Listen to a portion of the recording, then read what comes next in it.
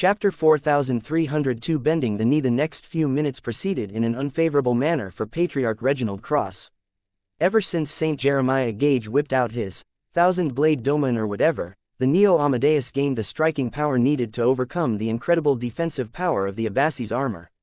Saint Jeremiah did not randomly attack the Mars with its thousand-armed strikes either. He specifically set out to destroy or at least knock out the integrated energy weapons that made up the Arceus system. As the primary and most powerful weapon system of the Mars, the Arceus system pressed heavily on Jeremiah's mind. The Mars was able to fire all 9 of its energy weapons so frequently and with so much power that they definitely had the potential to wear down the Neo Amadeus over time. It was even worse when the Arceus system concentrated all of its firepower and unleashed focused attacks that could overwhelm the transphasic defenses of the Neo Amadeus.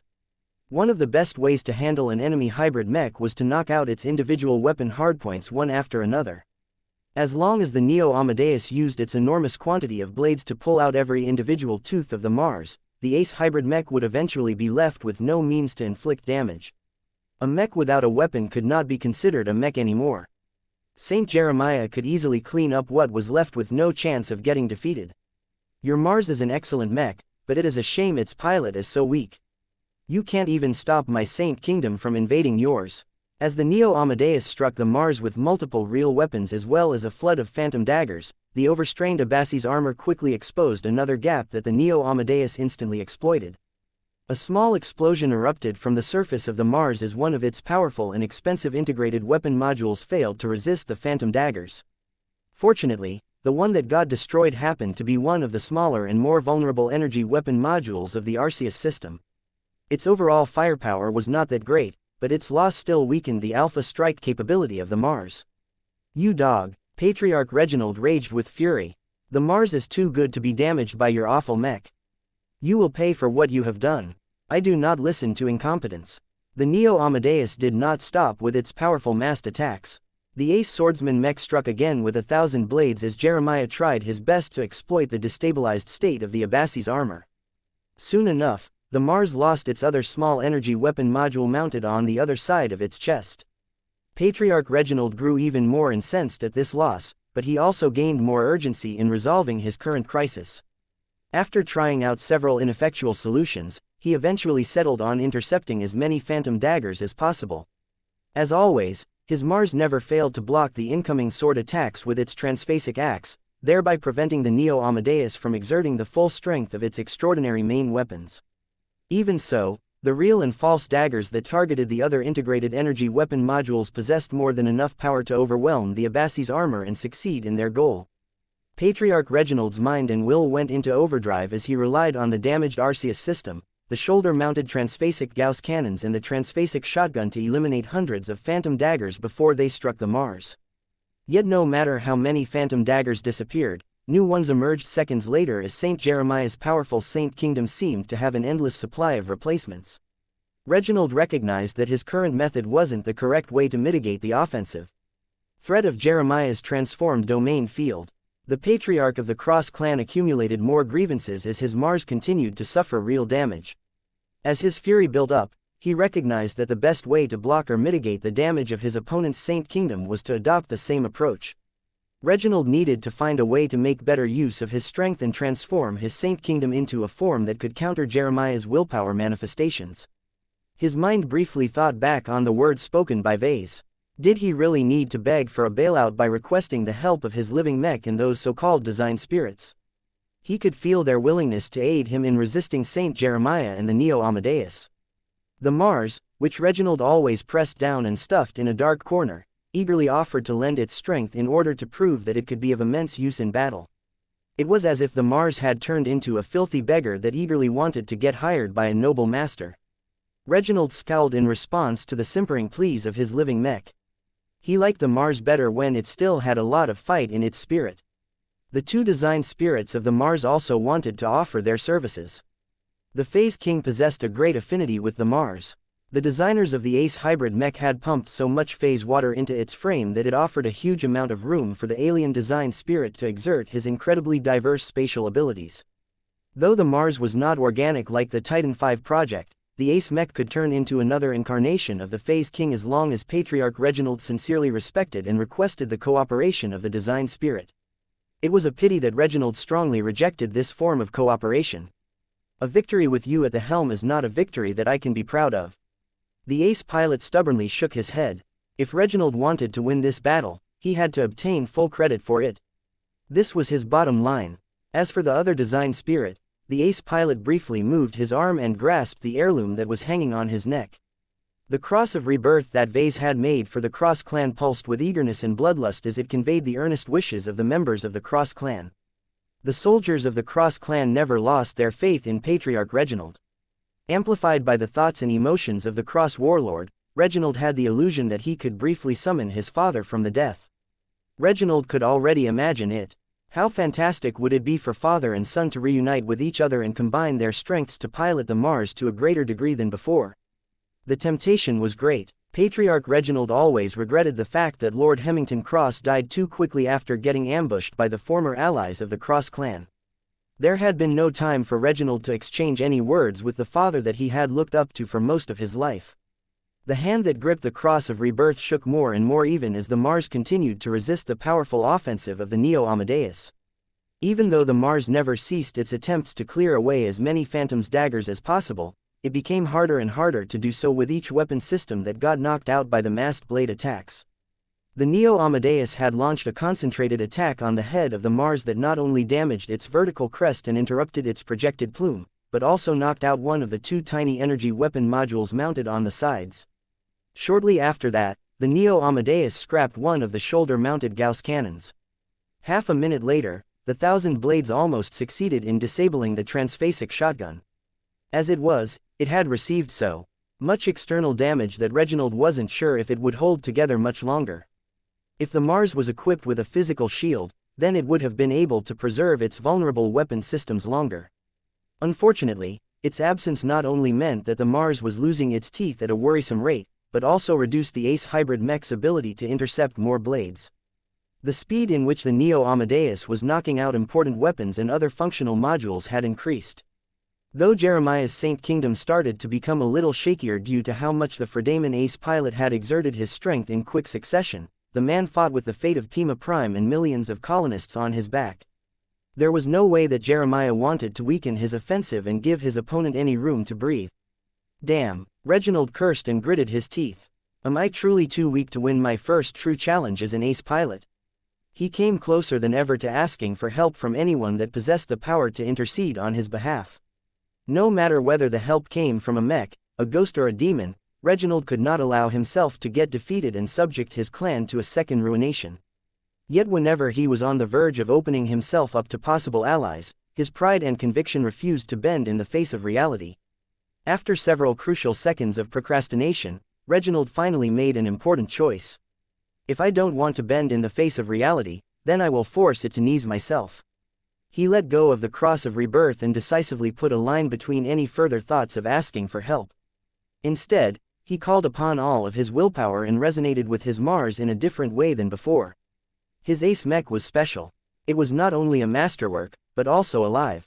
These qualities imparted the Mars with special properties and hidden secrets that significantly boosted its potential. Now, Patriarch Reginald bonded with his Mars in a way that was unprecedented. He did not choose to pull the original personality of the Mars out of its dark corner. He had no wish to cooperate with a weak partner that couldn't even stand up to his own will. What Reginald did instead was to press his will to dominate and own the Mars onto its spiritual foundation. The Mars seemed to utter a silent scream as Reginald wiped out the personality of his Ace Mech by force. What was left after this extreme procedure was a blank slate that Reginald quickly infused with his own willpower. A strange process took place that no one could explain.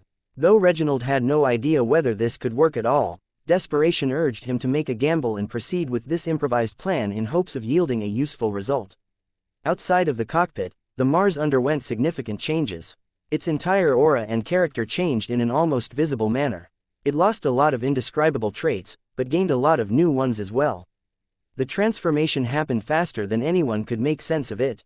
Soon enough, the Mars had gained a more aggressive and domineering that truly fit its namesake. Saint Jeremiah wasn't impressed by what his opponent was doing, though. He had already achieved good progress in defanging the Mars and was just about to strike at the enemy machine's most powerful and important energy weapon module mounted on its chest. Yet just as the Neo Amadeus was about to stab the Ace hybrid mech with 1,000 blades, the Saint Kingdom surrounding the latter abruptly expanded and erupted like a volcano. The force of this inexplicable explosion of power was so great that the Neo Amadeus and its domain field actually got pushed away. As Saint Jeremiah quickly stabilized his Ace swordsman mech, he became surprised at how his opponent had changed. Previously, the Saint Kingdom surrounding the Mars simply resembled a formless red energy field. Now, the domain field had completely changed. Just like Jeremiah, Reginald learned how to transform his powerful Saint Kingdom into a more useful form. The shape that Reginald's Saint Kingdom had assumed was drastically different from that of his opponent. It had turned into a giant silhouette of a larger mech that wrapped around the Mars as if the Ace mech had summoned its namesake. Though the details of this giant red silhouette was a little vague, those who knew Patriarch Reginald well could see his image in this extraordinary energy manifestation. Chapter 4303 The first murder. Patriarch Reginald cross-murdered his own Ace mech. Few people realized what had happened. The masses all became impressed by the visual spectacle generated by the cross-patriarch. Though it was true that Reginald attained a breakthrough of a sort by finding out a better way to harness his Saint Kingdom, only a handful of individuals understood how much had been sacrificed to enable the Ace pilot to improve his ability to channel his strength through his Ace mech. No, Vase screamed, causing Lucky and many other officers on the bridge of his flagship to become confused. He killed it. He actually killed it. How could he do that? The Mars is innocent. It was one thing to kill a living mech when it was as murderous and uncontrollable as the Titan V project. No one wanted to see another Uranus unleash devastation on everyone and everything. This was different, though. Patriarch Reginald undoubtedly possessed the strength to keep his Mars under complete control. There was no way for his Ace mech to rebel against its own master. Though Vase did not like the fact that Reginald demeaned the personality of his own living mech and treated it like a slave, this was a better alternative than killing it outright. This was the first time that Vase witnessed a deliberate act of murder against a living mech. He was no stranger to seeing living mechs dying and losing their spiritual foundations. Mechs were war weapons that were designed to be used under dangerous circumstances. Casualties were inevitable. When mechs fell apart in reality, they often died in spirit as well. This was the nature of life in reality, so Vase did not feel bothered by this process. However, what Patriarch Reginald had just done crossed a line that Vase could have never imagined that one of his customers or clients would ever do. The reason why he never accounted for this possibility was because it contradicted the core principles and ideals of his design philosophy. In his heart, he always assumed that making mechs alive and imparting them with distinct personalities enriched the user experience. His products always became better for it because they gained brand new possibilities that enhanced their combat effectiveness. Sure, the pilots had to build up a deep and intimate bond with their living mechs in order to realize most of those benefits, but that was always better than nothing. It was this assumption and more that always made Vase blind to the idea that there were mech pilots that actually preferred if their mechs weren't alive. In contrast to Vase's utter shock and dismay, his wife exhibited the opposite reaction. Her eyes glowed brighter as her grin betrayed her total delight and jubilation. Gloriana had become ecstatic when she saw that Patriarch Reginald had taken a different turn with his Mars. Her projection directed a smug look towards him. "I told you, Vase. Not every mech pilot wants to buy into your dream of how they should treat their own mechs. There are many different personalities out there, and a large proportion of them simply aren't interested in sharing power. They have no desire for their mechs to turn into their family, their spouse, their pet or their bosom buddy. All they ask from the mech industry is a machine that obeys their exact instructions and nothing more." If you had put more effort into understanding Patriarch Reginald's personality and asking him what he truly sought in his combat machine, then you wouldn't be looking like a fish out of water at this time.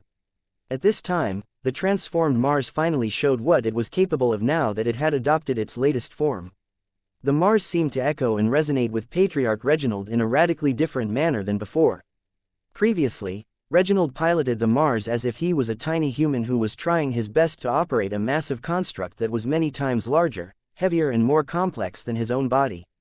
With the transformation of his Saint Kingdom and the takeover of his Ace mech's spiritual foundation, Reginald essentially assumed direct control over its duties and powers.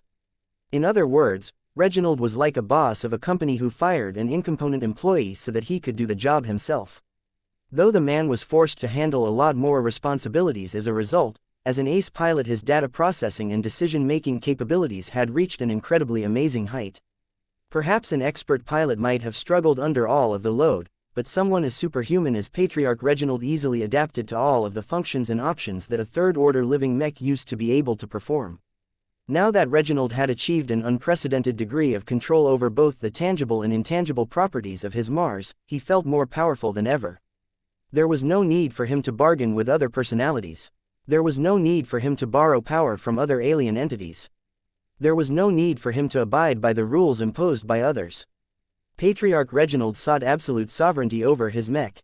Now that he got what he wanted, it was time for him to vindicate his choices and show off what he could do with a Mars that completely conformed to his will. I am a god of war. Reginald boomed as his glowing red Mars unleashed a burning salvo of positron beams with its surviving energy weapon modules. Even though his opponent had trashed almost half of the Arceus system, what was left was more than enough to inflict a heavy blow upon the Neo Amadeus. The reason for that was because Reginald not only made his true resonance stronger after his latest epiphany, but also learned how to shape and harness it to a finer and more purposeful degree. The energy beams all glowed in red as if Reginald's fury and confidence actually caused them to burn. When these supercharged beams entered Saint Jeremiah's domain field, they largely held up and remained strong as the Fredaman ace pilot was no longer able to overpower his adversary as easily as before. When the positron beams finally struck the Neo Amadeus without error, a powerful mini-volcano of different energies erupted on the torso of the ace mech. The powerful salvo succeeded in overcoming the ace swordsman mech's spatial defenses and burned through the uppermost armor layer. Jeremiah grew alarmed as he noticed that his opponent had somehow grown considerably stronger than before. This shouldn't be possible. Your resonance strength hasn't caught up to mine. The Gauger ace pilot couldn't explain why his willpower was unable to suppress his opponent as effectively as before, but weirder things had happened in high-level combat. Jeremiah quickly shoved aside all of the questions in his mind and focused on what he could do in response to the latest changes. Since you still have a lot of bite left in you, I will finish the job that I have started. No matter what indescribable breakthrough or transformation that Patriarch Reginald had undergone, it was useless as long as the Mars lost all of its weapons. A hybrid mech without any intact weapon systems was as harmless as an industrial mech as far as Saint Jeremiah was concerned.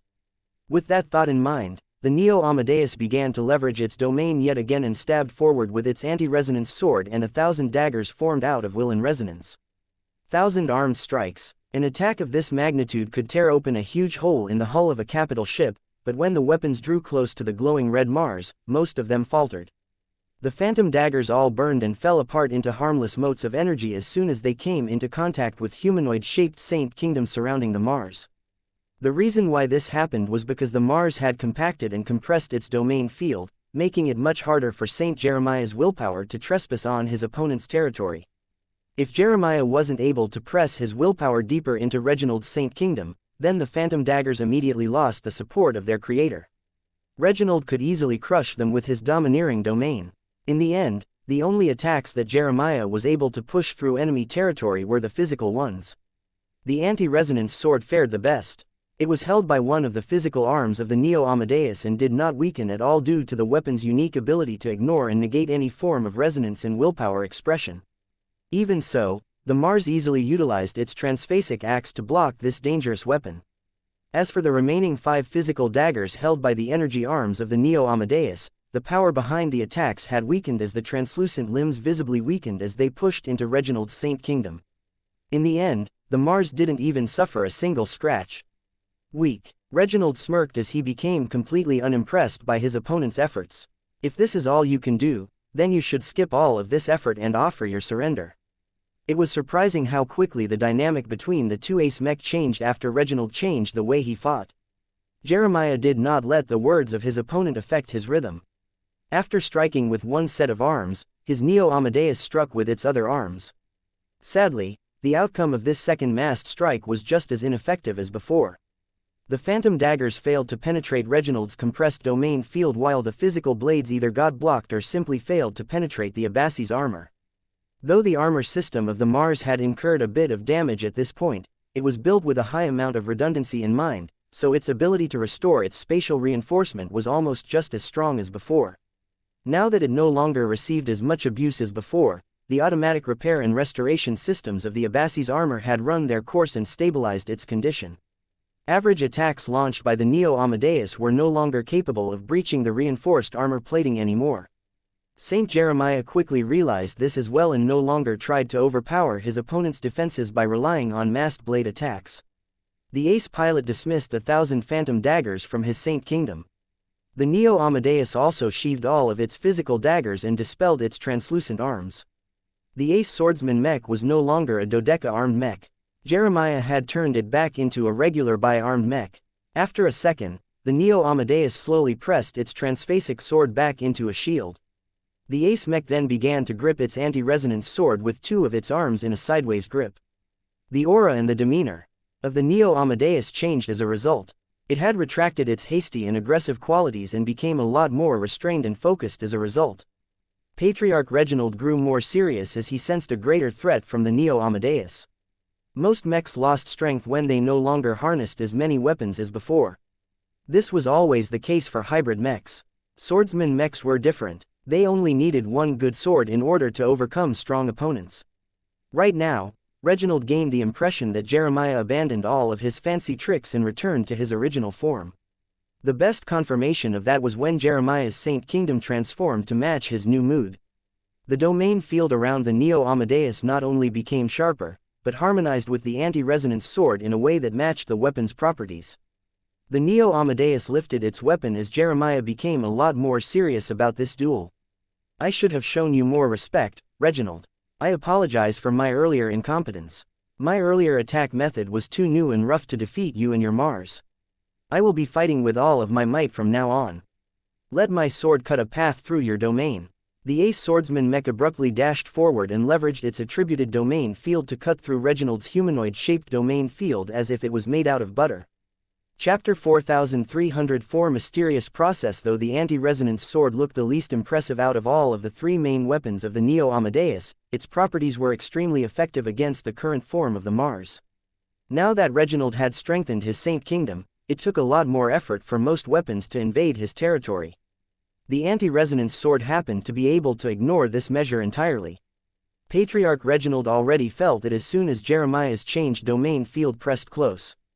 Strangely enough, the latter had acquired some of the properties of the anti-resonance sword as well, allowing the Neo Amadeus to press into the territory of the Mars with greater ease. Due to how closely Patriarch Reginald invested in his Saint Kingdom, the damage it suffered at the hand of his opponent's domain field also reflected back on his own mind and will. The Mars at least managed to block the anti-resonance sword with its thick and sturdy axe, but Saint Jeremiah was anything but done with his attack routine. Jeremiah Gage spent most of his life as an expert pilot. He trained, developed and honed his swordsmanship over many decades, focusing the most on deepening his skill and control over his weapons. Now that he had gotten rid of the distraction of wielding many different weapons, Jeremiah was able to invest his complete focus into his swordsmanship. The result of this was that the Neo Amadeus turned into a terror with a sword. The ace swordsman mech started to fight in the most classic manner of its mech type and sought to overcome the Mars by relying on excellent skill, refined techniques and strong intent. Despite Patriarch Reginald's more powerful control over the Mars, he found himself unable to keep up with his opponent's movements. Though the Mars was still able to block around half of the incoming sword attacks, the Neo Amadeus attacked so quickly and with so much brilliance that its naked blade began to strike the surface of the Abassi's armor with great force. Fortunately, the anti-resonance sword did not possess any transphasic properties of its own. This granted it no bonuses in its attempt to overcome the strong spatial reinforcement of the Abassi's armor. This damned patterned armor plating is constantly getting in my way. Jeremiah uttered a complaint. If the Mars didn't possess such an unreasonably expensive and powerful armor system, it would have suffered damage already. Even so, Patriarch Reginald was anything but comfortable at the moment. Each solid cut from the anti-resonance sword took a lot of energy to resist. The Abassi's armor might be strong, but that was only the case when it was active and powered by true resonance. Reginald could not allow his opponent to consume him in this manner. The actual surface of the Mars seemed to glow brighter. It was as if its heart beat faster and its body got infused with more blood. In actuality, Reginald connected and resonated more deeply with both the magma vein system and the index system. His immense willpower amplified their performance to a greater degree, allowing them to supply more energy to the power-hungry systems of the Mars. The Mars began to move again. Its Pulsar V1 transphasic flight system received a greater injection of energy than before, allowing the Ace hybrid mech to move faster without compromising the performance of its other capabilities. The Neo Amadeus no longer had an easier target to strike. Saint Jeremiah had little choice but to make his Ace swordsman mech keep up, investing more energy and true resonance into its transphasic flight system so that the Neo Amadeus could continue to get in range to assault the Mars with its sword. The Neo Amadeus was not able to strike the Mars as much as before, but it still managed to land enough attacks to strain the Abassi's armor. However, the Mars hit back even harder during this dance. Unlike the Neo Amadeus, the Mars didn't have to get close in order to deal effective damage. Its damaged transphasic shotgun, its surviving transphasic Gauss cannon and the intact parts of the Arceus system and struck the Neo Amadeus in synchronized attacks. Patriarch Reginald specifically targeted one of the physical arms of the Neo Amadeus whenever possible. Just like Saint Jeremiah, he wanted to degrade his adversity's ability to deal damage. Though the Mars made slow progress in damaging the Neo Amadeus, the concentrated attacks were starting to take effect, even if the Ace Swordsman mech was able to weaken the incoming attacks considerably by leveraging the anti-resonance properties of its domain field. The Neo Amadeus began to show more signs of battle damage as a result. One of its shoulders bore the brunt of enemy fire as powerful positron beams and various physical slugs pounded it on a regular basis. Patriarch Reginald wasn't satisfied with his current progress, however. Now that he assumed greater control over his Ace mech, he felt that it still possessed a lot of untapped potential. Since all of this was completely new to him, he did not have the time to explore all of the hidden possibilities of his Mars. He mostly tried to keep it simple by constantly deepening his imprint onto his Ace mech. The more he pumped his power into his Ace mech, the more he gained the illusion that he was merging with it. The line between mech and human began to blur as Reginald increasingly began to think and act as if he was a mech rather than its pilot. While this sounded like a dangerous development, Reginald was fully able to retain his identity by relying on his extraordinary willpower. Patriarch Reginald quickly learned a lot of crucial lessons as he continued his attempts to merge with his Ace mech. Only a powerful will could match a powerful body. The Mars was more powerful than any mech in the Golden Skull Alliance, but Reginald was also its most powerful pilot. He refused to give in to his mech. His overwhelming pride and need to control his own war machine continued to affect the Mars in deep and profound ways.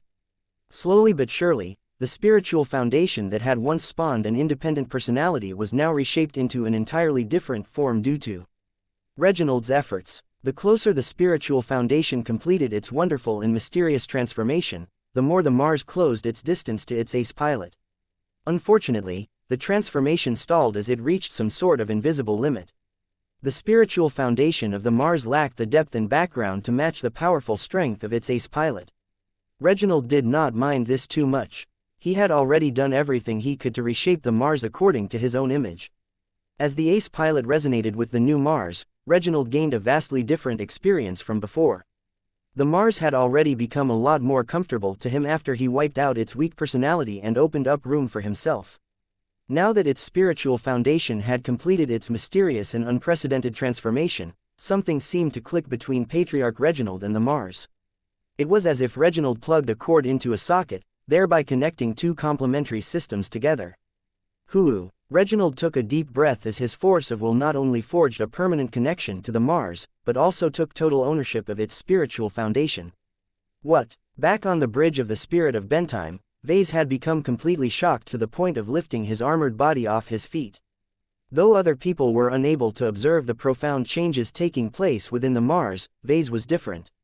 Through his connection to his masterwork mech and his powerful spiritual senses, he could sense that Patriarch Reginald had somehow initiated a process that was highly familiar to Vase. Reginald had spontaneously turned the spiritual foundation of the Mars into his spiritual incarnation. Vase never imagined that a mech pilot could pull off such a such. From the moment the Mars became another part of Patriarch Reginald, the two were able to deepen their cooperation to another level. After all, the Mars could no longer be described as an independent, self-contained entity. It had become the second body of Patriarch Reginald. The consequences of this radical merger was profound. The Saint Kingdom around the Mars not only grew stronger and more condensed, but the Mech itself also gained a bit more charm that reminded a lot of people of Reginald himself. This wasn't all. The changes that took place on a spiritual level also affected the Mars on a physical level. As the Mars increasingly embodied its powerful ace pilot, the latter was able to strengthen the performance of his machine in deeper and much more drastic ways. It was as if the Mars was putting up a lot less resistance against Reginald's attempts to upgrade its performance. The Mars was changing before everyone's eyes. Few people were able to detect that it was changing at all, but those with enough familiarity or expertise could clearly see that the Mars was undergoing a physical transformation. Its armor became harder and more resilient. Its weapon systems became stronger and more threatening. Its flight system became more powerful and more efficient. It was as if the Mars had merged with a supergem produced by Lucky. The difference was that Patriarch Reginald initiated this powerful process directly through his full force of will rather than through any medium. One of the most distinct aspects about this extraordinary physical transformation was that its direction was strongly influenced by Patriarch Reginald's domain and spiritual attributes. His domineering attitude, his need to exert his power and his obsessive pursuit of glory all shaped the Mars in a way that aligned with those traits. As the fit between Ace Pilot and Ace Mech reached a new and wonderful state, the Mars exploded with power. The Neo Amadeus, which previously managed to cut through the domain field of its target with ease, now found itself unable to do so as easily as before. The true resonance generated by Reginald and his Mech incarnation had become so qualitatively better that it was actually able to resist the power of the anti-resonance sword. Saint Jeremiah lost his rhythm as he was unable to keep up with the constant changes of the Mars. His opponent continually defied his expectations and constantly underwent different breakthroughs. Such an enemy was incredibly horrible to fight against. Not even a battle-hardened veteran ace pilot like Jeremiah Gage was able to maintain his composure after witnessing so many miracles in quick success. When the transformed Mars fired the working weapon modules of its Arceus system at the Neo Amadeus yet again, this time the latter's armor plating suffered greater damage than before. The absolute power behind the attacks had increased by a significant margin. It was as if the Mars was utilizing a version of the Arceus system that was 20 or 30 years ahead of its time. Not only that, Reginald's ability to empower his ace mechs with true resonance had also improved. This meant that the anti-resonance domain that Jeremiah had formed by resonating with the current weapon of the Neo Amadeus had lost much of its effectiveness.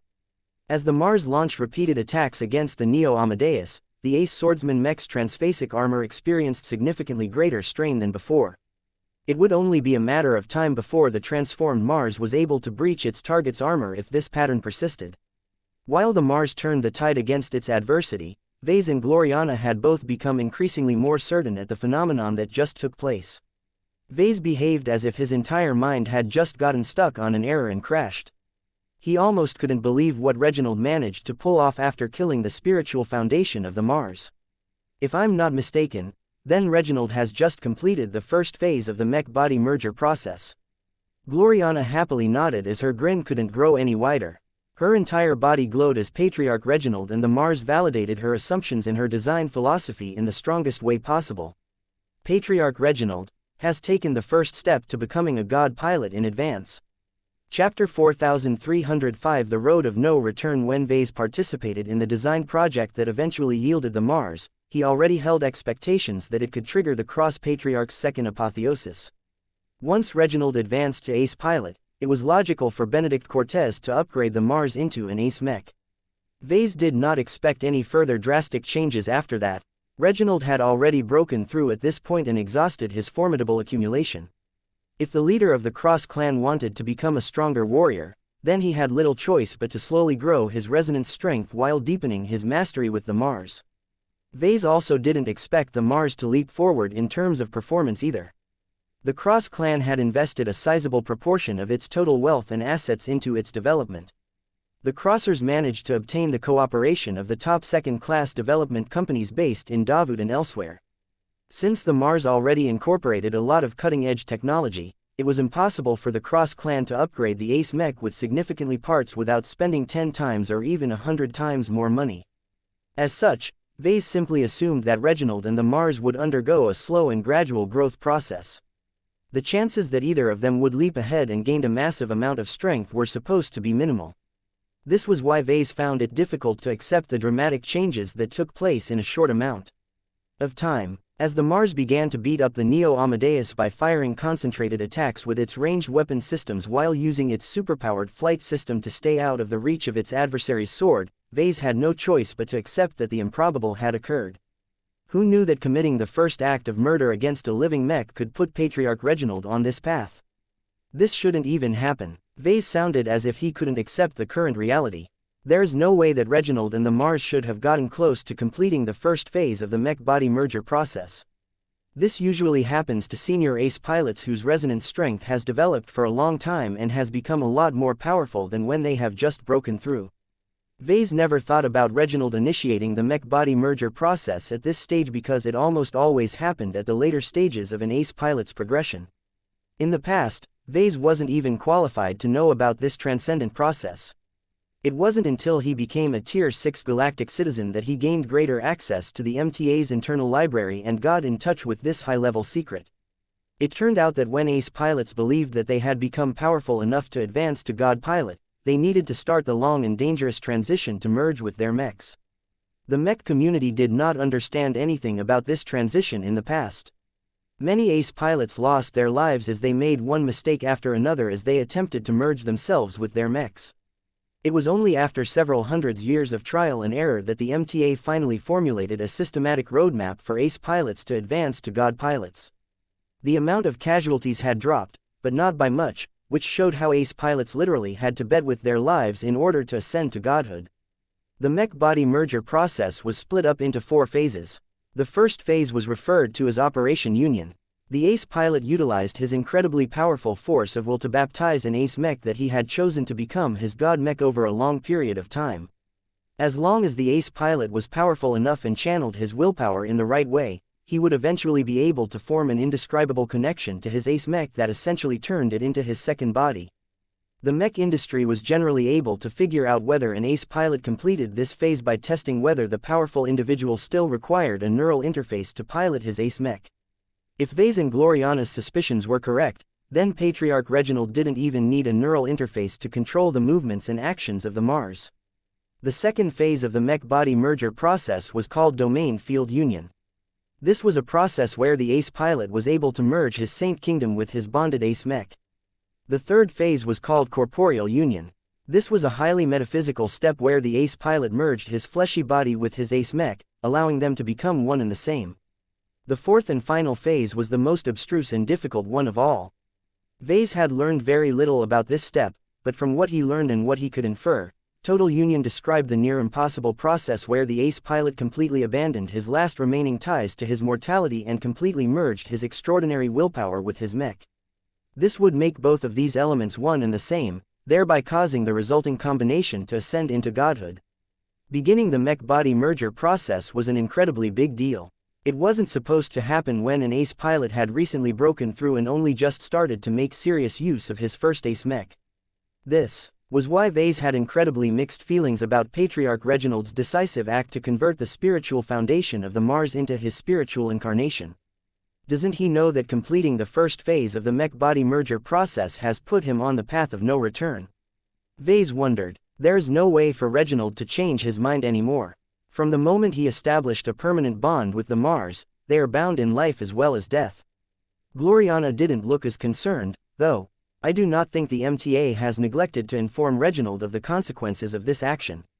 He knows. His powerful intuition should have warned him as well. Reginald has made his choice, Vase.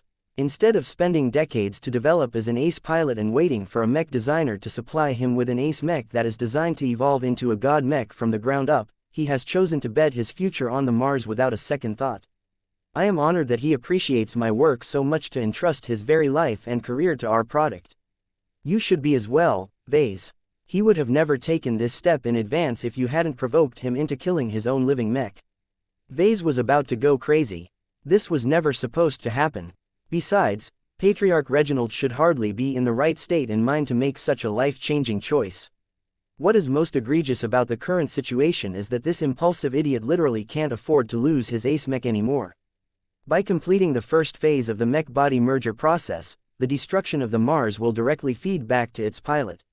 Ejecting the cockpit from the mech in combat has become pointless. It was not without reason why the mech-body merger process was deemed the road of no return.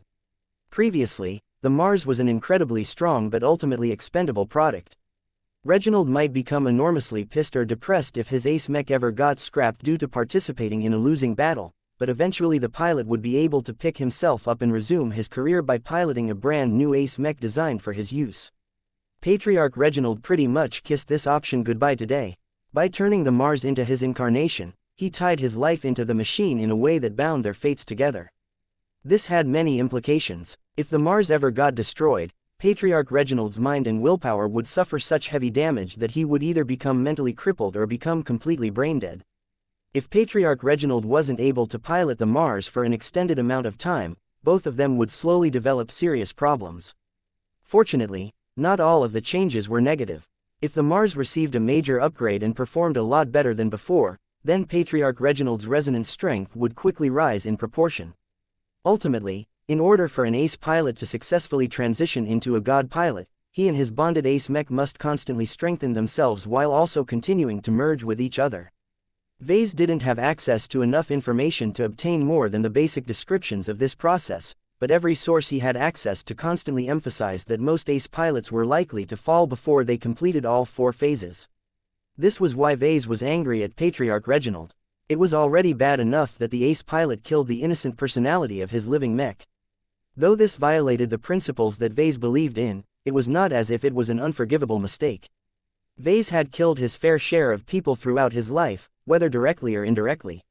What Vase truly found problematic was that Patriarch Reginald endangered the Golden Skull Alliance and by extension the Larkinson clan by turning himself into a much less reliable combat asset. By turning the Mars from an expendable to an irreplaceable machine, the consequences of losing a battle had become a lot more serious. His wife didn't seem to pay attention to these dangers. All she cared about was that Patriarch Reginald had turned his Mars into the closest embodiment of her ambition to this date. Look at how much powerful the Mars has become. Gloriana gushed as her eyes turned into stars. I always knew that mechs could turn into the perfect vessels of their pilots as long as they were designed in the right way. It turned out that my second skin approach can truly make an ace pilot begin the lengthy process to advance to god pilot in advance. The risks may be great, but if Reginald and his Mars can continue to grow alongside each other for so many years, the fit between the two will gradually become so great that their chances of completing all 4 phases of the mech-body merger process is bound to be higher than usual. Vase looked at his wife's projection in surprise. Though he wanted to refute her radical argument, her logic was quite sound this time. Despite only possessing a shallow understanding of the mech-body merger process, Vase still comprehended its overall purpose. If ace pilots wanted to attain their third and most dangerous major breakthrough, they needed to form extremely deep bonds with their ace mechs. Vase guessed that it was a lot harder for senior ace pilots to develop a strong emotional bond with a brand new ace mech when they had already spent many decades piloting older and weaker ace mechs. If these ace pilots were unable to develop a sincere affection towards their latest ace mechs, it didn't matter how powerful or how much high technology they gained access to. It was all pointless if the pilots couldn't solve the gap between themselves and their newest machines. At least Patriarch Reginald shouldn't have to worry too much about this problem. The Mars was the source of his latest breakthrough and his affection towards it couldn't get any stronger. Remember what mech design is all about, Vase? Gloriana asked. Mechs are designed to accommodate their pilots, not the other way around. Vase replied, exactly. I won't tell you that your attempts to turn living mechs into equal partners to their pilots is wrong, but it is far from the only valid approach. At least in the case of a powerful pilot like Reginald, my vision and my work is able to provide him with the greatest possible help. Just look at the Mars right now. Can you see how its mysterious strengthening process is still ongoing even if it has slowed down? Its quality is slowly improving, which means my god body solution has finally taken effect. So many people throughout the Red Ocean are observing my work at the moment. With the latest changes, their admiration and worship towards the Mars are definitely feeding the ace mech's gradual transformation into a god in the form of a mech. In other words, this was the best day of Gloriana's life. Her spirituality became incredibly stimulated and her design seed stirred with excitement. Her path towards advancing to senior mech designer couldn't have been more obvious. The massive amount of insights and realizations that she had harvested from this battle provided her with so many clues that she was confident that she could take the next step within the following decade. Chapter 4306 Threatened by Wife. The duel between Patriarch Reginald Cross and Saint Jeremiah Gage had attracted an immense amount of viewers who tuned in on the many broadcasts over the galactic net. Though fights that involved ace mechs were not uncommon due to the immense size of human civilization, they weren't exactly ubiquitous either. Each ace pilot and ace mech represented a new and unique combination of pilot and mech. Watching them perform their amazing feats against other comparable half-gods was much more interesting than viewing ordinary mech arena matches. Have you heard about the ace mech duel that is going on in a port system called Pima Prime? You need to watch it right away. I don't know who these guys are or what they are fighting for, but I hope they don't stop too quickly. How can these stupid Neanderthals think about fighting and killing each other when they should actually be directing their firepower against the aliens? It's a complete travesty for ace pilots to risk their lives due to pointless fights over ancient grudges. A lot of people developed a lot of different opinions about the ongoing duel, but regardless of what they thought, the word of mouth they produced continued to pull in more and more friends and family to the spectacle. Billions if not trillions of people throughout the Red Ocean as well as the Milky Way galaxy became engrossed in the intense and dramatic battle between the two powerful ace pilots and ace mechs. This was a crazy amount of people. Not only did this bring a lot of fame and recognition to the parties involved in the overall battle, but also earned the ace pilots and the ace mechs a lot of fans. For example, many Fredamen rooted for Saint Jeremiah Gage. Though the Gage dynasty wasn't exactly popular among the other coalition partners, the vast majority of ordinary citizens didn't have a strong understanding of the underlying tensions within the Friday coalition. They just wanted their state to prove its might and defeat the evil hexers who sought to destroy their livelihoods. The hexers automatically put their hopes on Patriarch Reginald Cross. Despite the fact that he was the epitome of the sort of boy that every hexer feared, as long as this violent and battle-hungry fought on the side of the Hex Federation, everything was okay. As for those that did not have a direct stake in the Battle of Pima Prime, their support split evenly between the two combatants. Swordsmen and swordsman mech enthusiasts, even those hailing from the Heavensward Association, overwhelmingly wanted the Neo Amadeus to showcase the superiority of swordsmanship and expand its popularity. Those that sympathized with the innocent party that got brutally attacked by foreign invaders wanted Saint Jeremiah Gage to mete out justice by punishing the wicked. Patriarch Reginald and the Mars appealed to different audiences. Those that favored ranged mechs and hybrid mechs thought that the Mars was a dream mech. Even though first-class multi-purpose mechs tended to be a lot more advanced and powerful in many ways, second-class mech pilots had no chance of piloting them in their lifetimes. In contrast, an ace mech comparable to the Mars was still attainable to them as long as they were talented and managed to make successive breakthroughs. There were also those who just liked mechs that possessed a huge amount of firepower and wasn't afraid to use it. The domineering posture of the Mars along with its abundant attacks brought out the primal side within people. No matter which combatant these people supported, as long as they held more than a passing interest in this battle, the thoughts and emotions they directed towards the ace pilots and ace mechs did not entirely go to waste. Vase or maybe Blinky possessed the greatest sensitivity towards these fluctuations. In fact, ever since the mech designer system followed the spiritual ascension upgrade track, he already noticed that his senses became a little bit more aware of the movement of faith, belief and other related phenomena.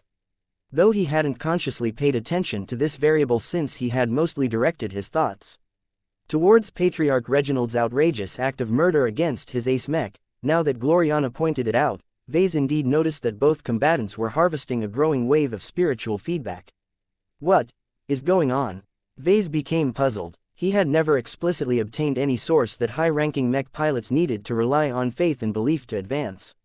From his own understanding, willpower was highly exclusionary towards any other influences, and could not be blended with other forms of power.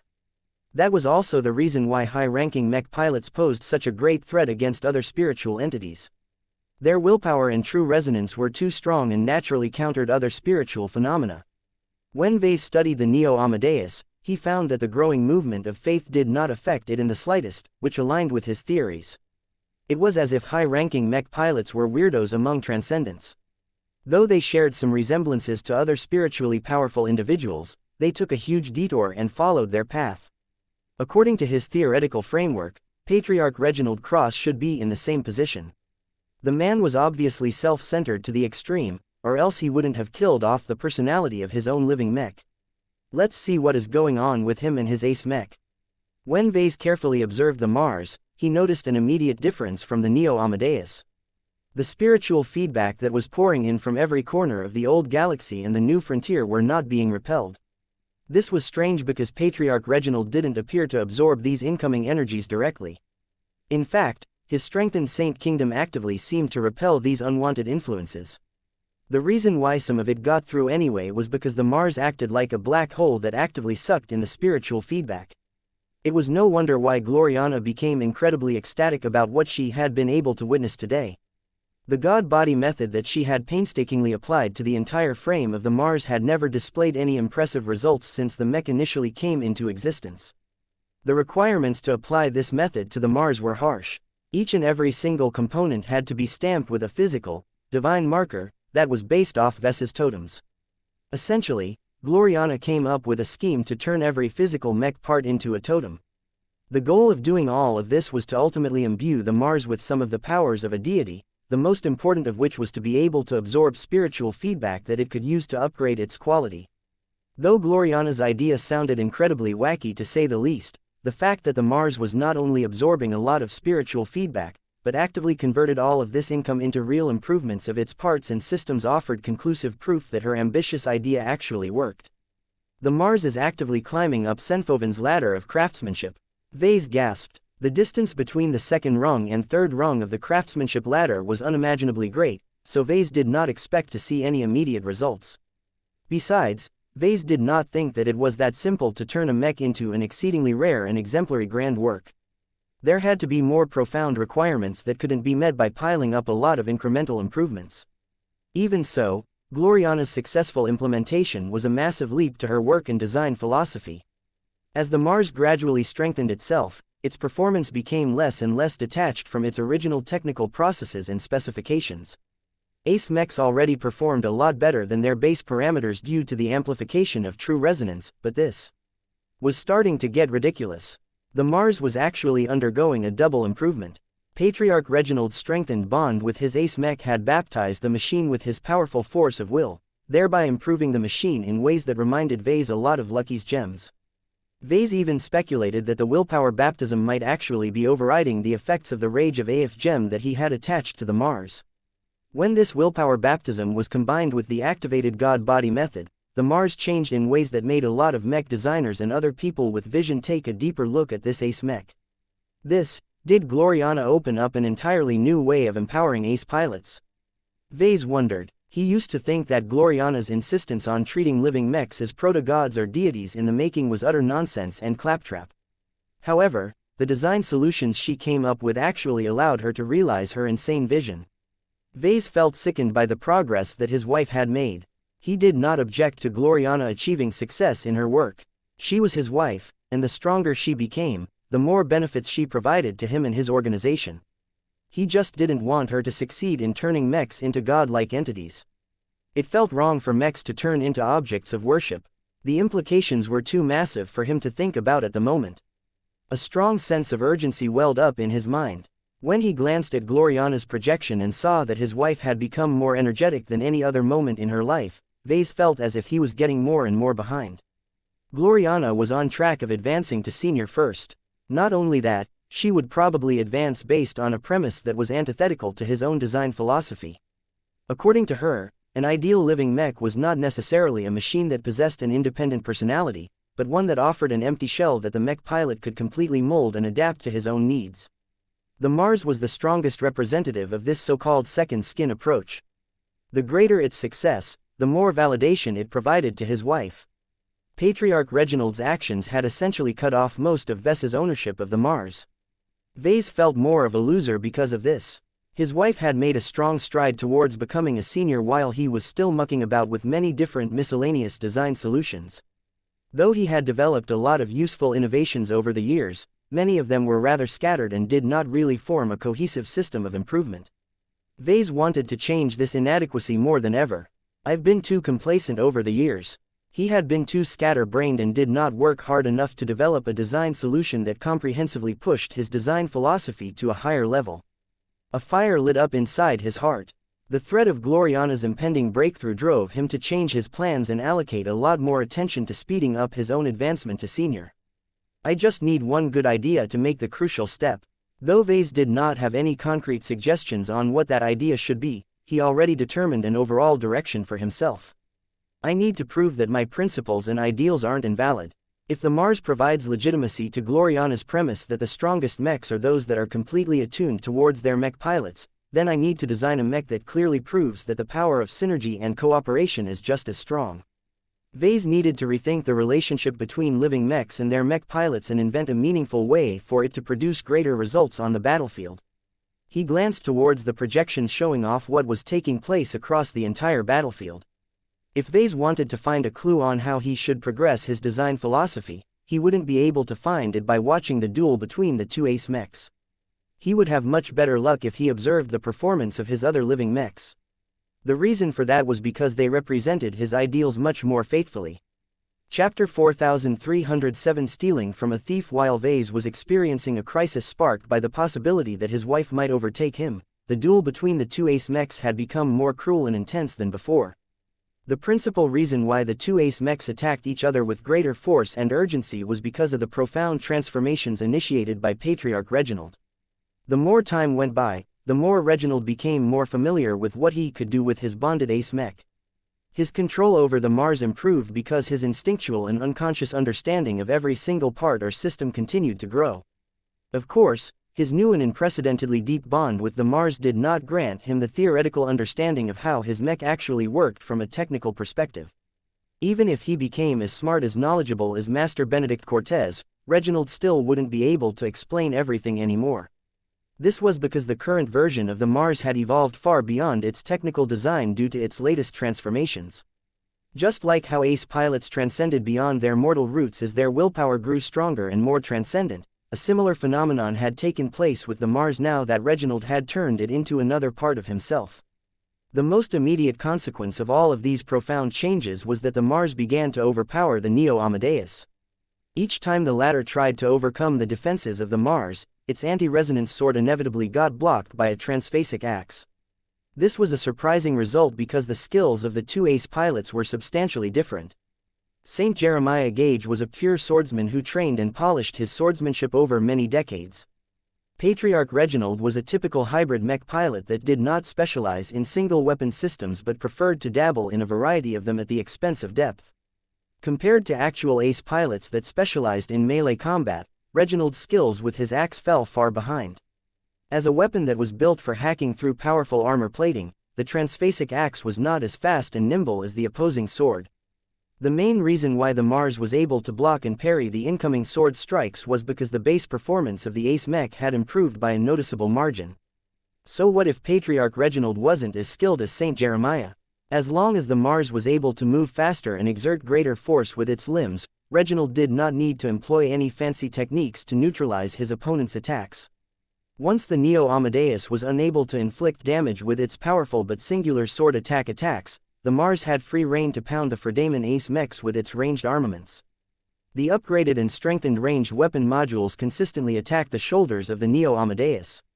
Though the volume of fire of the Mars had dropped due to battle damage it had sustained, the surviving weapon systems all struck with greater power, which more than compensated for the missing guns. The transphasic armor system of the Neo Amadeus endured a lot of abuse and already became compromised at the shoulder areas.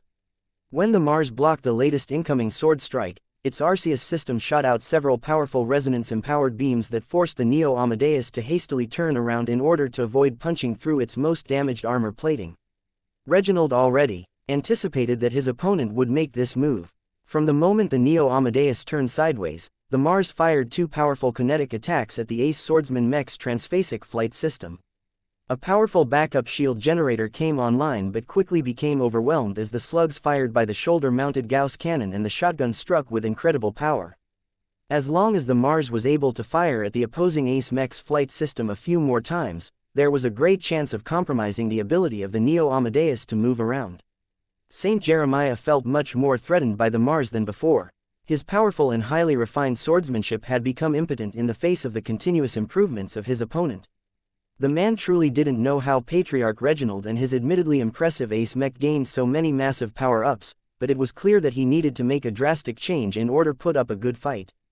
Jeremiah became more determined. He no longer attempted to outfight the Mars by relying on exquisite skill as well as the mobilization of his Saint Kingdom.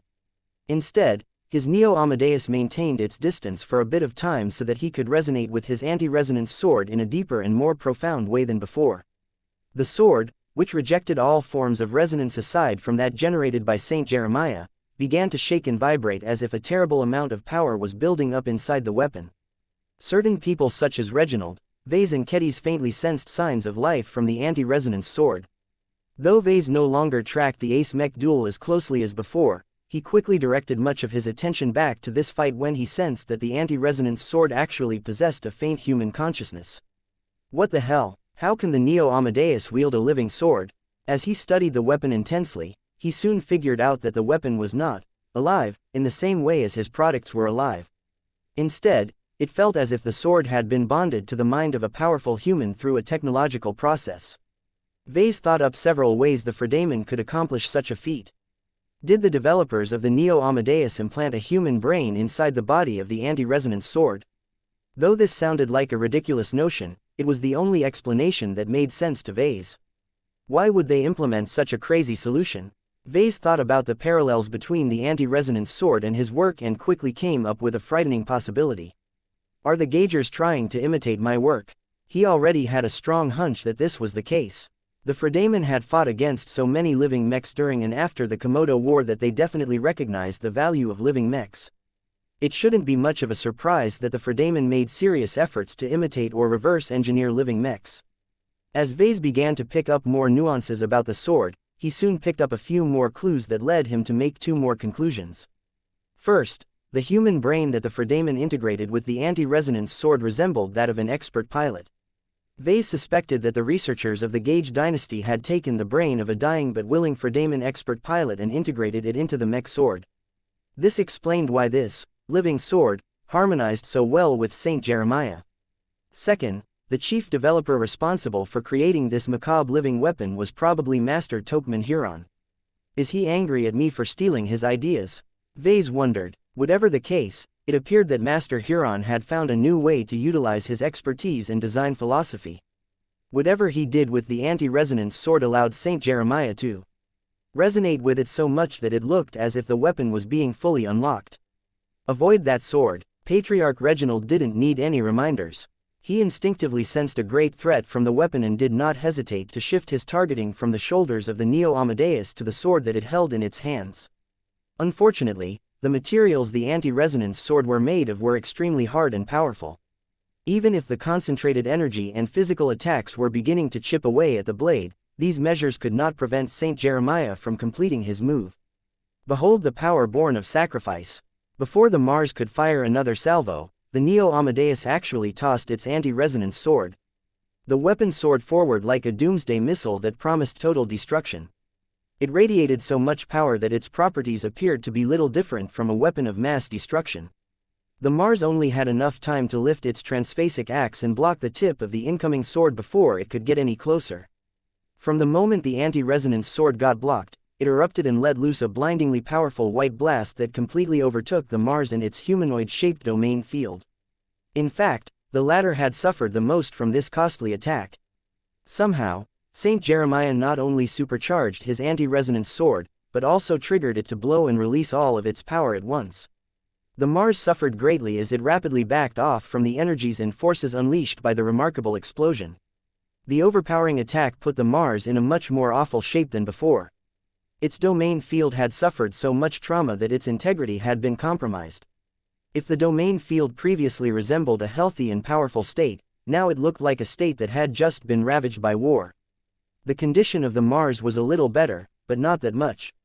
Many portions of its red-patterned surface armor looked damaged and deformed as the incredible force of the explosion had exceeded the limitations of the damaged Abassi's armor. The nature of the anti-resonance sword's explosion also meant that any attempts of Patriarch Reginald to reinforce the armor of the Mars with his willpower was futile. The main reasons why the Abassi's armor did not buckle too much was because of its transphasic reinforcement and its inherently tough material composition.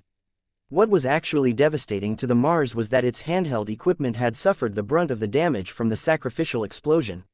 My axe. My shotgun. Patriarch Reginald ached when he inspected the condition of those two weapons. Only half of the expensive transphasic axe blade was left intact. This was already an admirable state considering that it had been closest to the exploding sword. The transphasic shotgun had already received a few hits before, but the force of the latest explosion had not only deformed a portion of its exterior, but also damaged numerous internal components. The Mars couldn't fire its shotgun anymore. The sacrificial attack of the Neo Amadeus might have caused the Ace Mech to lose one of its most powerful weapons, but Saint Jeremiah was more than happy with his gains. The loss of the anti-resonance sword was not that great of a price now that the Saint Kingdom of the Mars was no longer as strong as before. The Neo Amadeus quickly pulled out its transphasic sword. Saint Jeremiah was intent on breaking the transphasic reinforcement of the ailing Abbasi's armor entirely, and this particular sword was the most suited to complete this job. The Ace Swordsman Mech wasn't the only machine that switched to another weapon. The Mars tossed its damaged axe and shotgun in the direction of the mechs of the Cross clan. Reginald trusted his men to retrieve the discarded gear. The Ace Hybrid Mech then pulled out a long and fairly thick blade from its back. Patriarch Reginald was ready to finish the job with the whale-cutting saber.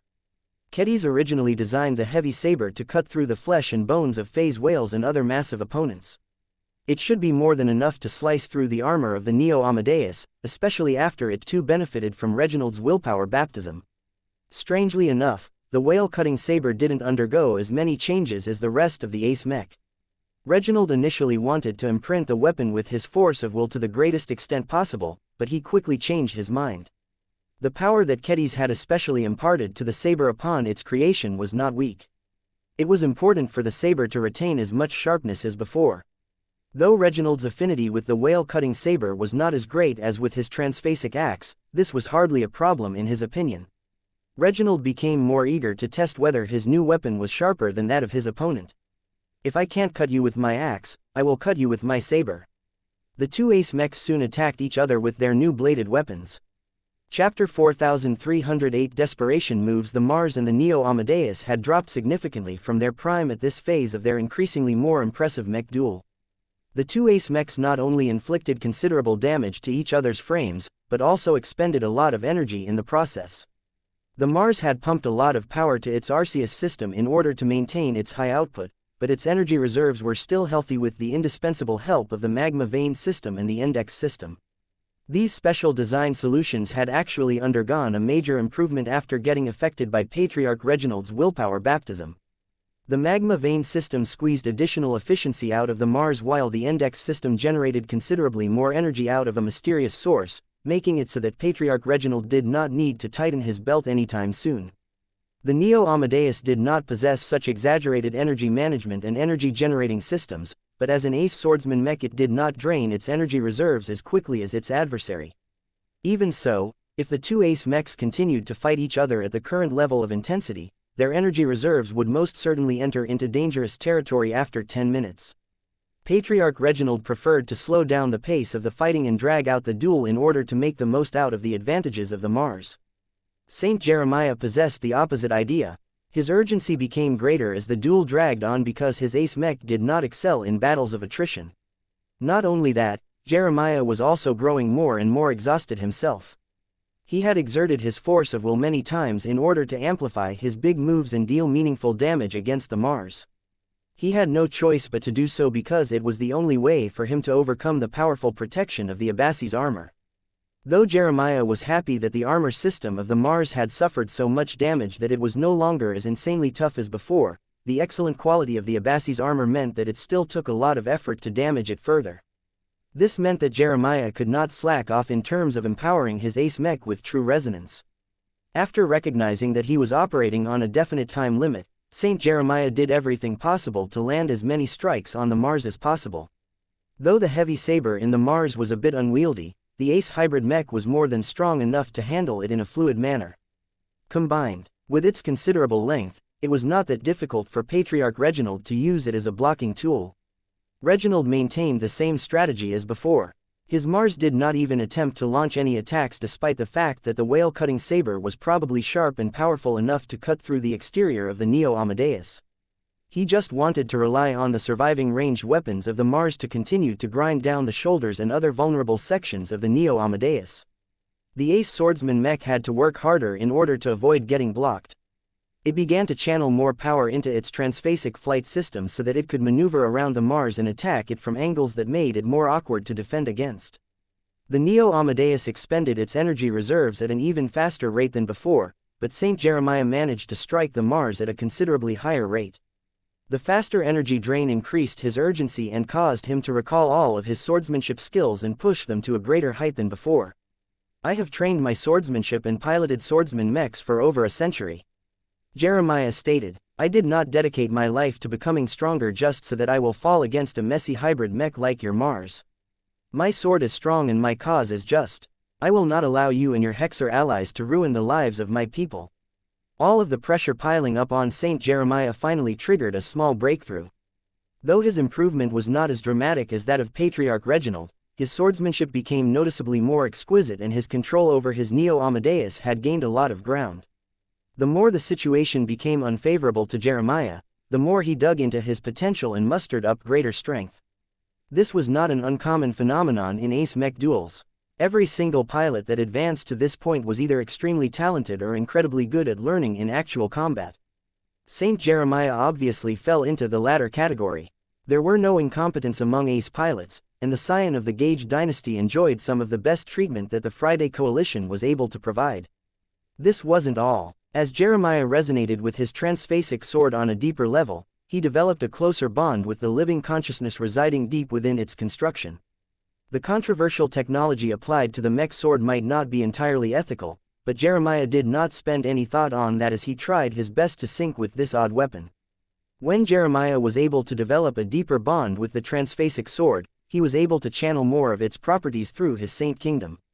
The domain field around the Neo Amadeus began to form into a spatial storm that not only inhibited warp travel, but also weakened the transphasic reinforcement of the Abassi's armor.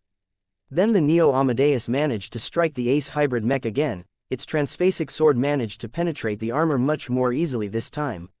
Bastard! Reginald cursed at his opponent. This wouldn't have happened so easily if Reginald's Saint Kingdom was still in good condition, but the earlier explosion had ruined that. It would take a long time for him to repair his domain field and resist Jeremiah's intrusion into his territory. The fight became a lot more dangerous to both mechs.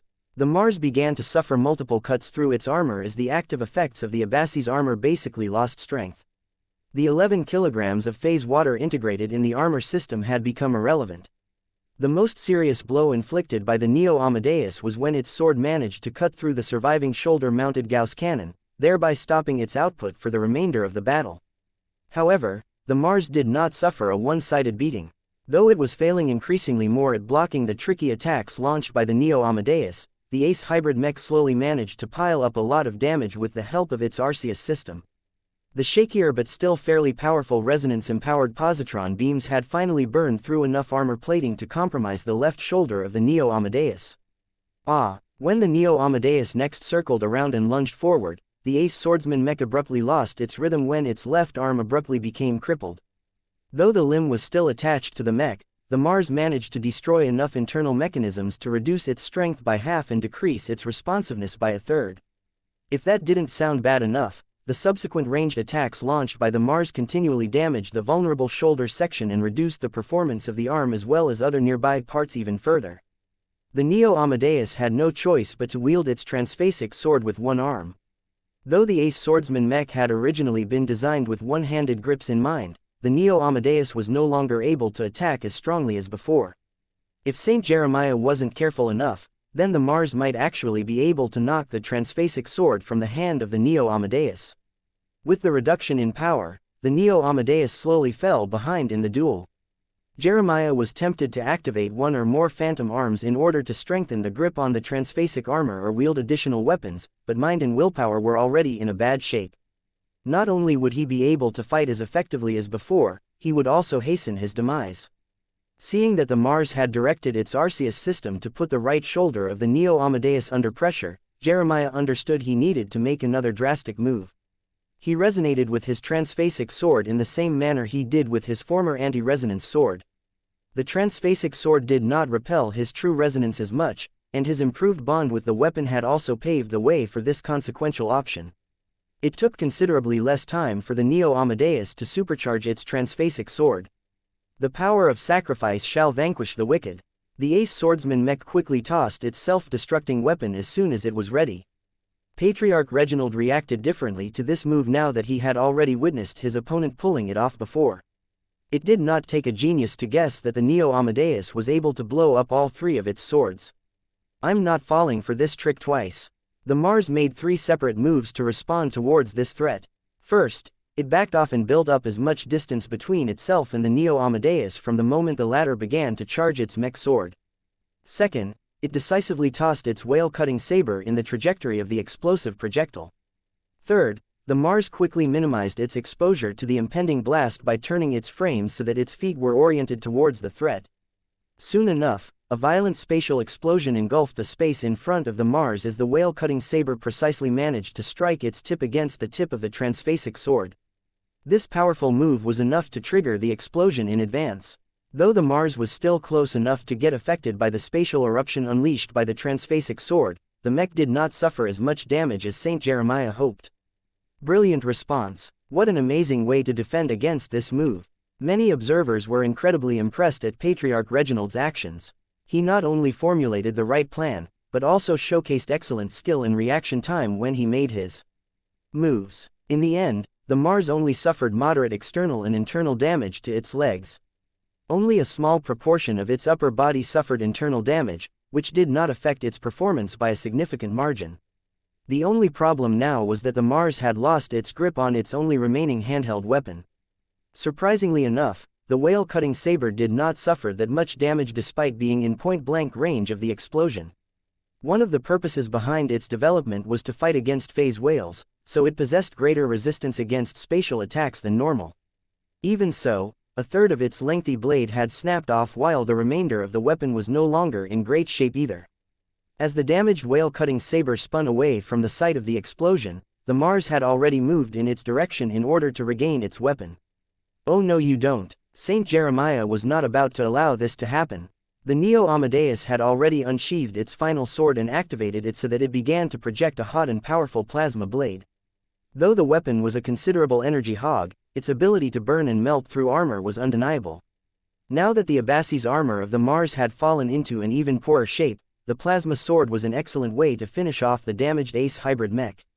The Neo Amadeus moved to intercept the Mars.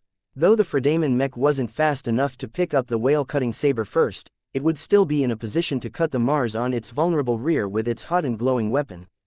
Jeremiah even resonated with his plasma sword so that his Saint Kingdom became hot enough to melt enemy mechs as if they had entered an oven. My flames shall cleanse your sins. Both ace pilots recognized that this was their final dance. The moves they would make at this juncture would likely decide the outcome of their explosive duel. Chapter 4309 The Last Exchange. The duel between the Mars and the Neo Amadeus had definitely reached its final phase. After the ace mechs spent several rounds of bashing each other with their rich and powerful armaments, neither machines were in good shape anymore. The Mars looked like it had managed to survive a suicide attack.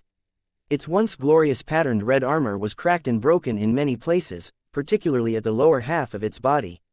Neither of its two semi-modular shoulder-mounted Gauss cannons were intact. Only cut and broken pieces of barely recognizable parts were left from the devices that could have once turned combat carriers into derelicts in a couple of salvos. It had already gotten rid of its transphasic axe and transphasic shotgun after they were damaged in order to lessen its encumbrance. The Arceus system that largely defined the offensive output of the Mars had lost almost half of its output, though at least its intact weapon modules were still in decent condition.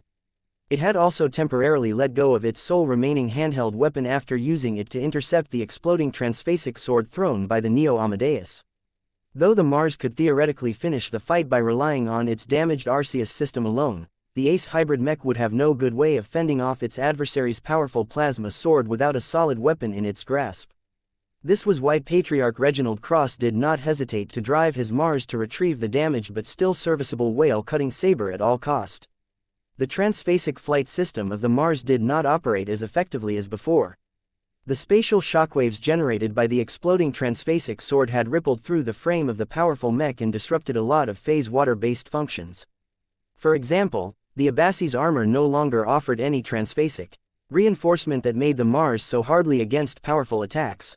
Though the Mars and its ragged Saint Kingdom were still strong enough to ignore the attacks from expert mechs and other lesser machines, the Neo Amadeus still posed a huge threat. At this time, Saint Jeremiah Gage was pulling out all of the power he and his ace mech had left. The earlier fighting heavily consumed the resources he had at its disposal. Not only had he depleted his willpower faster than his opponent, but his ace mech was rapidly consuming whatever energy reserves it had left just by activating its plasma sword. Fortunately, his ace mech was still in a relatively good condition aside from losing functionality in one of its arms. This gave Jeremiah the confidence that he possessed enough of a buffer to withstand any final outbursts from the Mars while he ended the duel in his victory. The weight of history drove his willpower to greater heights. As a scion of the most powerful coalition partner of his state, Saint Jeremiah clearly understood that his actions determined the future of the Friday colonies and the Gage dynasty's ambitions in the Red Ocean. The lives and livelihoods of millions of colonists huddling on the surface of Pima Prime V were literally praying for his victory. As a powerful saint who had already evolved far beyond his mortal roots, Jeremiah was vaguely able to sense the fears, hopes and dreams of these innocent people. The ace pilot was not able to absorb their desperate energy and use it to power himself up or anything. However, the awareness that so many of the people under his wing were at risk of facing death or ruination strengthened his conviction. His willpower burned even brighter and his Saint Kingdom became even hotter. As soon as the Neo Amadeus came close enough to the Mars, the latter was already starting to strain from the heat projected by Jeremiah's domain field. The Mars had already accumulated a lot of heat that its dimensional heatsinks were struggling to drain away. If not for the excellent reinforcement of its internal components and subcomponents, Patriarch Reginald would have felt a lot more concerned about the state of his mech for the moment. Fortunately, he understood the state of his ace much better than before. Master Benedict Cortez had paid a lot of attention to the heat tolerance of the Mars, as it was a machine that was bound to generate a lot of heat over the course of a battle. The Mars could withstand its adversary's hot domain field for the time being. Just as the ace hybrid mech clutched the spinning heavy saber by the hilt, the Neo Amadeus finally arrived and slashed its hot plasma sword onto the vulnerable rear of the Mars. It was as if a miniature sun in the shape of a rod was about to smash onto a target. Saint Jeremiah invested the majority of his remaining willpower and other resources into this strike. Driven by desperation and the need to save his fellow Gagers, he did not hesitate to muster up as much strength as possible so that he could finish off the Mars in a single blow. The power of this strike was so great that it was bound to damage the flight system of Reginald's ace mech. On top of that, with the damaged state of the Cross Clan's ace mech and the malfunctioning of its Abbasi's armor, a strike of this magnitude would most definitely be able to deal severe and possibly fatal damage to numerous critical internal parts and systems. Even if this powerful sword strike did not disable the Mars outright, its condition would definitely deteriorate to the point where the sundered phalanx's ranged mech units could finish the job that Jeremiah started. "Your end is at hand," Jeremiah roared as his opponent was completely at his mercy. "Your mech shall be the urn to your ashes." As the plasma sword swung close enough for its amplified heat to begin to scorch the rear of the Mars, a bright blue energy shield suddenly came online. This energy shield only partially covered the Mars, but this barrier was enough to block the swing of the plasma sword and prevent it from striking the ace hybrid mech. The Neo Amadeus had put as much thermal and kinetic energy behind this strike as possible, but somehow the often neglected compact but ultra-powerful energy shield generator managed to hold on long enough to save the Mars. A fiery explosion engulfed the impact site as the plasma sword and some of its energies rebounded from the energy shield. The energy shield eventually succumbed from the power of the Neo Amadeus' committed attack, but other than exposing the rear of the Mars to a brief heat wave, the ace hybrid mech managed to escape the worst outcome. Patriarch Reginald never expected that his duel against Saint Jeremiah would come down to the use of the compact but ultra-powerful shield generator. He had always considered it to be a redundant safety blanket, as the Mars already enjoyed the protection of his Saint Kingdom and the Abbasi's armor. Yet now that both of these resonance-based defensive measures had lost their strength, Reginald found that the energy shield generator that was purely driven by electrical energy had become his lifesaver. The superior energy generation and energy management capabilities of the Mars played a key role in giving the Cross Patriarch this lifeline. He had directed his ace mech to overload the shield generator but stuffing it with as much juice as possible. Though the shield generator almost immediately malfunctioned due to the excessive power it channeled for a fraction of a second, Reginald already got his use out of this crucial component. At this time, the two ace mechs were still hovering fairly close to each other. While they were both traversing forward at this time, the failed attack of the Neo Amadeus was not only recoiling, but also put it into an awkward and exposed position behind its target. The Mars on the other hand had not only retrieved its damaged weapon, but was also in a position to counterattack. "I will destroy you," Patriarch Reginald exclaimed as his willpower and ace mech exerted themselves to the fullest extent possible. The flight systems and intact boosters of the Mars rapidly caused the ace mech to turn around and build up its angular momentum. The Mars held its whale-cutting saber in a two-handed grip and was poised to slash at the ace swordsman mech behind its back with a devastating disemboweling sweep. As the sharp edge of the heavy saber glowed with true resonance, St. Jeremiah Gage acutely sensed the crisis to his mech, his life and his cause. He had never felt so close to death as now. Though his condition and the condition of his ace mech was extremely bad at this moment of life and death, a hidden source of strength erupted from deep within his mind. This desperate burst of energy not only reinvigorated his fading force of will, but also allowed him to impart a bit of extra strength into his ace mech. If he had a choice, then Jeremiah would have triggered his plasma sword to explode, which would most definitely doom the Mars at the cost of crippling of the Neo Amadeus. However, it not only took a lot of willpower and true resonance to overload the plasma sword, but also several crucial seconds of time which he didn't have. As such, Jeremiah's only goal at the moment was to block the incoming saber sweep by any means possible. The Neo Amadeus' sole remaining functional physical arm seemed to gain enough strength to rapidly swing the plasma sword in a position to block the incoming attack. Not only that, but Jeremiah also overloaded his willpower and activated at least 6 phantom arms that rapidly unsheathed his ace mech's daggers and crossed them in front to add extra insurance. Just as the Mars was about to collide its whale-cutting saber against the plasma sword as well as the additional daggers, its integrated energy weapon modules opened fire first. The torso of the Mars had swung around just enough for at least some of the intact weapons of the Arceus system to strike the Neo Amadeus. Reginald had prepared for this occasion. He had charged up the weapon modules moments earlier in anticipation for just this moment. The game is over, Jerry. At this extremely close distance, there was no way for the Neo Amadeus to respond or activate any emergency defensive measures to defend against this incoming salvo. Not only that, but Reginald had precisely aimed all of the powerful beams, including the one generated by his ace mech's largest and most powerful chest-mounted integrated weapon module. The Mars did not strike the only remaining intact shoulder of the Neo Amadeus. The Mars did not strike the chest of the Neo Amadeus, which was still relatively undamaged. Instead, the Mars had opted to concentrate all of its beams onto the fingers of the Neo Amadeus that happened to hold its plasma sword. If Jeremiah and the Neo Amadeus had not exhausted themselves so much, they would have been able to withstand this blow. Unfortunately, their current state left them with no measures to defend against the concentrated energy attacks. The fingers did not disappear outright from the strike, but the damaged fingers lost enough strength and functionality that the Neo Amadeus no longer maintained a strong grip onto its plasma sword. The blade of the whale-cutting saber struck the blade of the plasma sword immediately afterwards. The force of the former was so great that the latter sprung out the hand of the Neo Amadeus without offering too much resistance. After that, the powerful whale-cutting saber continued to swing further until it met a succession of 6 daggers. Unfortunately, the feeble strength of the phantom daggers were unable to stop the whale-cutting saber at all. No matter how many arms the Neo Amadeus had conjured up, it was useless as long as St. Jeremiah had bottomed out his willpower. The high-quality daggers all flung into space as if they got struck by a giant baseball bat. Cut. With no more obstacles left to block the passage of the heavy saber, the Mars decisively cut the lower torso of the Neo Amadeus with a horizontal slash. "No," Jeremiah uttered as he tried to squeeze whatever strength that he and his ace mech had left. Unfortunately for the celebrated Gauger ace pilot, he truly had nothing left. A blinding light seemed to run across the Neo Amadeus as the Mars completed its final strike. For a moment, time seemed to stagnate as both ace mechs momentarily faced each other during their last exchange of blows. Then, small explosions erupted from the abdomen area of the Neo Amadeus as the whale-cutting saber succeeded in dealing severe and almost crippling damage onto its frame. The Cross Clan shall prevail. Chapter 4310 Murderous Intentions. An immense amount of people watched the final moments of the ace mech duel. Many of them knew what was at stake.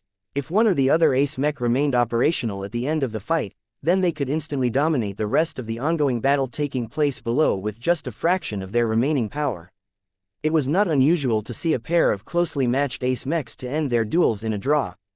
If a lot of interests were at stake and if the survival of the ace mech was deemed essential to a state or organization, then there may be times where the ace pilot voluntarily withdrew from the battle. Before the worst had happened. This did not happen today. Patriarch Reginald Cross had stepped onto the battlefield with the determination to stake everything on this fight. There was only victory or death in his mind. His loss would likely doom the Cross clan and Operation Saturday Market as long as the Neo Amadeus was left standing at the end. Running away was useless. The Golden Skull Alliance and Task Force Fury had traveled deep into the interior of the Friday colonies. The only way the invading forces could deter other parties from dispatching their troops to intercept the fleeing Golden Skullers and Hexers was to ensure it retained the protection of an operational ace mech. Even if the different coalition partners had stationed their own ace pilots and ace mechs in their key colonies, the benefits did not outweigh the costs. Too much could go wrong to a colony that had lost its most important guardian. This was why Patriarch Reginald put his all into this mech duel that he had played a large part in enabling. After risking so much and putting his entire life and future on the line by engaging the Neo Amadeus in a risky duel, he had finally gotten the better of his opponent. The Mars had struck a decisive blow on the Neo Amadeus. Though the heavy saber did not cut that deep into the internals of the ace swordsman mech, it nonetheless managed to damage or reduce the performance of a lot of important components. As the Mars completed its powerful cutting swing, the Neo Amadeus did not sit still, however. "I'm not out of the fight yet," Saint Jeremiah claimed as the prospect of a loss caused him to strain his strength and the power of his ace mech even further. Though their conditions were at their lowest points yet, Jeremiah's proximity to the boundary between life and death activated even greater potential than before. His resonance strength explosively grew as Jeremiah relied almost completely on his willpower to strengthen and support the functioning of his damaged and failing ace swordsman mech. Technology had limits, but life possessed no boundaries. Jeremiah's overwhelming urge to live and protect his people forced him to put up at least one final act of resistance. The Neo Amadeus somehow managed to conjure up 2 more phantom arms with the help of this inexplicable outburst. The limbs quickly unsheathed 2 more daggers and attempted to stab them forward in a final attempt to cripple the Mars. Destiny stands on the side of the Gage dynasty. However, just as the phantom limbs were about to complete this action, the Mars immediately offered a response. Patriarch Reginald forced 2 of the integrated energy weapon modules of the Arceus system to fire at the phantom limbs.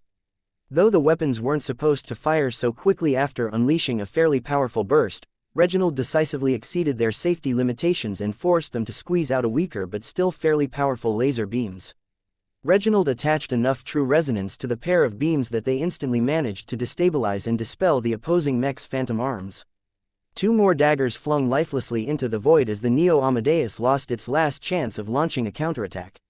Jeremiah's final hope of snatching victory from the jaws of defeat had come to nothing.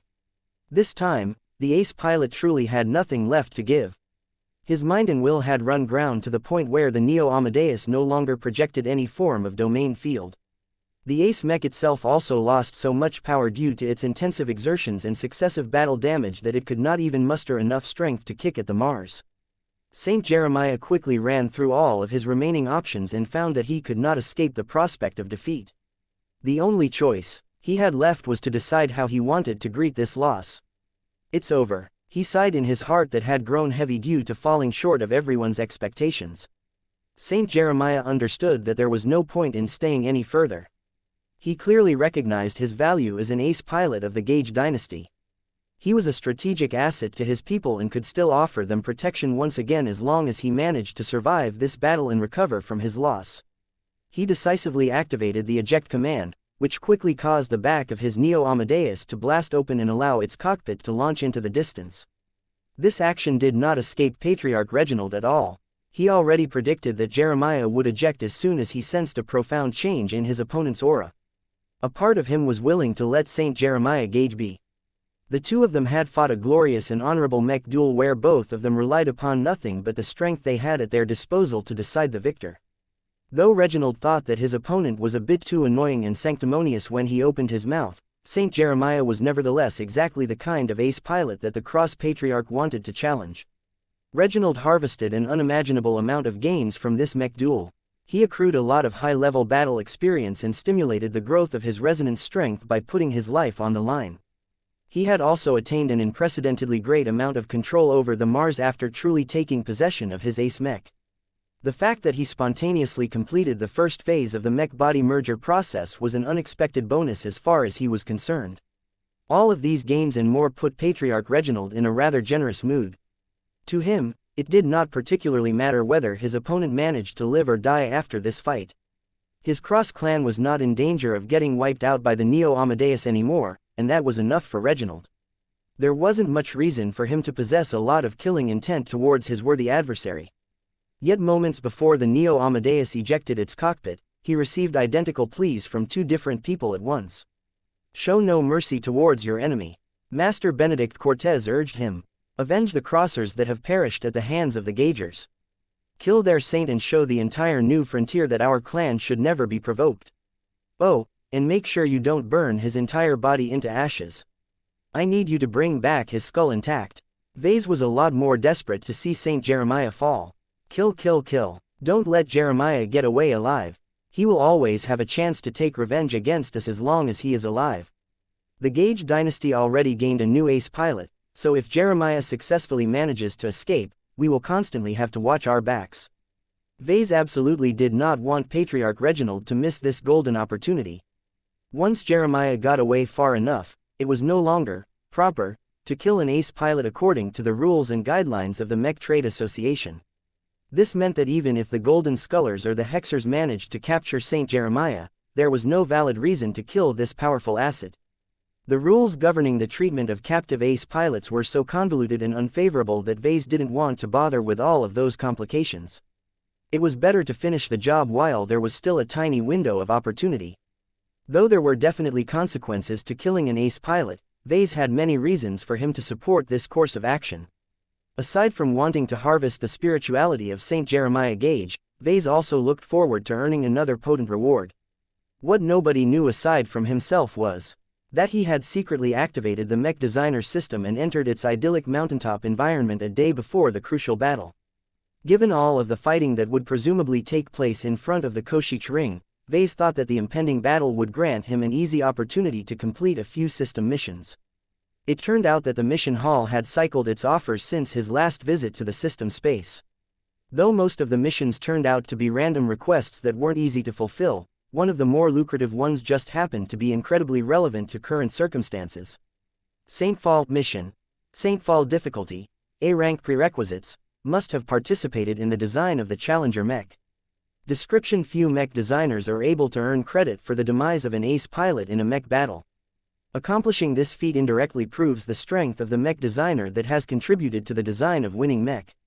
Have at least one of the mechs that you have worked on defeat an enemy ace mech and kill its ace pilot in a valid battle. Reward: 1000 ascension points. Time limit: 2 standard years. Penalty for failure: lower your spirituality by 4. Normally, Vase wouldn't have dreamt of accepting this mission. Defeating an ace mech on the battlefield was already a heavy demand. Killing the ace pilot was even harder due to the limited amount of scenarios where this could be done. None of the ace mechs in the Red Ocean were weak, and luring them out was impossible unless the Golden Skull Alliance was willing to do battle against a large and powerful mech force. Even if the Battle of Pima Prime just happened to draw out Saint Jeremiah Gage, it was far from certain whether Patriarch Reginald would fulfill the requirements of the system mission. Vase already lost one opportunity to complete the Saintfall mission early when Saint Rebecca Andrews managed to retreat from the battlefield under heavy escort. This time he was determined not to miss this chance a second time. Venerable Stark, get ready. Eye of Ilvain, get ready. Battle Criers, get ready. If Patriarch Reginald wasn't willing to finish the job, then Vase wanted to make sure that his own clan would be in a position to complete his system mission one way or another. He would get into deep trouble if his mission was still running once the current battle came to an end. As the various available Larkinson mechs began to lock onto the Neo Amadeus and anything that it might possibly eject, the Mars had already started to take action. Though Patriarch Reginald did not really listen to Vase, he was still willing to do a favor for Master Benedict Cortez. Besides, the man indeed made a couple of good arguments. A lot less people would be willing to mess with the Cross clan now that it had completely recovered from its past disgraces and claimed the life of a saint.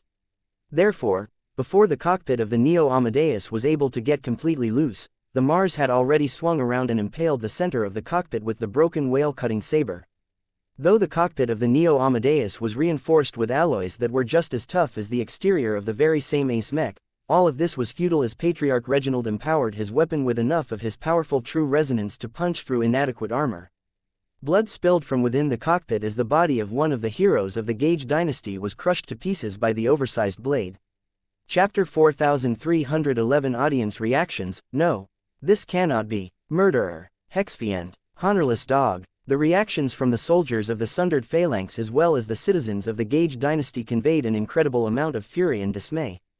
In fact, many other Fredamen who hailed from the other coalition partners also exhibited similar reactions. The loss of the Neo Amadeus was a great shame but not a completely unacceptable defeat. The loss of St. Jeremiah Gage, a relatively young ace pilot who still had a bright future ahead of him, was much more devastating. Ace pilots were pretty much one of the few weapons of mass destruction that states and private organizations were allowed to employ on the battlefield. Each of them formed a massive deterrent and elevated the comprehensive strength and prestige of their respective states. Ace pilots lived for a long amount of time.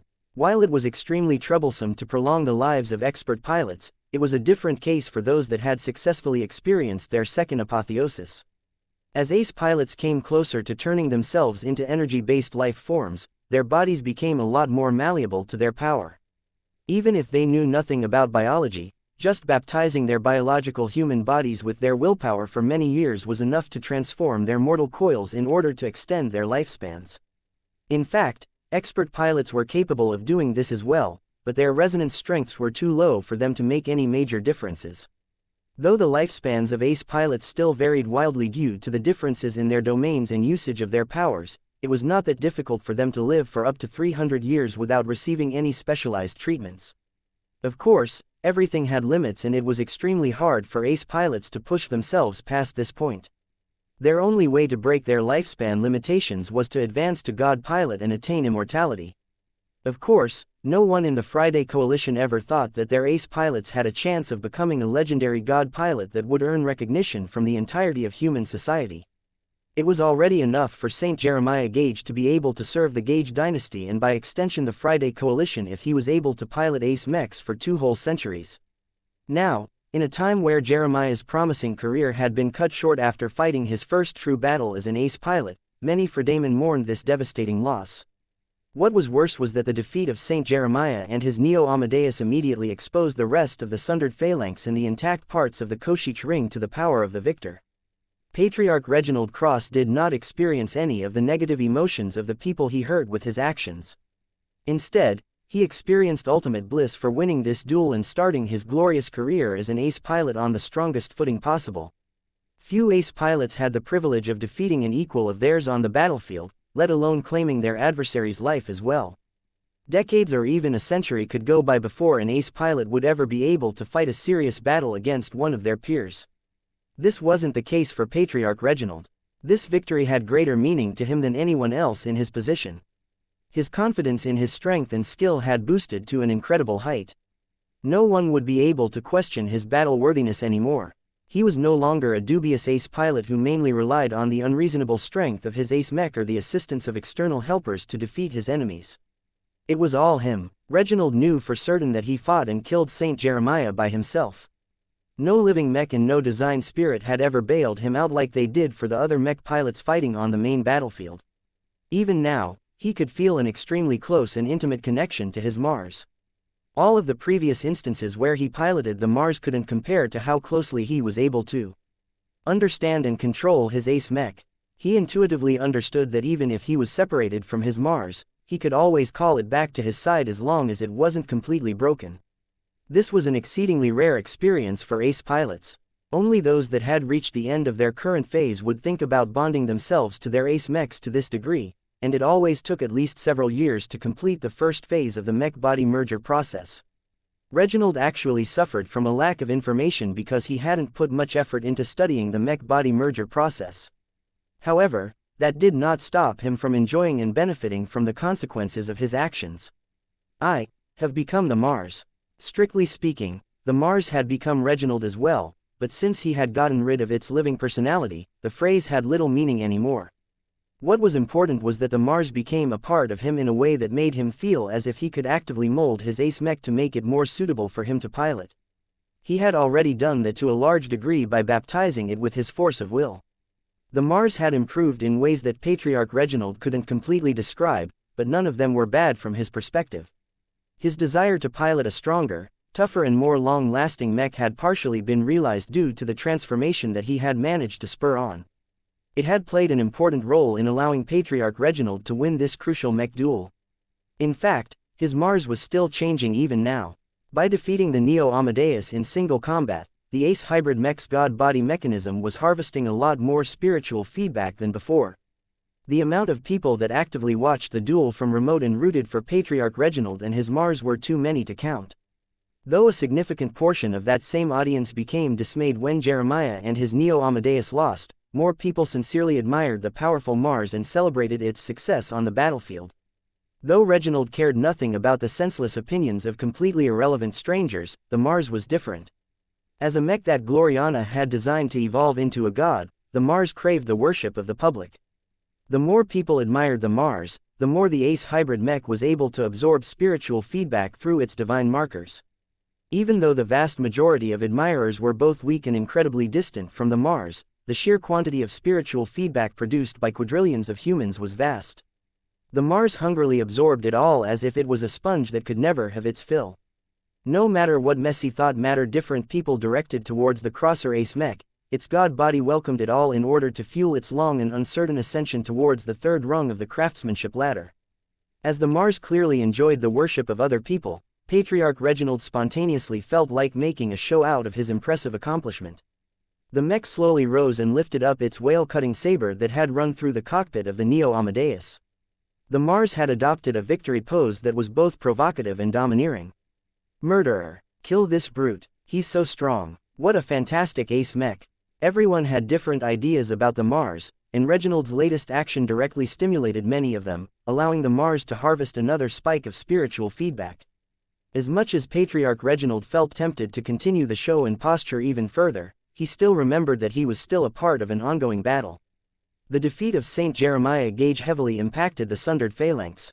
Many of its mech troops already weren't doing so well due to all of the setbacks and losses they incurred when fighting against their immediate opponents. The fact that the Mars was the last intact ace mech on the battlefield immediately caused the commanders of the sundered phalanx to assume the worst. Victory may no longer be possible. System Governor Mabrius Gage spoke as he lamented the loss of his nephew on the battlefield. Speed up our evacuation plans. While there is still a chance we can secure victory today, if the Mars has enough strength left to intervene in the greater battle, then we must shift our goal towards mitigating our losses. Trying to win a battle and trying to minimize losses were two completely different objectives. The former could still give the Gage dynasty a chance to save Pima Prime, while the latter essentially gave their enemies free reign of the crucial port system. At this moment, everyone wanted to know how much fight the Mars had left. It was not certain whether Reginald and his ace mech were in a condition to exert themselves further. Vase, who secretly celebrated the completion of his system mission, quickly regained his composure when he recalled that the battle was not yet over. In fact, certain powerful ranged mechs had already begun to shoot at the Mars. Normally, no ordinary mechs dared to attack an ace mech, but everyone had seen how the Neo Amadeus inflicted serious damage to the crosser machine. For now, the Mars appeared to be able to resist the attacks launched by lots of ranged mechs by relying on its thin but still fairly potent Saint Kingdom. Even if the condition of Reginald's domain field was anything but good, his powerful resonance strength was still on another level compared to the resonance strengths of expert pilots. The Mars did not suffer any damage to its frame even after suffering thousands of hits. The only attacks that succeeded in causing its thin and shaky domain field to wobble were the resonance-empowered attacks of Fredaman mid-tier and high-tier expert mechs. In particular, the Star of Liberation posed the greatest threat to the Mars at the moment. The expert rifleman mech packed a lot of punch and its powerful expert pilot was able to impart her vengeful will to the full-powered positron and laser beams fired by her slipstream rifle. Patriarch Reginald winced as Venerable Kasha Reskin's utter hatred towards the killer of Saint Jeremiah Gage had caused her resonance strength to explode a bit. She had become driven to destroy the Mars and make its pilot pay. "You annoying fly, While Reginald was contemplating whether he should start swatting down the Star of Liberation and other dangerous mechs with the surviving armaments of his Mars, Master Benedict quickly uttered a warning. "Don't fight, Reginald. You've won the most important fight for us, but you paid too much to secure this victory. It will take a lot of effort for you to defeat the opposing expert mechs, and the awful condition of your Mars means that your enemies have a small but real chance of exploiting its existing damage." "What are you saying, Benedict?" The ace pilot frowned. "These guys think they can pick up a bargain now that my mech isn't as good as before. I need to teach them a lesson and show them that I can still crush them regardless of the state of my machine." "You can still do that, but I urgently request you to bring the Mars back to the Hemington Cross. I have called up an emergency crew of mech designers and mech technicians to resupply your Mars with fully charged energy cells and conduct emergency repairs onto its damaged frame. By my estimation, your Mars is around 12% battle effective in its current state and could drop at any time. We can lift it up to 30% after spending just 10 minutes with your machine. That should be more than enough combat strength for you to roll over the remaining elements of the sundered phalanx and break open the Koshich ring." Though Reginald really wanted to continue the fight right away, his concern for the Mars trumped his bloodlust. "Very well, I will go back, but you better do your job quickly. I don't want to make everyone believe that Jeremiah Gage pushed me to my limits. I am not that weak." "No problem, everything is already in place. By the way, please do me another favor and bring back the cockpit as well as the wreck of the Neo Amadeus back to our flagship. None of the Fredaimon should be able to prevent you from claiming your rightful spoils." Reginald's eyes lit up. Claiming a trophy from the remains of his opponents was a time-honored tradition. "Will do. I promise you shall be able to enjoy the remnants of strong mech to your heart's content." The Mars used one of its hands to maintain hold of its saber while using the other to grab onto the Neo Amadeus. Though his enemies intensified their attacks on the Mars, Reginald did not feel too bothered by the largely ineffectual hits. He was already wondering what he should take from the remains of the Neo Amadeus in order to make a trophy that commemorated his first victorious ace mech duel. Chapter 4312 Desperate Measures. The fall of the Neo Amadeus plunged the sundered phalanx into despair. Many Gagers already understood that they had lost the battle from the moment St. Jeremiah Gage met his demise at the hands of Patriarch Reginald Cross. The chances of being able to salvage a victory under these circumstances were not great. The Mars, though heavily damaged and partially crippled, was still a formidable asset on the battlefield. Perhaps it did not possess the strength to challenge another ace mech in battle, but if the Fredaimon had stationed another one in Pima Prime, it would have showed up long before St. Jeremiah actually perished. Under the current circumstances, even if ace mechs stationed elsewhere in the Friday colonies had already been dispatched to Pima Prime, they would arrive too late to save the local garrison from getting defeated. From now on, we are no longer fighting to preserve our homes. Our new job is to buy time so that we can evacuate as many talents and critical industrial machinery. Pima Prime may be on the verge of falling, but Rotsuma and New Roms are still standing strong. Our Gage dynasty shall rise from this defeat and avenge the killing of our great and honorable saint, but our ability to do so will heavily depend on our ability to stall and disrupt the invading troops as much as possible. The only way to prevent the Hexers from claiming total victory is to ensure that we can make a comeback. We have managed to turn the tides against the Hexers before, and we can do it again. Our enemies will grow overconfident and complacent after their initial string victories once again. This will leave them open to a counterattack as long as we bide our time and recover what we have lost. Last time, it was the Carnegies and the Vermeers who were suffering the brunt of Hexer aggression. This time, it is our turn to suffer the wrath of our archenemies. Let us show the other Fredaimon that we are just as capable of picking ourselves up after a defeat. Though the mech pilots and support personnel of the sundered phalanx suffered a massive hit to their morale from the moment the Neo Amadeus fell, they were still professional soldiers who did not forget their duty. Under the urgent exhortation of their leaders, the Gager mech pilots did not collapse or fall apart, but bonded closer to each other as they focused on executing their mission. The colonial administration had already commenced emergency evacuations. A long train of starships, either civilian or military, had been emptied of all redundant cargo and other junk so that they could be stuffed with as much expensive and valuable assets as possible. The people on the ground hastily brought away whatever valuable goods they could pull out in a short amount of time, such as high-grade exotics, high-end processors, specialized lab equipment, modern superfabs, unique experimental specimens and more. We can't pull out this mass alloy compressor, Chief. It's too big and it's completely affixed to the foundation. We can't dislodge it by force or else we'll break too many internal components. Scrap it, then. Rig it up to blow or call down a mech to tear it down. We are not leaving our stuff to the hexers. Already a lot of crews were proactively destroying whatever valuable assets that they couldn't take away. Millions of MTA credits worth of industrial infrastructure were getting blown up in a matter of hours, but the Gaugers simply didn't have enough personnel to demolish everything on the list. Even though it was clear that the hexers would probably leave Pima Prime after a short stay, the Gaugers truly did not want to give the hexers the satisfaction of looting a huge amount of valuable booty from Pima Prime V. Why are we destroying everything that we have built? Won't we come back again once the hexers are done with the place? They can't possibly steal all of our stuff. They don't have enough cargo space to empty our entire planet. We are trying to make a point to our enemies. Our goal is to discourage the hexers from launching another massive attack on the Friday colonies. The less they are able to recoup their losses from looting our colonies, the less likely they will come back to plunder us again. The Gaugers in charge of this chaotic process made a lot of ruthless decisions that dismayed a lot of colonists that had committed to Pima Prime. One of the most heartless decisions of all was the instruction to reserve most of the available volume of their evacuation ships for cargo instead of people. Though the Sundered Phalanx already tasked a small portion of the available ships for the evacuation of important leaders, high-ranking mech designers, important researchers and engineers, surviving mech pilots, other military servicemen and so on, all of these vessels quickly filled up, especially once they took on the families of the aforementioned people. System Governor Mabrius Gage had already written off millions of colonists who had moved to the Red Ocean in the promise of starting a new life. None of them possessed the skills, wealth, connections or influence to make it worthwhile for the evacuation forces to reserve a seat on their outgoing ships. We underestimated the threats in the Red Ocean, Mabrius Gage frankly admitted as he witnessed the unstoppable decline of the defending troops from the Palace of New Beginnings. Our dynasty is strong in the Komodo Star sector. No one dares to threaten us in our native territory. It is different in Megare. Here, we have only stationed a limited amount of forces. With most of our military assets a galaxy away, we have failed to deter the hexers into launching a massive raid. We must not make this mistake again. The Gage dynasty had learned many painful lessons today.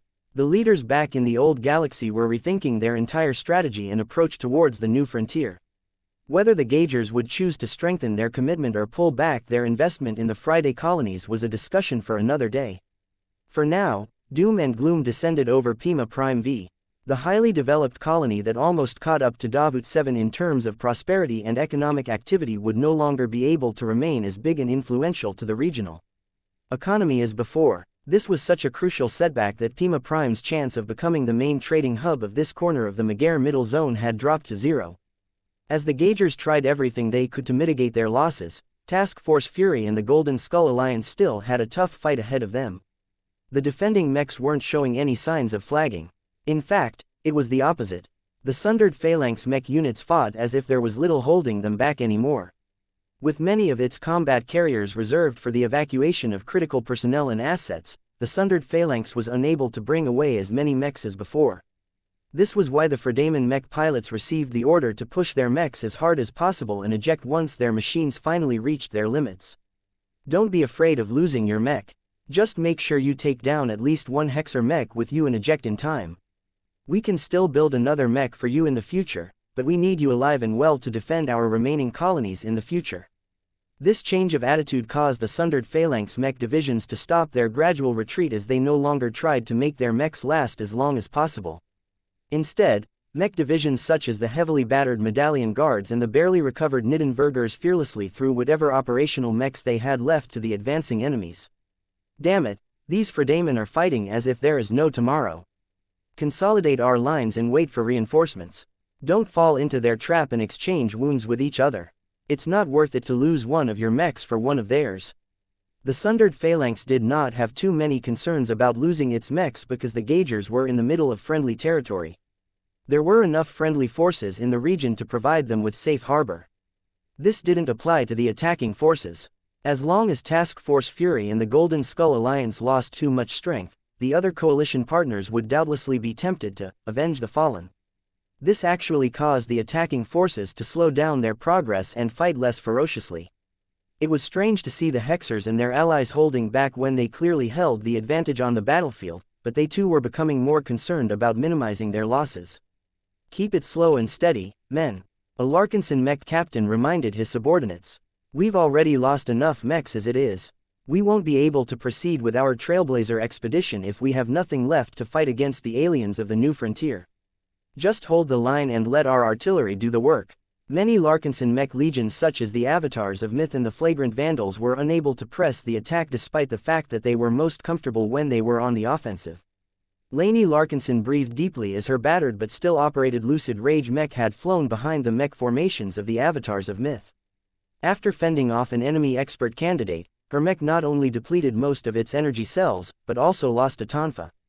Lainey had little choice but to pull back to her mothership so that a maintenance crew could resupply her machine and quickly patch up the largest breaches in her armor.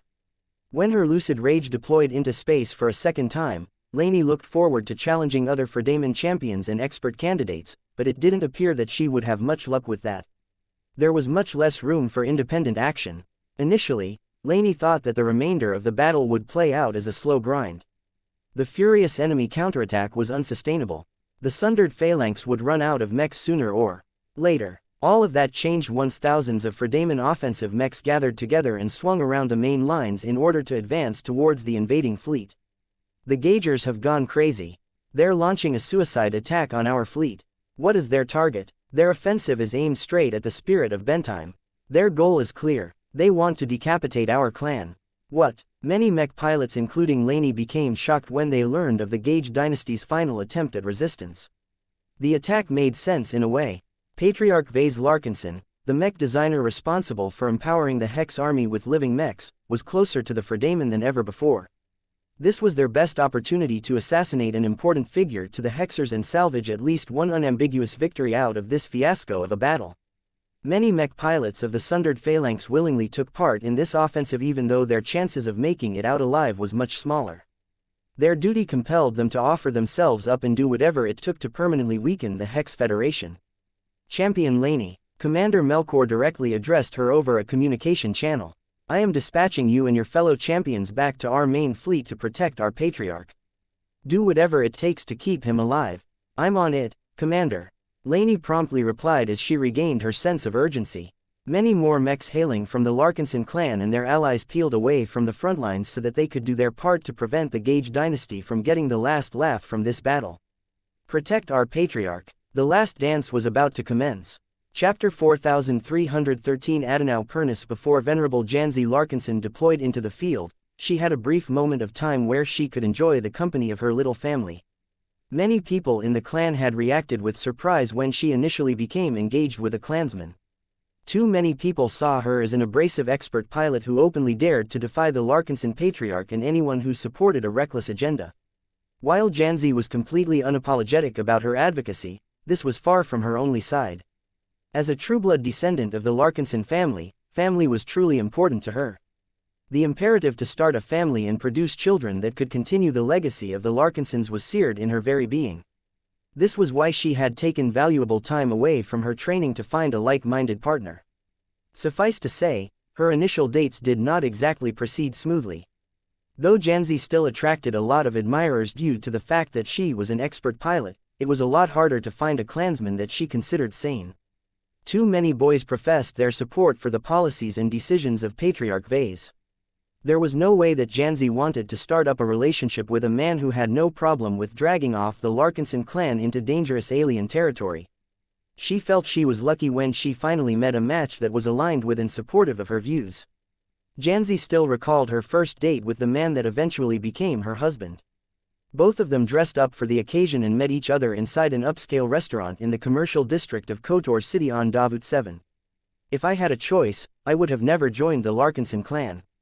Its history, its military background and its penchant for provoking violent conflicts with many different groups is completely the opposite from what I seek in an organization." "Then why did you join our clan regardless of your personal feelings?"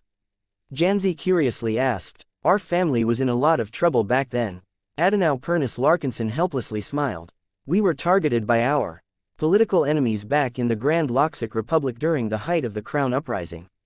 The mass unrest and frequent terrorist attacks has left us bereft with allies and support to keep us safe. Your expeditionary fleet specifically swung by our planet to rescue my fellow Pernissers and I in exchange for offering our services to you Larkinsons. No matter what I think about your clan, I am not a man who goes back on my word, so I have diligently put my expertise to good use even if I am not enthusiastic about my current employer. I can understand how you must feel when your circumstances left you with no alternatives. Janzi genuinely sympathized with the man. Do you hate our clan? Adenau shook his head. Oh no, your Larkinson clan still has many positive aspects. I could have ended up in much worse places. I merely object to giving too much weight to the military side of the clan and taking personal part in dangerous expeditions and campaigns. I understand that it may have been necessary for your people to take risks in the past, but the gains that you have made in the business empire that the Patriarch has built up are more than enough to sustain our prosperity and provide a good and stable life for every Larkinson. Is that what you truly think? Janzi asked as she genuinely looked impressed at what she heard. In fact, she didn't have to ask for confirmation. Her strong intuition was already able to sense the sincerity in Adenau Perniss's voice. The man confidently smiled. I should know, miss. I am an economist. I am currently working for the central bank of the Larkinson clan. While I am not allowed to mention any specific numbers, I have come in touch with so much data that shows how explosively our economy and financial position still grow in the coming decade that I see little reason in employing our Mech forces for anything but defense. That is exactly what I think as well, Mr. Perniss. Please call me Adenau. May I call you Janzi, Venerable Larkinson? The expert pilot gave him a brilliant smile. You may. I never liked the word venerable anyway. It makes me sound as if I have put myself above other clansmen such as yourself. You are better than other people. You expert pilots play an important role in securing our clan and serving as role models for the next generation of Larkinsons. There is no need for you to flatter me, Adenau. The two Larkinsons, one trueblood and one adopted, managed to hit it off well as they continued their discussion over dinner. It was rare for Janzi to find a clansman who possessed genuine pacifist views. This was because the recruitment officers specifically screened every applicant for their compatibility of the overall direction of the Larkinson clan. Anyone who harbored opinions similar to that of Adenau Perniss were often kicked out of the recruitment offices before they were 10 minutes into their opening interviews. The instance where the Larkinson clan almost coerced the Perniss family into the fold was a rare case where people with radically different opinions ended up as Larkinsons. Adenau and many of his relatives still couldn't forget the time where Larkinson instructors had put them into hellish training in order to integrate the Pernissers into the Larkinson clan. In any case, as Janzi and Adenau continued to date each other over the course of several months, they eventually decided to tie the knot and form a permanent union with each other. Though Venerable Janzi hardly considered Adenau to be the perfect man for her, he was at least mature and sensible enough to keep her pleased. She did not hold any high expectations for her spouse. No matter whether Adenau was a respectable economist or a failing artist, it was enough for him to stay by her side as long as he did not oppose her strong views. Adenau on the other hand was more than pleased with the woman he ended up with. Despite her notoriety among the Larkinsons, she was still a fairly powerful expert pilot who partnered with one of the most iconic and promising living mechs of the Larkinson clan. I won't lie to you, Janzi. The man told her lover fairly early on. Our Perniss family strongly supports our relationship. I am hardly the only Pernisser that thinks our clan should chart a different course. Pulling someone as powerful as you into our family's orbit will strengthen our hand and give us more political leverage over time. We can get a lot more done if we unite our strength. Janzi smiled. I have no problem with that. I already expected your people to hold such views. I am not opposed to allying with your Perniss family. Though we still have our differences, we also have a lot in common. I can't fight Vase and his sycophants alone. I don't have the political acumen and organization to effect meaningful change. I have concluded that the best way for me to save our clan and protect our clansmen is for me to work together with the more risk-averse members of your family. How many of them agree with our stances? Plenty. Adenau smirked. Though our family only makes up a small part of our clan, don't forget that the majority of my relatives are positioned in the middle and upper layers of the clan administration. Our influence is disproportionate to our numbers, but the problem is that the Patriarch is so strong that many of us do not dare to voice our actual opinions openly. The same goes for other clansmen whose risk appetites aren't as great. I believe that once an iconic Larkinson such as yourself joins our faction, we will be able to provide a voice for many aggrieved and uncertain clansmen. Though Janzi and the Pernus family hardly made any progress on this front, the expert pilot's personal life changed quickly after she married Adenau Pernus.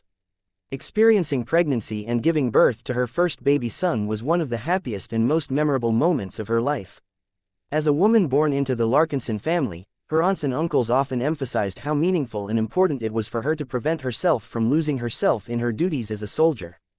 It wasn't until she started to raise her lovely little boy that the meaning of the word, family, became a lot more personal and important to her very being.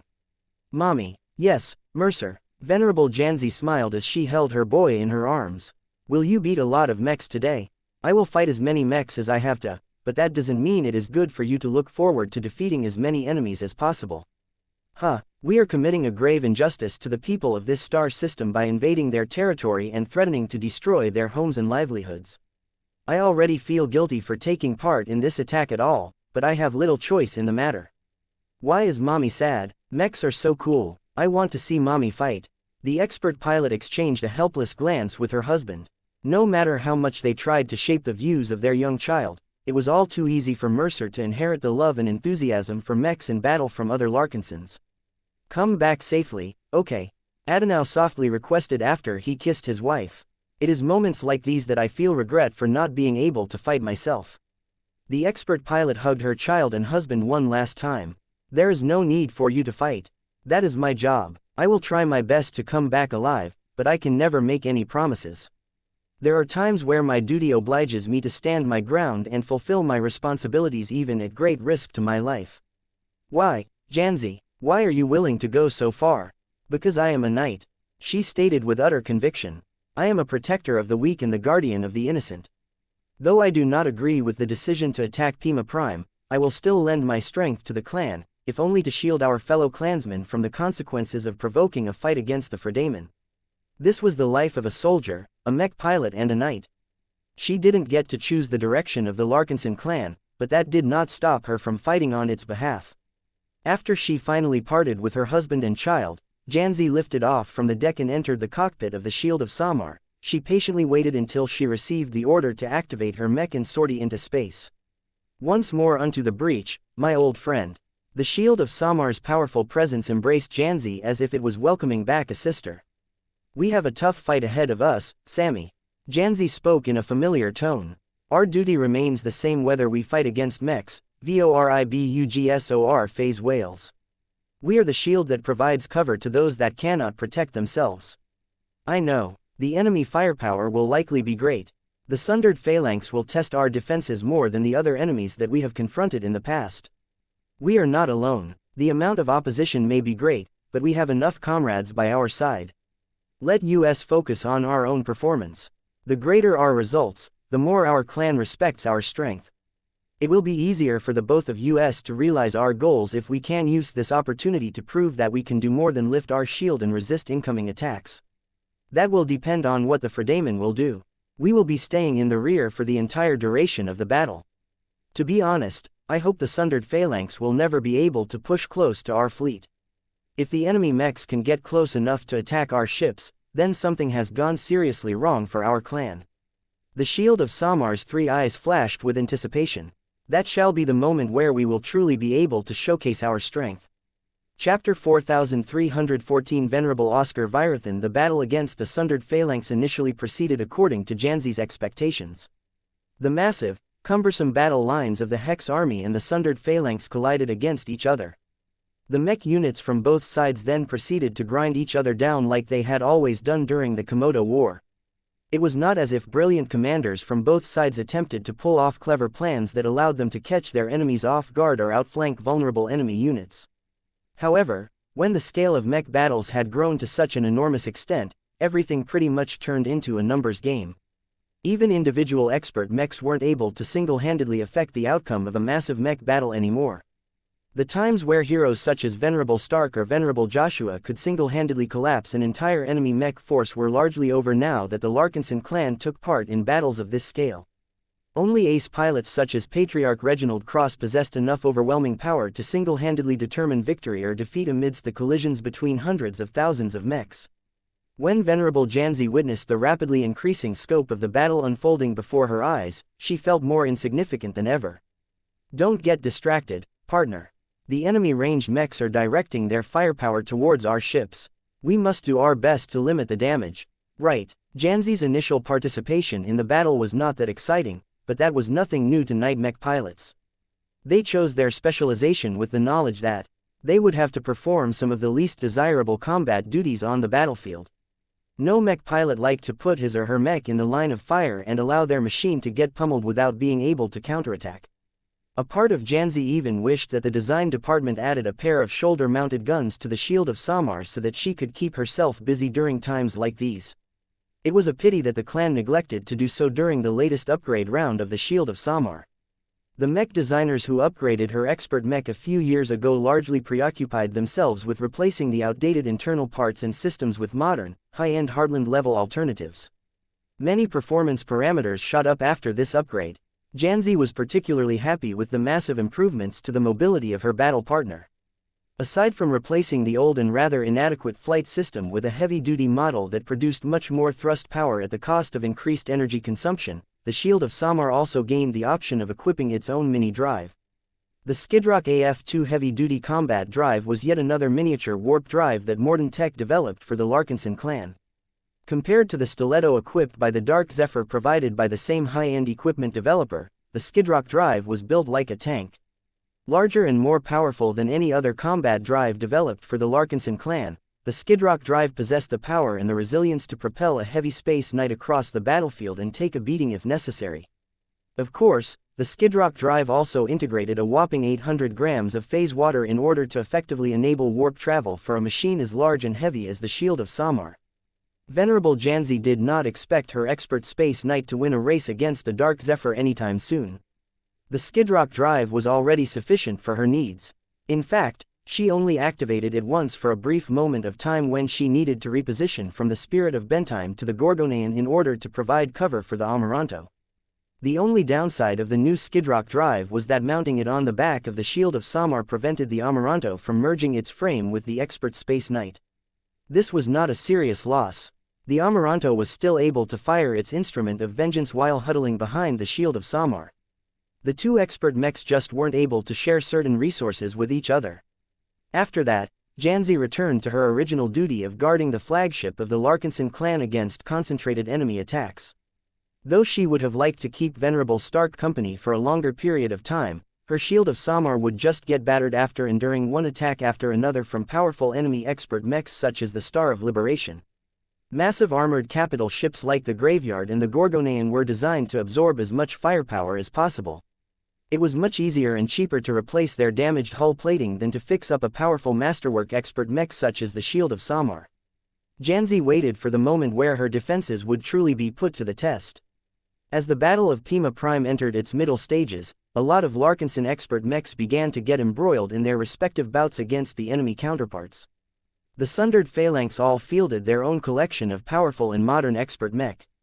Many of them possessed transphasic weapons and armor systems, which allowed them to give most Larkinson expert mechs a run for their money. Still, it looks like this battle is largely proceeding as expected. Janzi concluded. The flagrant vandals along with Venerable Tusa, Billingsley Larkinson managed to overrun the right flank a lot faster than anyone expected. The fall of the famous Dukes and Hawks duo along with the retreat of other expert mechs stationed on this side of the battlefield spelled the inevitable defeat of the Niddenvergers and other nearby light units. However, not everything was proceeding smoothly for the attacking forces. The units stationed at the left flank were encountering a lot more resistance. The reason for that was that the Sundered Phalanx stationed considerably stronger expert mechs at that side. The Larkinson army soon came under much greater pressure due to several reasons. First, the Tensars began to target Commander Casella Ingvar. This made the battle in the center a lot more complicated as the Arma Tensar and the Fila Tensar put heavy pressure on the only command-oriented expert mech of the Larkinson clan.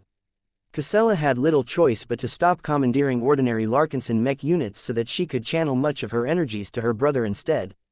Venerable Janzi would have preferred to reinforce the Ingvar siblings and help the Minerva brave the threat from the highly mobile and highly dangerous pair of enemy expert rifleman mechs. Yet before she could do so, the main fleet suddenly faced a huge threat. A single hostile high-tier expert mech broke through the faltering left flank and approached the main fleet at high speed. The speed and power of this expert space knight along with fire support from the rear helped the threatening machine overcome every challenger in its way. Though it wasn't an ace mech, its combat strength was so formidable that no other mech unit or expert mech could halt its advance. For a moment, the Eye of Ilvain along with other friendly ranged mech units attempted to intercept this powerful threat, but the offensive Space Knight either evaded the incoming attacks or easily resisted them with its resonance shield or its physical round shield. General Vero quickly opened a communication channel with the shield of Samar. Venerable Janzi, the Scorpion Commando is swinging in our direction. It is highly likely that Venerable Oscar Virathan is aiming to distract us and force us to recall some of our troops to save our fleet. Do not let him get his way and stop him from threatening our fleet. Do not let it get close enough to threaten our flagship.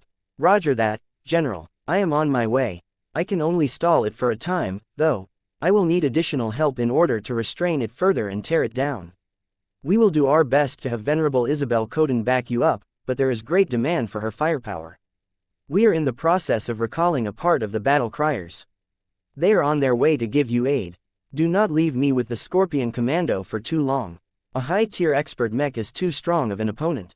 Janzi could already sense the threat from a distance. The Scorpion Commando was one of the most threatening enemy machines alongside the Star of Liberation and the Shockshell. The performance of the latter two gave her a much greater understanding of the threat posed by the Sundered Phalanx's high-tier expert mechs. The mechs themselves were constructed fairly well and their veteran expert pilots were absolutely at home on the battlefield. Let's go, Sammy. I will not tolerate the intrusion of any enemy Space Knight. The Shield of Samar voiced. The living expert mech already possessed a greater desire to defeat the Scorpion Commando than its expert pilot. While Janzi just wanted to stall the Scorpion Commando in order to buy time for others to take it down, the Shield of Samar wanted to do more. It wanted to defeat the enemy high-tier expert mech by itself. Venerable Janzi thought that this was an incredibly absurd idea, but she didn't voice her skepticism even though the Shield of Samar clearly knew what she was thinking with the help of the man-machine connection. Even so, that did not stop the two from working together and resonating with each other in order to meet the incoming threat on the best possible footing. If this was the old days, it would have taken both mechs a long time to meet each other. In fact, an expert medium offensive Space Knight such as the Scorpion Commando would have easily been able to run circles around the Shield of Samar. If Venerable Oscar Virathan didn't want to tussle against the Larkinson clan's famous expert heavy Space Knight, then he could have easily bypassed the Shield of Samar. The current mech generation changed many rules. Not every heavy Space Knight was as slow and lumbering as before. The sixth revision of the Shield of Samar focused greatly on improving the mobility of the Shield of Samar in order to make it more practical in many battle scenarios. Right now, Venerable Janzi made excellent use of the latest changes by employing her expert mech's skidrock drive to rapidly accelerate away from the middle of the main fleet. She needed to stop the Scorpion Commando from getting any closer. Strangely enough, despite the fact that the Scorpion Commando actually possessed a clear advantage in mobility even with warp travel taken into account, the enemy expert mech made no attempts to circle around the Shield of Samar. The enemy Space Knight headed directly towards the Larkinson Space Knight as soon as it had a clear line of sight of Janzi's battle partner. The hostility radiating from the Scorpion Commando was palpable now. Venerable Oscar clearly had it out for the Shield of Samar. The nobility radiating from your fat and stupid machine is disgusting. Venerable Oscar sneered as he broadcasted his voice on an open channel. I detest naive little knights like you. Let me teach you a lesson and correct your misguided views. Don't call my Sammy fat. The two expert mechs did not make much effort to slow down their speeds as they entered into a collision course against each other. Soon enough, both expert Space Knights crushed their resonance shields against each other with great force, triggering an energy eruption that temporarily engulfed the surrounding space with extraordinary energies. Surprisingly enough, both mechs managed to surface the collision without suffering much damage. This was not that big of a surprise as the Shield of Samar was an expert mech that was designed according to the concept of extreme defense. The Scorpion Commando on the other hand was a genuine high-tier expert mech controlled by an expert pilot that matched its strength. The only actual result of this collision was that the two opposing machines had largely depleted each other's resonance shield, making it easy for them to inflict real damage against each other. You shall advance no further. I shall tear off your face. Chapter 4315 Thick defenses. As far as expert mech battles went, the fight between the Shield of Samar and the Scorpion Commando was not that exciting. The only notable fact was that the Scorpion Commando had advanced closer to the invading fleet than other mechs. However, despite the fact that it had put itself into an extremely vulnerable position by extending so far away from friendly lines, Venerable Oscar Virthan did not take the threats around him seriously. The reasons why he possessed such confidence was because of his unflinching confidence in his strength and the strength of his expert mech. The Scorpion Commando was arguably the most powerful melee expert mech on the battlefield. In contrast to the Star of Liberation that reigned over longer distances or the Shockshell, that possessed a broad array of armaments that made it viable at multiple ranges, the Scorpion Commando was designed to function as a pure independent close-range assault machine. It possessed an impressive degree of mobility for a space knight, but still retained much of the high defensive characteristics of defensive mechs. What was even more unreasonable was that the Scorpion Commando also possessed plenty of offensive power in the form of its thick and heavy sword along with its characteristic scorpion tail. Venerable Janzi deeply understood that an expert pilot that demanded to pilot a mech with such an aggressive configuration had no intention to protect other friendlies or cooperate with other comrades. Just as its name suggested, the Scorpion Commando was meant to function like a venomous predator that could single-handedly approach an enemy position and cause a lot of disruption. Many nearby ranged mechs including the Transcendent Punishers Mark IIs fielded by the Eye of Ilvain found themselves unable to threaten the Scorpion Commando. It's too tough and too fast. More ordinary ranged mechs such as the Rifle Warriors were completely unable to track the dizzyingly fast movements of the Scorpion Commando. Though the enemy machine was classified as a Space Knight, much of its mobility characteristics matched a light skirmisher.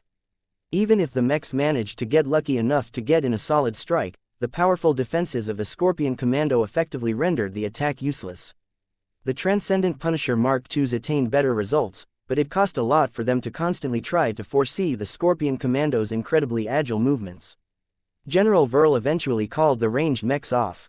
Your firepower is needed to suppress the Blackened Reapers and the Witch Shatterers as well as provide fire support to our most hard-hit melee mech units. Leave the Scorpion Commando be. The Shield of Samar is already locking it down and more appropriate help is already on the way. The Scorpion Commando posed a considerable headache for General Verl. Who knew what this enemy expert mech might do if it was able to approach a key capital ship such as the Spirit of Bentheim? It would have been better to eliminate it right away, but the amount of assets needed to do so was so disproportionately high that other friendly units would lack the support they needed. Therefore, a strange situation took place where the Scorpion Commando no longer attracted as much firepower as before. The pressure on Venerable Janzi increased a lot as a consequence because her expert mech needed to prevent the Scorpion Commando from getting any closer to the main fleet. The Shield of Samar also had to endure the powerful attacks of the enemy powerhouse as best as possible. Two different resonance shields flared as the mechs exchanged powerful blows with each other. The powerful blue glow around the Shield of Samar flared each time the Scorpion Commando hacked at its target with its heavy sword. The weapon seemed to have been designed to attack heavy targets as its unusually high density allowed it to hit as hard as an axe. This was not a weapon designed for finesse. The unending alloy sword in the hands of the Shield of Samar was almost just as heavy and possessed unnatural sharpness courtesy of Kedis. However, both mechs struck against each other with the flat of their blades because this was a better way to wear down the resonance shields of their opponents. It took a long time for the two mechs to exhaust each other's initial defenses. The Scorpion Commando was backed up by the willpower of a powerful high-tier expert pilot while the Shield of Samar was so large that it was able to provide plenty of support for its resonance shield. The only strange part about this mutual exchange was that the Scorpion Commando had yet to employ its infamous scorpion tail, but Janzi knew it was only a matter of time before it would strike. As the Scorpion Commando kept bashing its sword against the Shield of Samar, Venerable Oscar Virthan continually built up his rage against his opponent. You are so weak, but your expert mech is too damn tough. Only a coward would fight inside a tortoise shell. The Shield of Samars flared with anger as the living mech took offensive to the Fredaman expert pilot's words. Janzi felt the need to shoot back. Your attitude and your words betray your lack of honor. A true hero and defender would never forsake his allies and fly solo. You know nothing, you little kid. Venerable Oscar became so stimulated by Janzi's words that his expert mech exploded with power. The sickly green glow surrounding the Scorpion Commando grew brighter. The expert mech charged forward and used its round shield to collide against the Shield of Samar. Not only that, the Scorpion Commando increased the speed and power of its sword strikes, causing the Larkinson Expert Mech's resonance shield to weaken at a rapid rate. Is this the best you've got? Your attacks are only tickling my expert mech. Xianxia taunted as she deliberately sought to attract her opponent's hatred. Your decision to challenge a defensive mech like mine is foolish. Your Space Knight doesn't have the power to threaten my battle partner. To be honest, Venerable Oscar was genuinely surprised at how much damage the shield of Samar was able to resist. He could clearly feel that Venerable Xianxia was still a fairly young and weak expert pilot. Her resonance strength may be fairly good among other Larkinson expert pilots, but she was completely unable to match his own power. It was the expert mech itself that posed a huge amount of hindrance. As a heavy mech, many of its technical performance parameters were much higher than usual. The higher amounts of resonating exotics responsible for generating a resonance shield meant that it was much harder to exhaust this defensive layer than with lighter expert mechs. On top of that, the shield of Samar was also one of the most powerful living mechs of the Larkinson clan. It was old and had grown so much alongside Venerable Xianxia that it was finally starting to display the true potential of living mechs. For example, one of the ways the shield of Samar helped was to make it easier for Xianxia to resonate with it. Though the two weren't able to achieve unity of man and machine under the current circumstances, they had come a lot closer to it than any other pairing on the battlefield. The shield of Samar in cooperation with Venerable Xianxia moved a bit faster, dealt a bit more damage with its sword strikes and most importantly enhanced its defenses to a greater degree than normal. Normally, the power of the true resonance generated between an expert mech and an expert pilot was largely dependent on the latter's willpower alone, but this time it was different. The formidable spiritual foundation of the shield of Samar acted as an amplifier of Xianxia's resonance, allowing her to enhance her mech's performance by 20, 30 or even 40% depending on the exact function. Much of the synergy generated by the two went on to enhance the defensive parameters of the shield of Samar. That wasn't all. Unlike Venerable Orphan and Venerable Dice who tried not to rely too much on xianxia, Venerable Xianxia had no qualms about working together with the big lizard. As Xianxia slowly deepened her cooperation with xianxia, the design spirit became more and more able to channel her power through the shield of Samar. Not only did xianxia help to weaken the resonance-empowered sword and shield strikes of the Scorpion Commando, but she also began to project a thin spatial barrier that substantially bled away a considerable amount of incoming damage. The shield of Samar fully showcased its ability as one of the most exemplary living mechs of the Larkinson clan. Its triple classifications as an expert mech, a masterwork mech and a prime mech resulted in so much strengthening that it was able to endure much longer against a high-tier expert mech than usual. Venerable Oscar's obsessive hatred against his opponent cooled a bit when he saw that his Scorpion Commando still remained stuck at the same stage for over a minute. This was a confounding result to him. The shield of Samar was lasting a lot longer than it should, and much of it had to do with the other living entities he was able to sense inside the mech. I've met and fought against my fair share of living mechs, but yours is definitely the most disgusting of all. Do you think you can fend me off with additional help? Then think again. Oscar became so tired of the stacking defensive boosts of the shield of Samar that he no longer cared about withholding his trump card. The Scorpion Commando did not come with too many bells and whistles in order to ensure that all of its basic parameters were as high as possible. The only real gimmick it possessed was its scorpion tail. After Oscar resonated with this long and segmented limb, it shot forward with so much power and speed that it looked as if it hard turned into a powerful beam of light as it struck against its target. No defense is impervious to my stinger.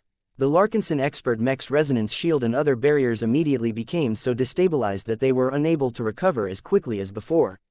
That wasn't the extent of the attack. It turned out that when the scorpion tail struck its target, the special stinger had discharged a special corrosive fluid that disrupted the functioning of the resonance shield. Venerable Xianxia tried to get rid of the corrosive fluid, but it had spread out too quickly. Soon enough, the shield of Samar became exposed as its formidable resonance shield finally popped. The real game begins now. The shield of Samar already stalled Venerable Oscar for quite some time. This was an unforgivably long delay as far as the Fredaman expert pilot was concerned. The Scorpion Commando began to hack at the shield of Samar with even greater vigor than before, but the expert Heavy Space Knight could rely on its thick and incredibly sturdy tower shield to block most of the incoming attacks. The excellent toughness of unending alloy made most incoming sword attacks ineffective. No matter how much Oscar empowered his blows with his powerful true resonance, his sword wasn't able to dig as deeply into the Larkinson expert mech's tower shield as he wished. If you think a simple shield can stop me, then think again. I love tearing down shields like yours. The scorpion tail struck again, this time punching its sharp stinger as deep into the tower shield as possible. The stinger released a different formula of corrosive fluid this time. Empowered by Venerable Oscar's formidable willpower, the substance turned into Unending Alloy's nemesis and rapidly ate away a huge chunk of the tower shield. A noticeably large and expanding gap had formed in the shield of Samar's defensive equipment. Vase, who had only mildly been paying attention to fight so far, reacted with utter shock and dismay at this outcome. No, how can so much Unending Alloy melt away? Unending Alloy was an irreplaceable material to the Larkinson clan. If chunks of it ever got lost, Vase had no way to get any replacements. Burl, don't let the shield of Samar sustain more damage. Hurry up and help Venerable Janzi repel the Scorpion Commando. We need to get rid of this scourge as soon as possible. If the Scorpion Commando kept attacking the shield of Samar with its lethal scorpion tail, tons of Unending Alloy would corrode away by the end of the fight. Chapter 4316 Fatal Attraction. This Scorpion Commando is a nemesis against defensive mechs. The shield of Samar spoke to its battle partner. My armor cannot resist its venom. Venerable Janzi and her expert mech underestimated the potency of their opponent's stinger attack. Master Charisse Denton was not called the Viper for nothing. Her research and applications of corroding substances had reached such a high level that it appeared that not even Unending Alloy could resist its powerful effect. When empowered by Venerable Oscar's true resonance, this corrosive fluid was not only able to resist the attempts of Janzi, the shield of Samar and Kilanjo's attempts to weaken it, but also allowed the venom to break down the metals it came in touch with even faster. Venerable Janzi was horrified at how none of her defensive solutions were able to resist this insidious attack. Her distraction caused her shield of Samar to show a gap which allowed her opponent to claim the initiative. The Scorpion Commando became a lot more violent as it struck at the melted and damaged portions of the tower shield with its heavy sword, intent on breaking apart this physical barrier as fast as possible. A Space Knight without a physical shield was much less capable of performing its defensive duties than normal. The shield of Samar would definitely be much less capable of withstanding the Scorpion Commando's attacks if that happened. The renewed threat assessment of the Scorpion Commando prompted the Larkinson clan to finally bring over additional support. It did not take long for a series of purple light beams to strike the Scorpion Commando's resonance shield. Initially, Venerable Oscar did not pay too much attention to the attacks. His strong willpower easily snuffed out the purple flames that threatened to deal additional damage similar to his expert mech's venom. However, much of that changed when the distant expert rifleman mech began to adopt a different sort of attack. The light beams that struck the Scorpion Commando next caused powerful energy explosions upon impact. Though these strikes did not leave any lingering flames behind, the immediate release of explosive potential were draining the Scorpion Commando's powerful resonance shield at a rapid rate despite the relative weakness of the attacking expert mech. You Larkinson mechs bring out one surprise after another. The Fredaman expert pilot remarked with notable irritation. The new light beams drained his expert mech's resonance shield a lot faster than usual, which meant that Oscar had to take the new attacks a lot more seriously. The Promethea kept putting the Scorpion Commando under a lot of pressure with its abnormally effective energy attacks. I've been tasked with backing you up, Janzi. Venerable Isabel Coden spoke. As you can see, my Promethea has enough firepower to pose a threat to the Scorpion Commando. As long as you can hold it back, I can keep firing with impunity. Venerable Janzi finally smiled. Thank you, Isabel, but maintain your distance as best as possible. I am not sure I can keep the Scorpion Commando pinned. The two were highly familiar with each other. They practiced alongside each other many times in the MSTS, which meant that they both knew exactly what they needed to do in order to complete their objectives. The shield of Samar no longer shouldered the main responsibility of wearing down the Scorpion Commando's defenses. It instead began to adopt a much more defensive posture. It had to last as long as possible while also ensuring that its opponent did not gain an opportunity to slip away. The Promethea on the other hand was responsible for grinding down the Scorpion Commando and disabling important parts and systems once they became exposed. With the help of the knowledge and techniques imparted by the Alferi Core Detonation Code Fruit, Venerable Isabel was able to channel the firepower of her Promethea in a way that the Scorpion Commando couldn't resist as well. No matter how much Venerable Oscar tried to weaken the incoming attacks with his willpower, the frequent and instant explosions happened so quickly that he wasn't able to mitigate the damage. Soon enough, the Scorpion Commando's resonance shield broke. Venerable Isabel smirked and slowed down her Promethea's firing rate in order to allow her mech rifle to charge up its attacks. The positron beams struck the transphasic armor of the Scorpion Commando and exploded upon impact, causing the enemy expert Space Knight to pay more attention to exposing its more critical parts. When Oscar saw that the explosive energy beam attacks were actually capable of damaging the powerful and resilient transphasic armor plating of his expert mech, he regarded the Promethea as an acute threat. This was highly unusual, as a mid-tier expert mech piloted by a rather new low-tier expert pilot shouldn't be able to inflict so much damage to a high-tier expert mech like the Scorpion Commando. The Larkinson clan constantly broke the rules concerning mechs. The firepower of Venerable Isabel's expert mech was so threatening that the Scorpion Commando didn't even dare to expose its back to the incoming shots. This considerably limited the Scorpion Commando's range of movement and offensive power. After enduring one powerful attack after another, Venerable Oscar couldn't take it any longer. He finally shifted his target away from the damaged but still vigorous shield of Samar. "Since you are so eager to rely on backup to take me down, let me tear down your friend first." By this time, the tower shield that Janzi relied upon to defend against the onslaught of her opponent already exhibited multiple large and messy holes in the center area. Though the attack frequency of the Scorpion tail wasn't high, it was able to punch through and corrode a lot of solid materials within seconds. Already the shield of Samar's burden had lightened considerably because so much unending alloy had just melted away. When the Scorpion Commando attempted to bypass the shield of Samar and soar straight towards the Promethea in the distance, Venerable Janzi was not about to let her opponent leave. "Stay." The shield of Samar tried its best to stay in the way of the Scorpion Commando, but this was a rather futile endeavor considering that the latter was considerably faster and more mobile. As a lighter and more compact Space Knight, the Scorpion Commando possessed a considerable advantage in acceleration. It was able to speed itself up a lot faster. Though the shield of Samar was a lot more sluggish and ponderous in space, Venerable Janzi and her expert mech still had a way to keep their opponent in place. Janzi resonated with her expert mech in a different way. Her mind and will touched on the GT535 integrated in the powerful machine. Master Moira Willix of the MTA personally developed this resonating alloy in the past. It was considerably more powerful than most other resonating materials employed by other Larkinson expert mechs. What was even better was that both Janzi and xianxia just happened to be compatible with this powerful resonating alloy. The shield of Samar instantly seemed to gain a lot of mass all of a sudden. It was as if the defensive mech turned itself into a black hole that sucked in everything in its reach. A powerful, gravitic force acted upon the retreating Scorpion Commando.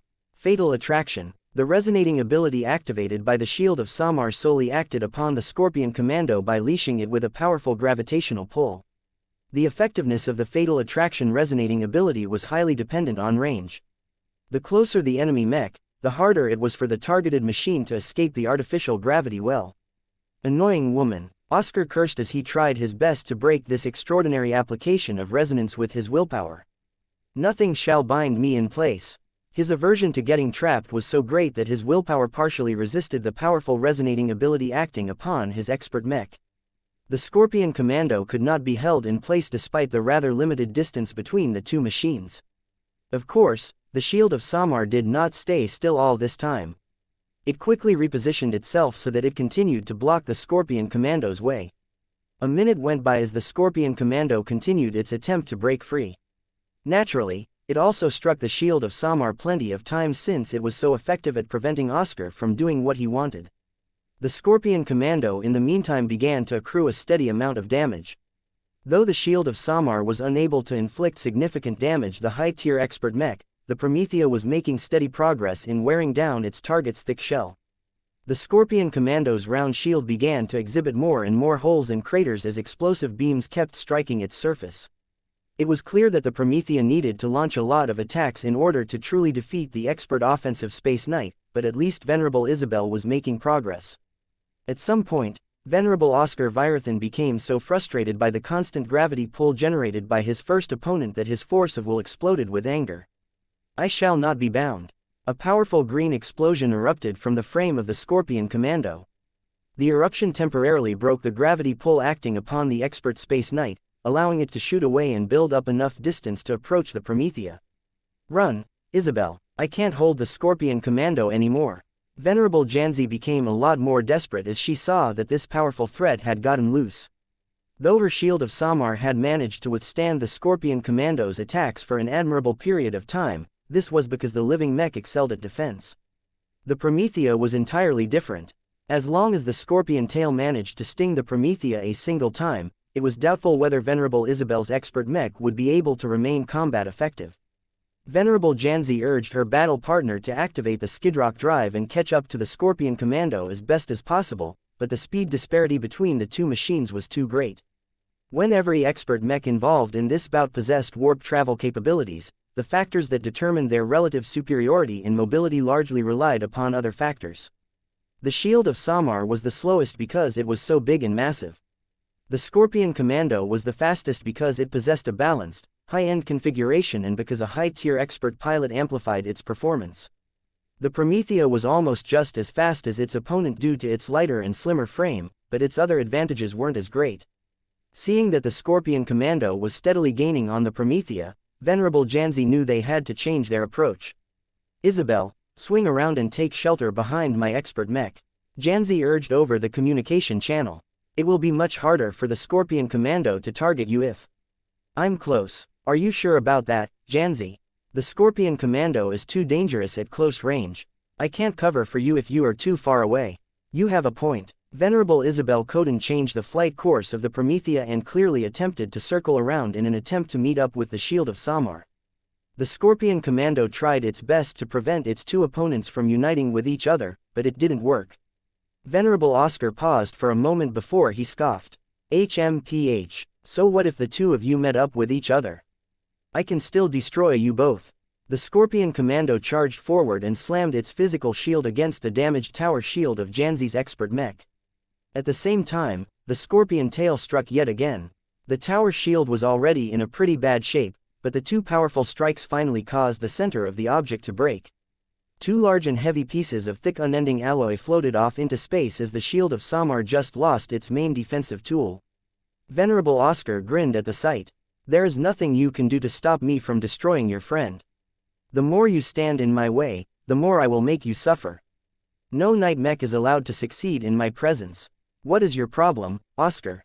Chapter 4317 Knightly Virtues. A dance between three expert mechs quickly commenced.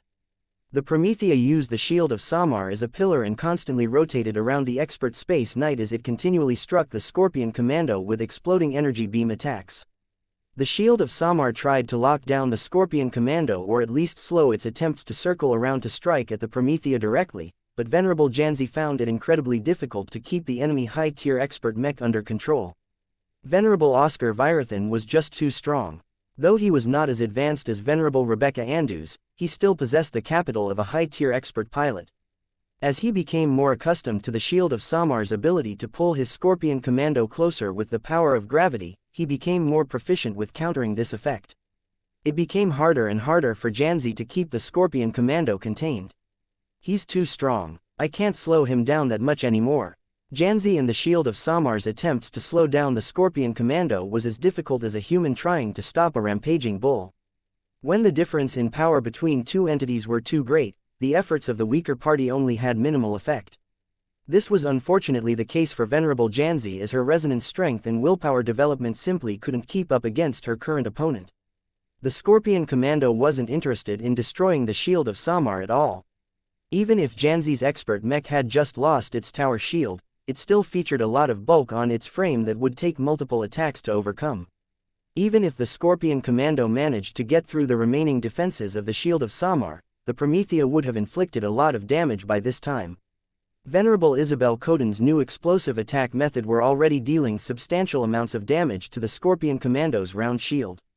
The shield was not as thick and resilient as Janzi's unending alloy tower shield. Sooner or later, the Promethea would be able to chew through it and attack the more important parts of the Scorpion Commando. Venerable Oscar Virathan only became angrier and more determined to take out Venerable Isabel Coden than ever as a result. I used to be like you once, Janzi. He spoke as his expert Space Knight attempted to bypass the Shield of Samar and strike the Promethea with his scorpion tail. I used to be a brave and honest Night Mech pilot who put my life before the lives of others. What changed? What caused you to build up so much resentment? Janzi asked as she did not let up in her attempts to block and stall her opponent. My comrades left me behind, that was what happened to me. Venerable Oscar exploded. When the Hex army was on the verge of overrunning our mech units, a group of friends and I volunteered to act as the rear guard and buy time for the rest of our troops to reorganize and launch a counterattack. Let me guess, that counterattack never came, right? My own commander left us for dead. That bastard lied to me. He told me he would come back and help me defeat the advancing Hexer troops, but what he actually did was order a hasty retreat, relying on me and the rest of the rearguard to give him an opportunity to save his own cowardly skin. I'm sorry to hear that, Oscar, but a knight must help regardless of how he or she is treated. Your actions must have saved the lives of many Fredaman mech pilots who would have otherwise perished, thereby causing your state to suffer a lot more losses than otherwise. Though Venerable Janzi wasn't entirely certain whether she would be willing to delay the enemy under those circumstances, her principles would have compelled her to stall the pursuing enemies if her services were necessary. That is pure nonsense, Oscar furiously responded to Janzi's remark. I am an expert pilot. My value is greater than thousands of regular mech pilots. Not even mech officers are as indispensable as me. Those cowards who discarded me like a pawn should have been the ones to stall the closing Hexer mechs instead. It is their job to serve as cannon fodder so that strong demigods like myself can stay alive and contribute much more to my state. Venerable Janzi almost couldn't believe what she heard. What Oscar had just said went against everything a knight pilot stood for. The extreme selfishness and lack of care that her opponent directed towards his lessers was appalling. You are everything a knight pilot must avoid. Don't bother with trying to shame me, Oscar contemptuously said. Knightly virtues are horribly outdated. All of those rules and customs that the knight pilot community attempts to saddle onto us are nothing but cynical attempts to brainwash us into cannon fodder. In the eyes of other people, the only purpose of mechs with shields and high defenses is to act as mobile punching bags. That's a lie. It's the truth, you naive woman. Just ask your own leaders, if you dare. None of them respect you as a warrior that deserved to be treated with as much dignity as other expert pilots. They merely see you as a defensive asset that they can use up as they wish. Take this battle for example. Aside from sending you a single expert rifleman mech, all of the other Larkinson mechs around here are completely ignoring what is happening to you. They would rather fire their guns elsewhere than to. Venerable Janzi briefly paused for a moment as she couldn't help but harbor a bit of doubt. This tiny interval briefly caused the shield of Samar to slacken for an instant. Venerable Oscar keenly recognized this weakness and instantly burst out his willpower. Break. His Scorpion Commando unleashed another true resonance blast that broke the gravity pull on it once again. This allowed the Fredaman expert mech to finally bypass the shield of Samar and approach the Promethea. Isabel, I'm not that helpless at close range. As the Scorpion Commando came awfully close, the Promethea suddenly lifted up its two arms and activated its wrist-mounted flamethrower modules.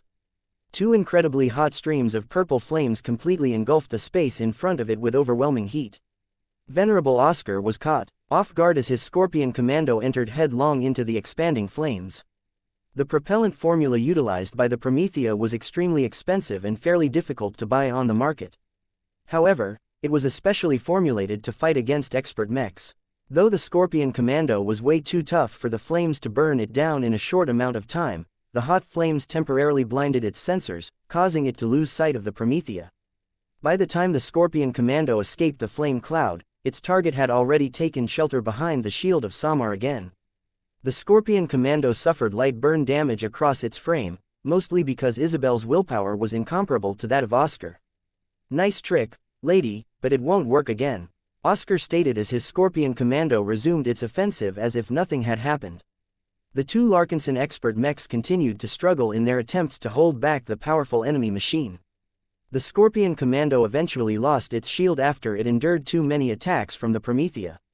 This allowed Venerable Isabel to target the exposed frame of the Scorpion Commando. Unfortunately for her, Venerable Oscar always made sure that his expert Space Knight never exposed its back. The frontal armor of the Scorpion Commando was still strong. The powerful high-tier expert mech didn't seem to have weakened in the slightest after losing its physical shield. Instead, the absence of this sizable object seemed to have liberated it a bit. It became a bit faster and more agile. If not for its relatively sturdy frame, it could have been mistaken for an expert swordsman mech. Though Venerable Oscar hadn't been able to fulfill his wish of striking down the Promethea, he was still able to inflict a steady amount of damage onto the shield of Samar. The latter's unending alloy armor system withstood the edge of the transphasic heavy sword fairly well, mostly by virtue of its thickness and excellent material hardness. Unfortunately for Xianxia, the famed strength of unending alloy appeared to be completely helpless whenever the scorpion tail struck with great force.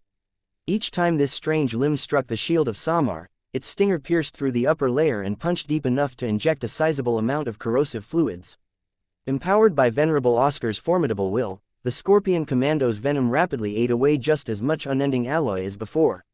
It was as if the Viper specially formulated a substance that was solely designed to destroy the unending alloy that the Larkinson clan famously employed. While a certain mech designer was wailing at the sight of so much unending alloy being melted away, the Scorpion Commando finally managed to get past the lumbering expert Space Knight and gain a chance to strike at the Promethea once again. Though Venerable Isabel's expert mech let loose with its pair of flamethrowers once again, Venerable Oscar already anticipated this move.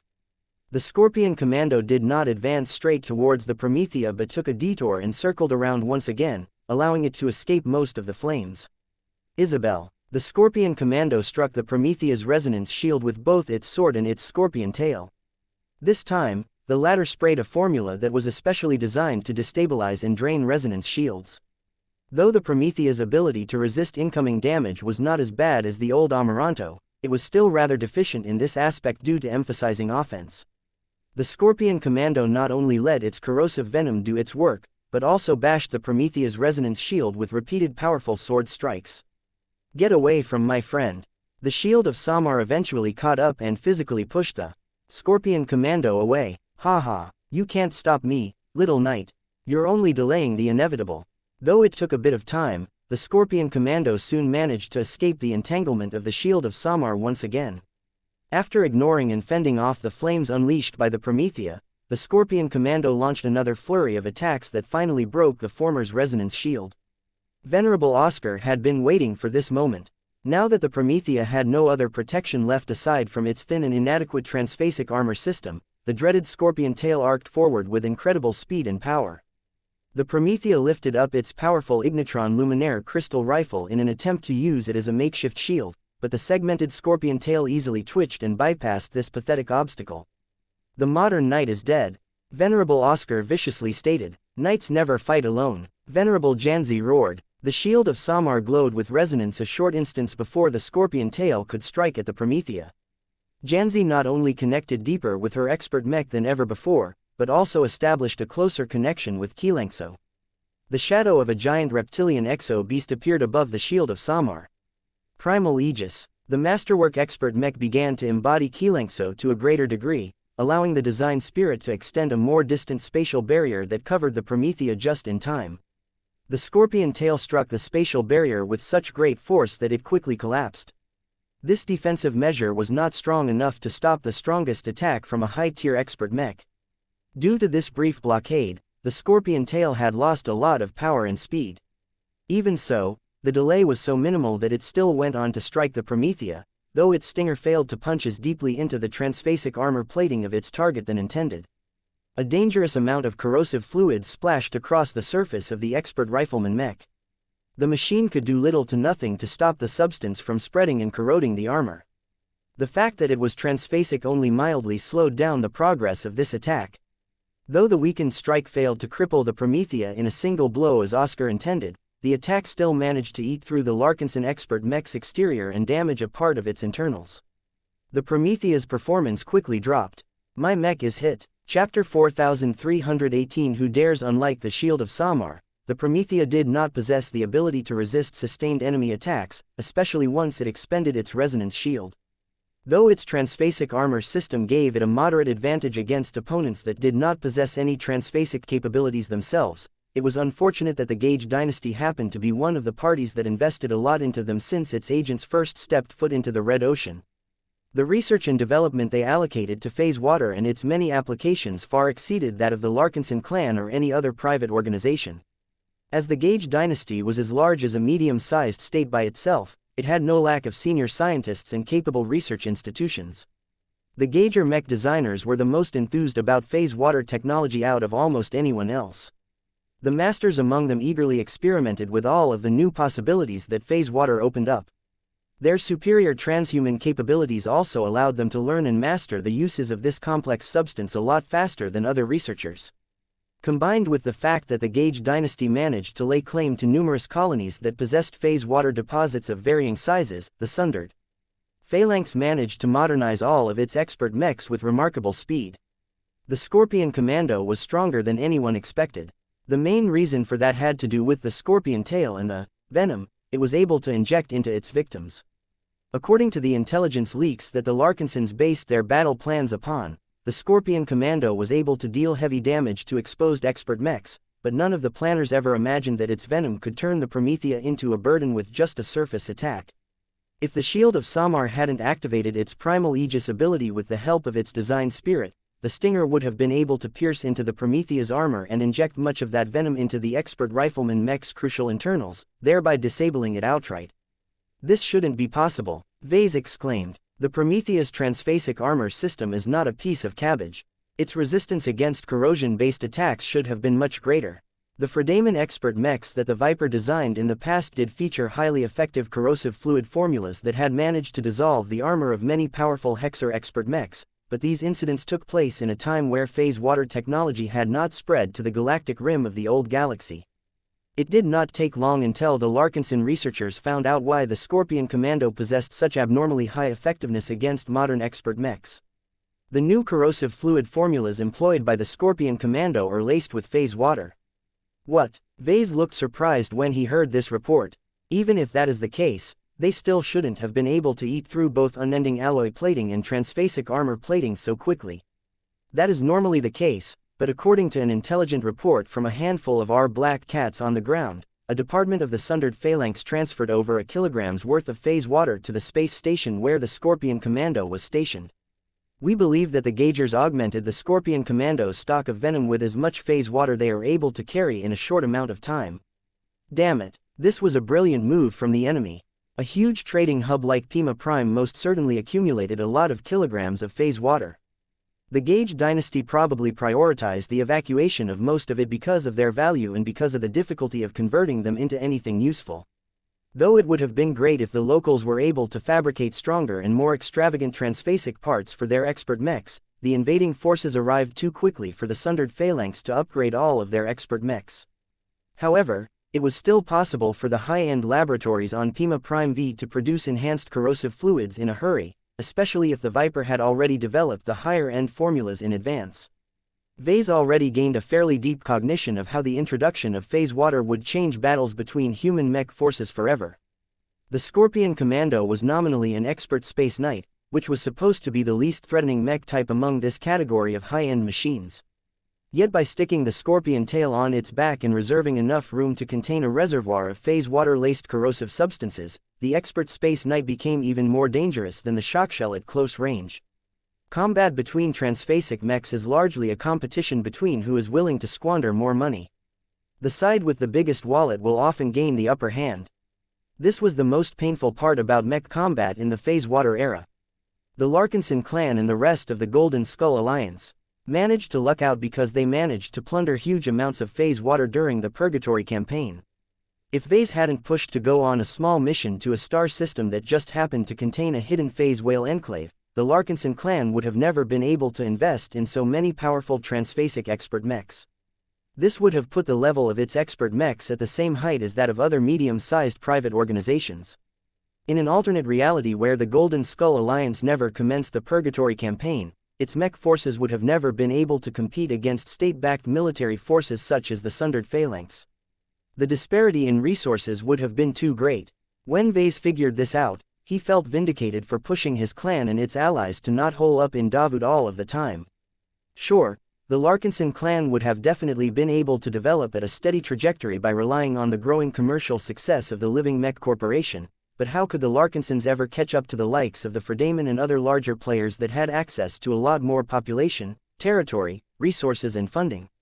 If Vase did not want his clan to remain vulnerable to the predation of these larger players, he needed to accelerate the growth of his own mech legions. Perhaps the performance of the Larkinson army was quite good during this battle, but that was only because the Hex army locked down the bulk of the Sundered Phalanx mech divisions. As groups like the Gage dynasty began to adopt phase water technology on a wider scale, an even greater separation would take place between the bigger players and the smaller players. Ordinary mercenary outfits and security companies did not have enough access to phase water. A lot of phase water harvested from places like the Friday colonies were internally consumed, which meant that they rarely got sold on the open market. The market price for phase water became ridiculously high for this reason, as only an overwhelming premium would convince parties to sell a portion of their reserves to their rivals and competitors. All of this meant that the importance of gaining a stable supply of phase water became more important than ever. Vase underestimated the value of concluding a business transaction with the Hex Federation. He was lucky that the Hexers valued his mental simulation training system so highly that they were willing to pay 5 kilograms of phase water to gain access to this revolutionary training method. I need to expand the market for my MSTS. Vase immediately concluded, there is no better way for my clan to earn a steady supply of phase water. I need to play to my advantages. As Vase continued to think about the importance of obtaining more phase water to strengthen his forces, Venerable Janzi and Venerable Isabel were enduring a lot more pressure than before. When the Promethea got splattered with the Scorpion Commando's phase water-rich corrosive fluid, a third of its front and a noticeable amount of internals got dissolved. This not only opened up a serious weak point in its armor coverage, but also degraded its overall performance parameters by a third. This drop in performance was extremely serious, and turned the Promethea into a notable liability when fighting against a powerful high-expert mech. The Promethea was no longer as fast as before due to the damage it sustained, so it became a lot more difficult for Venerable Isabel's expert mech to maintain its distance from the Scorpion Commando. Venerable Isabel endured life-threatening pressure as she piloted her damaged machine to the best of her abilities. More and more of her potential became unleashed as she tried to squeeze as much power as she could from the Promethea. Her application of the mysterious methods derived from the Alferi core detonation code abruptly reached a higher level as she gained inspiration during this battle. There is still more I can do. She even deepened her cooperation with Zega and the Illustrious One, both of whom did not want to see an expert mech that they oversaw as its design spirits fall in its first proper battle. It was a pity that none of their measures were enough. The Promethea hit harder and inflicted almost just as much damage as before to the exterior of the Scorpion Commando despite the noticeable drop in power. Yet the Scorpion Commando easily endured all of the attacks. Even if its thick frontal armor was beginning to chip away due to getting stuck by repeated explosive energy beam attacks, there were still plenty of layers of hardy transphasic armor left. Though Venerable Isabel tried her best to concentrate the Ignitron rifle's resonance-empowered attacks onto key targets such as the hands, or the infamous scorpion tail, Venerable Oscar always managed to mitigate them by moving his expert mech just a tiny bit out of the way. You are 50 years too young to cripple my mech. In contrast to Venerable Isabel's relatively unimpressive results, Venerable Janzi was able to achieve much more results. The Shield of Samar received a lot more abuse due to receiving the brunt of the Scorpion Commando's attacks, but the Larkinson expert mech's thick frontal armor and abundant amount of mass made it so that any scorpion tail attack only ended up dissolving buffer material rather than more important internal components. As long as the Shield of Samar was able to retain full power and functionality, it possessed the capital to slow down the Scorpion Commando, especially now that Venerable Janzi had fully woken up and exceeded her previous limitations. The stakes of the battle along with the need to protect Venerable Isabel and her weakened Promethea drove Venerable Janzi's willpower to new heights. Alongside that, the Shield of Samar and xianxia both deepened their cooperation with their long-standing partner, allowing the trio to develop a more extensive degree of cooperation. The most drastic benefits of their greater synergies was that the Shield of Samar's true resonance had become stronger and more condensed. Janzi's stronger willpower amplified every performance parameter of her expert mech to a greater degree, allowing the Shield of Samar to move faster and exert a stronger gravitic attraction force on the Scorpion Commando. Let go, you stupid woman. Despite Venerable Oscar's best attempts to break the fatal attraction resonating ability that was preventing the Scorpion Commando from chasing after the Promethea, his breakout trick no longer worked as effectively as before. Part of that was because his previous outburst had tired out his strong but still finite willpower. Another part of it was because Janzi and xianxia had amplified the power of fatal attraction. This was not sustainable though, as the amount of exertion required to restrict the movement of a high-tier expert mech was too great for Venerable Janzi. I can't hold the Scorpion Commando for long. She gritted her teeth. We need to take it down quickly. Venerable Isabel quickly made an estimate but shook her head. My firepower isn't high enough. The Scorpion Commando's armor is just too strong. Just as the two Larkinson expert pilots were trying to come up with desperate measures, over 100 slicer beams struck the Scorpion Commando in the area around the enemy expert mech. "WHO dares," Venerable Oscar shouted as the narrow energy beams managed to bite deeper into the armor of his expert mech than they should. It's the battle criers." Venerable Isabel's expression lifted up. "Our reinforcements have arrived." Chapter 4319 Nullifier Battalion. The Battle Criers was one of the least notable mech legions of the Larkinson clan. Much like the avatars of myth, the Battle Criers got outshone by the much more impressive Sword Maidens and Penitent Sisters in the battles that the Larkinson clan fought in the past. It didn't help that the Battle Criers were smaller in scale and notoriously insular. Their background, martial traditions and subculture deviated so much from the rest of the clan that few Larkinsons took them seriously. This was despite the fact that the Battle Criers were also responsible for organizing the honor guards of important clan figures such as the clan patriarch and his immediate family. Naturally, Vase did not wish to see the Battle Criers suffer in neglect. He had spent a considerable amount of time during the Larkinson clan's stay in Davu to help with reorganizing Battle Criers and finding a new role for them that allowed them to stand out within the Larkinson army. The decision that Vase had made was to orient the Battle Criers towards countering extraordinary threats. None of the other mech legions were especially geared towards fighting against dark gods, expert mechs and other extraordinary threats. The only solutions that the Larkinson army could deploy against these kinds of powerful opponents were its modest amount of expert mechs. Though the Larkinsons invested heavily in the development of their expert mechs, it was impossible for Vase to put all of his eggs in a single basket. What if they ended up in a situation where they ran out of expert mechs? What if the strength of an enemy spiritual entity was too strong? If Vase had the option to expand the amount of options for his troops to respond to these kinds of overwhelming threats, then he would be stupid to ignore it in favor of investing all of his hopes on his expert mechs. As such, Vase supplied the Battle Criers with an experimental mech model that possessed a couple unique features that made them particularly suited to fight against expert mechs. The Nullifier mechs have come. Though Venerable Janzi and Venerable Isabel weren't certain whether the reinforcements dispatched by the Battle Criers could pose a sufficient threat towards the Scorpion Commando, their firepower at least spread the burden and helped with constraining this powerful machine even further. As the distant Battle Crier mechs continued to fire at the Scorpion Commando with repeated attacks, it became more and more clear that their attacks weren't like the ones fired by other mech units.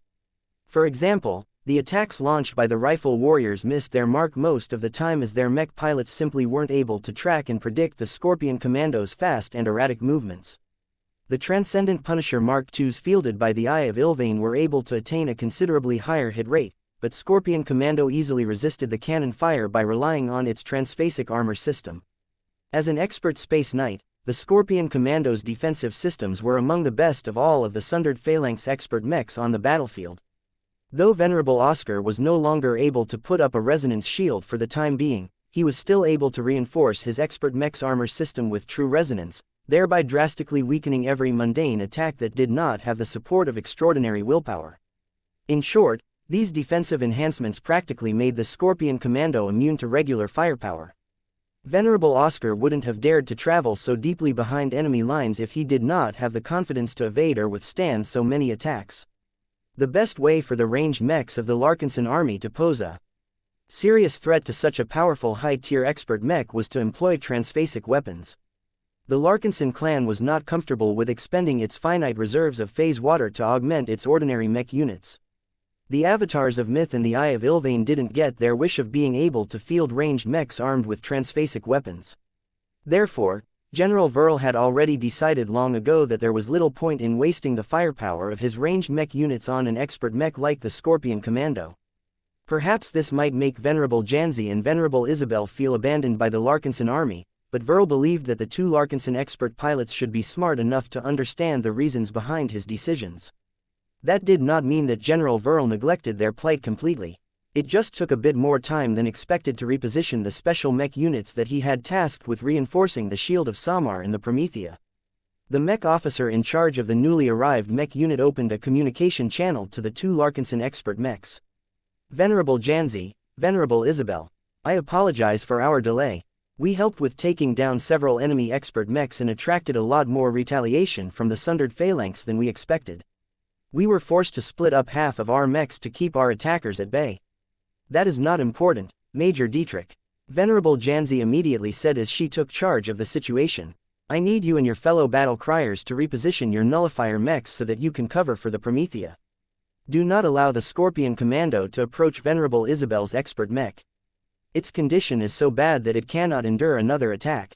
Understood. We will attempt to discourage the Scorpion Commando from taking action against the Promethea as best as possible. The battle crier officer replied. They no longer needed to exchange any words as they all knew what they needed to do. While the two expert mechs were adjusting to the fact that they had backup, the special ranged mechs fielded by the battle criers began to spread out across a wide fan that was opposite to the Promethea. When the ranged mechs brought their heavy luminaire crystal rifles to bear on the Scorpion Commando, their piercing slicer beams began to dig into the more vulnerable rear armor, flight system and most importantly the Scorpion tail with remarkable efficiency. Though an armored expert mech like the Scorpion Commando was still able to endure the incoming attacks with no immediate alarm, Venerable Oscar was not comfortable with exposing the most vulnerable side of his machine to sustained enemy attacks, especially when they were both accurate and more capable of damaging his expert mech's transphasic armor than normal. A quick analysis caused the Fredaman expert pilot's heart to quake. It turned out that the 100 or so battle crier mechs wielded transphasic heavy luminaire crystal mechs. The new Godkiller rifles that Vase had developed in cooperation with Melman Advanced Systems were substantially different from the more ordinary luminaire crystal rifles utilized by most Larkinson mechs. Just as their name suggested, Vase developed these specialized guns with the aim of taking down threats like the dark gods that he had faced in the past. His overall premise for this weapon and its accompanying mech design was simple. If gods do exist out there, then they can be killed. As long as we kill enough gods, then none of them will exist anymore, allowing humble humans like myself to inherit the cosmos. I just need to come up with enough firepower to overwhelm their defenses. With that in mind, Vase invested a lot of time and ingenuity in completing his long-stalled fearless project. 1. Of the key aspects that made his nullifier mechs so threatening were their Godkiller rifles. They were larger, heavier and incorporated much more expensive materials than normal. Vase had to invest a lot of effort into adding strong spirituality-based security methods in order to meet the demands of the MTA and prevent these potent armaments from falling into the wrong hands. Ves's original intention for the Godkiller rifle was to make it powerful enough to allow his nullifier mechs to take down enemy expert mechs by themselves. In order to ensure that his battle criers could truly pose a threat against enemy expert mechs, Vase had made the remarkable decision to integrate 5 grams of phase water in each Godkiller rifle.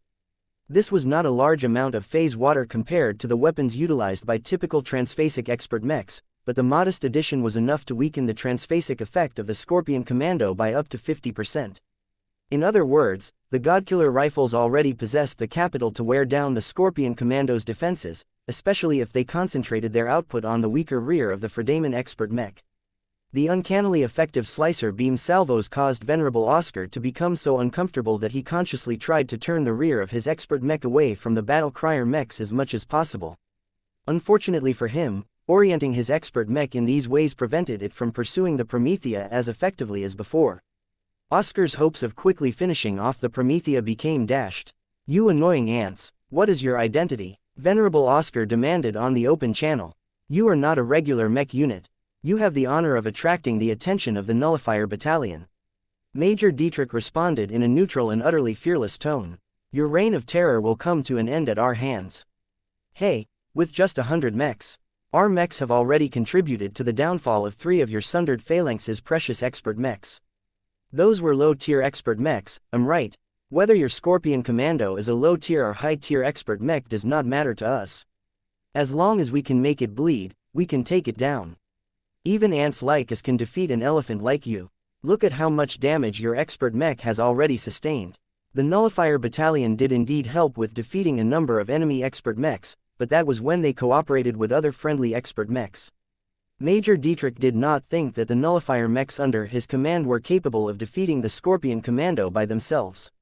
The enemy expert mech could easily close in on the battle crier mechs and cut them down one by one regardless of how much they tried to distance themselves from each other. However, the Shield of Samar and the Promethea were already doing a decent job at constraining the Scorpion Commando. It was impossible for this dangerous enemy machine to attack the battle crier mechs without exposing its rear to the ignitron rifle of the Promethea. As such, the Scorpion Commando's situation continued to deteriorate as it became sandwiched between two powerful ranged threats. On one side, the Promethea did its best to pelt the Scorpion Commando with exploding energy beams. Each strike not only chipped away a small but significant chunk of armor, but also made it vulnerable against follow-up attacks launched by the battle crier mechs. On the other side, the dispersed mechs of the Nullifier Battalion completely ignored the intimidation factor of the Scorpion Commando and fearlessly tracked its movements while targeting its more crucial sections as much as possible. Even if the effective hit rate of a single Nullifier mech did not exceed 30%, that still amounted to a dozen hits per salvo due to the numbers brought by the battle criers. Though Venerable Oscar increasingly wished to smash apart the two potent ranged threats, the Shield of Samar doggedly tried to keep the Scorpion Commando in place.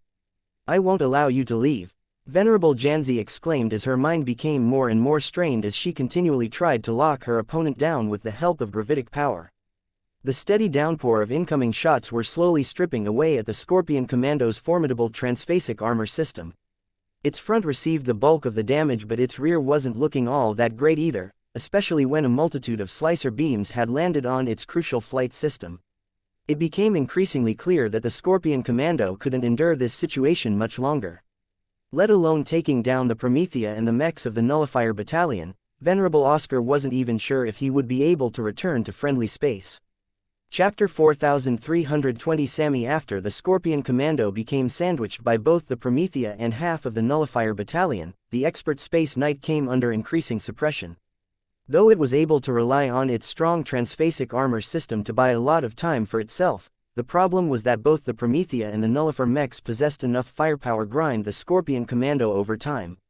More crucial components such as the flight system, the various booster modules and the Scorpion tail no longer looked as pristine as before, as numerous hits damaged their exteriors and threatened to disable them entirely. A powerful attack from the Promethea managed to damage a part of the Scorpion Commando's flight system, thereby directly reducing its mobility to a small extent. As the Scorpion Commando came under greater pressure, Venerable Oscar Virathan became more vicious than before. His expert mech's attacks struck harder as Oscar did not hesitate to take greater risks. The Shield of Samar that consistently prevented the Scorpion Commando from running away got struck by many sword strikes and numerous painful Scorpion tail attacks. The latter especially posed a great threat to the living mech. The Shield of Samar experienced great pain that fed back to Venerable Janzi, causing her to grow angrier to the suffering that her opponent inflicted. "My frontal armor is full of holes," the Shield of Samar groaned. "I cannot endure these attacks much longer. Too much of my internals are exposed. Do you want to retreat?" Venerable Janzi asked. The Shield of Samar conveyed a clear sense of rejection. "No, we are the only ones that can stop the Scorpion Commando from rampaging through our rear lines. It is not just the Promethea and the Nullifier Battalion that are in danger." The living expert mech was right. The Golden Skull Alliance could hardly field any other expert mech that could restrain the Scorpion Commando. Venerable Janzi and the Shield of Samar therefore tried to endure the onslaught as much possible, hoping to spread out the incoming venom attacks as much possible. After experiencing the Scorpion Commando's signature attack numerous times, Janzi had become a lot more proficient at anticipating and mitigating its damage. While her Shield of Samar wasn't fast enough to evade the deadly Scorpion tail attack entirely, it was enough to deflect or redirect this powerful limb to the more intact sections of the living mech. In addition, Janzi's close relationship with xianxia allowed the latter to project momentary spatial barriers that offered modest but crucial protection to the exposed internals. "Keep holding on, Sammy. The Scorpion Commando is already starting to decline." Janzi managed to preserve the performance of her expert mech for a longer time by employing various techniques, but she could not keep doing this without a price. The most immediate consequence was that the Shield of Samar's irreplaceable unending alloy armor was steadily melting away. Although the loss of all of this bulky alloy reduced the mass of the Shield of Samar and made it easier for it to keep up with the Scorpion Commando, the biggest downside aside from losing a lot of protection was that it was losing a lot of spiritual capacity. Unending alloy played a crucial role in enhancing how much spiritual energy from its design spirit it was able to contain. Each ton of unending alloy that dissolved from its frame turned it into a weaker prime mech. After so much of the Shield of Samar's exterior got worn away, the help that xianxia was able to provide became a lot more limited. Venerable Oscar immediately recognized these changes and began to wait for the right moment. As soon as the shield of Samar attempted to defend itself against another scorpion tail attack, the stinger suddenly expanded and released a wider spread of corrosive fluids than before. The cone of venom spread out into space and splattered across the entire surface of the shield of Samar. Many shallow holes began to form in the armor that was still intact, but what was even worse was that numerous exposed internal systems received damage as well.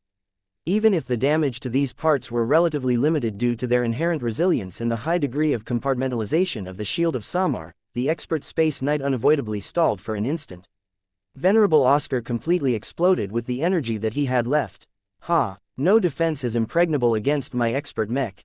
Now that I've put you in your place, let me take care of your comrades and show you that your knightly duty is an exercise in futility.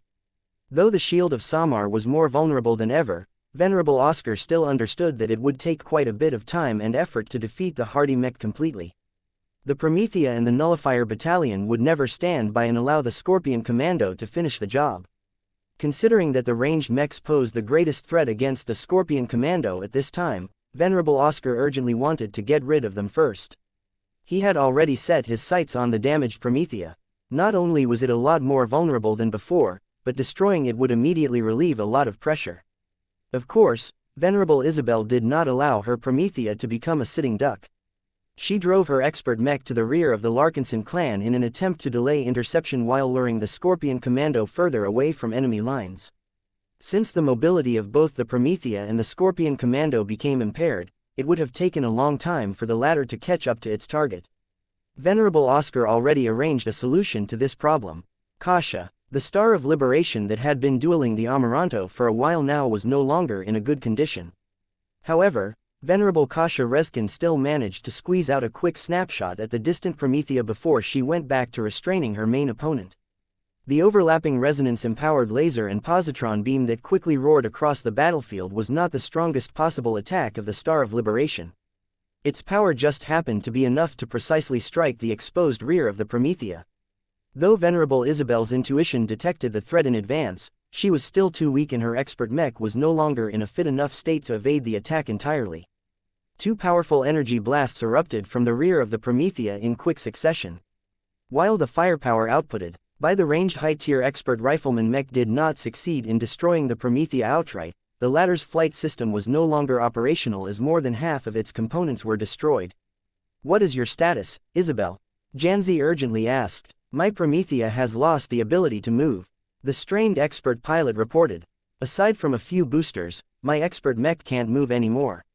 My machine is drifting space and I can't do anything else aside from turning my mech around so that I can minimize its silhouette.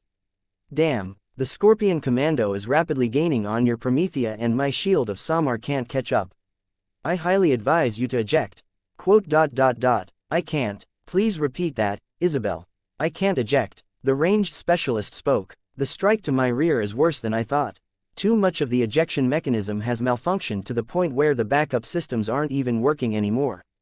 I'm stuck." What? The news rocked Venerable Janzi's mind. With the way that Venerable Oscar was racing towards the crippled Promethea with his damaged Scorpion Commando, Venerable Isabel would most certainly lose her life in a short moment. This was something that Venerable Janzi could never accept. "We need to go faster," Janzi urged her battle partner.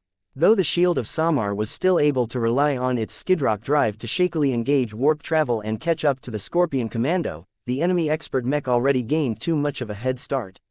Venerable Janzi rapidly processed the movement data and concluded that it was impossible for her shield of Samar to catch up before the Scorpion Commando could land a fatal blow on the helpless Promethea. Her mind will become more active than ever as she rapidly tried to figure out ways to prevent her fellow expert pilot from dying. Nothing seemed to work. Even if she employed extreme measures, it still wouldn't be enough for her expert mech to intervene. It was at this time that the shield of Samar conveyed a short message. "I can save Venerable Isabel." "How?" "Sammy, surrender total control to me," the shield of Samar stated. "Granted." The expert pilot harbored total trust in her battle partner. "If you do this, I will put our lives in great danger. I cannot guarantee our survival." Venerable Janzi briefly ran back the words she exchanged with Venerable Oscar. In a situation where she was in the position to save her comrades at the cost of putting herself at risk, would she choose to do her duty and abide by the tenets of a knight? She instantly made up her mind. I am not Venerable Oscar. I am a protector. I will never abandon my duty. Her willpower surged with strength as she affirmed her conviction. Then let go. She did. Pain instantly overtook her mind and body as a powerful presence forcibly wrenched away her control while also squeezing up her strength as if she was a battery. Though Venerable Janzi instinctively wanted to resist against this painful intrusion, she consciously suppressed her instincts because she fully trusted her expert mech to do what was necessary. The shield of Samar did not betray her trust. The powerful living mech took over control in order to start a number of different processes. Its flight system exploded with a lot more power than before. It overloaded its skiprock drive, causing it to amplify the shield of Samar's speed even more at the cost of burning a lot of phase water and damaging the combat drive's internals. It also activated the fatal attraction resonating ability to a much stronger degree than before. While the Scorpion Commando was too far away for the Larkinson expert mech to catch up to, the shield of Samar actually applied a strong gravitational pull towards itself. It was as if Janzi's expert mech was pushing itself behind its back. Even though this kind of move should never work, the shield of Samar's incredibly strong determination seemed to defy the laws of nature and succeeded in accelerating its frame forward a lot faster than normal. Though all of these emergency efforts put the shield of Samar under so much stress that it was already starting to malfunction, the larger and slower expert Space Knight rapidly managed to close the distance to the Scorpion Commando. The shield of Samar didn't even have to do anything special. As long as it managed to collide against its target, the Scorpion Commando would definitely miss its opportunity to finish off the Promethea. As the distance between the two Space Knights rapidly closed, Venerable Oscar grew incredibly angry at Janzi and her living mech. Fine, then, if you want to sacrifice yourself to save a weaker expert pilot, then so be it. You brought this on yourself. Venerable Janzi sensed an incredibly strong threat from their adversary as the Scorpion Commando rapidly thrust out its scorpion tail towards the approaching shield of Samar. The scorpion tail began to glow with incredible power as its stinger actually expanded, revealing a wide nozzle that was already filled with a lot of venom. It turned out that Venerable Oscar already realized that his deployment in the field had come to an end.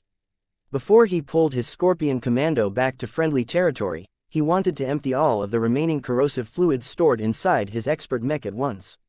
This supervenom attack was so threatening that Venerable Janzi gained the sense that she would undoubtedly die if her shield of Samar continued to advance. Nonetheless, Venerable Janzi exhibited no fear at all during this desperate time. She continued to endure the pain and lend as much of her willpower to her expert mech as possible to ensure that they would succeed in saving Venerable Isabel and the Promethea. As long as the Scorpion Commando discharged all of its venom at once, it no longer posed a massive threat against other Larkinsons anymore. At this moment of life and death, Venerable Janzi felt more in tune with her principles, her conviction and her knightly virtues than before. A small sublimation took place in her mind as her willpower continued to expand, thereby supplying her shield of Samar with greater power. However, just before her expert mech reached the Scorpion Commando, Janzi's eyes abruptly widened as her connection to her battle partner started to snap. No, we're in this together, Sammy. We promised to be partners for life. A powerful sense of fatalism overtook the expert mech. Only one sacrifice is needed. The shield of Samar forcibly activated the eject by itself, which rapidly caused its cockpit to launch from the rear of the doomed expert mech. No, you can't do this, Sammy. Venerable Janzi hysterically called as her cockpit rapidly entered a trajectory that brought it towards the nearest friendly starship. Live for me, Jannzi. Though the shield of Samar had lost its true resonance and prime resonance support, it still retained more than enough momentum to collide against the Scorpion Commando. The latter tried to prevent this as much as possible by prematurely spraying out its entire reserves of venom into space. A large volume of phase water-rich corrosive fluids based on several different formulas rapidly covered and engulfed the shield of Samar. Even though the Scorpion Commando already used up more than half of its reserves, what it had left just a moment ago was more than enough to eat away at the remnants of the shield of Samar unending alloy armor system and dissolve enormous chunks of its internals. The power reactor, the mech engine, the heat sinks, the energy cells and even the arms and legs fell apart or melted away.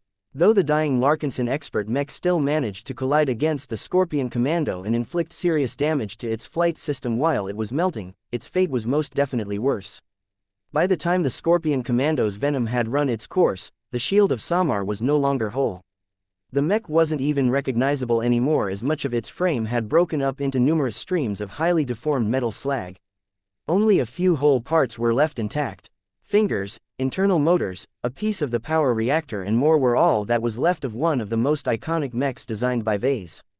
The only remnant of the shield of Samar that was still whole was its head. Aside from getting splattered by numerous drops of corrosive fluids, its iconic visage still remained intact, though it was completely devoid of power.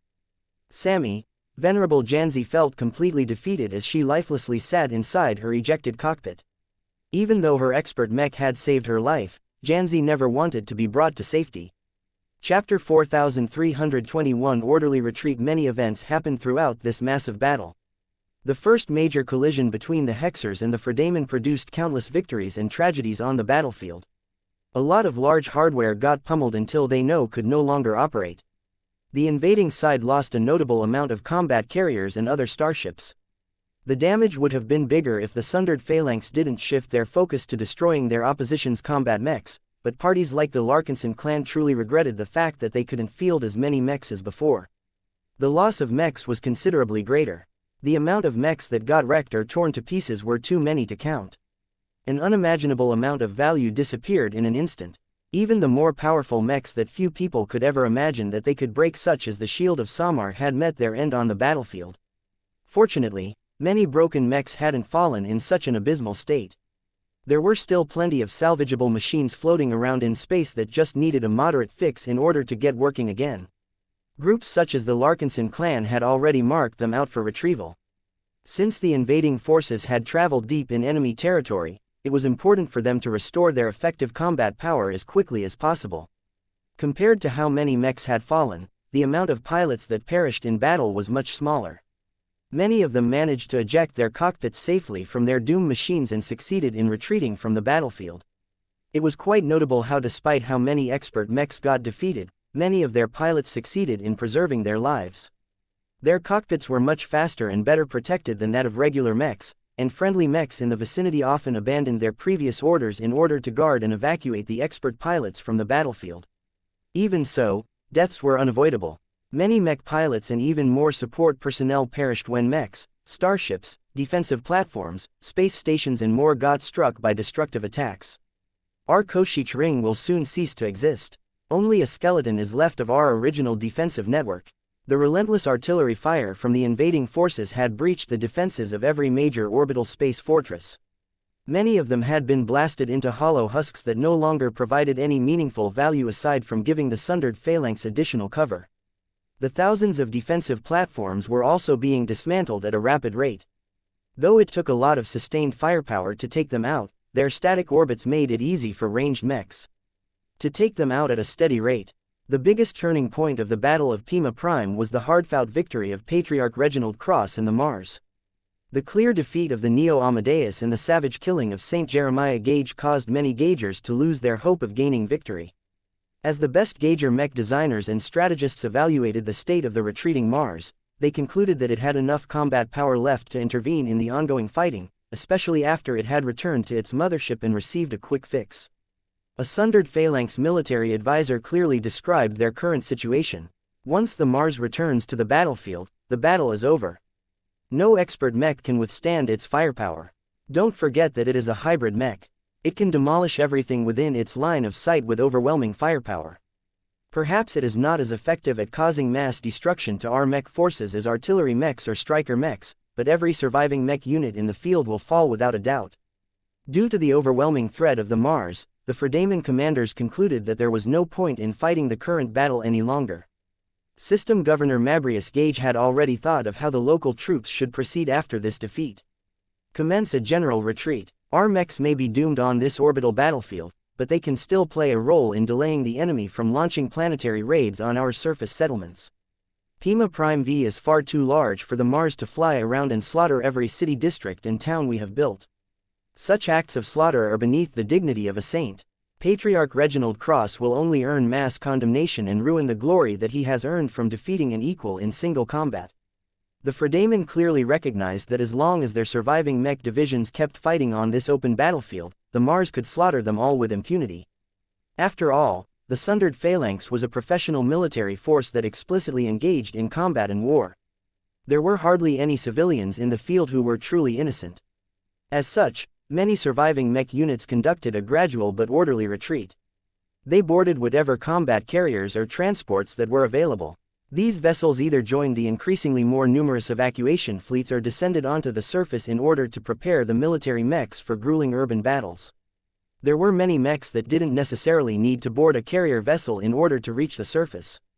The more modern and more resilient multi-environmental mechs with decent flight capabilities simply flew into the planet at different angles and endured the heat generated by air friction before they touched down at their respective destinations. The most notable ones that the Gaugers sought to evacuate from the star system were their expert mechs and expert pilots. Sometimes, the powerful machines couldn't be salvaged as the Hexers and Golden Scullers had already claimed them as spoils, but very few Fredaman expert pilots had fallen in battle. Even venerable Oscar Virathan, whose mech had suffered multiple intensive counterattacks after destroying the shield of Samar, managed to beat a sorry retreat back to friendly territory. These Fredaman are too good at running away. I'm not surprised. Retreating in good order is an essential survival skill that many veterans of the Komodo War have developed. It's the only way to preserve their combat strength as best as possible over the course of a lengthy conflict. Most of the mech pilots that ended up losing their lives today are probably the rookies who haven't learned this lesson. As the Fredaman mechs were retreating before the eyes of the invading troops, many Hexers and other people wanted to press their victory. The cowards are running away. Pursue. We can't allow them to retreat so easily. Chasing after the retreating Fredaman mech units was easier said than done. The remnants of the Sundered Phalanx still maintained their fighting spirit despite the specter of defeat looming over their heads. A suicide group had split off from their main ranks and desperately tried to push towards the center of the Larkinson Navy. Though this radical act succeeded in slowing down the advance of the Hexers and the Golden Scullers, the advancing Gauger mechs simply didn't have the numbers to sustain their push. Their progress quickly stalled as the Larkinsons and their allies quickly repositioned their mech units in order to prevent the Fredaman from having the last laugh. While the two sides were trying to minimize their losses as best as possible, the entire crew of the Hemington Cross welcomed back their victorious patriarch and hero.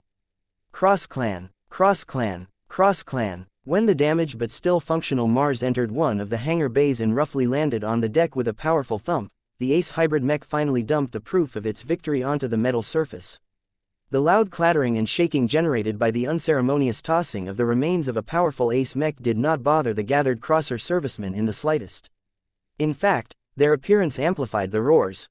Look at this wreck. How much do you think it will sell on the market? Are you kidding me? Why would we ever want to sell this mech? Its alloys and tech are priceless. Our clan could probably earn at least 1 million of MTA credits if we put it up for auction. Just look how complete it is. A lot of its systems are still intact and there are hardly any missing parts aside from 2 of its swords. Speaking of swords, the Crossers did not forget to retrieve the plasma sword that the Neo Amadeus wielded at the end. Though the weapon had been flung away at the final moment before St. Jeremiah's defeat, the Crossers had made sure to beat off the Sundered Phalanx mech units that desperately sought to retrieve the last weapon wielded by their deceased ace pilot. A Crosser mech entered the hangar bay shortly after the arrival of the Mars. The ordinary machine reverently held the inactive plasma sword with both of its hands. The Mars seemed to bask in the earnest cries of the Crossers, but its ace pilot still remembered that its presence was needed on the battlefield. Due to the damage sustained to its legs, it was not able to walk efficiently. It was forced to hover above the deck as it quickly moved deeper inside the fleet carrier. The Mars still held its whale-cutting saber that was currently impaling the cockpit of the Neo Amadeus while it moved to its next destination. The Crosser mech that held the plasma sword also followed suit. The two machines eventually reached a workshop that had already been set up to receive the Mars. Master Benedict Cortez, who wore a thick and protective suit of combat armor, quickly directed the mechs and the personnel under his command to perform emergency repairs and maintenance on the pride of the Cross clan. Once the various mech designers, mech technicians and various engineers operated the various workshop machines and bots without any obvious mistakes, the master mech designer smoothly flew down and arrived at the pieces of plunder that had been dumped to the side. Meanwhile, Patriarch Reginald brought his suited body out of the cockpit of his Mars and descended to the deck in order to join up with the lead designer of his machine. Congratulations for your first win. Master Benedict spoke. It was a closer shave than I would have liked, but I owe much of my victory to your work. Reginald generously praised. The ace pilot was in an excellent mood despite his obvious exhausted state. The two soon turned their attention to the enemy cockpit and mech sword.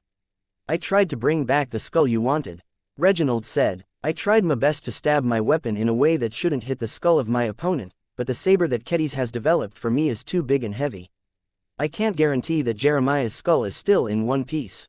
"It's okay." Master Benedict smiled. "We can glue it back together as long as it hasn't disintegrated into powder. I am more interested in the plasma sword, to be honest." The two walked away from the damaged cockpit and approached the plasma sword that hardly sustained any scratches. Though Patriarch Reginald cared little about this energy-based weapon, Master Benedict was the opposite. His mood darkened as a complicated expression appeared on his face. His metal-covered arm reached out and carefully touched the surface of the giant hilt. Patriarch Reginald immediately noticed the drastic mood swing from his friend. "What's wrong?" "This sword is the handiwork of Master Tokman Huron. Did you know that?" The ace pilot shrugged. "Maybe. It doesn't matter. A sword is a sword. No matter what fancy tech the Gaugers have put into the Neo Amadeus, their efforts ultimately couldn't beat your work." Master Benedict grimly smiled. "You're correct. I am proud of the Mars, even though I do not deserve full credit for helping you win. It gladdens me that you managed to teach the developers of the Neo Amadeus a lesson." As the two leading figures of the Cross clan continued to talk, Master Benedict kept staring at the plasma sword that ostensibly contained the skull of a Fredaman expert pilot. Even now, the ace pilot and the master mech designer could clearly feel the presence of a living individual inside this perversion of a mech weapon. Chapter 4322. A dead living mech. As much as Vase wanted to stay on the bridge of the Spirit of Bentheim and preside over the Larkinson army's winning lap, his obligations as a patriarch and a mech designer compelled him to travel elsewhere. "We're going on a trip, Lucky." Meow. Vase rose up from his seat and briskly left the bridge in the company of his cat and his honor guard. Not many people were walking through the corridors at the moment. It did not take too much time for him to reach his personal workshop, where a number of living sentinel mechs carefully put down the remains of an important expert mech onto the deck. Unlike the crossers who treated the remains brought back by their patriarch as proof of their victory, the Larkinsons who witnessed the retrieval of the scattered salvage all adopted sad or sympathetic expressions. Vase grew a bit moody as well as he entered the workshop compartment and beheld what was left of one of the strongest and most iconic living mechs of the Larkinson clan. He still remembered the initial time where he fabricated the first production copy of his new Aurora Titan design. Though the Aurora Titan model did not turn out to be a great seller and eventually got phased out of the market, the Shield of Samar lived on and evolved long after the demise of the original design it spawned from. This was a privilege that few living mechs enjoyed. The mech that Janzi had bonded with went on to enjoy a life of its own, much like how the Quint diverged from the Bright Warrior line and gained its own separate identity. The Shield of Samar underwent 6 major revisions over its lifetime. It started out as a humble and quirky third-class standard mech and slowly evolved into an impressive second-class mid-tier masterwork expert space knight. Not only that, but the Shield of Samar's continued association with Venerable Janzi had forged a strong and unique bond between the two. Both of them had grown from their humble origins and reached greater heights step by step over the course of a decade. Much had changed over the years, but no matter what happened to the Larkinson clan, the Shield of Samar and Venerable Janzi always improved a bit more. Vase still remembered how much he and the rest of his design department invested a lot of time, money and resources into upgrading the Shield of Samar during its last major overhaul. The Larkinson mech designers carefully and respectfully worked to improve its performance and increase its damage-resisting capabilities in order to ensure it was fully equipped to keep up with combat in the Red Ocean. "We failed." Vase sighed as he looked at how all of those improvements went to naught. Though the main reason why the Shield of Samar failed to return in one piece was because it fought against a surprisingly lethal opponent with bug-like offensive power, this was not an excuse for how Vase had failed the living mech and its expert pilot. Vase took a closer look at what was left of the Shield of Samar. In order to fully convey its condition, it was easier to describe the parts that were at least moderately intact than to list the huge amount of components and subcomponents that the Scorpion Commando managed to dissolve with its final spiteful attack. "Damn, this is worse than I thought." He already had low expectations of what was left of the Shield of Samar, but seeing the remnants for himself gave him a much more accurate impression on how much one of the most valuable mechs of his clan had fallen. None of the Larkinson expert mechs had suffered so much ruination. At worst, their armor got battered and a couple of limbs or major systems got smashed or cut off.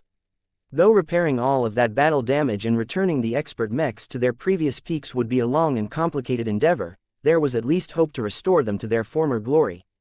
The shield of Samar on the other hand left him with much less confidence. As Vase approached the gathered wreckage, he made sure his unending regalia was fully sealed. He had no idea whether any of the salvaged parts had turned radioactive or were on the verge of blowing up. The preliminary scans showed that they did not pose any significant risk to people, but it was better to be safe than sorry. Venerable Janzi apparently didn't get the memo. As soon as she exited the cockpit that the living sentinels had safely escorted off the battlefield, she had insisted on moving to the side of her battle partner. Though the distraught and grieving expert pilot was still wearing her custom protective piloting suit, she did not hesitate to move closer and collapse beside the inert head of her expert mech. Sammy. When Vase stopped by her side, Lucky cautiously floated closer and tried to console the woman. Meow. Though Janzi accepted Lucky's company and embraced the gem cat in her arms, her tears never stopped falling as she pressed her helmet against the giant surface of the shield of Samar's head. It was as if Janzi was desperately trying to resonate and connect with the living mech that had accompanied her for almost her entire career as a mech pilot. It took almost a minute for the young mother to finally acknowledge the presence of the patriarch. Vase, you're a mech designer, right? You made my Sammy. You can fix this. You can bring my mech back alive. Since you can create life out of nothing, it should be a piece of cake for you to restore the life of a broken mech.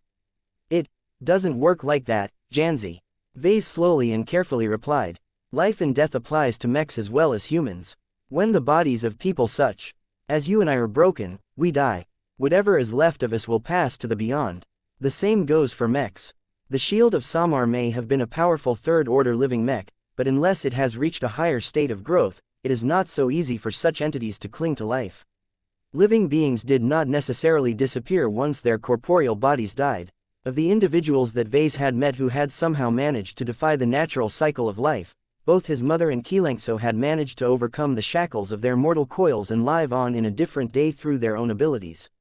However, these cases were rare and demanded a lot of growth and proficiency in spiritual manipulation.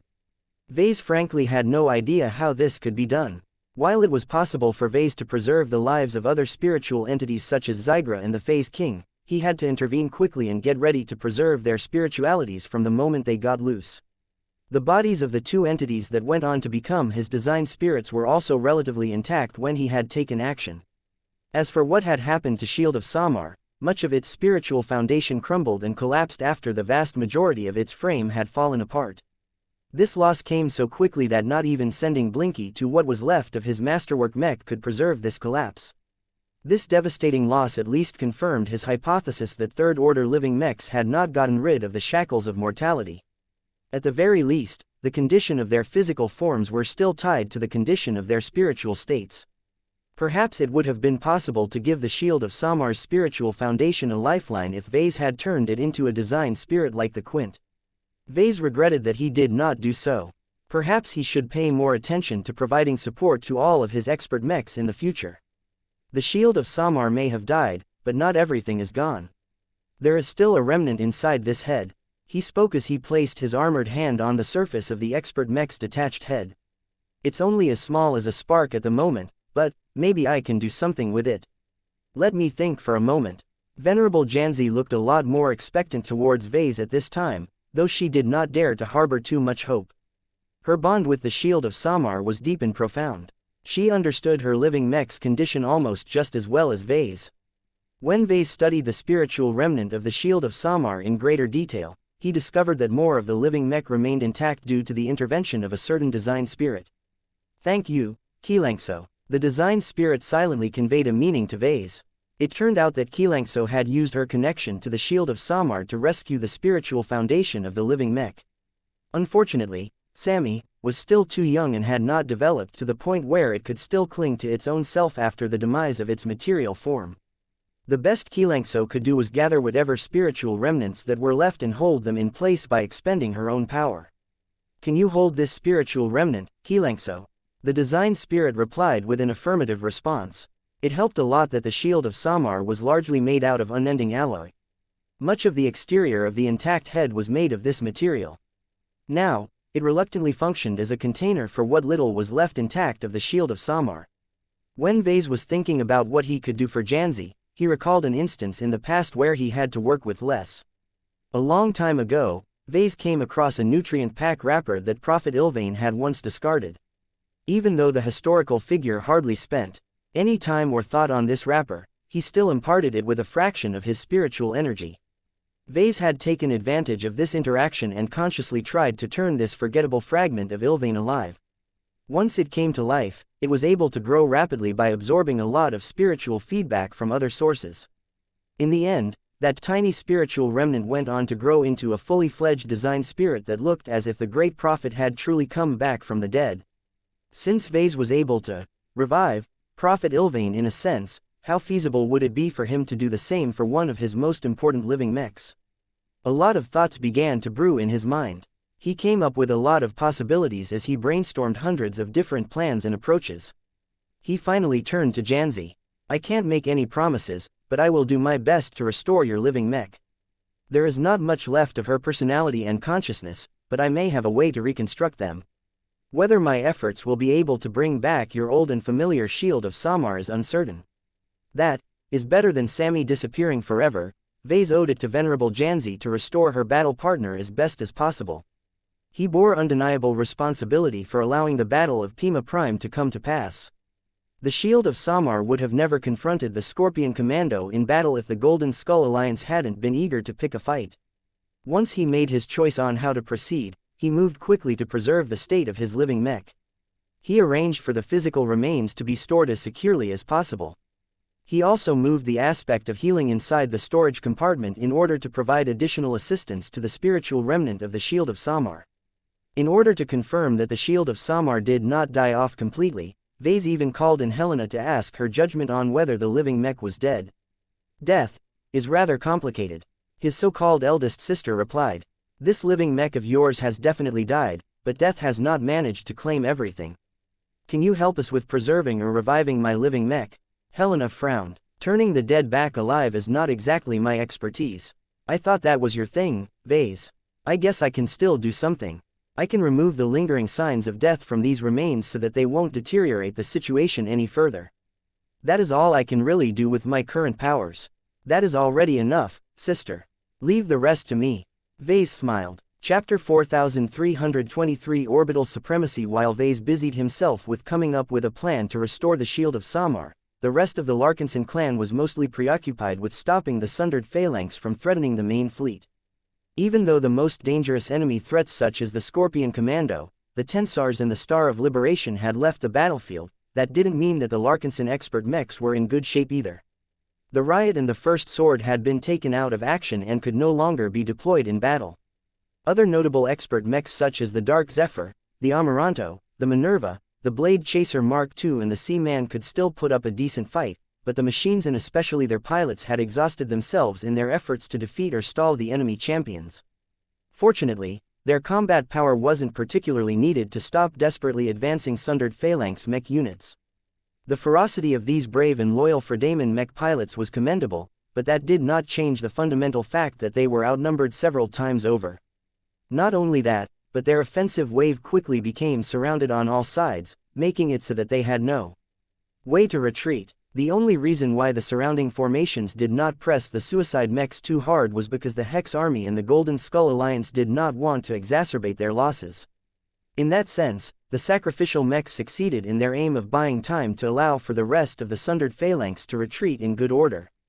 The current trend continued to persist until a single launch into space again. From the moment the Mars made its way back onto the battlefield, almost every participant froze as they registered the return of the apex warrior that had proclaimed himself the king of the Battle of Pima Prime. It's the Ace Mech. The enemy Ace Mech has reappeared. Pima Prime's doom is at hand. For the cross, the retreating mechs became a lot more disordered as apprehension gripped the hearts of the Fredaman mech pilots and other personnel. In contrast, the Hexers and the Golden Scullers became a lot more invigorated. Their mechs pressed their opponents harder as their morale practically doubled in an instant. The Mars hadn't even done anything yet aside from exiting the Hemington Cross, but already the sight of this partially restored machine was single-handedly changing the trajectory of the battle. To be honest, Patriarch Reginald did not really want to go out again. After winning the most thrilling and exciting mech duel in his life, he really didn't find it interesting to bully a bunch of weaklings. None of the remaining mech units of the Sundered Phalanx could ever compare to the strength and majesty of Saint Jeremiah Gage and his Neo Amadeus. Even the enemy expert mechs such as the dangerous and relatively intact Star of Liberation and the Tensars had pulled back long before the Mars could ever take them out in an instant. Boring, Reginald wearily remarked as he simply couldn't bring himself to summon any energy or enthusiasm to this cleanup operation. The only reason why he forced himself to bring out his Mars once again was because he recognized that his presence was an essential guarantee to his side. Not only that, but the remaining firepower of the Mars was extremely useful in breaking apart any remaining threats and obstacles. Well, I guess I should get on with it. The longer this farce goes on, the more mechs my clan is losing. In order to raise the effective firepower of the Crosser Ace mech as best as possible, Master Benedict had taken advantage of the fact that the Mars could mount different modular weapon systems on its shoulders. The Neo Amadeus might have managed to wreck the expensive pair of shoulder-mounted transphasic Gauss cannons during the unforgettable duel, but the Cross clan had produced multiple alternatives. The Gauss cannons packed the greatest punch against tough and powerful targets such as an enemy ace mech. Though they could also be useful in sieges, they weren't the most optimal choice now that all high-level threats had retreated from the battlefield. Master Benedict therefore decided to remove whatever remained of the broken Gauss cannons and put transphasic laser cannons in their place. The addition of the pristine shoulder-mounted transphasic laser cannons partially compensated for the reduction of the Arceus system. The additional energy weapons also gave the Mars a greater ability to stay in the fight as they did not use up any ammunition. After completely replenishing its energy reserves, the Mars had plenty of juice to bombard enemy targets. Reginald did not even feel the need to fire the weapons at his disposal at full power. Even at half power, the various energy weapons of the Mars were more than enough to destroy a dozen mechs with ease if they all happened to line up in the right way. As such, the Mars turned into a singularly destructive machine as soon as it took its place and opened fire on different targets. Reginald did not even bother to manually aim the weapons of his ace mech. He simply opened up a connection to the command center of the Hemington Cross and let the tactical officers of his clan program the priority targets on his behalf. Despite the ace pilot's obvious lack of effort and enthusiasm, even a half-hearted version of the Mars was more than what the Sundered Phalanx could handle. Rays of laser beams lanced across the formations of Fredaemon mechs that had attempted to occupy the attention of the invading forces. Though there was a considerable risk that the shots fired by the Mars might end up damaging a friendly unit by mistake, Patriarch Reginald was far too capable to make such a mistake. Each strike from his ace mech accurately picked off the strongest and toughest mechs of the Sundered Phalanx. Oftentimes, the Mars angled its attacks to ensure that the resonance-empowered laser beams struck multiple enemy machines at a time. It only took 2 minutes for the advancing enemy mech units to disintegrate.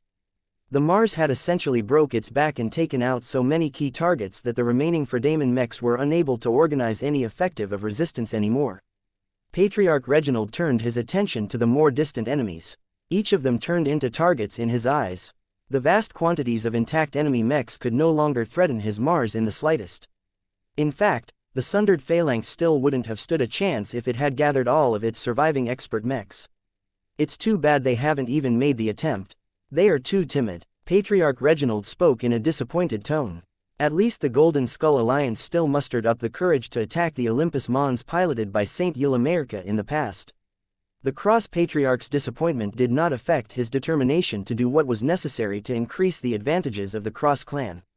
The Mars shifted its shoulder-mounted laser cannons as well as the intact integrated weapon modules of the Arceus system to numerous different targets within its line of sight. Many shots landed on the somewhat intact orbital space stations. The Hexers and the Golden Skullers may have already managed to break their Titan shields and destroyed all of their exposed turrets, but they could still pose a threat in other ways. The easiest way to ensure that they were truly rendered harmless was to attack them to the point where the Mars was able to break open their interiors and destroy whatever was inside. Don't leave anything intact. Aside from that, the Mars also utilized its firepower to strike at any Sundered Phalanx mechs that hadn't been able to retreat in time. The efficiency of these attacks were fairly low, though. The enemy mech pilots weren't stupid enough to gather together so that they could be taken out all at once with a single overpowering attack. Each Fredaemon mech received instructions to scatter and move to their evacuation points by relying on their own efforts. Seeing how few fleeing mechs that Patriarch Reginald and his ace mech were able to take down from a distance, the Cross clan soon decided to shift their targeting priority. Concentrate on crippling their starships. Many of them have already left or swung around the other side of the planet, but there are still hundreds of combat carriers and other support vessels within sight. If we can take out their thrusters or knock out their power without damaging them too heavily, we can capture the hulls and use them to replace the starships we have lost in this battle. The Hex army was more interested in wiping out the remaining enemy mechs. The loss of many of their combat carriers did not affect the Hexers too much, as their colonial state possessed plenty of shipbuilding capability.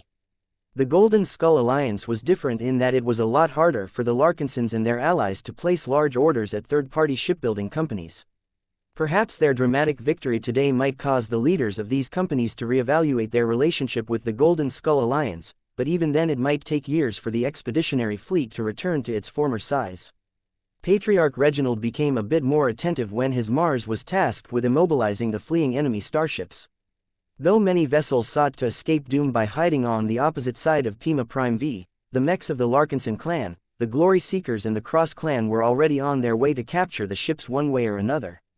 As the Mars struck the sub-light propulsion systems of the different starships with measured attacks, the crew of the affected vessels turned stubborn.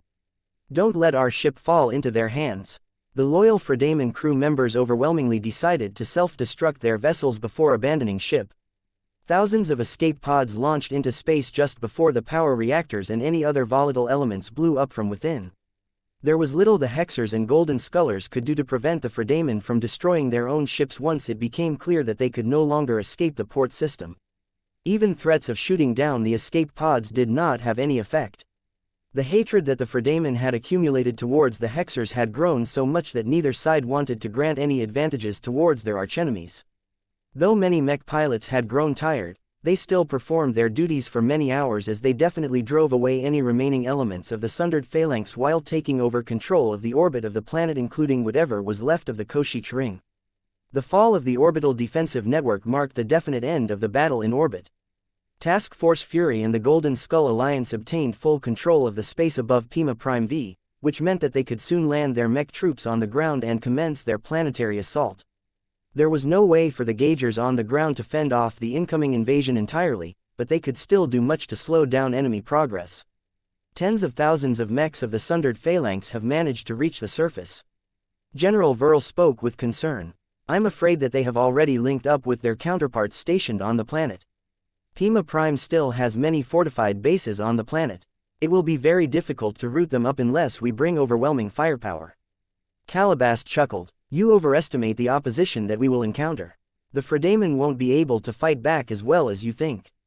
While our agents weren't able to play a significant role in the battle in orbit, we are much more able to affect the defenses on the surface, since many of them are located in densely populated settlements. Just watch and see." Chapter 4324 Opening Doors. The Battle of Pima Prime ended in a decisive victory for the invading forces. Every citizen of the Hex Federation celebrated the success of the Hex army and the crushing of one of their most hated foes on the battlefield.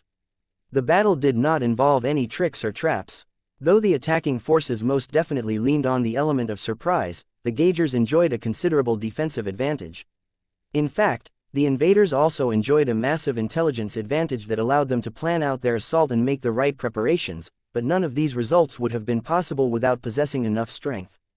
The battle that ended today was also significant for other reasons. For example, this was the first time that the Hexers fought alongside external allies. During the Komodo War that the two sides fought in the past, the Fredaman were usually the ones that relied on outside help to bolster their capabilities. Their ploy to convert the expert pilots of vassal states into their retainers had been a massive success and supplied the mech armies of the Friday Coalition with additional high-end combat power.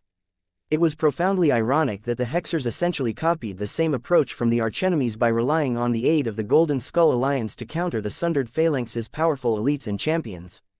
The fact that the Golden Skull Alliance had actually been willing to commit their newly advanced ace pilot in a dramatic duel to the death was shocking news to many powers in the Red Ocean. The reputation of the Golden Skull Alliance soared overnight. Previously, the quirky alliance made up of three weird organizations gained a bit of attention, but not too much. The living mechs of the Larkinson clan and the emergence of a new ace pilot from the ranks of the Cross clan were both noteworthy attention grabbers, but there were plenty of other groups that performed no less worse. The Battle of Pima Prime changed people's cognition of the Golden Skull Alliance. Though their numbers were limited, the Golden Skullers showed that their mechs and mech pilots matched or in some cases exceeded the standard of a credible veteran military mech army. No one thought that the Sundered Phalanx was weak. Their record in a recent war was as clear as day, and even the fact that many of the mech divisions transferred to the Red Ocean had not yet updated their mech rosters to modern standards was not that big of a deal. However, in this battle, the Sundered Phalanx had been reduced to a foil. Aside from the rare and fantastic breakthrough of Saint Rebecca Andus, the proud soldiers and heroes of the Gage dynasty largely lost at the hands of the troops of this strange alliance. It wasn't just the strength of the Golden Skull Alliance that made a profound impression on the grassroots and the leaders of other organizations. It was the willingness of Patriarch Vase Larkinson and its other leaders to take part in a risky offensive operation that also frightened and impressed other people. Even though there were plenty of pioneering organizations and colonial states that had vastly more troops at their disposal, they always treated them sparingly whenever possible. The Red Ocean was full of dangers and the difficulties of replenishing lost mechs, mech pilots and starships were far greater than in the old galaxy. For the Golden Skull Alliance to boldly commit its entire core fleet and mech forces to a battle that did not involve its core interest was rather shocking news. The consequences of losing in this battle were too great. For example, Patriarch Reginald Cross could have been killed by Saint Jeremiah Gage, thereby robbing the Cross clan and the Golden Skull Alliance of their top-end combat asset. Though it was probable that the Golden Skull Alliance probably wouldn't run off to intervene in another conflict between colonial states, what if this happened anyway? Anyone who looked up the history of the Golden Skull Alliance would immediately conclude that it was made up of large numbers of battle maniacs. From the Larkinson clan's frequent acts of provoking powerful enemies to the warmongering roots of the Cross clan, it was hard to believe that the leaders of the Golden Skull Alliance were willing to sit in place and commit to peaceful development. We don't have to befriend these maniacs, but we absolutely cannot afford to become their enemies. At least two of their leaders are dangerously unstable and can decide to pick a fight with people for any reason. These crazies aren't even content with raiding one of the core star systems of a colonial state. They have also announced an ambitious expedition to the deeper parts of the new frontier. There is no way this Golden Skull Alliance will survive in the long run. Sooner or later they will enter into a conflict against an enemy that is too great for them to handle. Over the course of human history, it is far too rare for daredevils like these Larkinsons to overcome their continuous challenges. It has always been the steadier groups like ours that are able to outlast the other ones. The leaders of the Golden Skull Alliance aren't as simple as you think. You are not a mech designer, so you haven't been able to see what my colleagues and I have seen. The properties and the effective combat power of the mechs fielded by this alliance are far more impressive and impactful than we thought. The designers of their impressive masterwork Ace Mech are young but visionary. I have no doubt that the MTA has already taken a special interest in their work. The excellent performance of the mech forces of the Golden Skull Alliance generated an explosive amount of buzz among the public. The galactic net became filled with discussions, commentary and post-battle analyses as a huge number of people tried to figure out the details, either out of curiosity, admiration or fear. Though the strength exhibited by the Golden Skull Alliance most certainly spooked a lot of rivals and possible enemies, the upsides massively outweighed the downsides. The reputation, prestige and glory of the winners had all skyrocketed. One of the more immediate benefits of winning the Battle of Pima Prime was that the businesses associated with the Golden Skull Alliance all received a massive surge in interest. As Vase busied himself with surveying the damage done to his precious expert mechs, his personal assistant did not wait to present him with the good news. As far as marketing goes, this battle is worth more than a galaxy-wide advertising campaign. Gavin Newman said while wearing a hazard suit due to safety regulations. The LMC has received 300% more inquiries in the past 4 hours than the past week, and this is just the beginning. The company management has already decided to ramp up production and contract more third-party manufacturers in anticipation for the spike in sales. Vase nodded as he studied the damaged state of the first sword. Most of his attention was still directed towards the upcoming repair jobs. Restoring damaged expert mechs back to their peak conditions was anything but simple. It took a lot more precision and expertise to fix these powerful machines, and the difficulty only skyrocketed when trying to repair masterworks among expert mechs. Ordinary mech technicians and low-ranking mech designers weren't qualified to repair the expert mechs. Vase and his fellow journeymen had to take action in person to restore the strongest and most important mechs of their clan. Vase already lamented the amount of time he had to set aside to fix these important machines, but he had little choice in the matter.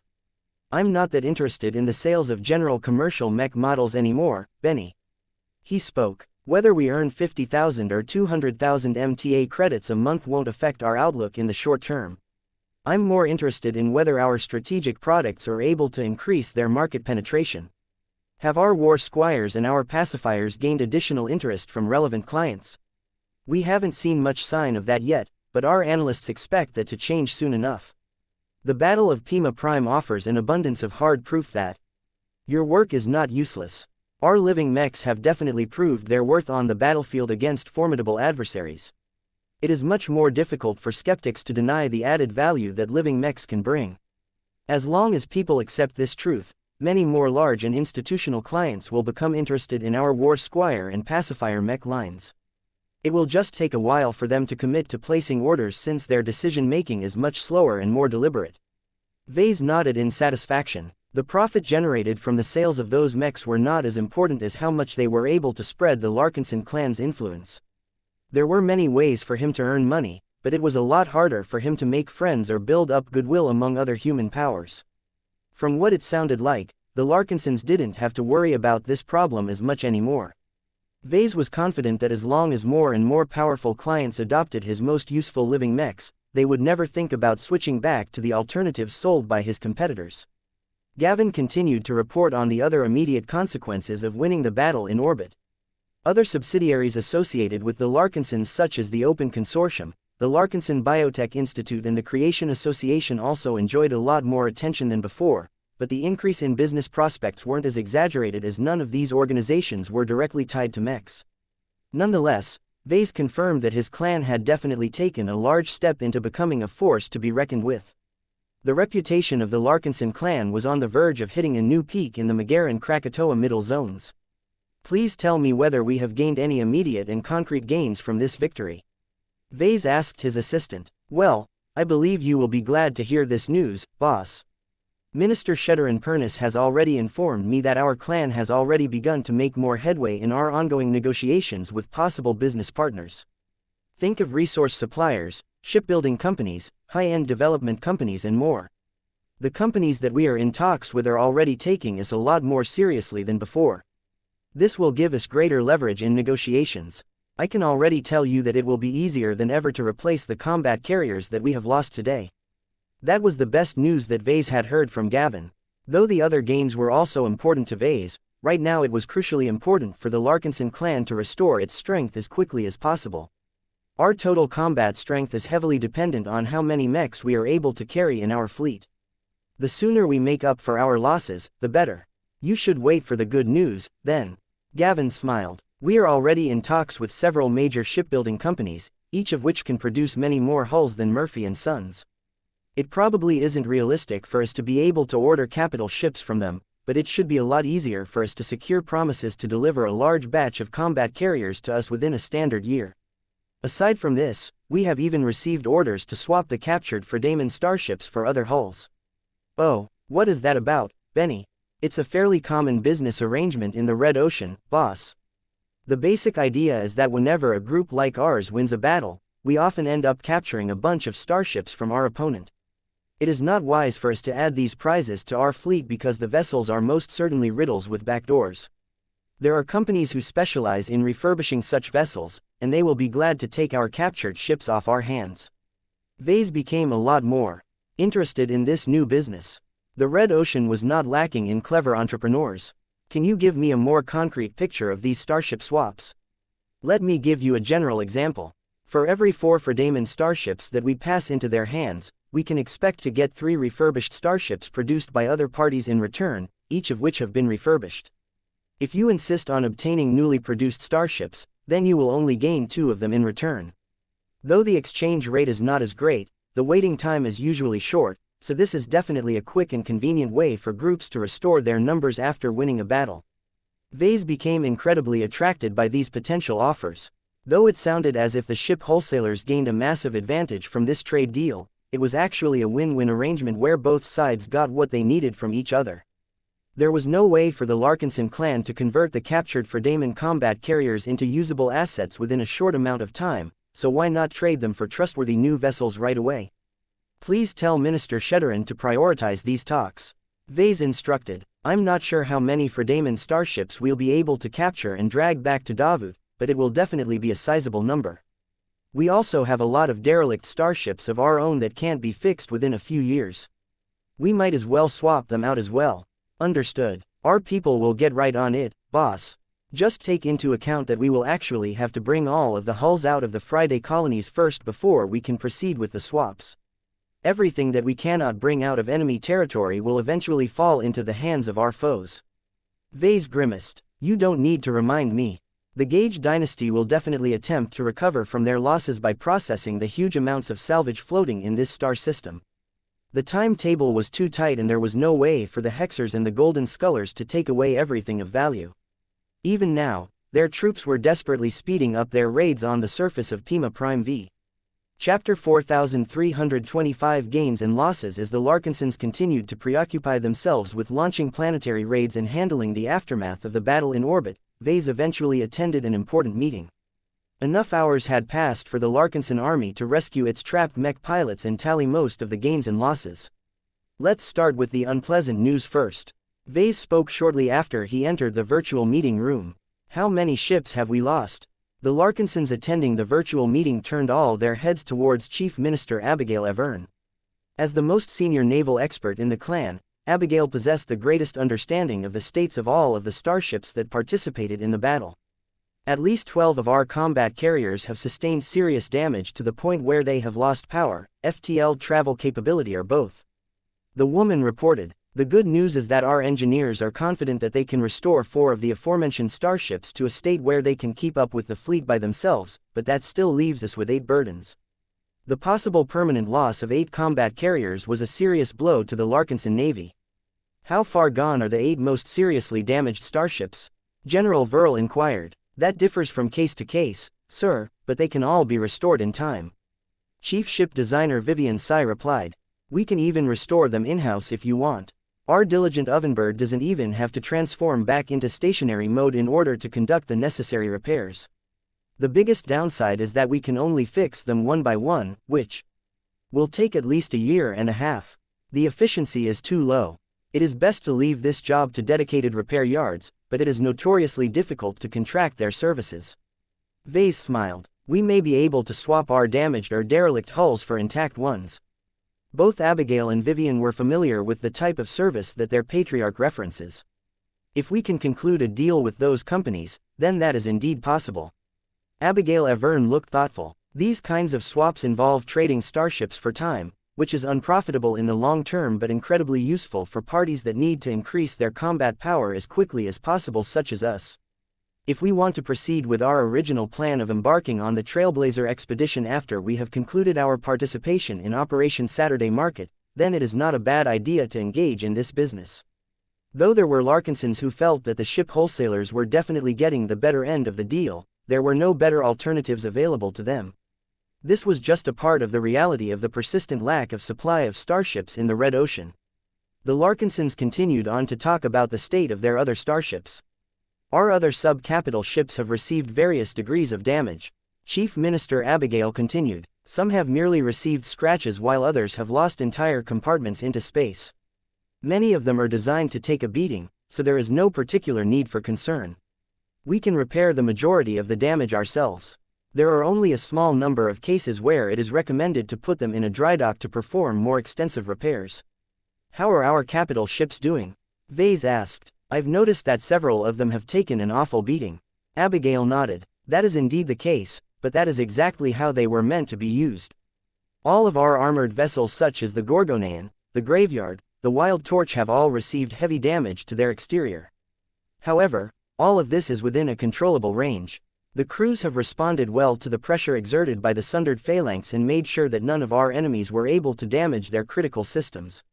The hulls of these capital ships were so large and thick that they could endure an unimaginable amount of incoming damage as long as enemies weren't able to concentrate their attacks on specific sections. The Larkinson clan actually owed a lot to Task Force Fury for providing a lot of cover during battle. The Hexers attracted the brunt of enemy firepower. When Vase learned more about the condition of all of his capital ships, he became reassured that none of them had turned into liabilities that could slow down his fleet. After holding a brief discussion on the damage sustained by the ships of their allies, the meeting soon turned to the losses sustained by the Larkinson army. General Verl took over the word at this point. I won't go into too much detail, but in general our casualties are well within acceptable range. We entered the battle with around 10,000 fully operational mechs. Around 5,000 of them have returned in good condition. 3,000 more have received light to moderate damage that our clan can easily repair with the capabilities we have on hand. The remaining 2,000 or so mechs are scrapped to the point where it makes more sense to fabricate new replacements rather than to bother with rebuilding the mechs from their broken scraps.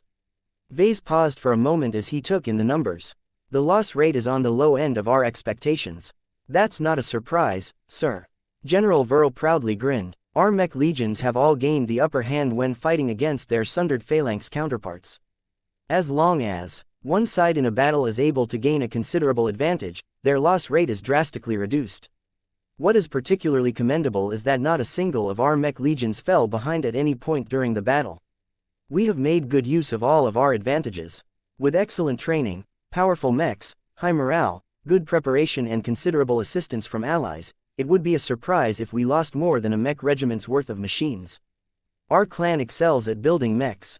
We can easily make up for the losses in a matter of months so long as we have enough carrier capacity. Several people including Vase and Commander Casella Ingvar frowned. Our mechs are all alive. Casella noted. At least, they are supposed to be. If we were anyone else, then maybe we can dismiss the loss of 2,000 mechs without any further thought. This is not the case. Those mechs are all alive as you and I. We can't treat the fall of mechs like the Shield of Samar as a numbers game. We need to do more to honor their sacrifice in battle.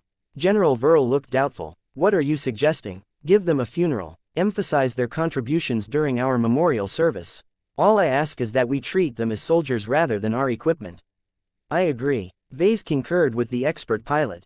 We never paid too much attention to this before, but after I have seen what is left of the Shield of Samar, I believe it is an injustice to skim over the loss of all of those living mechs. Many of them are several years old and they have already experienced a lot of growth alongside their mech pilots. It is regrettable that their potential has been cut short due to their early demise. If possible, Vase really wanted to take all of those wrecked mechs and find a way to restore them to their former glory. As the father of living mechs and the designer of their models, he couldn't stand the idea of discarding the broken remains when there was still a possibility of reviving them. Not every wreck was as gone as the Shield of Samar. However, there was only so much work the clan could do. Its manpower and production capacity was limited. Though Vase had already accepted this unfortunate reality in the past, that did not mean he was happy with the status quo. He increasingly felt a need to do more to remedy this awful situation. Perhaps he could figure out a new solution while he attempted to restore the Shield of Samar from almost nothing. Vase lifted up his head. I already understand the situation concerning our mechs. What are the casualties among our mech pilots? We don't have any final figures as there are those that have sustained severe injuries and might not make it to the end. General Verl said in a more subdued tone.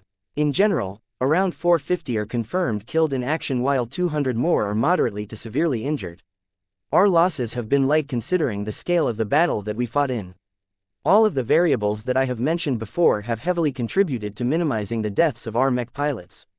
No one looked particularly surprised at the mention of these figures. The Larkinson army had gained the upper hand early on, so not a lot of mech pilots became exposed to danger.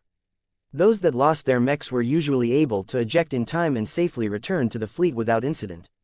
Most of the mech pilots who died were usually those who failed to eject from their doomed mechs in time. The sundered phalanx still had plenty of mechs that were capable of dealing so much damage that they could punch through the chest armor and cockpit in one go like the space piercers. Though Vase regretted these deaths, objectively the Larkinson clan suffered negligible damage. The clan had deliberately hired a reserve of 3,000 surplus mech pilots. They were almost just as good as the Larkinson army's active mech pilots.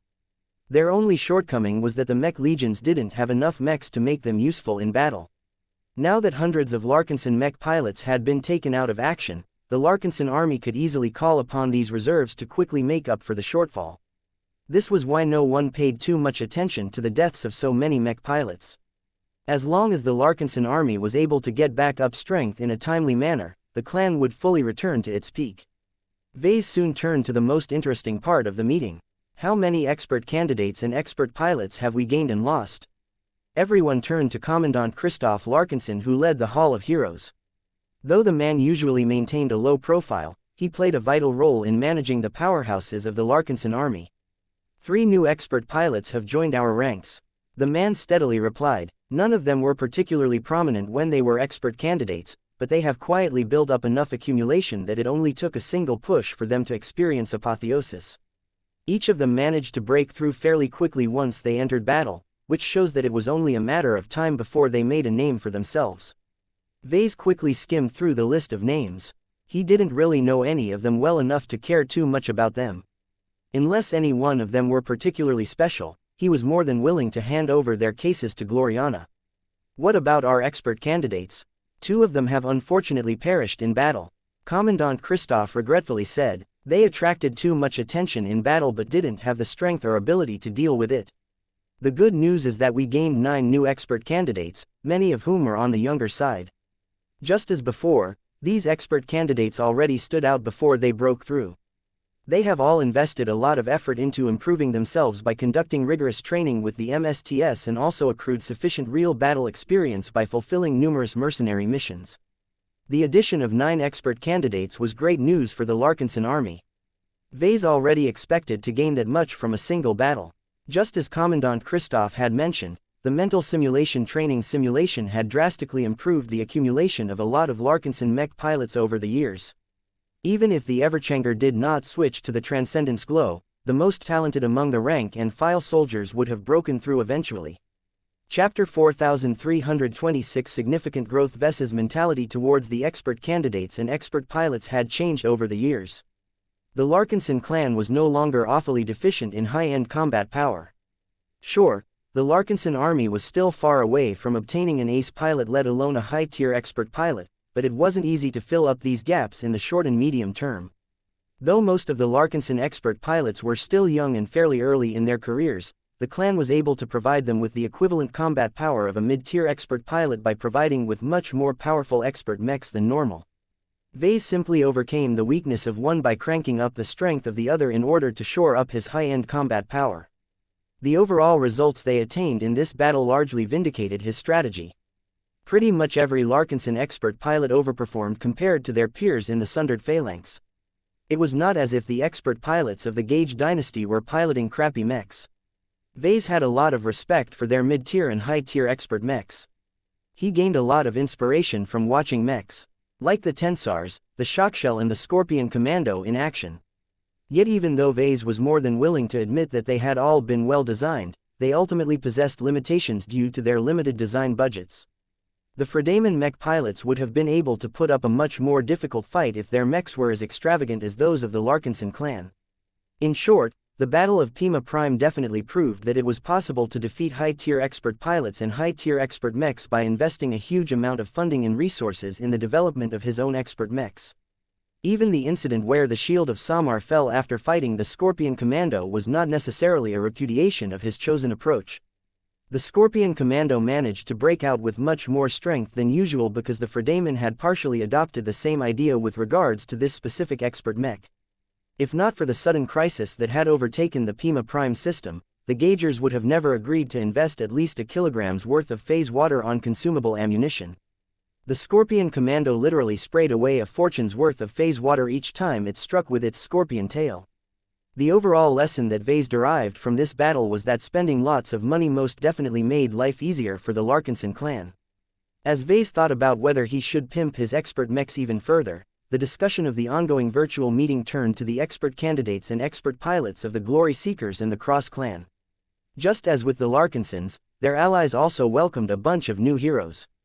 Naturally, Vase wasn't familiar with any of the names, though he guessed that he would probably get familiar with all of the new expert pilots in due time.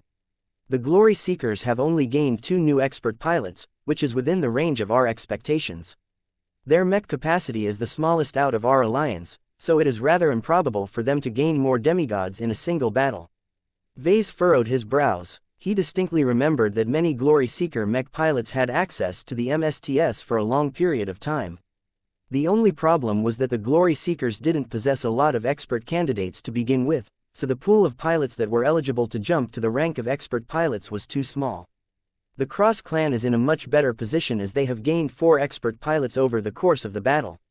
General Verl continued, it is rather notable that their breakthroughs mostly happened in the later stages of the battle. From the moment Patriarch Reginald and the Mars began to demonstrate their might, the Crosser mech pilots fought as if their favorite sports team was crushing the opposition. The breakthroughs happened quickly during this period. That fell in line with Vess's theoretical framework. It is easier for mech pilots to break through when they are highly stimulated by external factors. Though our clansmen most definitely gained a lot of courage from seeing the Mars holding its own against the Neo Amadeus, it is a pity that the ace pilot ultimately belongs to the Cross clan. The Cross clan undoubtedly entered an accelerated revival period after its forces played a decisive role in winning the Battle of Pima Prime. The addition of 4 new expert pilots at once would most definitely fill up the schedule of Master Benedict Cortez. Vase had a feeling that he could forget about receiving an invitation to contribute to the design of the Cross clan's latest batch of expert mechs. The Crossers had already maintained a policy of limiting their dependence on living mechs. The fact that Patriarch Reginald brutally murdered the personality of his living mechs showed that the Cross clan most likely dropped any further interest in exploring the possibilities of making use of synergistic living mechs at any level. Gloriana is about to receive big business. Vase softly muttered. By hollowing out the Mars and turning it into his incarnation, Patriarch Reginald inadvertently converted to vision espoused by Gloriana. Master Benedict would most definitely invite Gloriana to apply her own design solutions to the new expert mechs of the Cross clan. Her specialty and her latest innovations were all extremely suitable for high-level mechs. As long as the Crosser mech pilots wanted to obtain expert mechs designed in a similar style to the Mars, then Gloriana's contributions were essential to make their dreams come true. At least the Glory Seekers should still be fans of my work. The Glory Seekers along with other Hexers valued his approach to mech design a lot more due to his ability to tie the Hexer design spirits such as Helena and the Superior Mother to their exclusive mech models. In addition to that, they also did not object to their own mechs coming alive and developing personalities of their own. Many of them even started to believe in the nonsense that their living mechs were actually proto-gods in the making. If we leave aside the plunder we will be able to obtain from the surface and the assets we will be able to salvage from the orbital battlefield, the biggest gains we have obtained from this battle is the growth we have attained and the experience that we have accrued from fighting against the sundered phalanx. General Verl spoke. We managed to test what worked out well and what didn't work so well. Vase affirmed. We have introduced a lot of new design concepts and applications that we were never sure would work in a major battle. Sure, we have already collected a lot of data on the performance of recent mech models such as the Lucid Rage and the Bright Warrior Mark II, but their main purpose was to help us win the battles that truly matter. While I still have to study the data and battle logs in detail, my preliminary conclusion is that all of our latest works have performed at least adequately in the last battle. Commander Casella also saw lots of gains. All of our mech pilots down to our rookies have fought thousands of simulated battles within the MSTS, but there is still a small but insurmountable gap with reality. None of our rookies are rookies anymore. Our veterans have also made massive gains. Once we recover and internalize all of the lessons we have learned, our battle readiness will reach a substantially higher level in the future. Our troops will be a lot better prepared to face the challenges of the Red Ocean by that time. The Larkinsons explicitly sought to make these gains when they committed to Operation Saturday Market.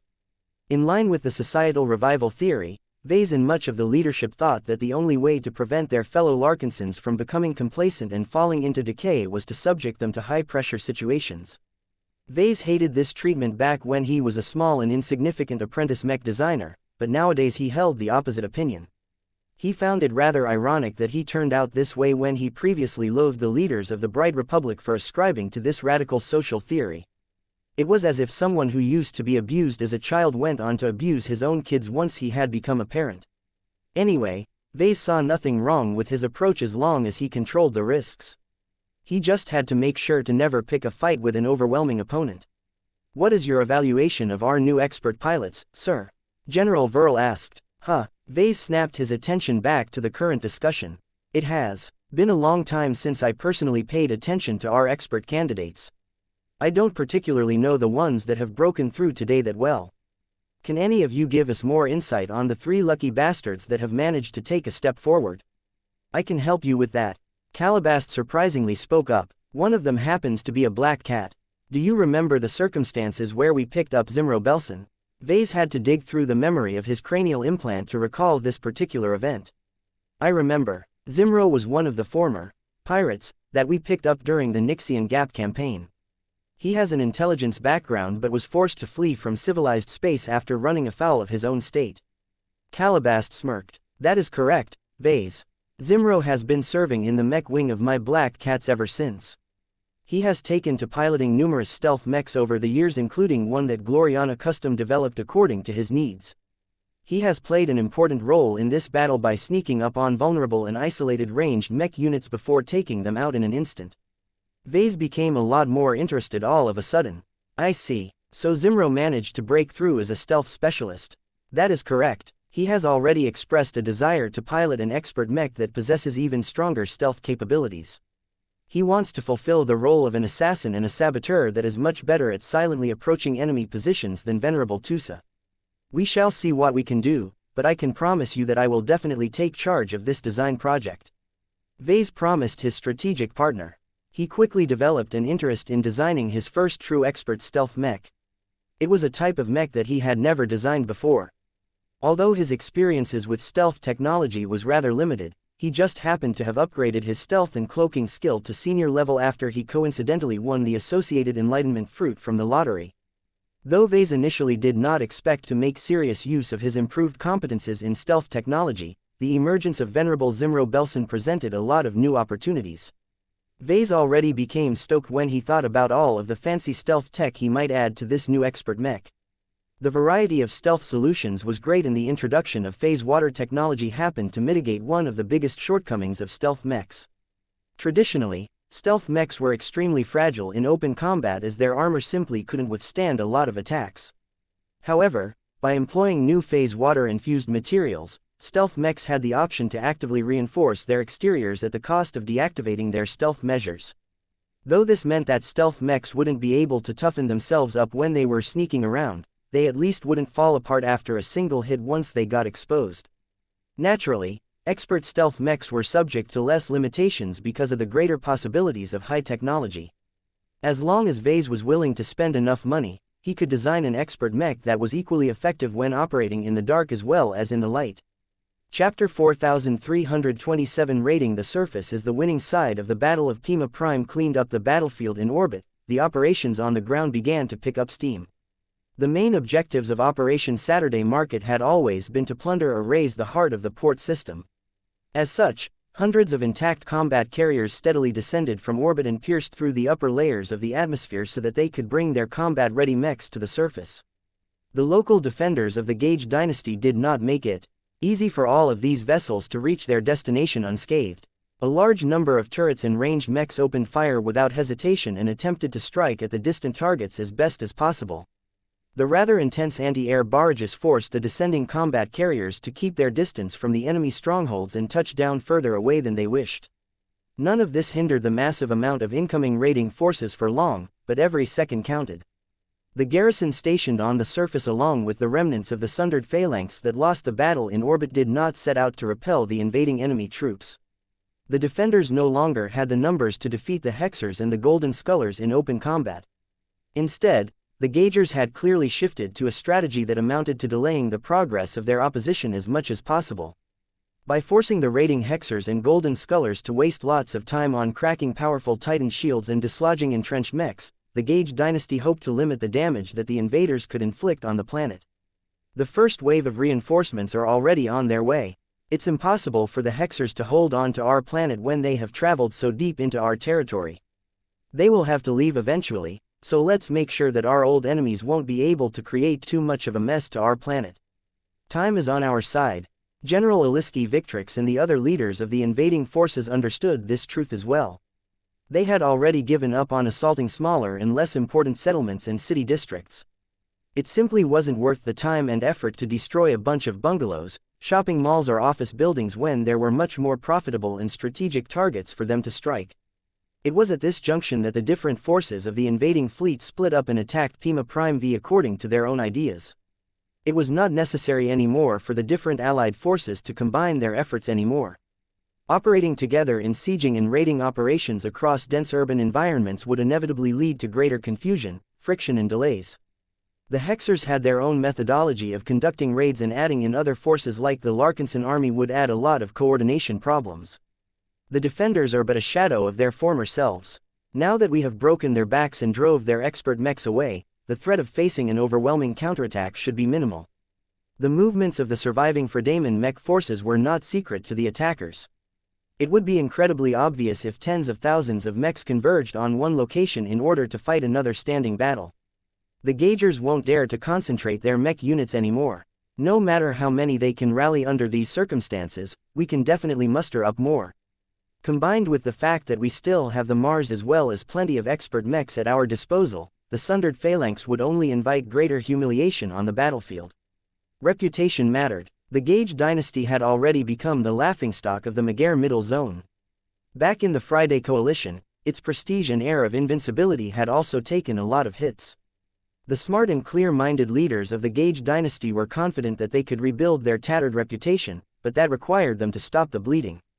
This was why even if the sundered phalanx was still able to field the numbers required to contest the invaders once again, the Gaugers didn't dare to roll the dice again.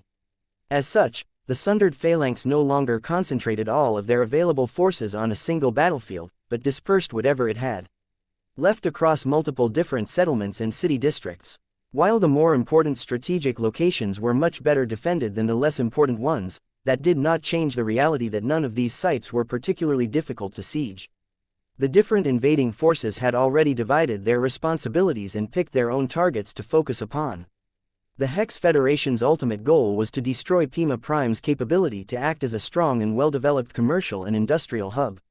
The Hexers therefore targeted a lot of heavy industries, logistical centers, but also more administrative or symbolic structures such as government offices and the Palace of New Beginnings. Though General Aliski Victrix marked out a lot of different targets for destruction, Task Force Fury managed to deploy at least 80,000 mechs on the surface. Even if many of them weren't optimized for atmospheric environments and siege operations, the abundance of mechs could overwhelm any well-defended fortification. While it was nice if the detachments of Task Force Fury could plunder large quantities of lucrative goods, resources and data along the way, this was not as important as destroying as much infrastructure as possible. Don't spare your ammunition. Just shoot everything that looks expensive. I want to see this entire city flattened by the end of the day. Ha ha ha ha. Those Fredaman mechs have all transformed into turtles. They are doing nothing aside from huddling inside their bunkers and underground tunnels. Where is their courage? Flames and explosions engulfed many different cities and city districts in a short amount of time. The Hexers didn't even wait to land all of their combat carriers before the earliest arrivals had already begun to march towards their nearest targets. All the while, the mechs of the Hex army hardly exhibited any restraint.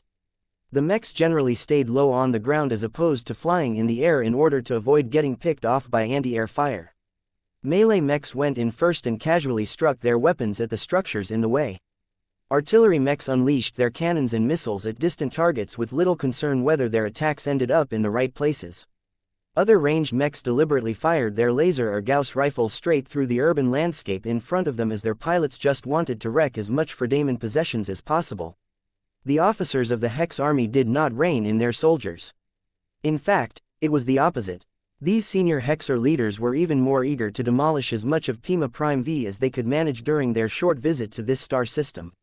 Of course, the Hexers didn't forget to do what they set out to accomplish in the first place.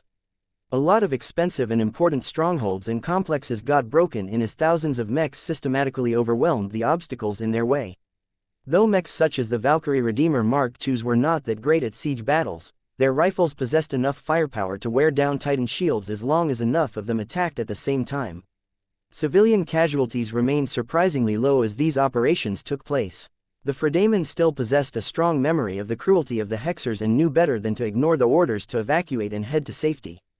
Every settlement built by the Gaugers was designed to offer an abundance of underground shelters.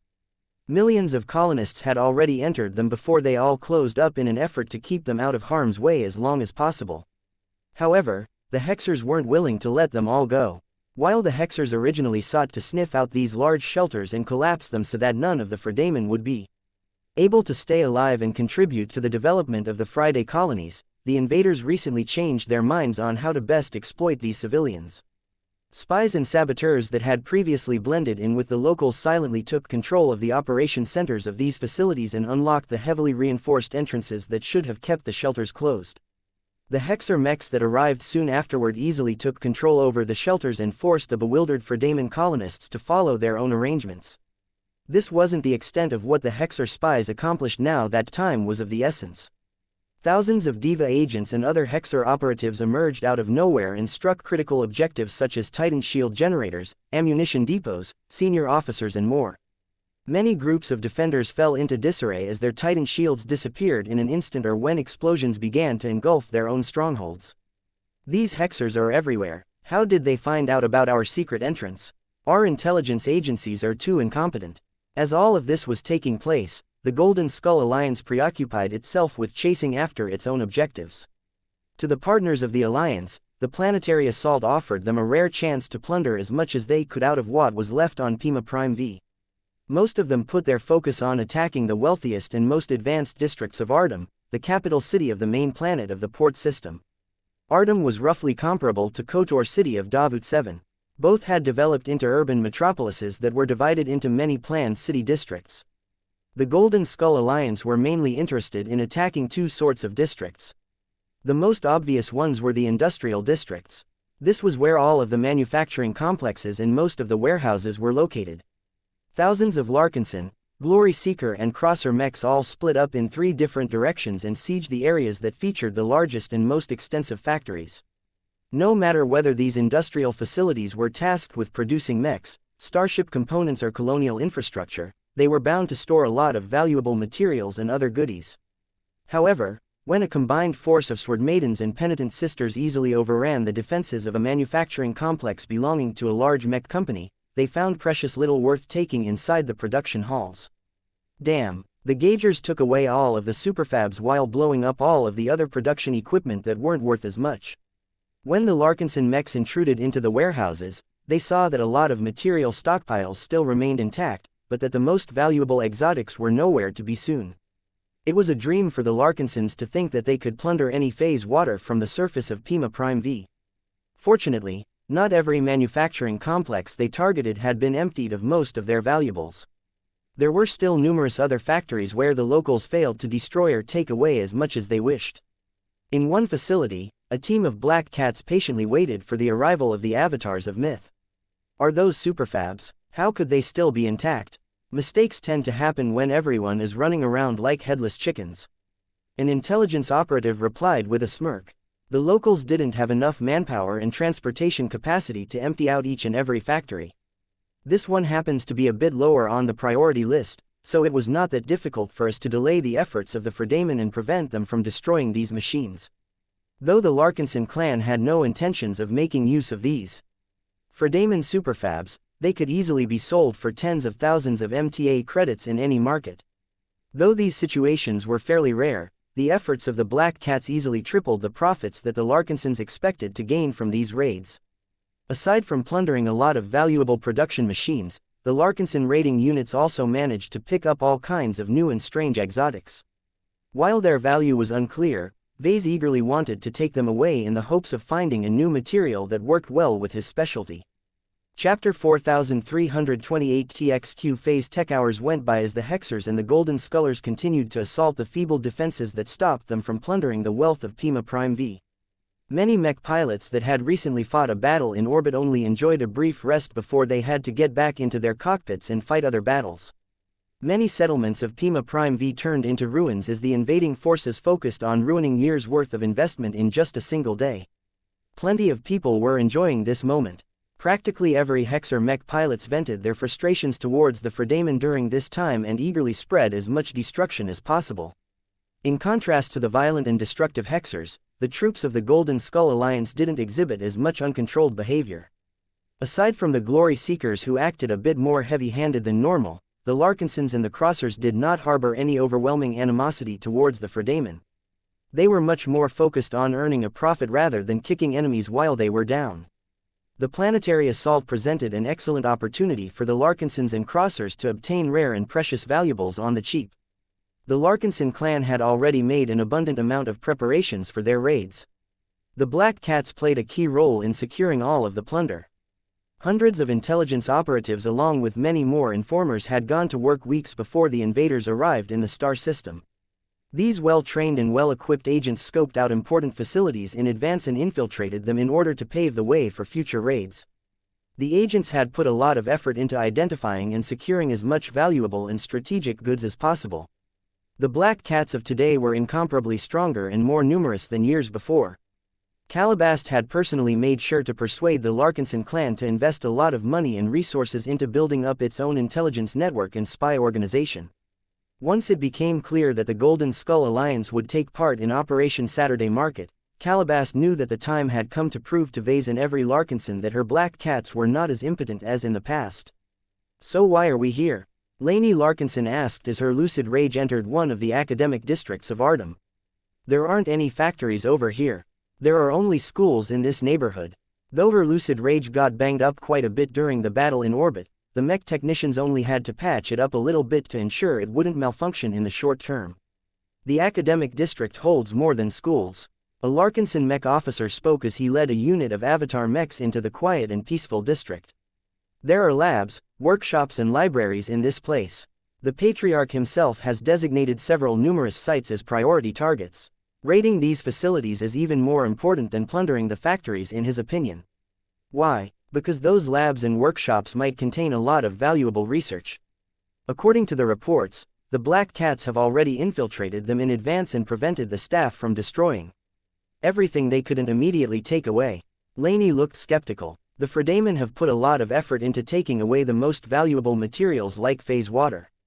I doubt we'll ever be able to find a single drop in this district." "You're probably right. Our agents might be good, but they're not that good. The Gaugers would have taken all of the phase water and other high-value materials by force if any delays took place. This was why our Black Cats waited until the evacuation troops brought out the most critical materials." "What did they do, then?" "They prevented the staff from destroying the valuable hardware and clearing out all of the data. The Black Cats probably haven't been able to save everything of value that is left, but as long as they manage to preserve just 10 or 20% of this stuff, then that is enough to make our Patriarch happy." Lainey smiled. Though she didn't understand the value of obtaining all of this science crap, she could get behind the goal of making Vase happy. She owed far too much to the Larkinson Patriarch already. It was finally time for her to pay back her benefactor. The group of mechs eventually reached a fancy-looking modern building that belonged to a high-end research and development institution. "What is special about this place?" Lainey asked as the Larkinson mechs bumped into a few scattered defenses. "This is the main R&D facility of TXQ Phase Tech. It's one of the top research companies on the planet. The elite researchers and developers who used to work here have already been dragged on one of the first ships to evacuate from this star system, but at least some of their work should still be left. Our job is to break into this place and retrieve the goods. We're about to engage the defenses, but whatever you do, don't go overboard." "Understood." TXQ Phase Tech possessed a substantial presence in the research and development sector of the Friday colonies. If not for the fact that the arrival of so many hostile troops threatened the entire planet, the Fredamen would have put a lot more effort into securing or destroying this research facility. As it was, there were so many fires that the local forces needed to put out that they simply couldn't spare the mechs or manpower to take care of a bunch of labs. The staffers and security personnel who worked in a research institution like this should have been the ones to clear it out, but the Black Cats produced enough interference to hinder these efforts. According to the maps and intelligence that we have received, this research institution is guarded by 20 medium-powered turrets along with other defenses. Our saboteurs claim to have neutralized them, but be careful when you approach. We will destroy them just in case they are able to go back online." Lainey found it strange as she and her fellow Larkinsons approached this valuable research facility. She expected to encounter a lot more opposition from the Fredamen, but aside from sweeping a couple of hundred security bots, the Larkinsons failed to meet any significant opposition. The turrets are all offline. That makes it easier for us to take them down. Be careful when you do. Don't damage the main buildings and don't trigger anything dangerous." The ranged mechs didn't attack the disabled turrets for fear of producing collateral damage. It was up to melee mechs such as the Sword Warriors and Lucid Rages to destroy these potential threats. Once the Larkinson mechs completed this chore, They moved further into the grounds of the research institute and continually kept their sensors peeled for any other threats. In order to detect hidden defenses or spaces that hadn't been mentioned in any of the intelligence gathered by the Larkinson clan, the avatars borrowed a light hunter mech from the flagrant vandals. The light scout mech was too weak to pose a threat against other mechs, but it possessed an abundance of sensors and scanners. The Samasul Orb directional scanning module came in extremely handy in situations like these. The powerful active scanning system was able to sense anything built underground as well as expose the interior of the main research buildings. Numerous hidden defenses, tunnels and other curiosities became visible to the Larkinson mech unit. Though the Light Hunter did indeed uncover several more hidden nooks and crannies, none of them presented any acute threats to the introducing Larkinson mechs. In the end, the Larkinsons easily managed to gain control over the research facility. There were still staffers and security personnel left who had been attempting to wipe out all of the data banks so that there would be nothing left for the invaders to steal, but they only partially managed to accomplish their goals. "You're finally here," an agent hiding in stealth spoke as he revealed himself before the Larkinson mechs. "We need your help in breaking open a pair of data centers. Both of them are highly fortified. We can't breach them with our current means. Won't that risk destroying the data stored inside? We managed to disable those precautions, though we can't guarantee that we have neutralized every measure. This is why both of us need to work together. This will be a delicate operation. I need a mech that is powerful enough to breach the fortified walls but also possesses enough precision and control to avoid further damage." "That's me," Lainey spoke as her lucid rage took a single step forward. The intelligence operative directed a skeptical look towards the tonfas of her mech. "Those clubs of yours aren't exactly what we have in mind." "That's not a problem. Can anyone here lend me a sword?" Though the lucid rage was designed to fight with a pair of tonfas, nothing stopped it from wielding a bladed weapon. Once it was armed with a sharp mech sword, the lucid rage proceeded to break into a structure and carefully utilize its weapon to pierce through a reinforced vault-like structure. Lainey had to be exceedingly careful when digging through the reinforced wall. She could not push too hard for fear of triggering a contingency measure or inadvertently damaging some of the data banks inside. Fortunately, she and the Black Cats meticulously kept the situation under control. It did not take long for the lucid rage to slowly pry open a wide enough hole. The infiltration team had already utilized their various gizmos and computing systems to control whatever was inside. Their hacking suites and other measures neutralized a lot of precautionary measures and prevented the precious research data from going up in smoke. It was only after a couple of operatives stepped inside and came back out while carrying several storage devices that they announced the good news. "We succeeded. I have personally confirmed that this data center contains encrypted research and development files related to the development of high-end transphasic weapons and transphasic armor systems. It's highly likely that at least some of this research had recently been applied to the Sundered Phalanx's expert mechs that we recently fought against." "Are you sure about that?" "We still have to decrypt the files once we have returned to our fleet, but we think it is probable that we have stolen the secrets behind the development of those powerful Fredaman expert mechs." This wasn't the only intact data center of this site. There was also another data center that stored files related to different applications of phase water technology. TXQ Phase Tech might be a relatively new company in the Friday colonies, but it was founded by numerous powerful influences of the Gage dynasty. The Sundered Phalanx, numerous master mech designers as well as a group of industrialists had invested in this company. Their goal was to fund the research and development of a lot of powerful and useful transphasic products. TXQ Phase Tech probably wasn't as small as Melman Advanced Systems but wasn't quite up to the level of Morden Tech. Even so, it was still an indispensable institution to the Gage dynasty. It wasn't just the local mech industry that benefited from the R&D conducted by TXQ Phase Tech. A lot of important mech designers and other people back in the Komodo Star sector depended on the work of TXQ Phase Tech to decipher the properties of phase water on their behalf. It was incredibly difficult to bring back large quantities of phase water back to the Friday Coalition in the old galaxy, so many interested individuals and groups back home had little choice but to set up research institutions in the Red Ocean to study phase water in earnest. Now, all of the money and effort that people such as Master Huron poured into TXQ Phase Tech had gone on to benefit the thieving Larkinsons. Even if the clan couldn't digest all of this advanced research and development data by itself, there was always the option of passing it to friendly development companies such as Melman Advanced Systems in exchange for favors. Chapter 4329 Plundering the Fredaman. Now that Operation Saturday Market had progressed past its most dangerous and risky phase, Vase and many Larkinsons in the fleet no longer remained on high alert. That did not mean that they let loose every precaution and treated this trip to Pima Prime like a holiday, but at least no one needed to act as if the Fredaman could start a fight at any second. The intelligence operatives dispatched by the Hexers and the Larkinsons gained an excellent grasp of enemy movements and activity. The defeat of the sundered phalanx in orbit combined with the chaos and disruption that took place on the surface opened up a lot of vulnerabilities that agents took advantage of in the last few days. The local Fredaman didn't even know that a part of their command centers had already been bugged. This was why Vase possessed a high degree of confidence that nothing on the surface could threaten his main fleet at this stage. The only serious danger that he needed to take into account was the possibility that a large mech army was quickly heading towards Pima Prime V under warp travel. However, the Hex army already took that possibility into account. They had seeded every corner of the star system with probes and listening devices whose sole job was to track warp travel activity. Every warp drive and mini-drive worked by bending the surrounding space to form so-called warp bubbles that allowed mechs and starships to reach their destinations faster. The disturbances and fluctuations generated by these powerful drives were as obvious as observing the ripples of a lake. Even if the fast-acting reinforcements dispatched by the Fredaman managed to avoid the detection of all of these warp detectors, the Hex army already deployed a web of warp inhibitors in every direction.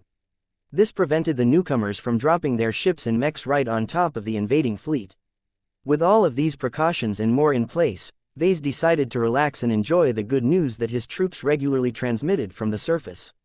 He moved back to the main design lab and began to study the abundance of data generated by the battle in orbit. There was so much interesting footage and data that Vase felt as if he had entered a paradise. He casually waved his hand and activated a projection that showed a globe representing Pima Prime V. The augmented map not only showed the fantastic terraformed landscape of a colony that the Gage dynasty once regarded as one of its crown jewels, but also tracked the activities taking place in different settlements. The city of Artem turned into a particularly busy hotspot as at least a half of the mechs that landed on the surface had infested the place. "It's beautiful," Gloriana remarked as she held a dozing Marvane in her arms. She had taken her eyes away from the battle footage of the Mars to observe the globe as well. "Look at all the cities that are burning. The Hex army is as decisive as ever." The Hexers specifically brought out striker mechs armed with flamethrowers and artillery mechs capable of firing flammable shells to burn as much construction as possible. Though engulfing the cities in flames took quite a lot of effort that the Hexers could have spent on breaking open more fortified areas, the Hexers eagerly wanted to make Pima Prime V as unlivable as possible. The main reason for the Hexers to spread so many fires wasn't even centered around setting back development or trying to destroy as much value as possible. The Hexers wanted to spread fear and apprehension in the hearts of the Fredaman. By wiping out their homes and workplaces, the Hexers sent their archenemies a clear and open message. It was conceivable that it would become a lot less popular for the Fredaman in the old galaxy to immigrate to the new frontier. After all, the Fredaman recently gained control over an entire star sector. The Friday Coalition reigned over Komodo Star Sector and did not have to worry about getting attacked by hostile neighbors. The Friday colonies were in a different situation. Not only were the colonies a lot less developed than any population center back in the old galaxy, but the colonists also had to take into account that the Hexers might drop by and ruin the party at any time. Vase shook his head in disapproval. "Don't talk like that in front of our kids. Our conflict against the Friday Coalition is old news. The two of us might still harbor hard feelings against the Fredaman, but I don't want children to get caught up in a spiral of revenge." He directed a loving gaze at his suited daughters who were sitting on a mat while playing with their cats. "Meow Tilda," Clixie purred as Aurelia scratched the cat behind the ears. "Meow." Lucky jumped up in the air and caught the ball that Andraste had flicked above her head. Both girls noticed their father's attention and beamed in his direction. "Papa." Vess's heart melted a bit. He didn't want his girls to take over the obsessions of the Hexers. The Red Ocean was bigger than the Fredaman. It was much more productive for the Larkinson clan to interact with other groups that were much more relevant in the future rather than remain stuck in the past. As Vase tracked the incoming news about the developments on the surface, he briefly raised his eyebrows when he heard that his troops successfully made a few gains in the academic districts of Artem. The Larkinson clan was the only visiting group that bothered to raid the academic district at all. The rest simply weren't interested in plundering boring data and obscure lab equipment that the Fredaman hadn't managed to destroy. Vase was different. He wanted to enrich his understanding of advanced technologies and wanted to obtain glimpses of what others were working on. Who knows whether the works of other researchers and developers might end up improving the performance of the next batch of Larkinson mechs. His wife found his priorities rather amusing. You truly want to get a peek at other people's work, don't you? You have a rather interesting habit of stealing other people's work and ideas. I'm not a thief, Gloriana. I take inspiration from the work of other mech designers. There is a difference. Vase emphatically defended himself. My design solutions might share a resemblance of what I have seen before, but I have always applied my own interpretation to them. Every mech designer stands on the shoulders of giants. None of us would ever be able to design mechs as great as ours if we didn't have a huge body of existing mechs and knowledge to bring us up. I'm just taking a few more liberties than usual. His wife clearly didn't buy it. If you say so, Vase. Personally, I think you should set your expectations straight. The research data that you can obtain from those research institutions and development companies won't be usable to us unless we employ a team of highly competent phase water specialists. Unless you can gain a controlling interest in a company such as Melman Advanced Systems, there shouldn't be any way we can make good use of specialized phase water research files. He sighed. You might have a point, but it is still worth a try. Phasewater technology is the future of human warfare. The battle that we have just fought clearly taught us that. Personally, I'm hoping to see data on how they efficiently increased the penetration capabilities of the Space Piercer mech model. We already developed a handful of Spearman mechs and Lancer mechs that would definitely benefit from this application. We can develop this application ourselves, you know. You don't have to insist on stealing someone else's homework to lace the tips of our spears and lances with phase water. Vase shook his head in disagreement. I don't think it is as simple as letting a drop of phase water fall onto the tips of the weapons. It takes special production processes to maximize their toughness and penetration power. There are also many possible alloys that you can use to make the spear tips. The Fredaman should have invested a lot of research into finding out the most optimal alloys out of all of the possible metals that they can obtain in the Red Ocean. Besides, there should be other interesting pieces of tech available as well. I'm particularly looking forward to stealing the Viper's corrosive fluid formulas. Didn't you just state that you don't engage in theft? Ahem, I meant that it might be useful for us to diversify our offensive options by developing our own powerful acid solution that is laced with phase water. Vase coughed. Why would you possibly resort to such an unconventional weapon solution? Gloriana frowned. We have never worked with it before and it isn't our style to dabble with them. It's too dangerous and we don't have the expertise to minimize accidents. Do you know that a lot of mech designers end up creating accidents by playing around with dangerous substances? It's not as bad as you think. Most of those accidents occurred because of negligence, not because the tech is inherently volatile. His wife grew tired of him. There are good reasons why such a dangerous payload is almost entirely absent in mech combat. It only takes a strong wind for a mech to take itself out. If I were you, I would stick to those luminaire crystal weapons that you are so good at. Didn't the MTA turn you into a contributor of restricted technology because of your expertise in this alien tech? I'm aware of that, honey, but I already have an idea on how to handle that. I think these corrosive fluids pair best with organic mechs. In fact, it might even be possible to design a biomech that contains an organ that can automatically produce a specific formula as long as it is fed with the right materials. Vase didn't know why, but he felt the strange urge to design a scorpion-based mech. Perhaps it was because one of his proudest and strongest works got destroyed by the Scorpion Commando. Even though the circumstances behind the Shield of Samar were unconventional to say the least, a defeat was a defeat. Perhaps a normal person would have developed an animosity towards the Scorpion Commando for killing off such a powerful and valuable living mech, but Vase was different. As a mech designer, he respected and admired any mech that was strong enough to beat his own work. Vase even wanted to call the Viper and hold a constructive exchange with her in order to understand the design of the Scorpion Commando. It was unfortunate that he probably wasn't on speaking terms with the masters of the Gage dynasty. Many of them probably hated his guts for defeating so many of their works. How is the Mars doing, by the way?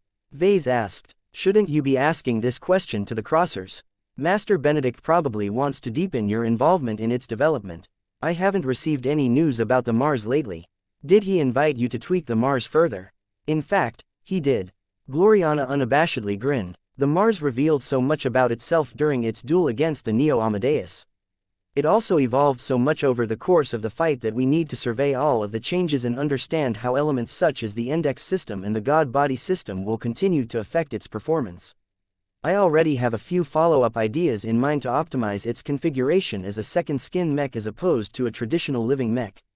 That's nice. Vase was not jealous. Seriously. He was just happy that his wife continued to receive further opportunities to participate in the ongoing development of the only ace mech in the Golden Skull Alliance. It might even be for the best that Vase didn't waste his time on a mech that no longer had much to do with him anymore. He gained so many new ideas from the recent battle that he could easily pack his schedule with lots of interesting design projects. Chapter 4330 Lucky's Trip. A gloved hand patted the armored leg of Vess's unending regalia. Papa. Vase looked down and smiled at his second daughter. She was just too cute.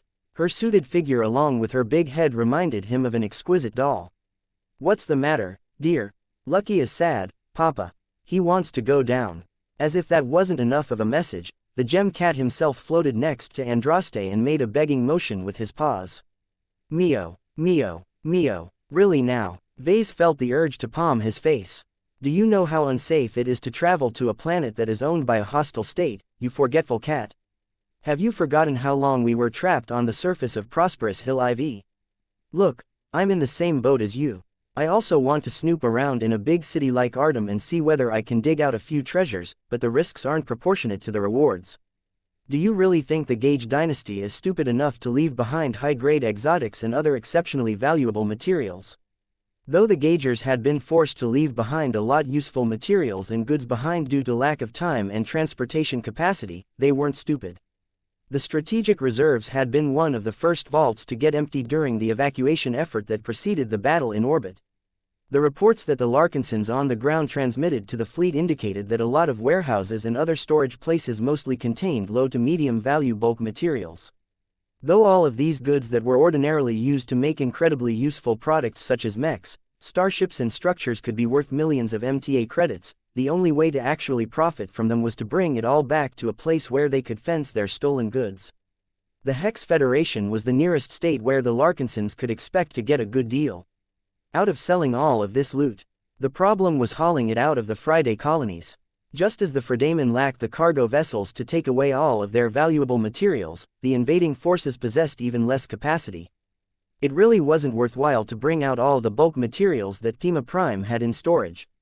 Whenever the Larkinsons encountered a warehouse filled with bulk materials, they simply passed the location over and went on to search for more worthwhile goods to plunder. Considering the quality of Lucky's diet nowadays, Vase truly didn't think that his cat would be able to find anything good enough for him to eat. Why bother taking a risk when he could just lie down and eat his regular bowl of exotics? Mio. Lucky did not show any sign of backing down, however. The cat kept squirming and begging to go down for a visit. Please, Papa. Perhaps Lucky alone wasn't strong enough to persuade Vase to change his mind, but the addition of his youngest daughter caused him to hesitate. Andraste turned and grasped Lucky in her arms. Their relationship had grown quite close over the years. It took a few more minutes for Vase to let out a sigh. Fine, I suppose Lucky is capable enough to take care of himself on the surface, he said while directing a warning gaze towards the gem cat. You can board a shuttle or transport that is heading down to Artem. You can roam around wherever you like and eat whatever exotics strikes your fancy, but I expect you to do your duty while you are in the field. If you happen to find a secret stash of exotics or other items of value, please notify our clan so that we can pick it all up. I will reward you with additional high-grade exotics in your daily meals if you happen to stumble upon an experimental device or the like. Do you understand? Meow. Don't forget that our schedule is tight. Though the intelligence suggests that the Fredamen have been slower to send out rescue troops to this star system, that doesn't mean we'll be extending our stay. I expect you to return within 12 hours. If you're late, then our fleet will depart with or without you on our ship. Have I made myself clear? Mio. Papa. Don't be mean to Lucky. Vase sneered. Andraste, if you want our cat to come back in time, then you better persuade him to keep track of time. Who knows how long he will stay if he doesn't get the message. A half-ruined planet that belonged to a hostile state probably looked like paradise to Lucky. There were so many materials that Lucky sneakily ingested without attracting too much attention because the Fredamen were too preoccupied with other crises to track these kinds of losses. It would take months if not years for the Gage dynasty to rebuild the planet and get everything back in order. Even then Lucky had plenty of ways to keep stealing valuable exotics under everyone's noses. The Fredamen were all enemies, so the cat had no reason to feel guilty about stealing their possessions. The chances of getting caught were also small as long as the locals never found out about his presence. Lucky hadn't been lazing around all of these years. Years of eating a luxurious diet of high-quality exotics had slowly but steadily increased his capabilities. His speed, toughness, energy reserves as well as phasing capabilities had all improved by varying degrees. His only significant shortcoming was that he wasn't able to cloak his body, but Vase already prepared a solution for this problem.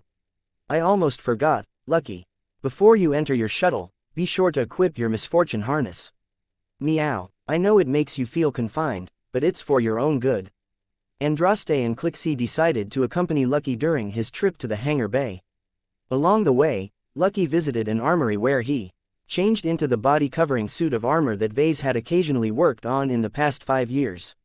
Lucky looked completely different once donned his high-tech cat armor. The Mark V edition of the Misfortune harness was a bit slimmer and much more refined than the previous versions. It not only incorporated a more expensive active stealth system, but also integrated miniature modules that could perform a lot of auxiliary functions such as scanning, data storage, decryption and hacking. In other words, Lucky transformed into a larger but still fairly sleek spy cat once he donned his black outfit. Little Andraste had never seen him in this special outfit before. Her eyes quickly grew into stars as she admired the way that Lucky resembled a black cat. You're so cool, Lucky. I want to go down with you as well. Meow, meow. There was no way the two cats would agree to that.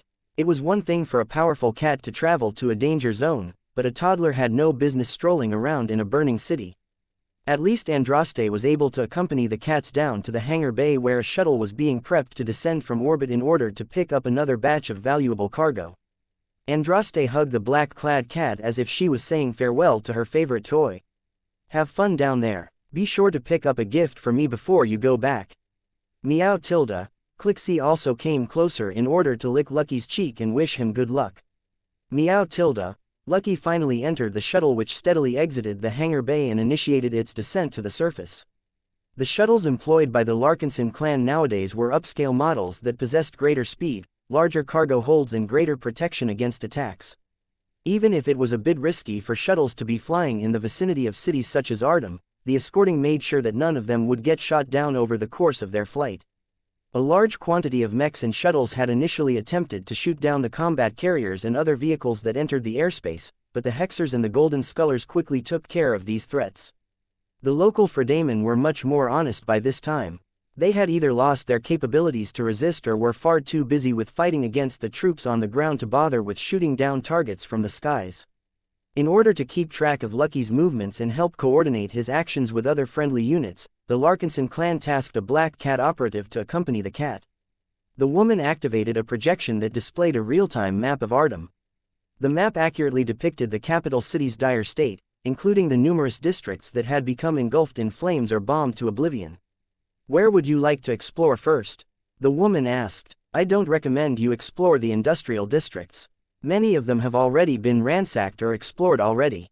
The academic districts might be of interest to you. There are many labs and workshops that might contain hidden surprises that our initial scans failed to detect the first time.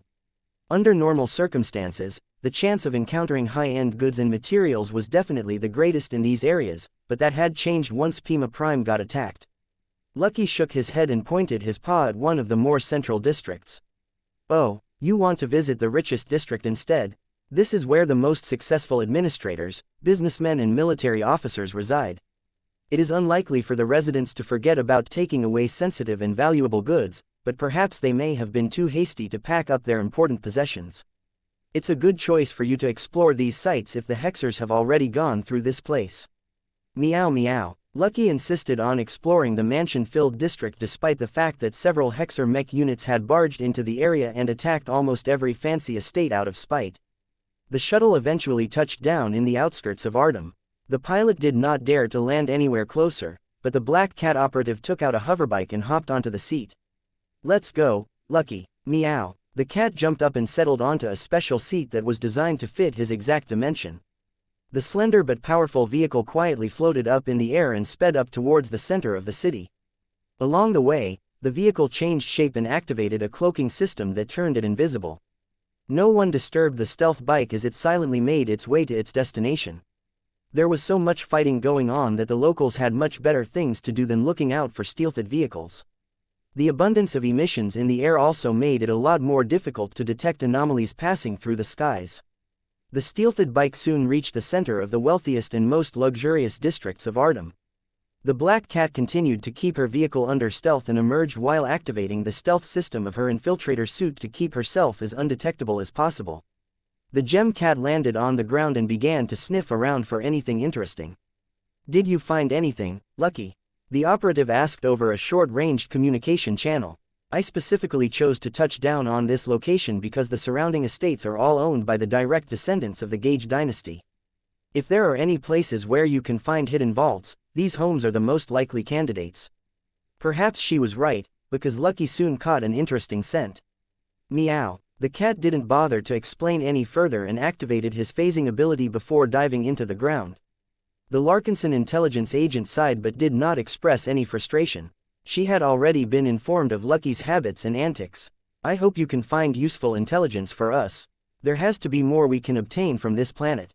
Chapter 4331 Buried Treasure. The Gage dynasty colonized Pima Prime V less than a decade ago. Compared to the centuries-old settlements of the Friday Coalition, cities such as Artem were practically babies. The main reason why Artem looked a lot larger and more developed than other settlements was because the Gage dynasty concentrated a huge amount of effort and resources into its construction. Pima Prime was meant to function as a popular trading hub, so the presence of a large and well-built city was essential to facilitating transactions and attracting lots of business. However, despite all of the rapid buildup, there were many places where the capital city showed its lack of age. The many estates that occupied the best locations in Artem were too new, for example. The passage of time had yet to age the facades and gardens to a point where they acquired an ancient air that served as proof of a family's heritage. Despite this shortcoming and more, Lucky cared little about the kind of people that resided in these luxurious estates. The cat had lived in a place that was just as opulent if not more back in Davut. In fact, it was Lucky's familiarity with all of the panic rooms, secret arsenals, escape tunnels and hidden vaults that the Larkinsons had built underneath the so-called royal mansion that he knew that he would be able to find a lot of hidden wealth today. If someone like Vase was paranoid and cautious enough to stuff all kinds of hidden goods underneath his former home in Davut, the powerful and wealthy Gagers who occupied the surrounding mansions should be no different. Lucky skillfully navigated the underground landscape, relying on his powerful and sophisticated sensors to orient himself and prevent himself from getting lost.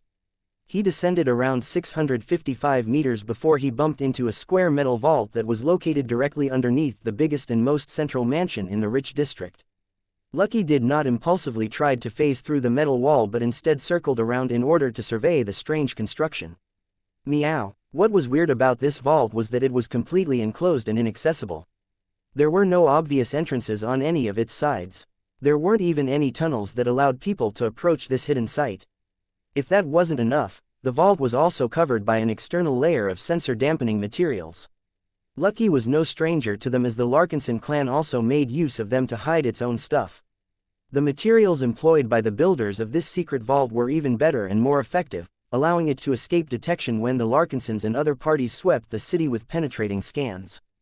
The biggest reason why Lucky managed to detect this secret vault was because he was extraordinarily sensitive towards large concentrations of metal.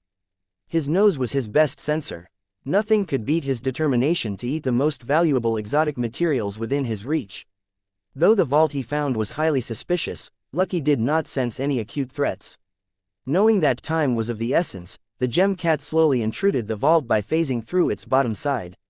The training that Lucky received from the black cats had taught him that hidden vaults like these tended to have a lot of protection against intrusions. This time was no different. But unfortunately for the owner of this vault, Lucky had also been trained on how to circumvent and disable all of these security precautions. The cat never emerged in the open and continually remained in a phased state while he was passing through solid matter. Along the way, his claws or his teeth skillfully snapped power lines, control chips, transmitters and other important security measures. Lucky showed no impatience as he methodically disarmed the security system by himself. It was only after he was certain that nothing important would trip anymore that he cautiously poked out a black tail from the floor.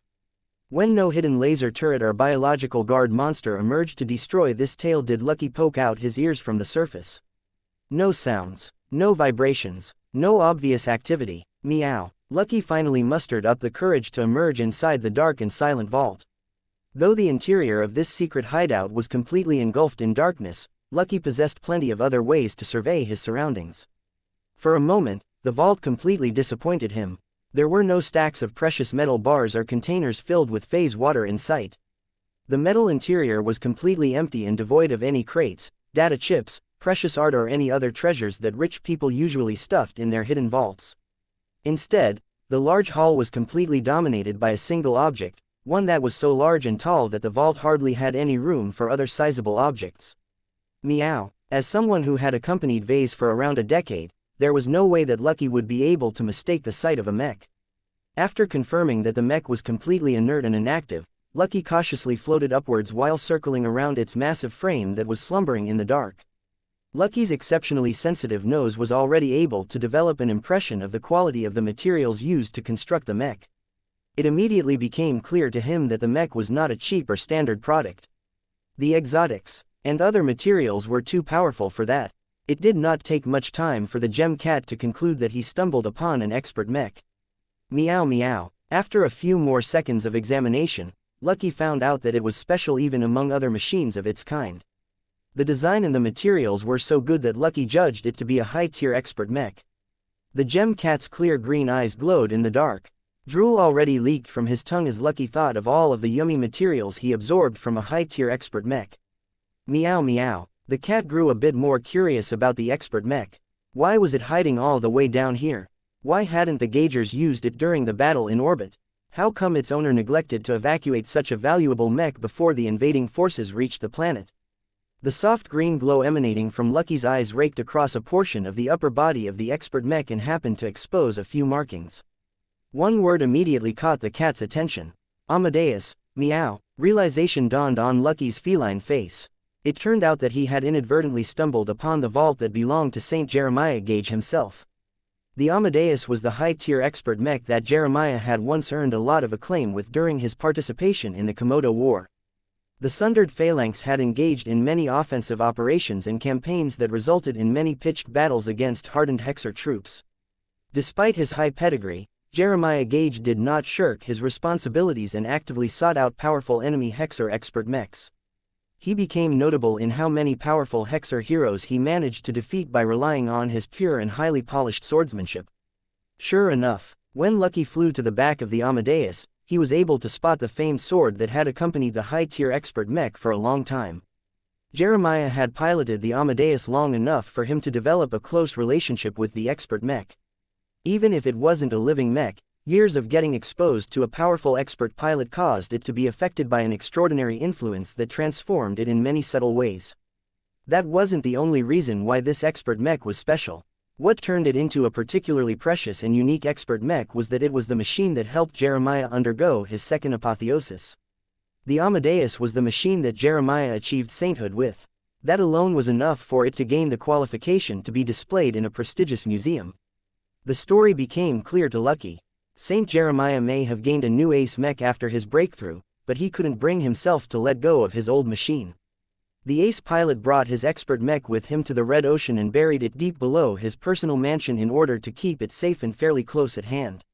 As a cat that accompanied Vase or his family almost every day, Lucky was well aware of the significance of this historical expert mech. The original Amadeus not only contained a wealth of Fredaman tech and design applications, but could also facilitate research into the growth of mechs and the effect of willpower baptism on non-living mechs. The value of the Amadeus was already high to most people, but it was even more precious in the hands of a mech designer like Vase. It was practically a certainty that Vase would be able to learn a lot of lessons and derive a lot of inspiration from studying this expert mech. Ace pilots were rare throughout human space and the chance of encountering them and their ace mechs were practically minimal. Though Vase still had opportunities to get in touch with Patriarch Reginald and his Mars, it was not as if he could randomly visit the Cross clan to poke around as he wished. Besides, there was only so much data he could gather from a single. As long as he was able to obtain the Amadeus and study it in detail, Vase could make comparisons and figure out additional details that eluded him in previous studies. He could derive additional insights if he was able to study the Neo Amadeus and the remains of Saint Jeremiah Gage that Patriarch Reginald had claimed as his spoils. The mysteries surrounding ace pilots and what it took for an expert pilot to take the next step would become a lot clearer to Vase if he was able to gain possession of this crucial link. It was not impossible for Vase to speed up his possible advancement to senior if Lucky brought back word of the Amadeus. Meow. Gloriana could also benefit a lot from studying the high-tier expert Mech as well. No matter how much she hated the Fredamen, their masters were extremely competent in designing mechs.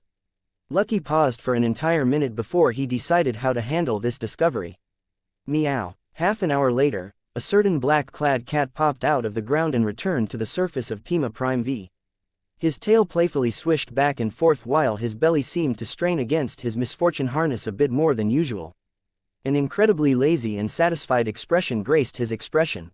Meow. An invisible intelligence operative made contact with Lucky now that he entered into communications range again. You're finally back. Where have you been, Lucky? Did you discover anything good? The cat let out a soft burp. I take it you found something but claimed it all for yourself, am I correct? Lucky nodded. Www. Did you leave anything for our clan? Meow. Can you be mindful about sharing your finds next time? I don't want to return empty-handed. Will you at least be able to hold back next time you find a hidden stash? You look as if you have already eaten your dinner. Is your stomach full? It has to be. There is no way a cat as small as you can strip the entire planet of metals. Meow. Well, let's proceed. We still have plenty of hours left to explore the buried treasures that other elites have left behind.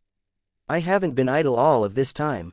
I took the liberty of using my scanners to examine the neighboring estates. I have marked a few lots that might contain other worthwhile goods. Can you take a closer look at these locations and inform me of your findings? Meow. Lucky was in a great mood right now. He did not mind giving the rest of the Larkinson clan a bone. After all, he had already obtained the grand prize as far as he was concerned. Chapter 4332 Heirloom Collections. Lucky performed his duties more diligently now that he was working on a full stomach.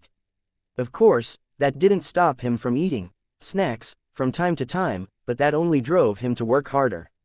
The gem cat's diligent search allowed him to uncover one hidden hiding hole after another. The rich district of Ardham concentrated many of the movers and shakers of the Gagers who had transferred to the Red Ocean. These were individuals who founded the colony, invested in the businesses that went on to dominate the local economy and occupied the top of the chain of command of the sundered phalanx mech divisions stationed in the port system. Practically none of the aforementioned elites possessed grassroots identities. They were all descendants of the Gage dynasty or emerged from the most powerful families and organizations rooted in the territory of the coalition partner. Whatever the case, the figures that formed the upper echelon of the Gage dynasty's presence in the Red Ocean were so wealthy and powerful that they were bound to own a lot of valuable assets. Lucky managed to stumble upon a lot of useful finds during his exploration. Of the vaults and storehouses the wealthy Gagers built underneath their exclusive plots of land. The quality and effectiveness of the anti-detection technology applied to these underground treasure houses was considerably high. None of them had been marked in any maps or intelligence reports. The sensors and scanners of many second-class mechs and starships didn't have the capabilities to detect most of them. The only way for the Larkinsons to pick up all of this hidden wealth was to use a powerful scanner at full power to sweep the ground at close range. It would have taken a lot of light hunter mechs a lot of time to sweep the entire rich district in this fashion. If the Larkinson clan had a week of time to plunder the star system, then it wouldn't have been a big deal for the flagrant vandals to find and dig out all of the stashes. The schedule was too tight to accommodate carpet searches. This was why the Larkinsons and their allies largely skipped the rich district despite being able to guess that there ought to be plenty of worthwhile treasures for the taking. They simply had better goals to chase after in the limited time they had available. Fortunately, the Larkinson clan had Lucky. His effectiveness in detecting and breaking into the vaults was higher than expected. His performance clearly improved as his capabilities expanded. He also became more familiar with how the wealthy Gagers tended to hide their stuff. Despite finding a lot of hidden vaults, not all of them were filled with treasure. The elites who owned them had emptied them all out, but at least half of them were surprisingly untouched.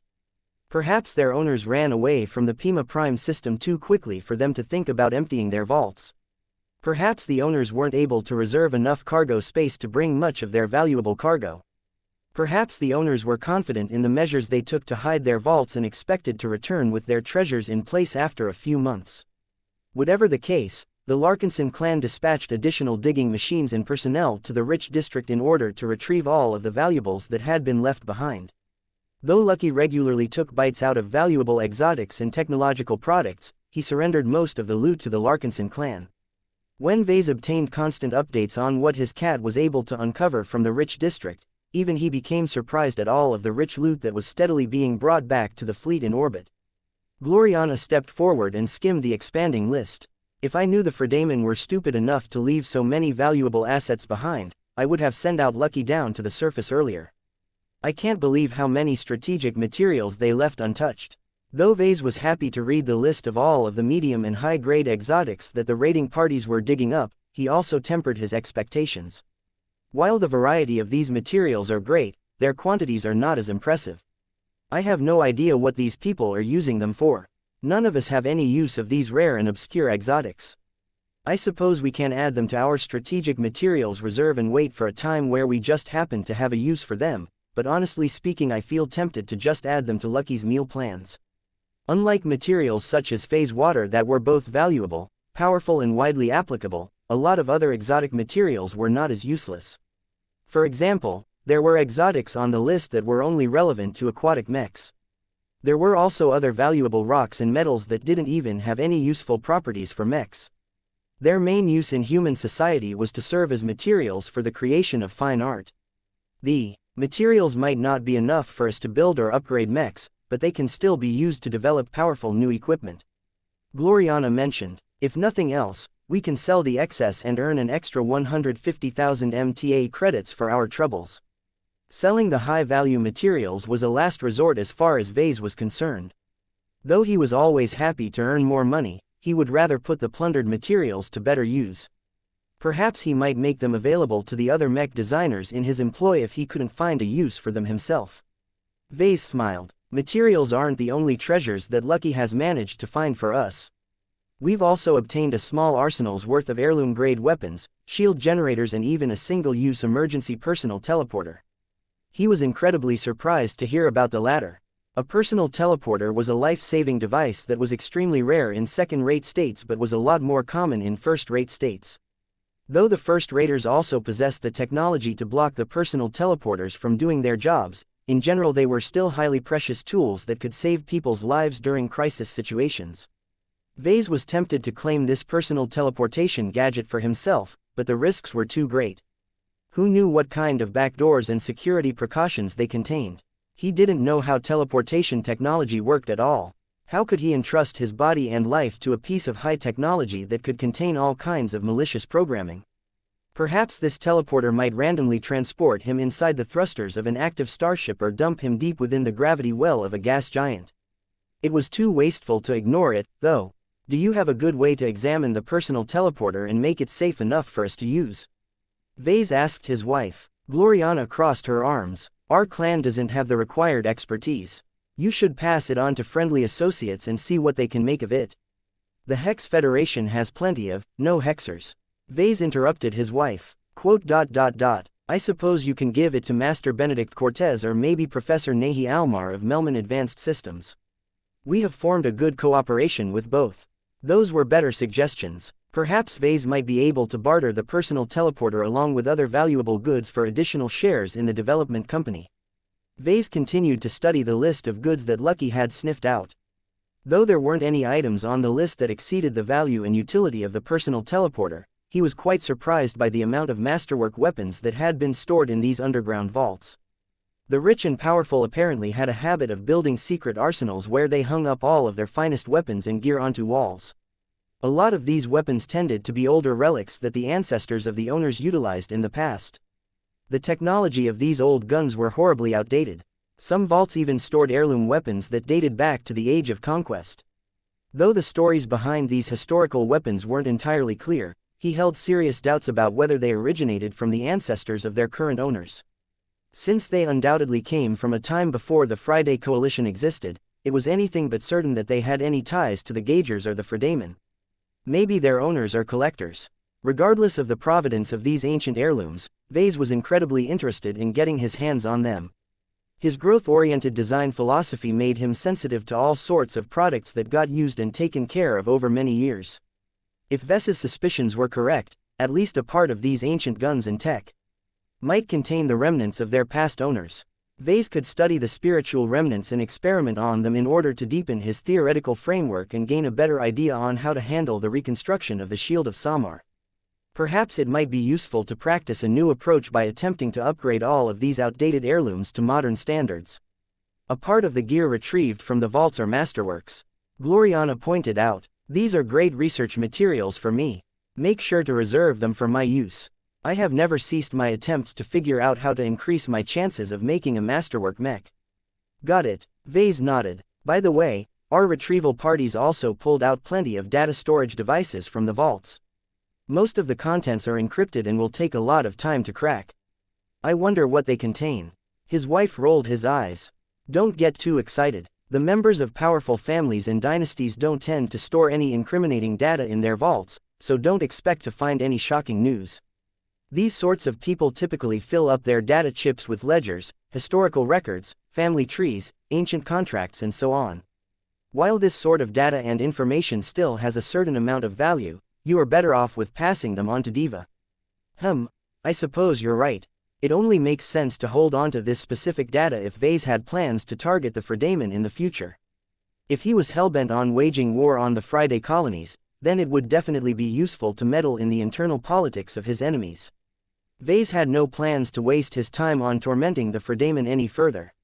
He did not mind it if he could exploit their weaknesses again, but it currently wasn't profitable for his clan to launch another attack on the Friday colonies. The Trailblazer expedition was of much greater significance to him. As far as he was concerned, Operation Saturday Market turned out to be a fruitful practice exercise to his clan.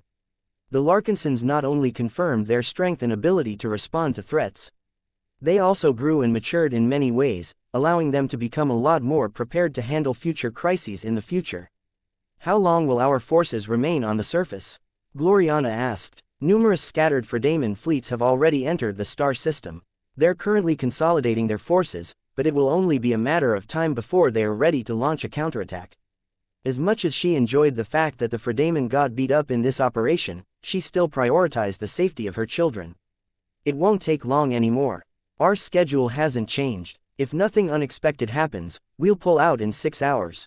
I am sure the locals will erupt in celebration as soon as we have made our departure.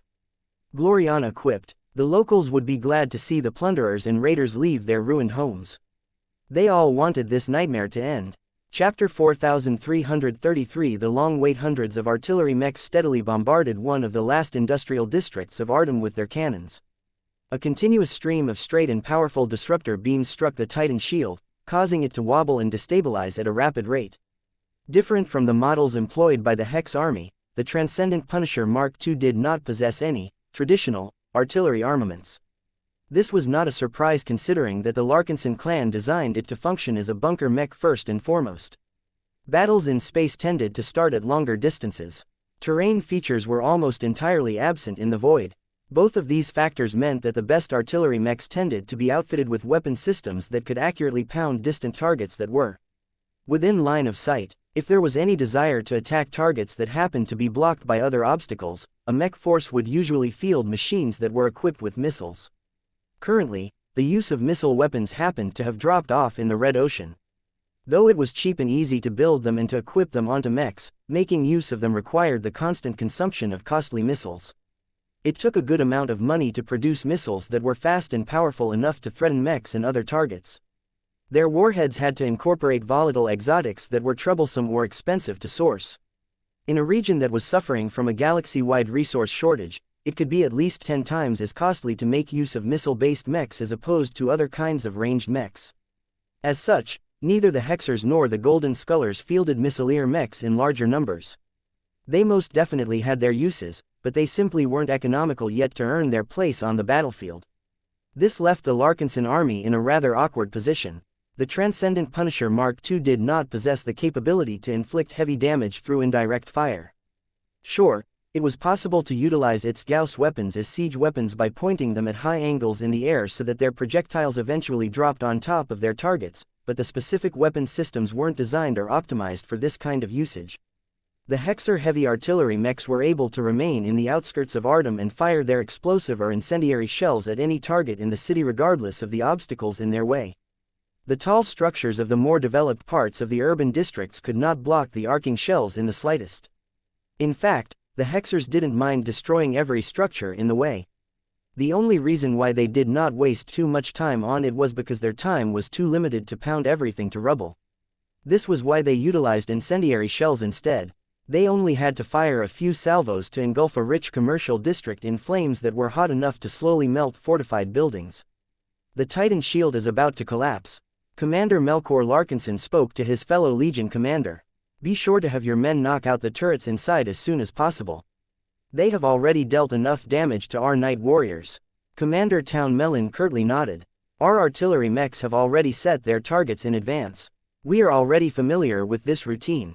The avatars of Myth led the assault on this specific industrial district, but they did not particularly excel in siege warfare. This was why the Eye of Ilvain had split up its artillery mech units and attached them to numerous different assault groups. Otherwise the other mech legions might take ages to overcome the strong and resilient Titan shields that the Fredaemon used in large numbers throughout their settlements. Though the remnants of the sundered phalanx still retained a good amount of combat power, neither of the Legion commanders took their opposition seriously anymore. The Fredaemon had dispersed their mech units too much for any of them to be able to stop the attacks on different strongholds. For example, according to the intelligence gathered by the Black Cats, the industrial district in front of the Larkinson mechs was occupied by just 200 or so mechs, with at least half of them consisting of planetary guard mechs. The avatars of Myth along with the Eye of Ilvain brought almost twice as much mechs in total, and their overall combat power was greater than that of the machines of the opposition. The Titan shield is collapsing in 3, 2, 1, go. A loud frazzled noise spread throughout the air as the mighty Titan shield finally succumbed from getting attacked by all of the disruptor beams fired by the Transcendent Punisher Mark IIs. The heavy artillery mechs no longer fired any disruptor beams from their luminaire crystal energy cannons, but that did not mean their role had come to an end. The Ilvanan mech pilots immediately opened fire with their Gauss cannons and instantly bombarded the exposed laser turrets that had been firing at the Larkinson mechs on a continuous basis. Meanwhile, the avatars of Myth took action as well. Their melee mechs advanced forward at a steady pace and mostly focused their efforts on defeating the Fredaemon mechs that were putting up a futile effort to defend their stronghold. Though the defenders initially enjoyed a considerable defensive advantage due to the presence of walls, bunkers and other defensive fixtures, the Transcendent Punishers easily blasted them open by relying on concentrated bombardment. After that, the avatars of Myth sent forth Redaxes in order to widen the breach and chop apart any enemy mechs in the way. In the end, the avatars and Ilvanans succeeded in uprooting all forms of heavy resistance from the industrial district. Though there were still a lot of scattered infantry soldiers stirring up trouble at different locations, their rocket launchers hardly posed a threat against the Larkinson mechs. The two Legion commanders relaxed now that their forces had managed to break open yet another industrial district. Follow-up troops had already arrived to clean up the remaining resistance and plunder another batch of resources from the local manufacturing complexes. Of course, those privately owned factories tended to possess defenses of their own, but it only took a single mech company at most to secure these places. Not everyone was as paranoid and cautious as the Larkinson clan. Both Town and Melkor found the time to chat about numerous topics. I thought you would have broken through during this battle for certain. Commander Melkor carefully spoke to his fellow Legion commander. You've been an expert candidate for many years. That should be more than enough time for you to take the next step. You and your fellow Ilvanans fought hard against the Witch Shatterers in the last battle. Commander Town let out a tired breath. My time has not yet come. I am afraid I have to disappoint you. Our clan will have to wait for a longer time before it can welcome its first expert pilot that excels in heavy artillery mechs. A lot of clansmen looked forward to Tayan's breakthrough. Though the Larkinson clan no longer suffered an acute shortage in expert ranged mechs, the Amaranto, the Minerva and the Promethea did not excel in unleashing mass destruction. Their precision was great and they were good at using their distinct advantages to defeat different types of opponents, but when it came to matters such as siege warfare, the 3 expert mechs still fell short. This was why Taean's status as a pilot was of great significance to the Larkinson clan. The longer it took for him to break through, the longer the Larkinson army had to go on without a siege machine that could make jobs such as breaking open Titan shields a lot easier. Do you have any confidence in your chances of breaking through?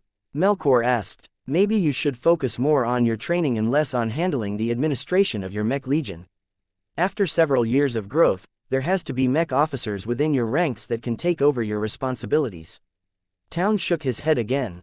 That is true, but I am aware of my own problems. I have trained my skills as closely to my current limitations as possible. Spending any further time on deepening my abilities won't benefit me anymore. My problem is more philosophical. Oh, I see. Is it a mental thing? You can say that, Town frankly admitted. I have approached numerous expert pilots in the past in order to hear what they have to say. Most of them tell me that I have too much faith. Too much faith. That shouldn't be a problem, right? There are plenty of warriors who believe in something but are still capable of breaking through in the end. Just look at the Hexers, for example. The Handmaidens of Death are hardcore believers in Helena and the Superior Mother, but they are still making a lot of progress. That is true, Melkor, but there are still differences. The Hexers may have faith, but they still hold on to the principle that they must become strong as well. Their pride and their conceit compels them to push themselves beyond their limits. It sounds like you have a good understanding of your specific problem. Why haven't you been able to overcome it, Town? Perhaps it is because I don't feel enough urgency. There are so many strong heroes in our clan that I am often in a position that doesn't require me to do anything special. If the expert pilots of our clan can't take care of a threat by themselves, our clan can always make use of battle formations to launch powerful attacks. Even if we have exhausted all of our own measures, we can still lean on the help of Patriarch Reginald Cross and the Mars to bail us out. With all of these powerful elements, my role has become indispensable, especially when I am often stationed in the rear. Melkor wanted to scratch his head. This sounds like a familiar problem. In the past, we didn't have many expert pilots, and it was easy for a powerful enemy to outnumber the ones we had. Our situation is a lot different now. We just welcomed 3 new expert pilots in our ranks, so our pressure has been reduced. This is a good development for our clan, Town stated. The only regret is that it might not be as good for my own development. It was not necessarily good to gather too many expert pilots together. Studies had shown that subsequent breakthroughs happened at a lower rate. This was because the ordinary mech pilots no longer tended to push themselves beyond their limits during crisis situations, but increasingly hoped that the existing expert pilots would save them instead.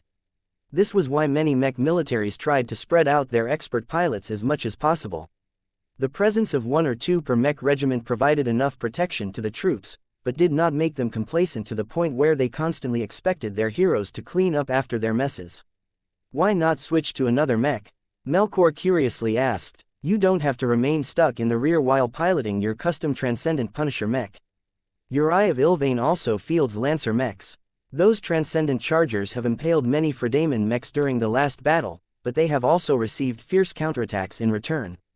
I bet your chances of breaking through while piloting a melee mech like this will be a lot higher. Town adopted a rueful smile. I did think about that, but our clan doesn't need an expert Lancer mech. A machine like the Point Break of the Sundered Phalanx is not a useful addition to our lineup. If I break through while piloting a Transcendent Charger, my talents and abilities will develop in a way that will help me become stronger while piloting Lancer mechs. That is not my goal. My plan is to continue to pilot a heavy artillery mech and wait for the day that I can finally become the hero that the Larkinson needs. That was a difficult but noble determination. Melkor had nothing to say against that. If he was in Taean's place, he probably wouldn't have been able to resist the temptation of becoming a demigod. There were countless mech pilots in existence that were willing to do anything to undergo apotheosis. None of them cared about the circumstances of their breakthroughs so long as they actually succeeded in advancing. I wish you good luck, then. I truly hope you will be rewarded for your effort. I know I will. I just don't know when it will happen. Town whispered back. Chapter 4334 Stunted Growth. At least Commander Town Melon still had hope of advancing to expert pilot.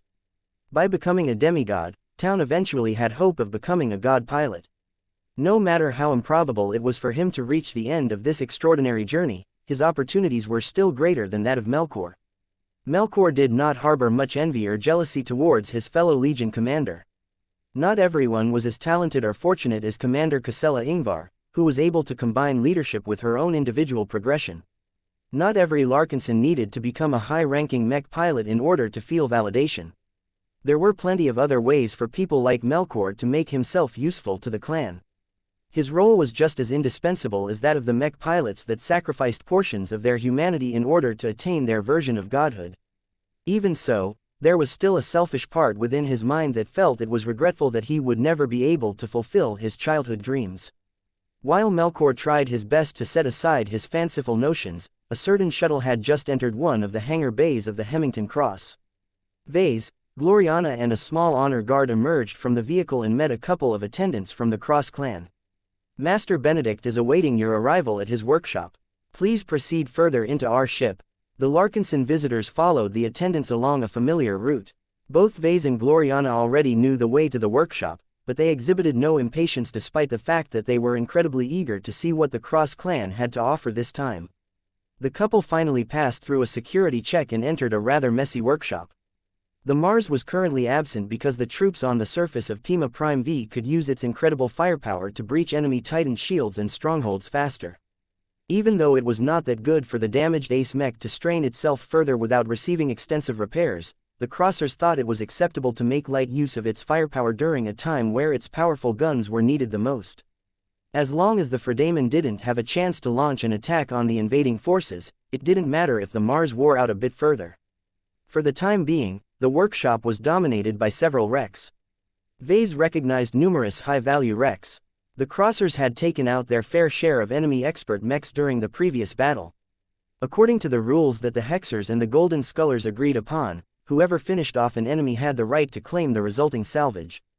Though the Larkinson clan was able to defeat a considerably higher number of enemy expert mechs and claim a portion of the wreckage, the Cross clan definitely obtained the most valuable remains without a doubt. This was because Patriarch Reginald not only managed to defeat the Neo Amadeus, but also bring it back in its entirety. So this is the Neo Amadeus. Gloriana whispered with awe in her tone.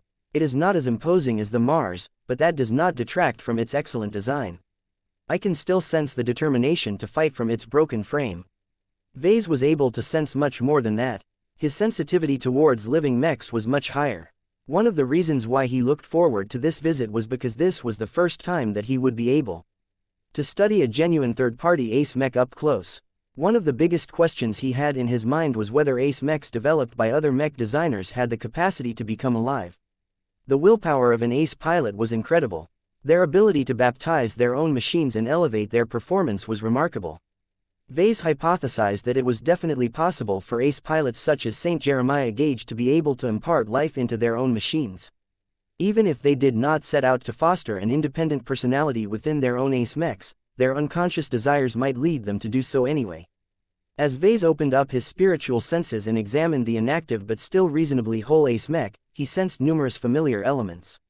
It's alive, he voiced his first impression. If only barely. Compared to the full and rounded living mechs of his own making, the Neo Amadeus was incomparably worse. Gloriana glanced curiously at her husband. How would you describe the difference? It's difficult to explain. The best way that I can put it is that my living mechs can breed life that is comparable to humans like you and I. They were set up to grow that way from the beginning because I have always structured their spiritual foundations in the right ways. Whoever designed the Neo Amadeus never put any thought into that. So this Ace Mech gradually formed its own form of life due to the feelings that St. Jeremiah developed for his latest machine. It's a shame that he only had it for a few years. I would have loved to examine its state after it has been used for a couple of decades. You still haven't clarified the differences, Vase. Oh, sorry. It's like comparing a human to a sparrow. The former is a lot smarter and can think deeply on everything. The latter is, not as smart, but can still do stuff that humans can't do, such as taking flight. Do you understand my meaning?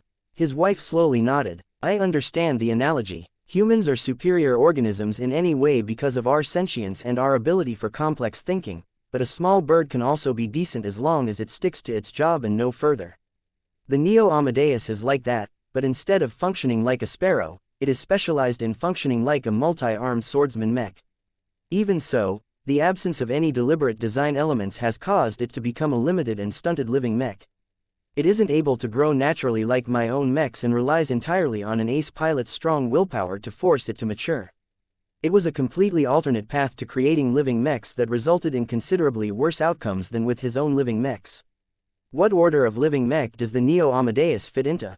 Gloriana asked. The Neo Amadeus is such a strange and limited living mech that it doesn't really fit in my existing theoretical framework. Vase answered with a frown. I guess it is comparable to a first-order living mech in strength and capabilities, but even then I am reluctant to label it as such. I will probably have to go back and expand my theory by creating alternate categories to describe mechs like these. If Vase was willing to be less kind in his phrasing, then he would have classified the Neo Amadeus as a stunted living mech. If the living mechs of his own making were comparable to ordinary humans, then the Neo Amadeus was more like an uneducated dwarven mining slave from a dirty planet like Desala X in the past. Now that Vase satisfied his curiosity, he no longer spent any time on this topic. There were plenty of other areas of interest that attracted his attention. Master Benedict had already noticed the arrival of his guests. He stopped his examinations and flew towards the two Larkinson mech designers.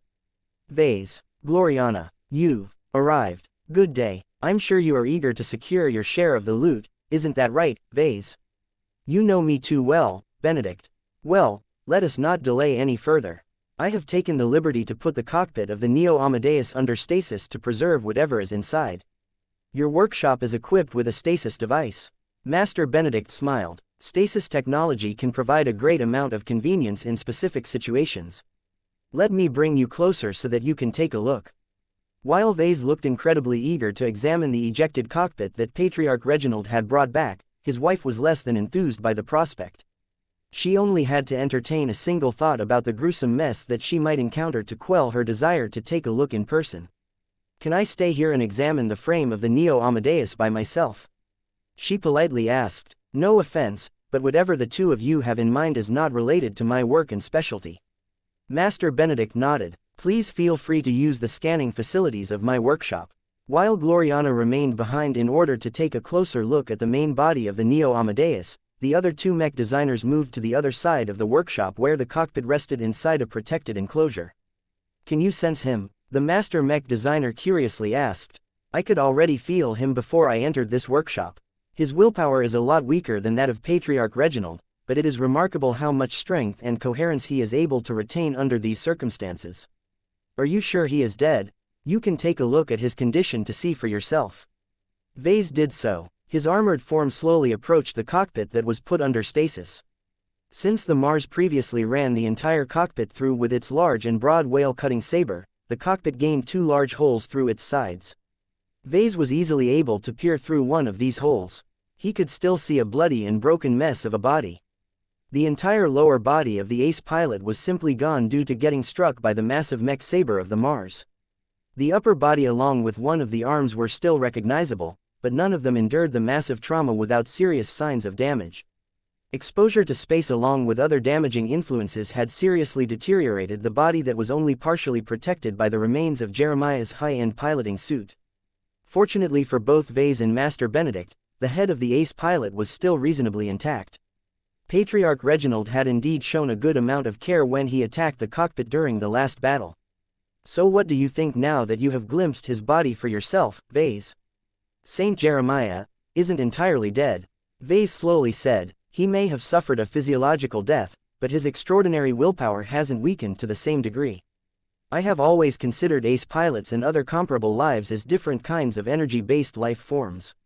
I think that Jeremiah's ability to maintain the cohesion of his spirit under such extreme circumstances lends a lot of credibility to my theory. Master Benedict didn't look too surprised. I can understand why you would draw that conclusion.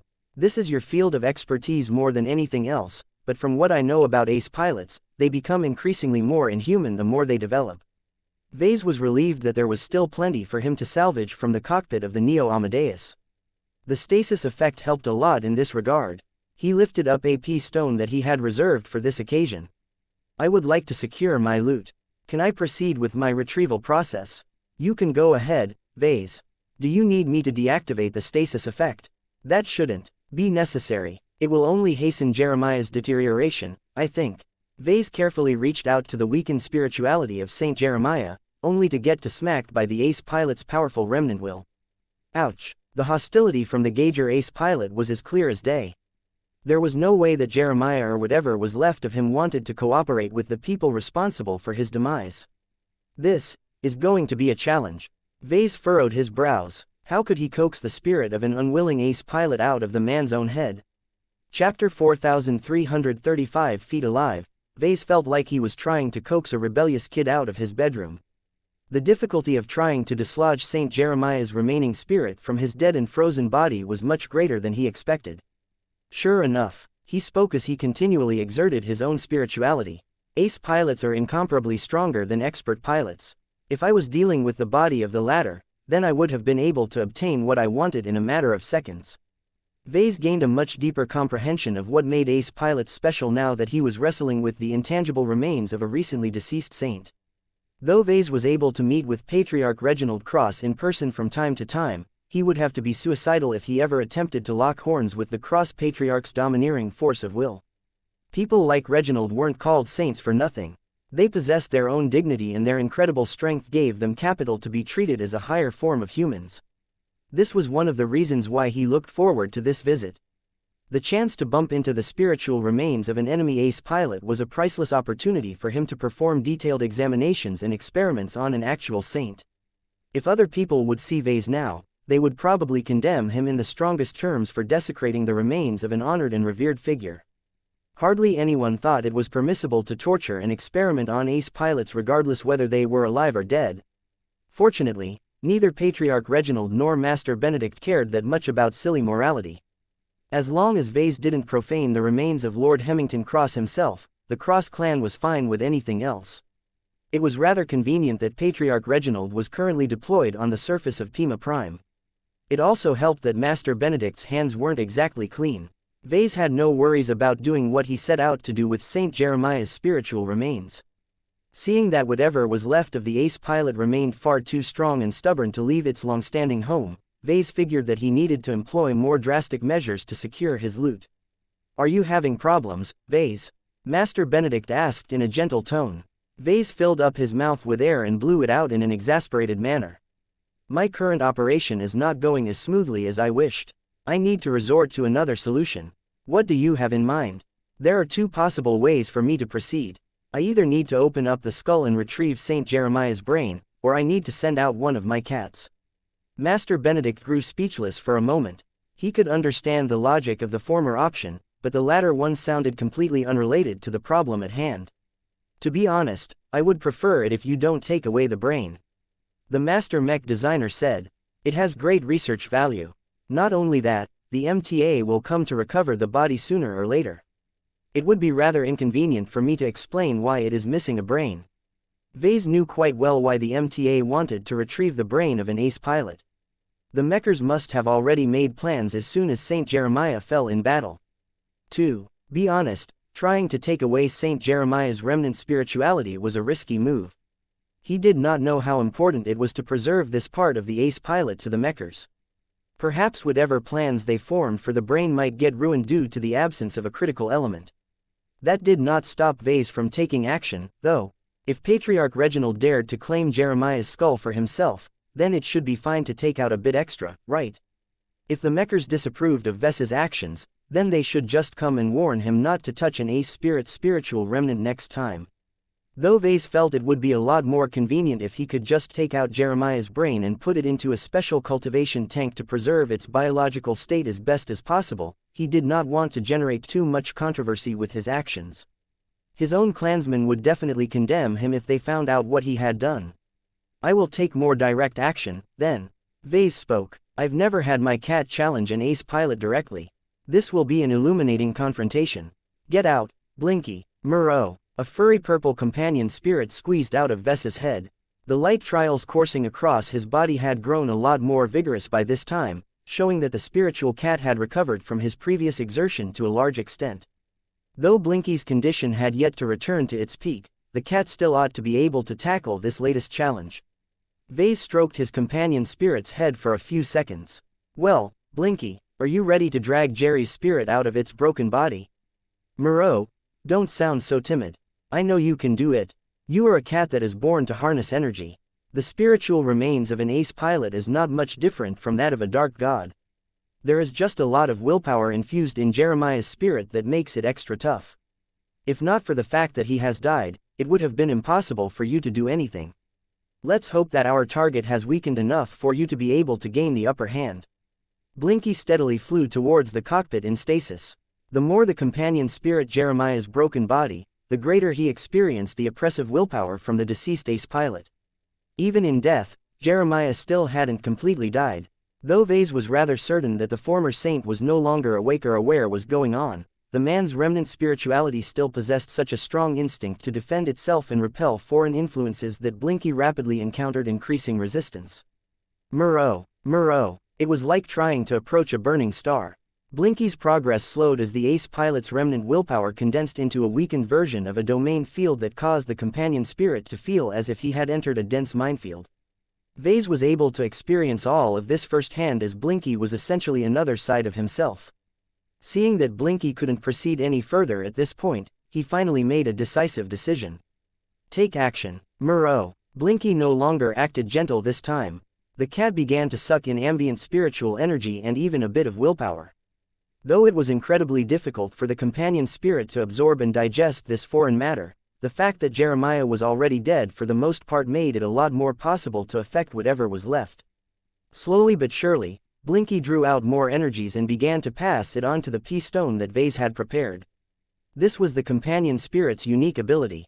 The unending one's devouring ability was so powerful and comprehensive that not even Jeremiah's remnant spirituality and willpower could resist this power. As this process continued, Jeremiah's willpower continued to weaken and lose strength at a steady rate. Perhaps it might have been able to put up a better fight against Blinky if it was conscious, but this was not the case. Soon enough, the resistance had weakened to the point where Blinky could finally move closer without encountering any powerful blockades. Though Vase lamented the fact that he had been forced to cripple Jeremiah's spiritual remnant a bit more than he would have liked, he also felt it was better to neutralize a hidden danger in advance. After all, if he tried to preserve Jeremiah's spiritual remnant as completely as possible, who knew whether the ace pilot might actually regain consciousness and begin to stir up trouble. Right now, Blinky had cut away so much energy from Jeremiah's spiritual remnant that the P-stone was currently filled with the former ace pilot's powerful aura. Luckily, I made sure to bring an extra. Vase set aside the P-stone and brought out another one that was ready to be filled.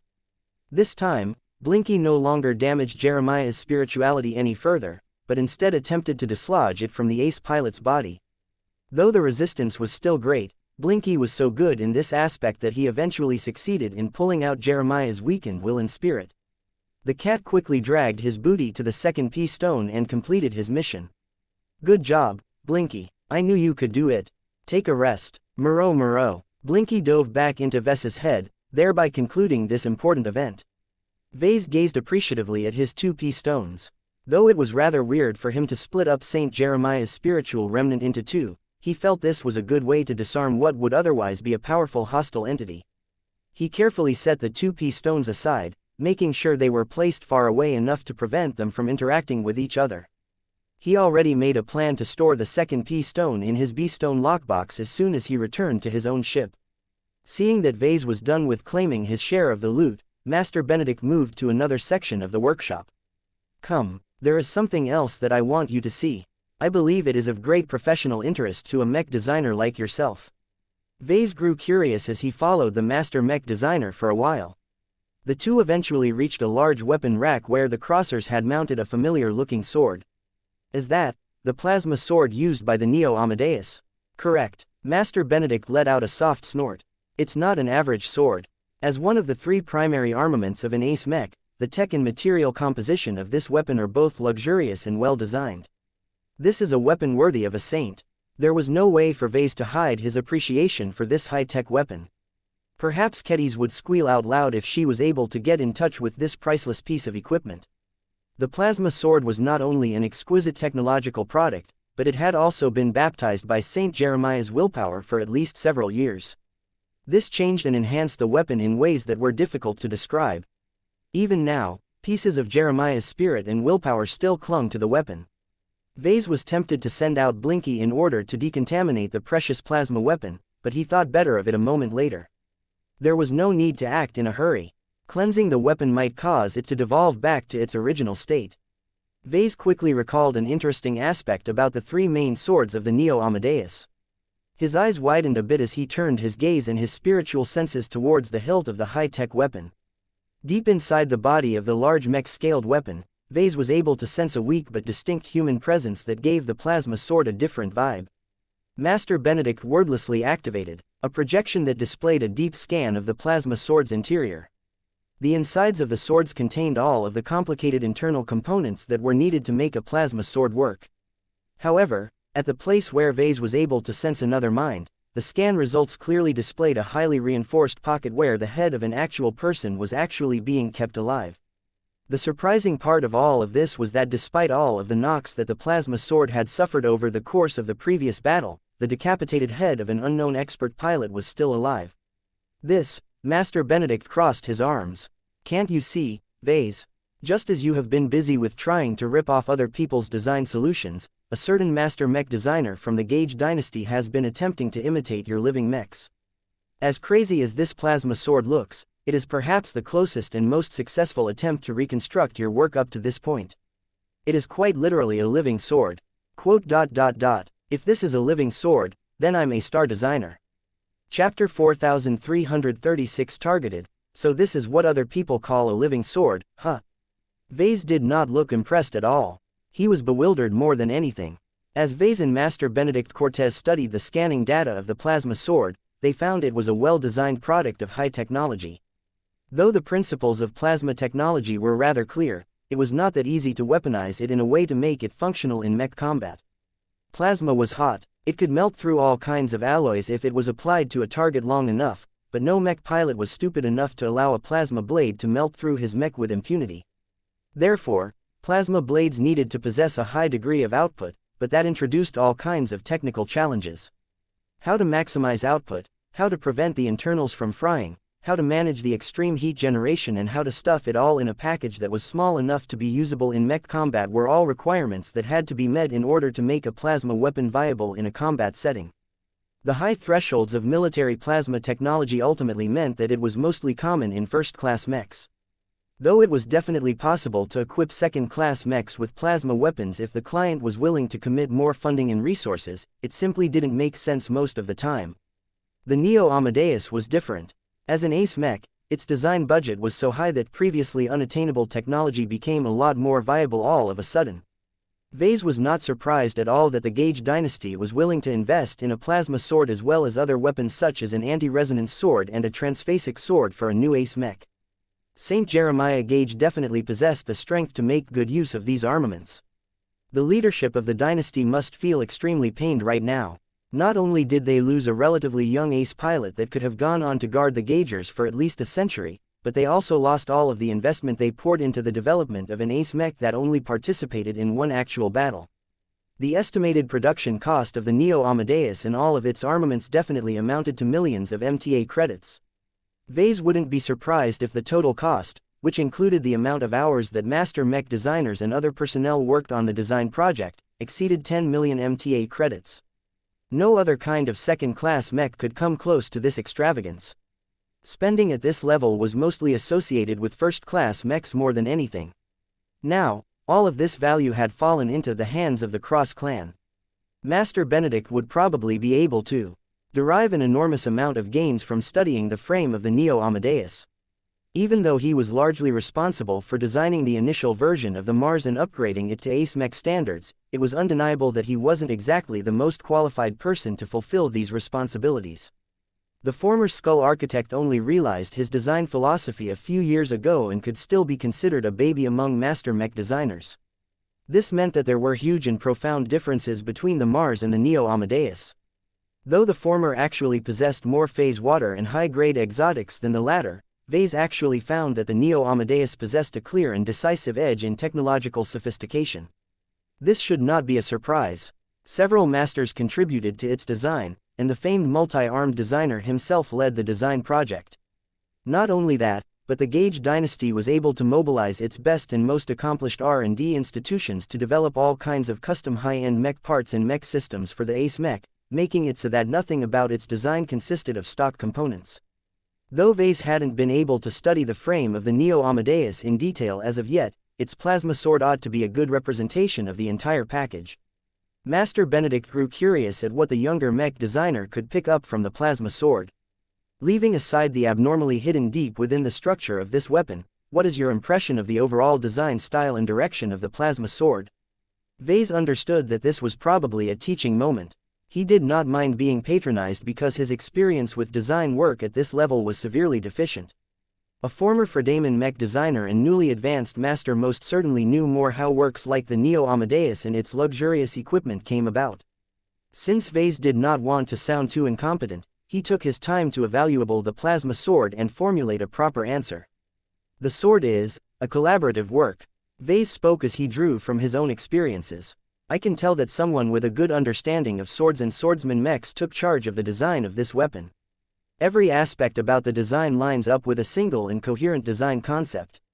Though its performance is incredibly high, it is not extreme to the point of compromising its robustness and structural integrity.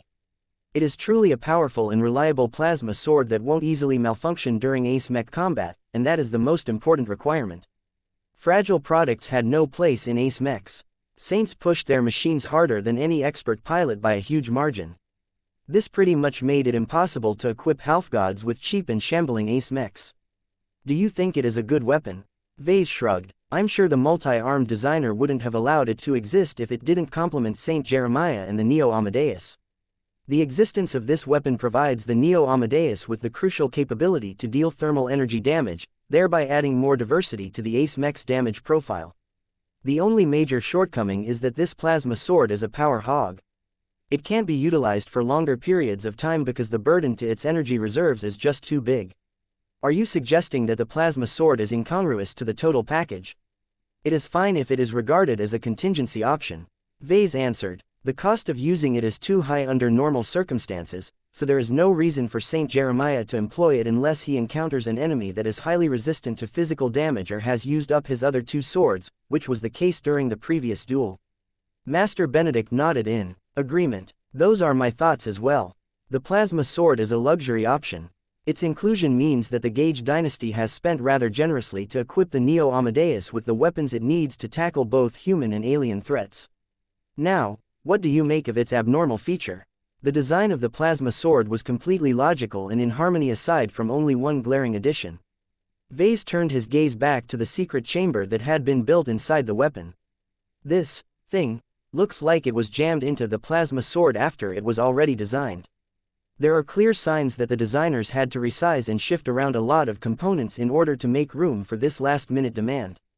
While the people who worked on the design have done an excellent job in integrating this chamber without sacrificing too much performance, there is still a clear incongruity in design style and intention.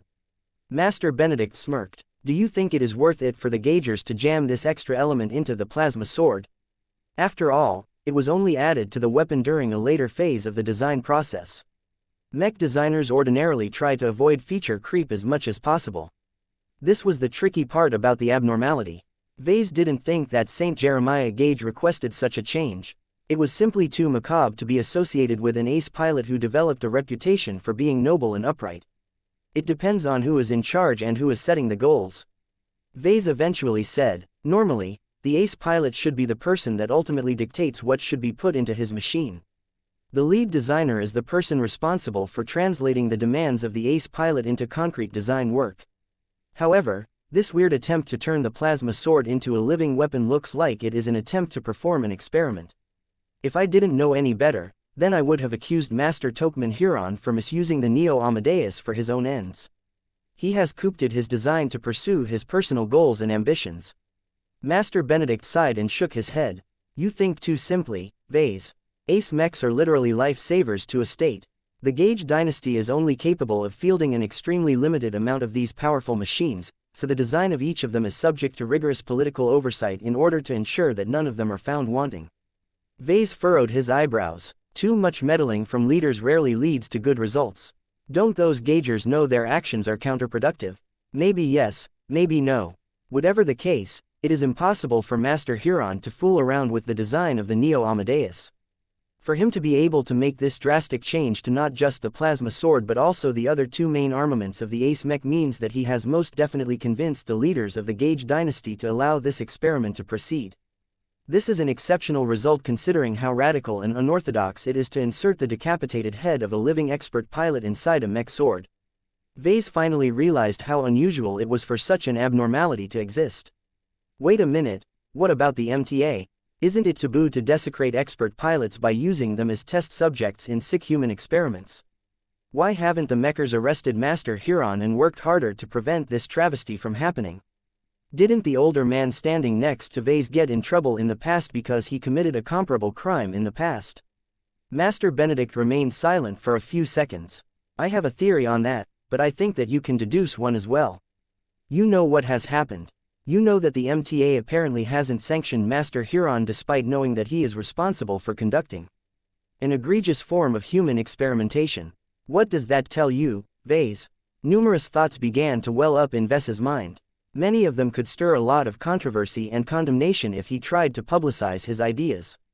It tells me that the MTA or a faction of it is likely complicit in this taboo experiment. Vase ultimately concluded, the MTA monitors everything and there is no way the association would miss the fact that the Fredaman committed this act not once, but thrice. 3 different expert pilots have lived a tortured life while locked inside the massive structure of different Ace Mech weapons.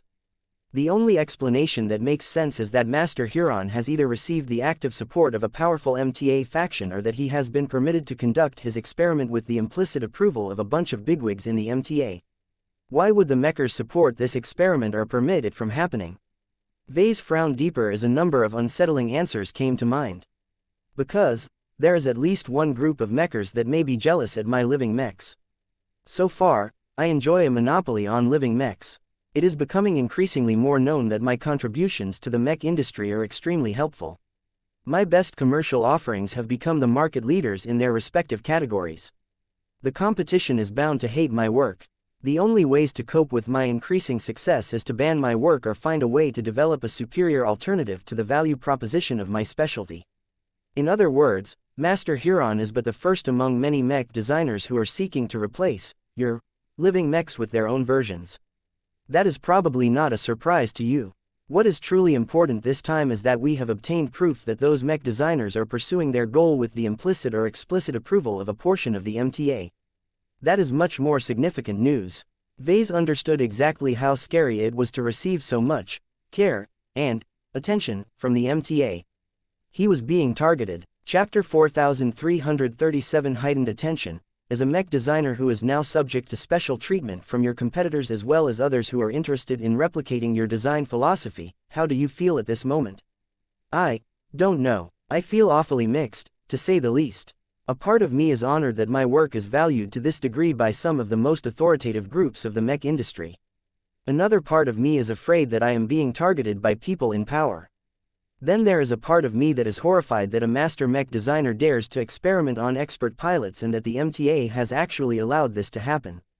The existence of this mech sword clearly violates the rules the association has set on the treatment of high-ranking mech pilots. Those are dangerous words, Vase. Master Benedict said, though his smirk showed that he didn't really take them seriously either. Master Huron and his backers have probably prepared reasonable excuses and rationalizations to explain what they have done to those that may be concerned about this experiment, but that is not really that important. What matters is that there is a more systematic attempt to deconstruct, reverse engineer, imitate or replace your design philosophy. What is your response to this development? I don't think I can do anything about it.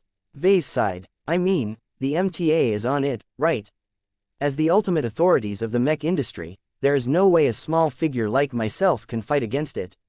Besides, I don't think a design application as gruesome as this can ever achieve mainstream success. The MTA would be fools to standardize the practice of cutting off the heads of expert pilots and integrating them into mechs. At least in your case you don't need the high-ranking mech pilots to be alive when you harvest their skulls. Let's focus on the MTA for a moment. What do you think? Do you think the mechers are treating you unfairly? Vase simply shrugged. As I've alluded to earlier, my bargaining power is too small for me to affect the decisions of the association. I'm not that surprised that the mechers are willing to violate their own rules in order to advance their own interests. It is their prerogative to do so considering that they hold all of the power. I just find it questionable whether it is worthwhile for them to make an exception to the rules to make a plasma sword like this. I'm sure its original design was already sufficient for Saint Jeremiah Gage. Why take this unnecessary step? From what I have observed in the earlier battle, the so-called living swords did not grant the Neo Amadeus a drastic improvement in combat effectiveness. To be fair, it was difficult to judge how much the living aspect enhanced the performance of the Neo Amadeus when there were no clear comparisons available. This was a familiar problem with many innovations, and one that plagued Vases well over the course of his career. Master Benedict crossed his arms. When it comes to experiments, achieving good results is not necessarily the only goal. The process is also important, and so are the discoveries made along the way. This is only an initial and extremely rough attempt at replicating the phenomenon known as living mechs. The reasons why the heads of expert pilots are used this time is because their strength is high, which makes it a lot easier to gather clear and distinct data. Subsequent experiments may be a lot less controversial. For example, Master Huron might employ heads taken from regular people or even clones that were grown in labs. This was an established approach in the research sector. At the start, an inventor might not even know whether his radical new idea even worked. His goal at this stage was to prove his new concept, and to do that he needed to employ the best materials he could obtain in order to produce the strongest and most unambiguous results.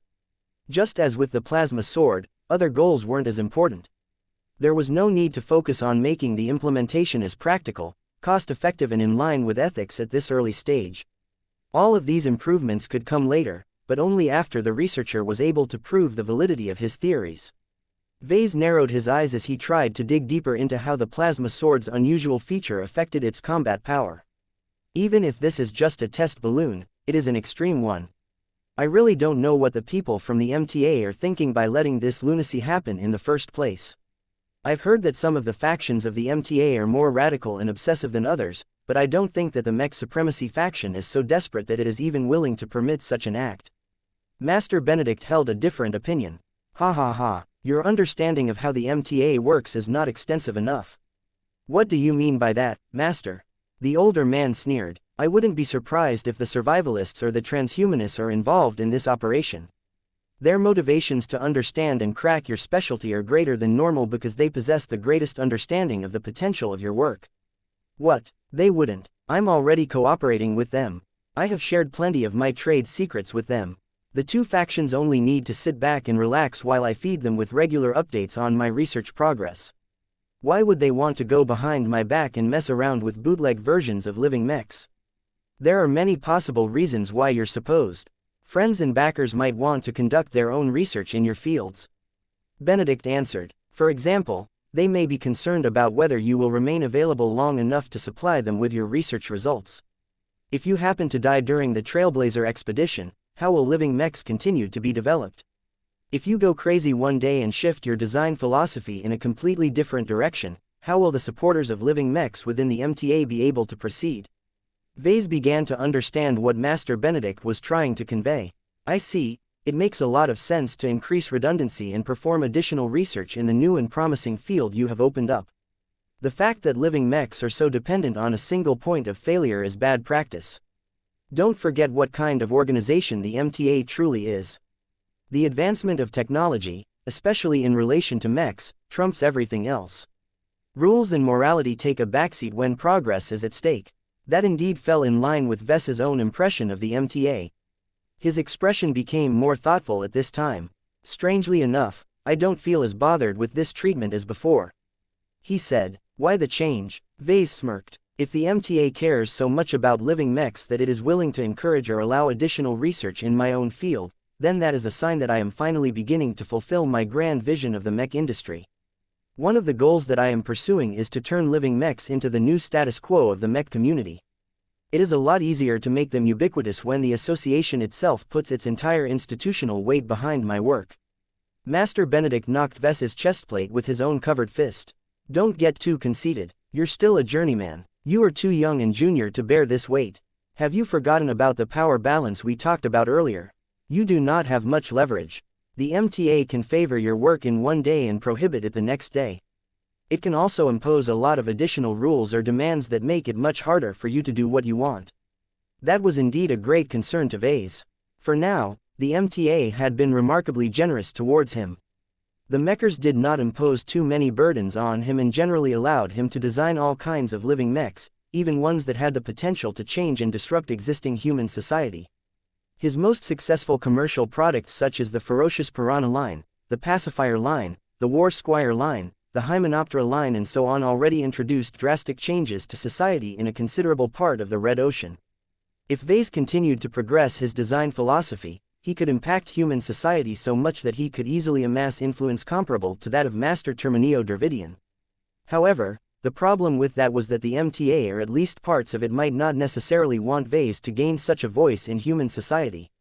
The greater his weight in society, the greater his threat towards certain interest groups. All of these complicated matters were too heavy for Vase. Though he didn't want to spare any thought on them, the reality of the situation left him with little choice. The existence of the abnormal plasma sword served as a warning to him that other people were almost certainly plotting around him no matter whether he was cooperative or not. It would be foolish for him to go back to burying his head in the sand. He turned towards the older man. Just like the unknown mechers that supported Master Huron's research, Master Benedict most definitely had his own agenda. It wasn't a coincidence that he brought this topic and steered it in this specific direction. "What do you think I should do, Benedict?" he asked with a hint of suspicion. "Relax, Vase. I have my own ambitions. I am merely concerned as a friend of yours. My experience with the MTA is richer than yours. Though I have never received so much favor and attention from the mechers as you, I have a deeper comprehension of the pitfalls of dealing with them. My personal experiences along with my discussions with fellow colleagues has taught me that indigenous mech designers such as you and I operate on the whims of the association." Vase did not look impressed. "You're not saying anything new." "I wasn't finished, Vase. You need to look beyond the surface and think about the implications of what I have said. What I mean by that statement is that you need to put more effort into navigating the web of interests within the MTA. It is best if the mechers think so little of your work that they will ignore you just like they ignore most mech designers. That is clearly not the case, though. You have already caught their attention. This means that the only way for you to go forward is to actively cultivate a friendship and alliance with a strong backer within the MTA. I've already done that, Benedict. I impressed the survivalists and the transhumanists and received their backing and protection in return. Those relationships are too shallow." The master mech designer shook his head in disapproval. "Take this plasma sword for example. In truth, you are correct that it is unlikely that the two factions would approve of this experiment. However, they are not as monolithic as you think. Every MTA faction is divided into many powerful individuals and interest groups. Only one notable master mech designer or star designer can start an initiative like this without needing to obtain the approval of the rest of a faction. So Master Huron was allowed to do what he wished because he obtained the favor of a single bigshot." Master Benedict nodded. "That is correct. As long as the consequences aren't too big, it is possible for powerful individuals within the MTA to pursue their own initiatives. If you want to go further with trying to protect your rights and further your goal of popularizing living mechs, then you will need to develop a close friendship with a powerful figure within the association. It is not enough to be on good terms with the two factions that you are already associated with. The absence of deep commitments mean that the survivalists and the transhumanists can always turn their backs on you from the moment your usefulness has come to an end." I see. Chapter 4338 Super Ingredient. Though Master Benedict no longer continued this discussion any further, Vase still had plenty of food for thought. Unlike Gloriana, he could hardly focus on examining the Neo Amadeus and its various pieces of high-end equipment due to all of the turbulent thoughts running through his mind. Vase understood that he had made enough progress and produced enough results in the Red Ocean to move into the big leagues of the mech community. Though his status as a journeyman caused many people up high to dismiss his presence, that did not stop the more discerning people from taking him seriously. As Master Benedict just said, the power imbalance was too great for Vase to feel secure. Anything could happen to him as his work began to make more changes to society. Some people stood to benefit from the popularization of living mechs while others would definitely lose business. Instead of waiting until a greater and more damaging event occurred in the future, Vase needed to preempt these risks. The way to do that was to build up more leverage and support by developing a close relationship with a mecher that was powerful enough to cover for him but also friendly enough to take risks on his behalf. As Vase thought of possible candidates that he could get closer with, he found out that the list of people he might be able to depend upon wasn't great. He was certain that the survivalist faction and the transhumanist faction encompassed a huge amount of people, including a huge amount of powerful masters and numerous star designers. Yet just because their factions supported Vase didn't mean that they would stick up for him during the bad times. This was what Master Benedict was truly warning him about. Vase had never met the vast majority of survivalists and transhumanists and could not possibly count on them to cover his back if he needed their help. The only people he could truly count upon were those he spoke to in person and developed a positive impression on him. What Vase needed to do was to increase his value in their eyes and build a more reliable relationship with them. It was best to forge a true partnership with them just like the one he formed with Calabast. The amount of people from the MTA that Vase could approach was awfully short. He had built up a great relationship with Master Willix in the past, but the huge distance between them had cooled their friendship as the years continued to pass by. Vase did not dare to assume that Moira Willix would stick up to him when they hadn't spoken with each other for more than 5 years. Master Terminio Dravidian was a better target. Vase had sporadic contact with him as the prestigious master possessed a clear interest in his work. Yet the talks between the two mostly amounted to Vase updating his contact person from the transhumanist faction of his latest research results. This was not enough anymore. If Vase wanted to turn Master Dravidian into a more reliable backer, then he needed to expand his talks with the busy MTA mech designer. However, the difficulty of doing this was too great. Even if Master Dravidian favored Vase, that didn't necessarily mean that this man who only submitted to star designers would sincerely interact with a little punk. The difference in status between the two were simply too great for Vase to have much confidence. If Vase wanted to make more progress, then he needed to approach someone who was not as distant and aloof.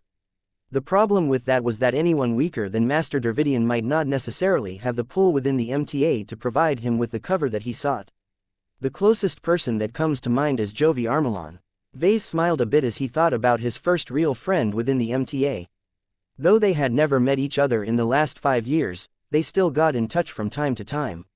In fact, their friendship should have already passed a point where Jovi would be glad to assist Vase in dealing with potential trouble. He's still too young, though. Vase sighed. Jovi was a great friend, but his influence within the MTA was too marginal.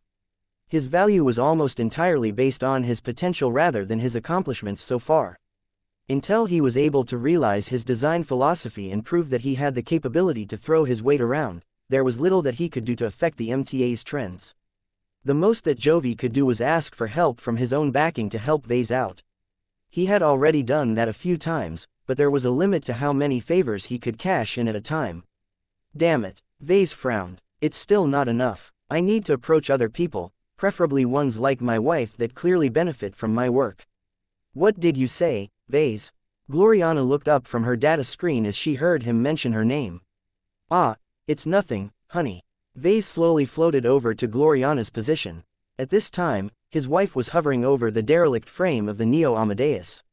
Despite missing its cockpit, the overall damage to its frame was fairly light. This granted her plenty of insights about the design work of famed Gauger mech designers such as Master Huron and the multi-armed designer. What do you think of the Neo Amadeus? There is so much about this ace mech that is wonderful that I don't even know where to begin.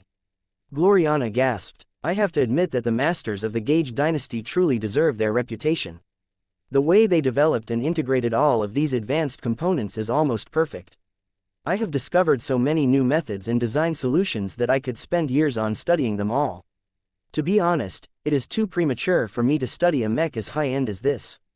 I understand to a better degree why such work is usually left to masters.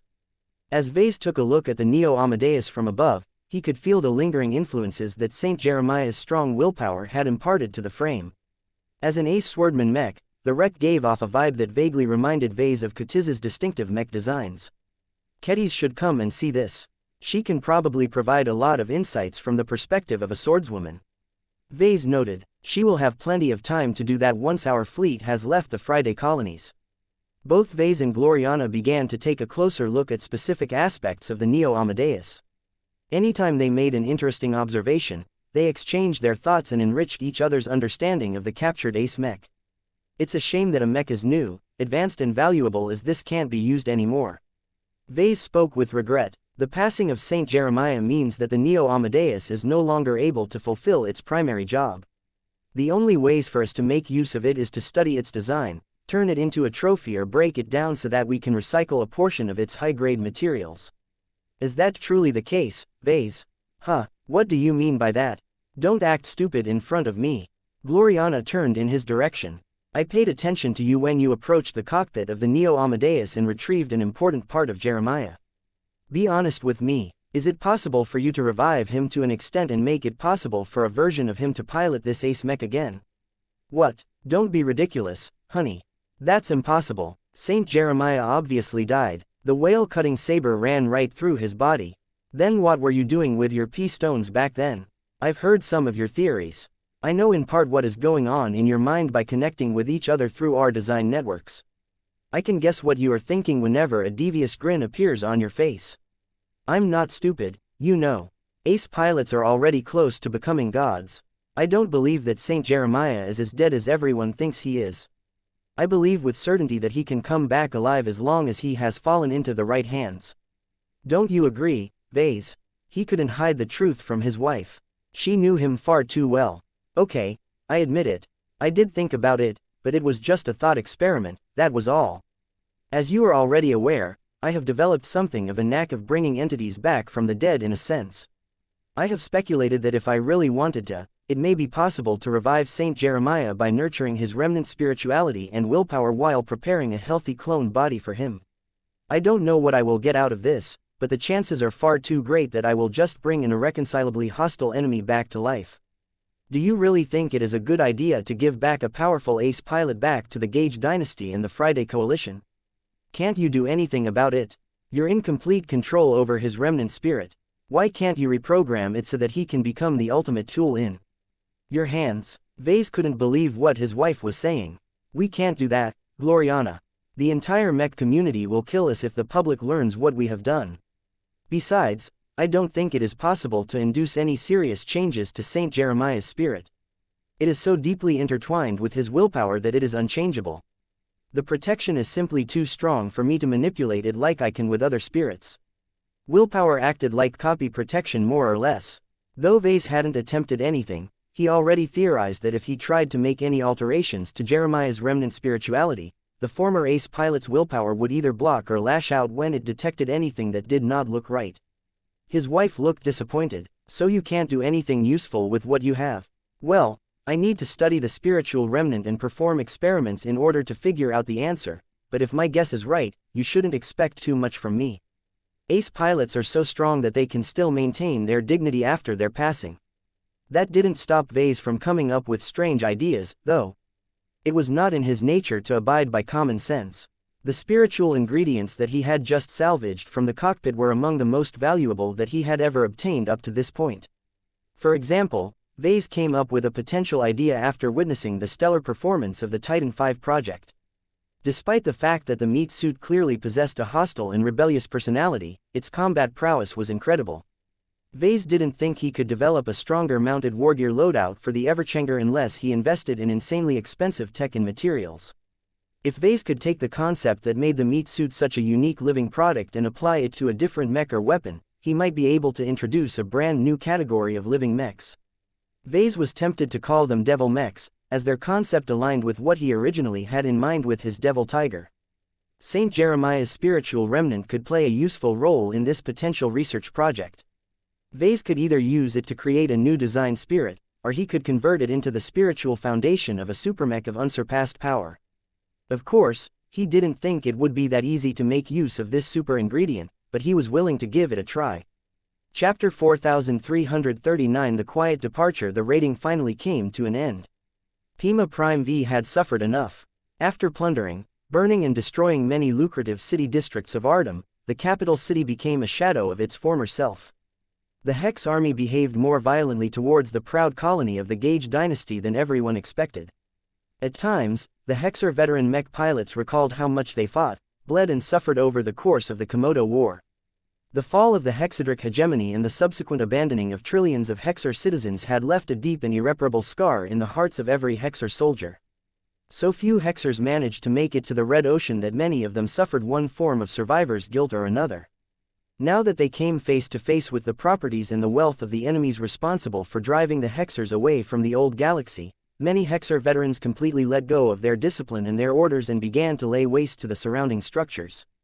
Too many Mech squads deviated from their instructions and wandered off into other districts in order to stomp on houses and demolish monuments dedicated to Fredaman war heroes. Some Hexer Mech pilots had even gone AWOL and wandered off to take revenge against the Fredaman according to their own ideas.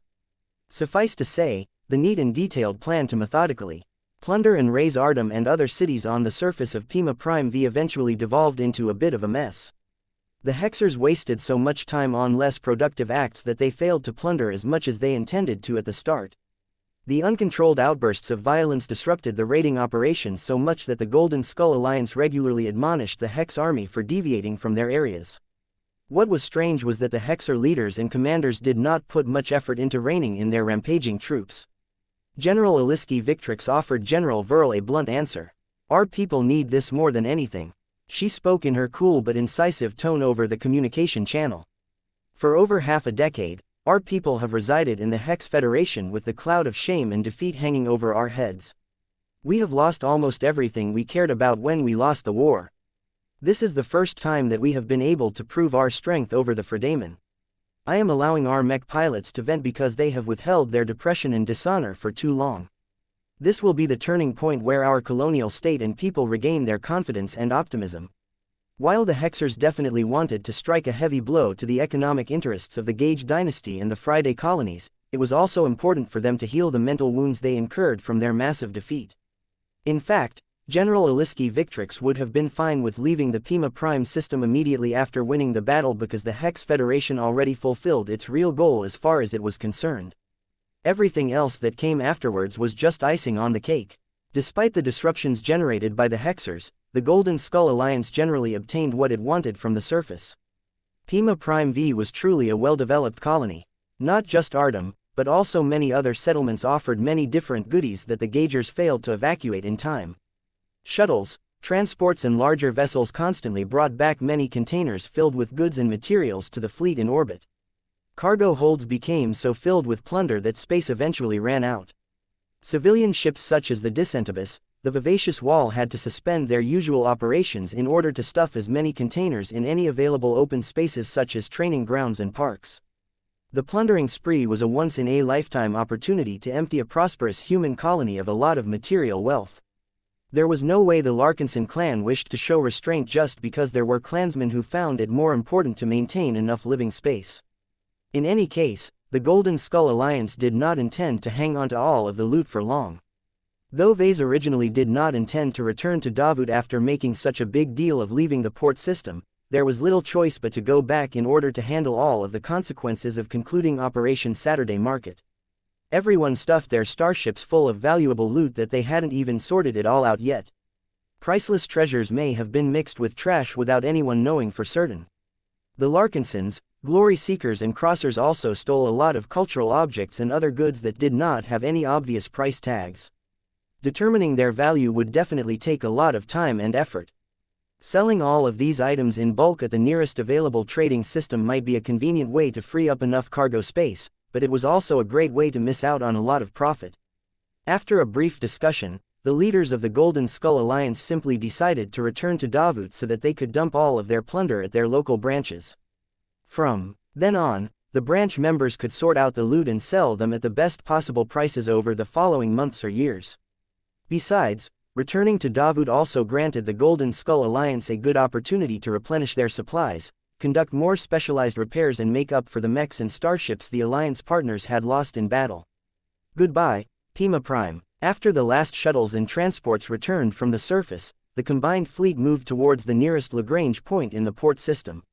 The Fredamen who were huddling in the underground shelters or in deep space did not wave the visitors goodbye, though they were definitely pleased to see the scourge depart from their homes. None of the surviving defenders came to harass or threaten the Hexers and the Golden Skullers. The invaders had already dismantled far too many Fredaman mechs that the remaining ones simply didn't have the numbers to pose a significant threat. The Hexers left in space had also made sure to clear the surrounding space and drive away any surviving Fredaman starships that could shadow the combined fleet. There was no way the Hexers and Golden Skullers left anything to chance. Their patrols even launched warning shots at nosy trade vessels hailing from neutral powers because they strayed too close. Though there were a lot of people that held their breaths as the massive fleet finally reached the Lagrange point, they finally relaxed and eased the tension in their bones as the starships smoothly transitioned into FTL travel without any interference. It's over. The fleet was safe for now, but people like Vase clearly understood that they were not out of the woods yet. The Friday colonies encompassed a fairly large amount of space and it was not so easy to get away. Previously, the combined fleet was able to enter the Friday colonies and reach Pima Prime fairly quickly because their target happened to be a port system. This time, the exit route did encompass any port systems. That meant that if the Fredamen truly desired to take revenge, they could combine their forces and attempt to intercept the departing winners. Relax, Vase, Calabast said during a routine meeting. The chances that we will get intercepted is too low. We have been monitoring every major Fredamen fleet movement so far and none of them are making any attempt to catch up to our fleet. Are you sure about that? Vase questioned. I am. While I cannot guarantee that our spies and the operatives of the Hex Federation are able to track every possible enemy troop movement, many Fredamen mech divisions are simply staying put at the moment. The risks of attacking us are too great and victory will inevitably incur a massive price. The Fredamen should at least wait until our Golden Skull Alliance has left before launching any sort of retaliatory attack. Vase looked suspicious. I would have thought that the Carnegies, Vermeers, Puffers and Vanguarders would secretly form a massive fleet to ambush us now that our fleet and forces have incurred a lot of damage. We still haven't recovered our strength, after all. Even the Mars isn't in a state to compete against a hostile ace mech. We thought about that, but the necessary condition to take advantage of our weakness is if they can muster at least 150,000 mechs, dozens of expert mechs and one ace mech. Do you think it is easy for those coalition partners to play a high-stakes game and bet their capital for a military victory that does not yield much strategic gains? Don't forget that Patriarch Reginald isn't even a Hex or ace pilot. He's a mercenary, essentially. Once this is over, his relationship with the Hexers will come to an end. I guess you're right. Vase understood this logic. The only possible reason to attack the combined fleet was to weaken the strength of the Hex army, but as long as Patriarch Reginald Cross and the Mars was in the neighborhood, a retaliatory action inevitably demanded the deployment of an ace pilot and ace mech. There was no way the Fredamen wanted to send out their ace pilots so easily. One had already died in Pima Prime. It was a lot less risky to keep these strategic assets in their respective star systems and use them as a deterrent against further attacks.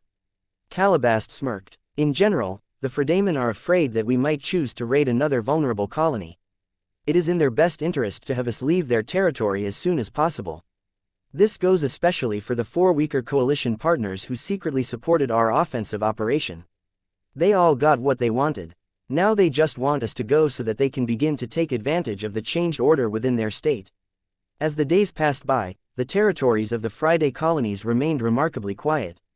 The Hexers contemptuously thought that the Fredamen had been spooked silly, but Vase knew that their old enemies had made the most rational choice. Since everyone around him told him that the situation was under control, Vase no longer bothered to think about the dangers and proceeded to spend his time on repairing his expert mechs. Each of them incurred at least some form of damage during the last battle. Mechs that performed well in battle such as the Dark Zephyr only needed a few days in the workshop to make them ready for another serious engagement. Other expert mechs required a bit more effort to restore to their peak condition. Machines such as the Riot, the First Sword, the Everchanger and the Promethea received so many wounds that Gloriana had to come up with individual repair plans that required the help of multiple journeymen to restore all of the powerful but exacting machines. It was especially troublesome to repair the masterwork expert mechs such as the Amaranto and the Everchanger because only a few people possessed the capability to produce replacement parts that met the exceedingly high standards. Gloriana predictably had to do most of the work.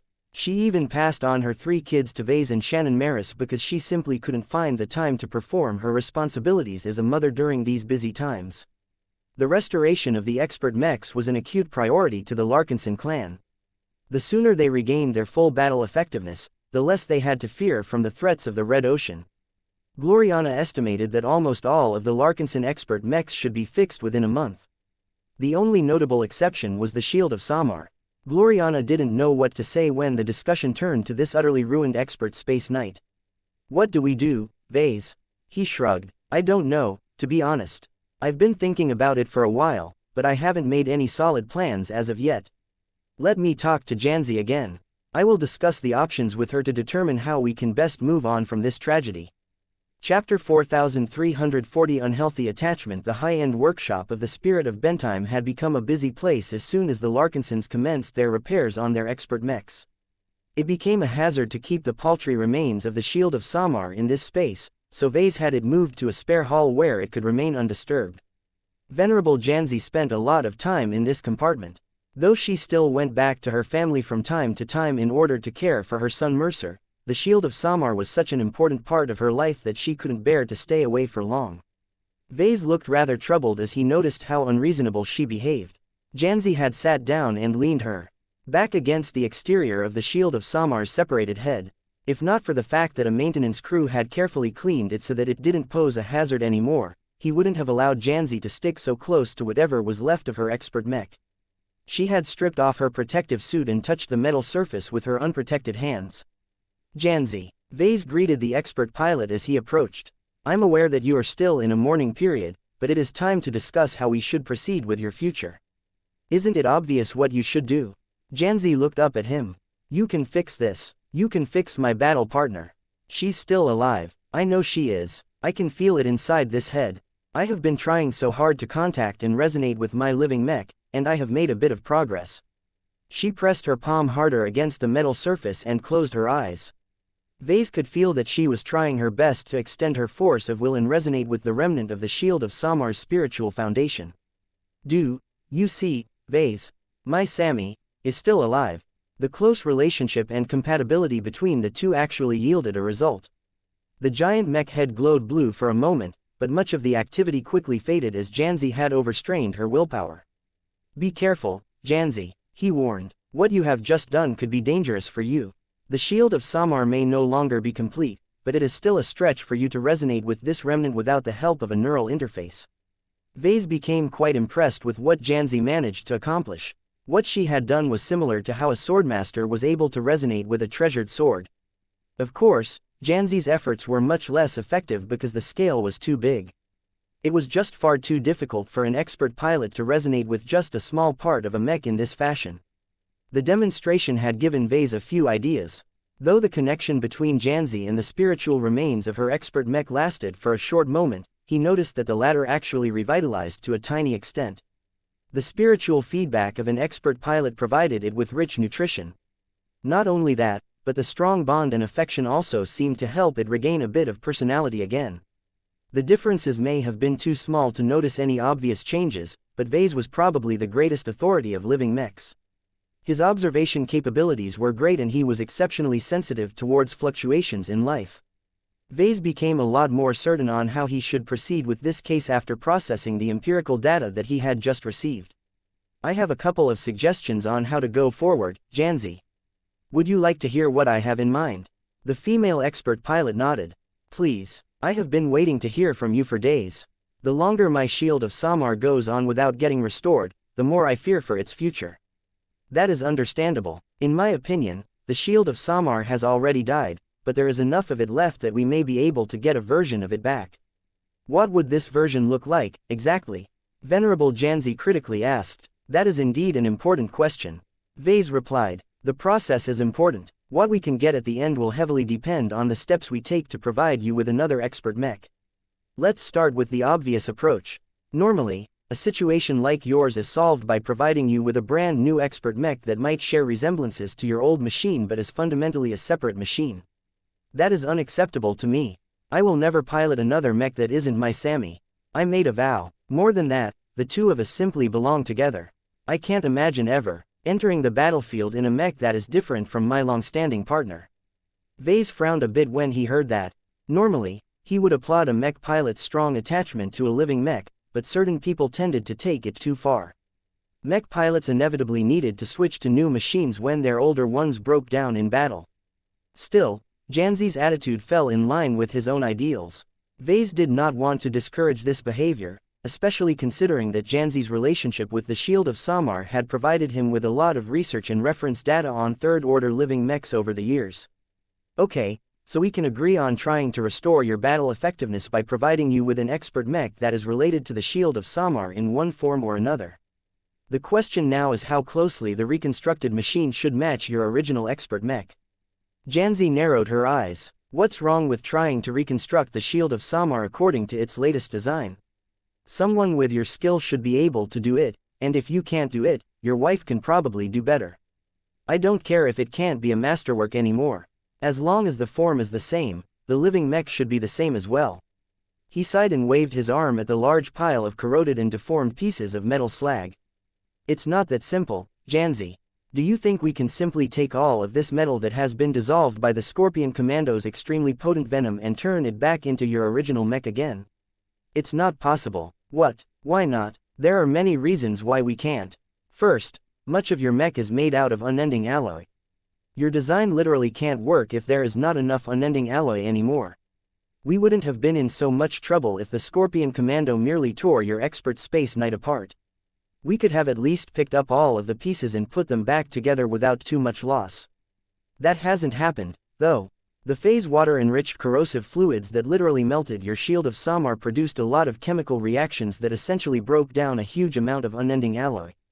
The slag that you see here can't be called unending alloy anymore because of that reason. It has degraded into different compounds that are much weaker and less stable. Though Xianxia did not have a technical background, she still understood that it was possible to reconstruct an alloy as long as the base materials were still present. Why can't you remake unending alloy again? It's complicated. First and foremost, we don't understand its production process. This is an absolutely remarkable material that can't be made by melting a bunch of different metals before pooling it together in a giant cauldron. It's an ancient product of alien high technology that requires a lot of mysterious steps to make.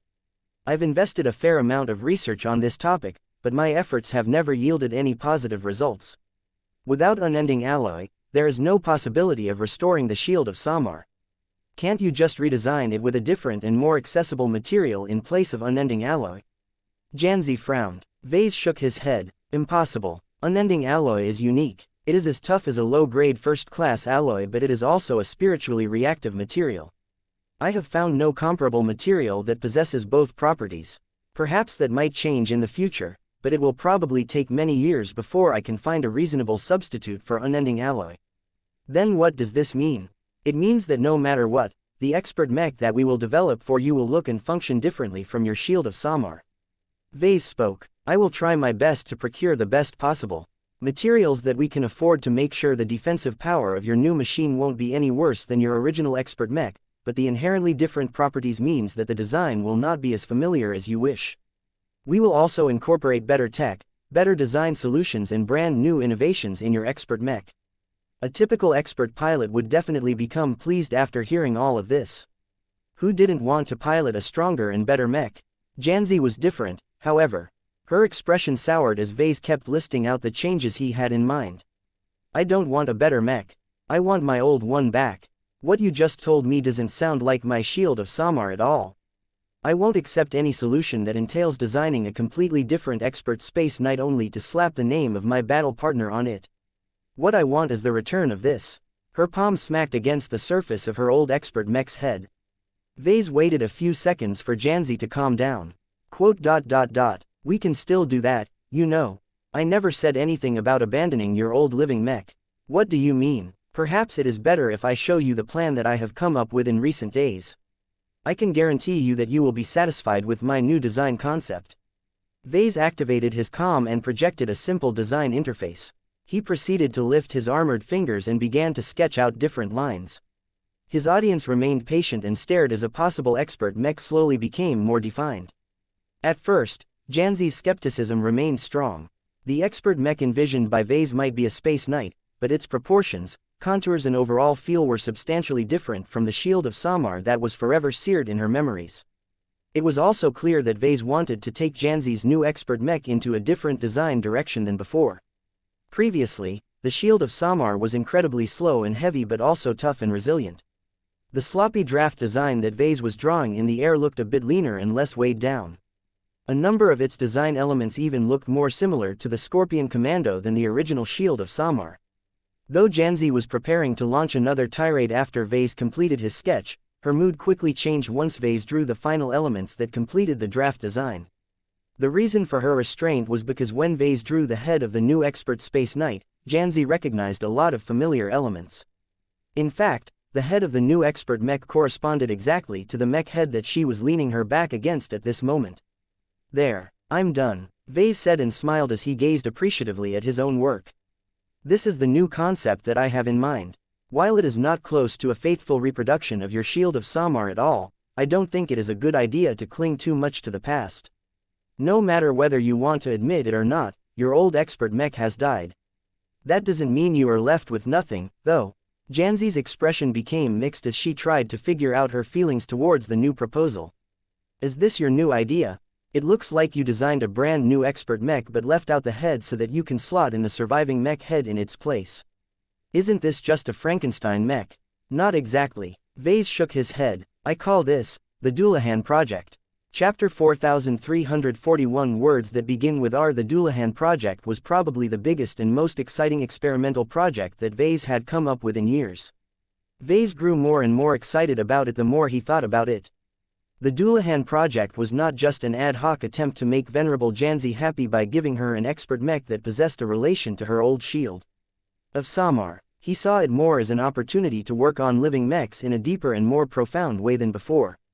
Rather than designing and making a new living mech like he had done in the past, he intended to work around an existing living mech, or at least a remnant of it, and try to see whether he could breathe new life in one of his perished works. Just as he expected, the vision he presented completely exceeded Venerable Janzi's expectation and cognition. She looked floored as she tried to imagine what sort of mech she might end up with if Vase completed the Doulahan project according to his current intentions. Janzi found it difficult to understand this strange new project. The mix between new and old was jarring to her. Only a mech designer as crazy and radical as Vase would come up with a design concept that combined a relatively new and fresh expert space knight design with the surviving head of her familiar Shield of Samar. It was not without reason that she accused Vase of designing a Frankenstein mech. The draft design he had drawn in front of her eyes pretty much fit the definition of such a machine.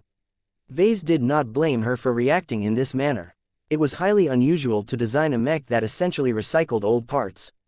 Any decent mech designer knew that a mech that incorporated design solutions meant for another product rarely fit together that well. Vase didn't worry too much about this problem, though.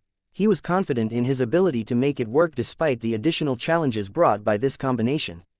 He and Gloriana were both well equipped to solve the many new tangible and intangible issues over the course of the project. The main client was not as certain, however. Why? The answer is complicated, Vase steadily replied. The Doulahan project is a result of trying to reconcile your demands with what is technologically feasible with our current capabilities. I have already explained why it is not possible for you to regain your old Shield of Samar. It's gone for the most part. Rather than remaining stuck in the past, I think it is best that we move on from this loss and try to work out a way to go forward. Are you trying to force a break from the past? Janzi looked suspicious. Vase gave her a generous smile. I'm not saying that. The fact that I have preserved the head of your old mech in the new design is a clear indication that I still respect your demands. I just don't think it is healthy or desirable to reproduce the last iteration of the Shield of Samar as closely as possible. From a philosophical standpoint, doing so does not constitute moving forward at all. I see it more as a regression. You need to accept what has happened to you and your old partner and find a way to be the expert pilot that the Shield of Samar can be proud of. Ask yourself this: would your old living mech prefer it if you keep moping about all day, or would it rather have you pick yourself up again and regain your drive to fight? The female expert pilot's eyes teared up as she thought about what she said. Her emotions grew heavy, but the cloud of depression that emanated from her body had lifted to an extent. His efforts were working. If he just wanted to develop another expert mech for Venerable Janzi, he didn't have to come up with such a complicated concept or explain so much of his perspective to the expert pilot.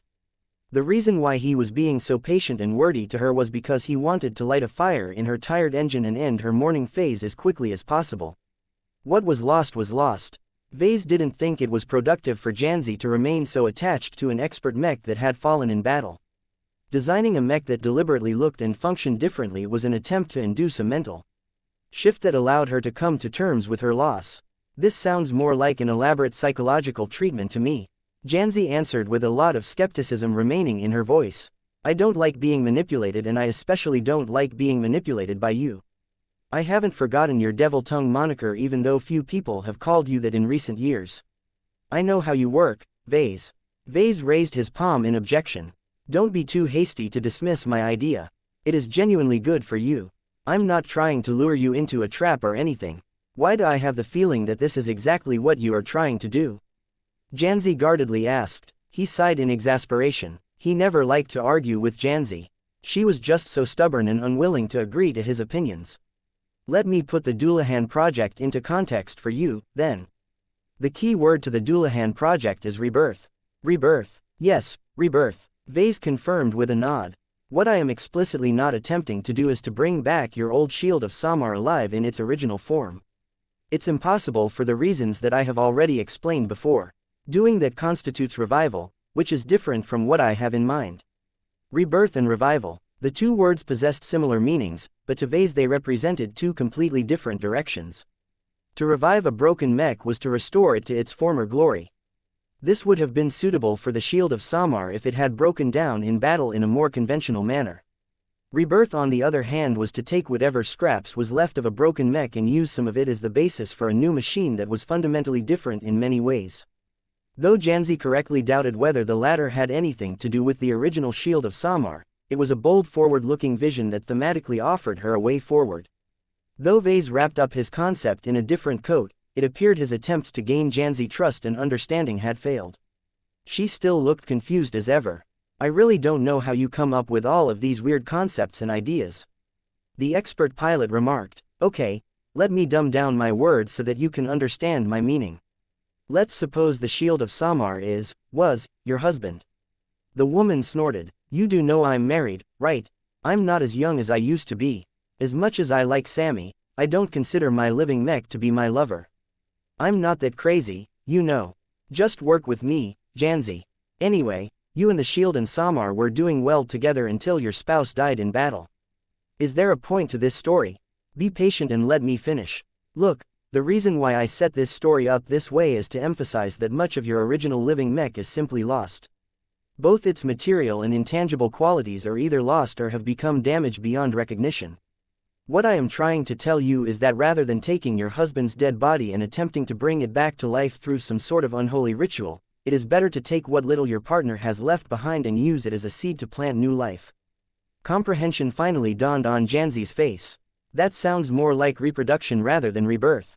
Oh, no, that is where this analogy breaks down. Vase quickly replied. This new mech that I have not sketched is not meant to be a child from you and your expert mech. Mechs aren't physically human and they can't reproduce. What I am attempting to do instead is to take the remaining essence of the Shield of Samar and use it to plant a seed that will bloom into a new mech. Planting a seed in order to grow a new mech. That was probably the most accurate description that Vase could provide to Janzi. I think I understand now. Janzi said, whatever I get at the end can still be called the Shield of Samar, but it won't be the same anymore depending on how you tackle your new project. What you need to understand is that I can't completely control the outcome of this project. What makes life wonderful is that it can grow and develop in many different directions. The downside to that is that we can't necessarily choose how your reborn mech will look like. I only have partial control over the variables that determine the outcome of the Doulahan project. Why did you choose this codename for this project? What is a Doulahan? Vase chuckled. A Doulahan is an ancient myth about an undead knight that rides around and haunts people for whatever reason. What is special about this Doulahan is that he is originally a knight on a horse whose head somehow got chopped off his body. Somehow, the knight didn't die from that, but has gained another life as an undead creature that rides around while carrying his separated head in his arms. That is a disturbing image. I do not want you to turn my Shield of Samar into an undead monstrosity that does more harm than good. Oh, don't misunderstand me. That is exactly the opposite of what I am attempting to do. I wouldn't have put the head of your old expert mech onto the torso of your new one if I was trying to faithfully reproduce this myth. The codename is simply a loose reference to this story. There is no further thought behind this association. Janzi relaxed a bit. I have no problem with this as long as this is the case. Can you tell me more about how much of my old Shield of Samar will stay the same once you are done with your work? As I've said, I can't control the process, so there is no way I can give you a definite answer to your inquiry. Vase steadily replied, the only thing I can say about this is that I am aiming to achieve a rebirth. Everything that is too old and weak about your old living mech has already been shed or will inevitably fall off during the transformation process. You view it as a purification cycle. The result of this is that we will be left with the strongest and purest essence of the Shield of Samar. This will serve as the seed that allows your living mech to start anew on a much stronger footing than before. That sounds like reincarnation. Vase chuckled again. We can use a lot of different high-minded words that start with the letter R. What is important is that your Shield of Samar will be able to live again in a new form and a new incarnation. Perhaps you can call it nirvana. Just like how a phoenix can rise from its ashes, your Shield of Samar has never really died. It just came back to you again in a youthful and updated form. As Vase kept explaining these ideas to Janzi, he became more invested in this nirvana concept. He had a feeling that if he succeeded in giving the Shield of Samar a new life in this manner, he might be able to unlock a powerful new possibility that could give a lot more living mechs a way to move forward after they fell, became obsolete or were no longer wanted for whatever reason. Chapter 4342 Path to Rebirth. Vase continued to discuss and explore his vision with Venerable Janzi. It was crucial that he obtained her buy-in from the start of the Dullahan project. Its importance to himself, his clan and Janzi could not be overstated. He recognized that after a long time since he last achieved any major progress in his design philosophy, he was finally progressing his core work in a proactive manner. The fact that he did not have a good idea of the outcome of the Dullahan project was a great sign that he was embarking on a new and innovative feature. When he looked back at how he began his mech design career, he split up his progression into multiple different stages. The first stage was when he began to dabble with the X factor after the system guided him towards this direction. The second stage was when his mother introduced him to the possibilities of converting spiritual entities into design spirits. The third stage was the gradual discovery and realization that living mechs went through qualitative transformations at specific thresholds, leading him to develop his so-called Larkinson's orders of life theory. All of these advancements were mainly rooted in spirituality, life and growth. Some of it required active intervention and effort from Vase, but a lot of growth-oriented changes happened naturally over time. Lately, Vase felt that his design philosophy became overly slanted towards growth. While he was happy to see mechs grow stronger and evolve into third-order living mechs after sufficient growth and accumulation, Vase didn't feel much accomplishment from this phenomenon because he didn't really get involved in the process. Sure, he may have set up his living mechs to grow into strong and amazing life forms, but aside from getting involved in the beginning, he surrendered all of the initiative to time and nature. It was too passive. Lack of control translated into lack of determination.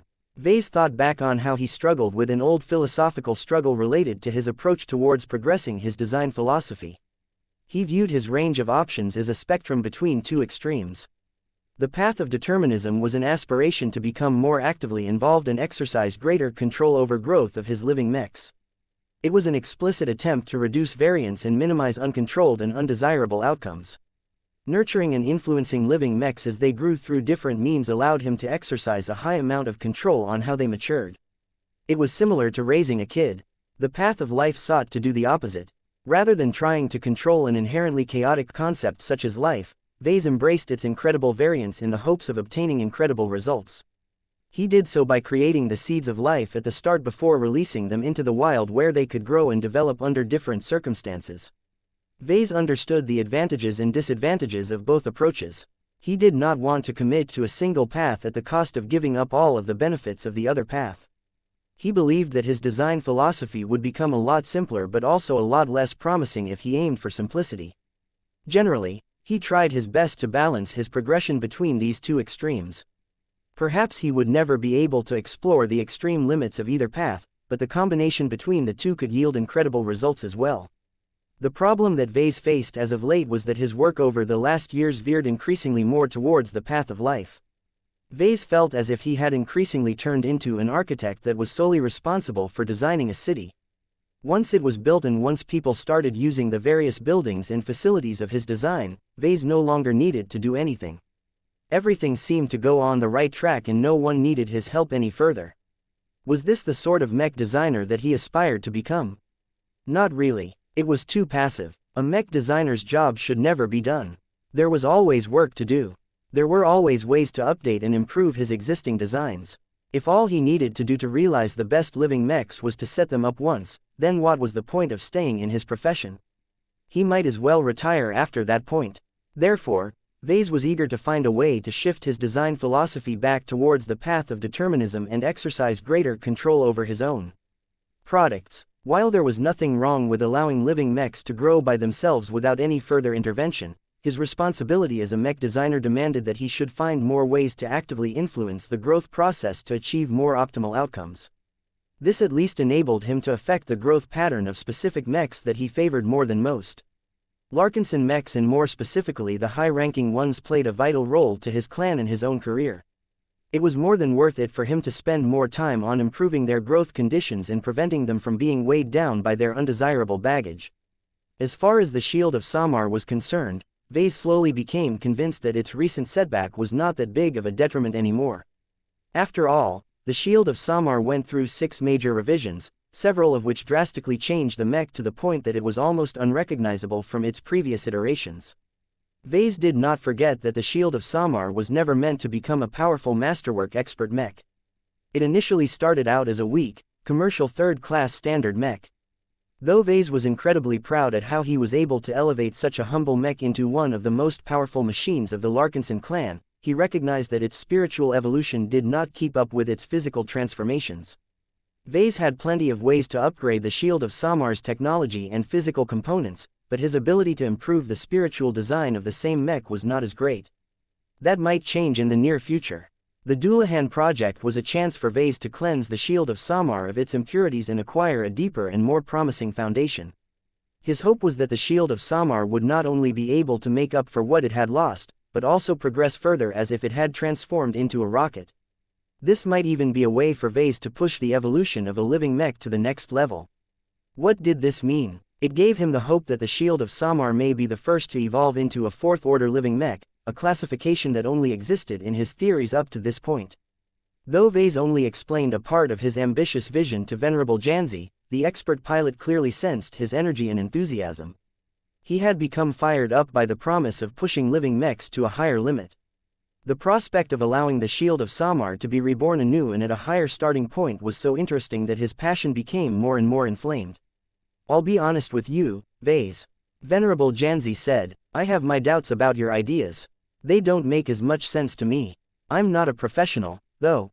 You know more about living mechs like the Shield of Samar than anyone else. I might not agree with you on many issues, but I at least trust you to do what is right for any mech, including my own. You have proven yourself to be nothing but trustworthy and reliable in matters relating to mechs. I can't say the same with regards to everything else." Vase dismissed her backhanded compliment. "I can promise you that I will do my utmost to present your Shield of Samar with a brighter future. Death is not necessarily the end for a living mech. I sincerely believe that even if they have fallen apart, there is still a way to give them a chance to be reborn. The Dullahan project is not just an opportunity to give your old mech a new life, but many other mechs that have suffered similar fates." Now that he gained Janzi's approval, Vase immediately wanted to flesh out his new experimental project. He quickly left the hall where the remains of the Shield of Samar was stored and headed back to the design lab in order to begin his preparations.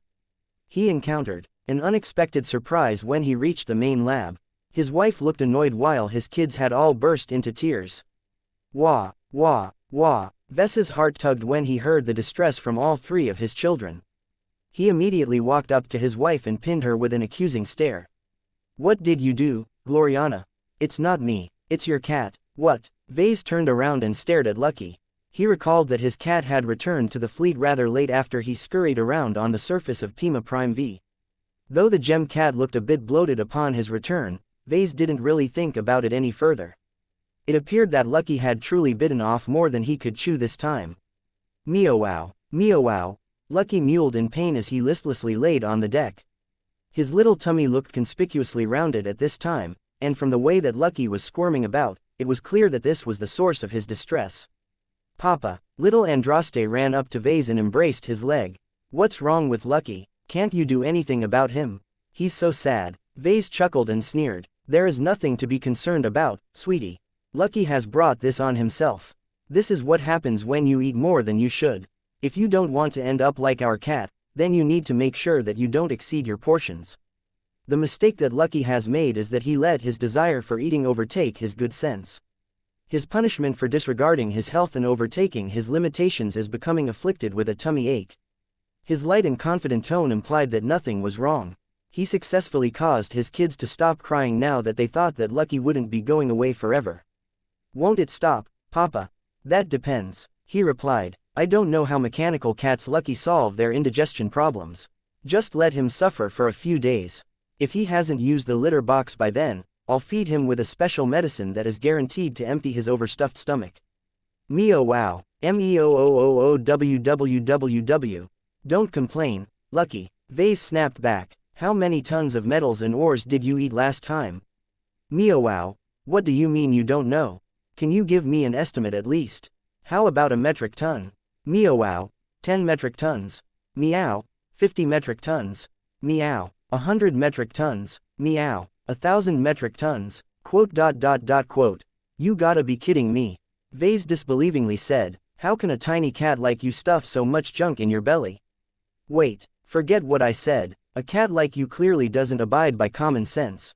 It's a shame that your ability to stuff yourself with metals hasn't been able to catch up to your ability to digest it all. Should I bring over a laxative?" Meow. Vase already began to smirk. "Maybe I should wait a few days or weeks. The longer you're digesting your meal, the more you will convert the nutrients into waste products. It's been years since you last used the toilet. Perhaps it is finally time for me to earn a return on my investment. Maybe I should feed you with additional high-grade exotics that our clan has managed to plunder from Pima Prime." Meow meow meow. "Oh, there's also a lot of high-quality wreckage that we have picked up from the battlefield. We've got fragments that originated expert mechs like the Shockshell and the Scorpion Commando. Don't they sound yummy, Lucky?" Mew. Chapter 4343 Wild Conjectures. Vase derived pleasure from Lucky's pain. The more Lucky suffered from his stomach ache, the greater the probability of producing fantastic gems. In order to ensure that the gem cat sufficiently digested the massive amount of metals that he had undoubtedly devoured during his trip to the surface, Vase did not want to end Lucky's suffering too soon. He. Just leave him be. He'll get over it eventually. It is normal for cats like him to suffer from stomach aches. It's just like having a toothache. He'll probably get over his problem in a few days. What if he is still hurt after that? Then I'll feed him with a special laxative that will force him to go to the toilet early. Don't worry, your father has everything under control." Once Vase dealt with this farce by convincing his children to ignore Lucky's awful condition, he was finally able to take his wife aside so that he could introduce his latest experimental project to her skeptical ears. "Your idea is truly revolutionary," she said, "assuming it works, that is. How certain are you that this rebirth concept of yours will yield a positive result?" "From what I can understand, the Shield of Samar used to be a powerful and developed proto-god, but lost much of that after the battle. It is awfully premature for you to think that you can bring it back better than ever after it has lost so much accumulation. Shouldn't it be the case that your living mech will have to start growing from scratch again?" Vase shook his head. "No, I'm pretty sure that there will be clear gains compared to the first time that the Shield of Samar came into existence. This is because even if its spiritual foundation has suffered massive losses, the remnant bears the essence of a third-order living mech. As long as I convert it into a seed that can grow anew without being burdened by the flaws and obsolete elements that no longer play a useful role, I think it will be able to experience a period of accelerated growth." It was not unusual for new living mechs to grow at a massive pace once they were put to use. This usually happened when the strength of the pilot was a lot stronger. Vase had seen it happen to expert mechs such as the Minerva and the Promethea that both started off their existences by getting paired with expert pilots. The Shield of Samar on the other hand was a much older and more mature living mech. While it had grown alongside Janzi for many years, it had already reached maturity by the time the Larkinsons upgraded it into a masterwork expert mech. If Vase was able to take the existing Shield of Samar but revert it to the point where it retained its nature as a third-order living mech but brought it back to its infancy, then not even he could predict how much the second-generation living mech would be able to surpass its previous incarnation. As Vase explained his theories and his expectations to his wife, Gloriana began to understand his logic. She even became optimistic about his chances all of a sudden. "I understand now." Her eyes lit up. "What you're talking about has to work." "Wait, you believe me?" Vase furrowed his eyebrows. Though he was happy that he did not have to spend as much time on convincing his wife than he initially expected, it was rather suspicious that she agreed with his theories so quickly. "Why shouldn't I believe you?" His wife smiled and tilted her head. "I should have thought about it first. What you are attempting to realize with your experiment falls in line with the 6 phases of hexism. Normally, people like you automatically move on to the next phase when we die, but this might not necessarily be the case for living mechs and proto-gods. Since they are artificial life forms, it is logical that they need help from their maker in order to help them move on to the next phase." Quote. "Your idea is so brilliant, Vase. The Shield of Samar will definitely transcend into a powerful new deity sooner or later. First comes life, then comes death, godhood comes third. This means that your living mechs only have to be reborn twice in order to become a powerhouse that can stand on an equal height to god pilots. You may have accidentally uncovered the secret to producing god mechs by coming up with the Dullahan project. You have even chosen the right codename of this project. The ancient undead myth corresponds perfectly to the second phase of existence." "Wait, Gloriana, don't get ahead of yourself. There is no proof that what you say is true. It is absurd to think that I can make a god mech just by allowing a living mech to undergo 2 cycles of rebirth. There is no solid guarantee that a mech like the Shield of Samar will be able to become an existence comparable to a god mech. Besides, it requires Venerable Janzi to merge with her own machine by definition." "That's exactly right." Gloriana's eyes lit up further. "Don't you see, Vase? What you have described also happens to match the 4th phase of the mech-body merger process. Think about it. When ace pilots that have reached their limit are ready to take the final plunge, they have to shed all of the remaining parts of their mortal selves and rely on their extremely strong willpower to transcend into a god pilot." Vase widened his eyes. That was true. Though the sources that he had read in the past were rather vague about the mech-body merger process, what little he knew about it seemed to share a lot of resemblance to his hypothesized rebirth process. At the very least, the underlying reasons happened to be the same. Since it was possible to allow an older and more worn living mech to undergo nirvana and achieve greater heights as a result, why shouldn't this process apply to mech pilots as well? Perhaps the details were different, but the principles should still apply to both cases. Vase vigorously shook his head. "Stop, let's not talk about this any further. I haven't proved anything so far, and it is anything but certain that my Dullahan project can create a new method that can improve the chances of ace pilots undergoing their 3rd and final evolution." "You're wrong. What are you talking about, Gloriana?" His wife looked at Vase as if he was being stupid again. "How many phases of existence are there in hexism?" 6. That means that a living mech like the Shield of Samar can be reborn 5 more times. "No, that's not entirely correct. It can be reborn 6 times in total. That is because after it reaches the 6th phase, it can undergo 1 more cycle of death and rebirth to become a supreme at the same height as the superior mother." Vase looked befuddled. "That doesn't make sense. Shouldn't there be 7 phases of hexism if that is the case?" "Shut up, you idiot." As her dutiful husband, Vase obediently closed his mouth. Gloriana's expression turned happy again. "Anyway, you are definitely on the right track, Vase. I am sure that once you figure out the secret to inducing rebirth into your products, they will truly take off at that point. The Shield of Samar's 2nd incarnation will probably turn into an undead mech. Its 3rd incarnation will turn into a god mech. Its 4th incarnation will become a devil mech. Its 5th incarnation will probably be its weakest and most invisible version. Its 6th incarnation shall be its 2nd most powerful version. What about the 7th incarnation? I told you to stop talking nonsense, Vase. Vase didn't find anything credible about Gloriana's deluded theories. The fact that they were based on religious and pseudo-scientific claptrap rather than sound empirical evidence was a giant red flag that he really shouldn't entertain her ideas in the first place. At least her theory that his rebirth process might be related to the mysterious mech-body merger process was a lot more viable since it was based on concrete phenomena. Once Gloriana finished her wild conjectures, the discussion between the two finally became more productive. Vase presented his wife with the sloppy draft design that he had drawn in front of Janzi. Though his wife predictably became annoyed at seeing his careless artwork, she soon became intrigued as she took in all of the design choices he had made during the sketching process. Recycling the surviving head of the Shield of Samar is a creative idea. Gloriana genuinely praised. I can understand what you are attempting to achieve with this now that I have heard your explanation. I'm surprised that Janzi agreed to the drastic changes you have made to the rest of the frame. It's as if you are forcing the Shield of Samar to go on a diet. Did you lose faith in your original concept and vision? Vase shook his head. No, I still believe that pursuing an approach that is based on extreme defense can yield great results in battle. However, the configuration and performance of a mech has to match the situation. The battles that we tend to fight against different enemies tend to be big, decisive, intense and incidental. Take our last fight for example.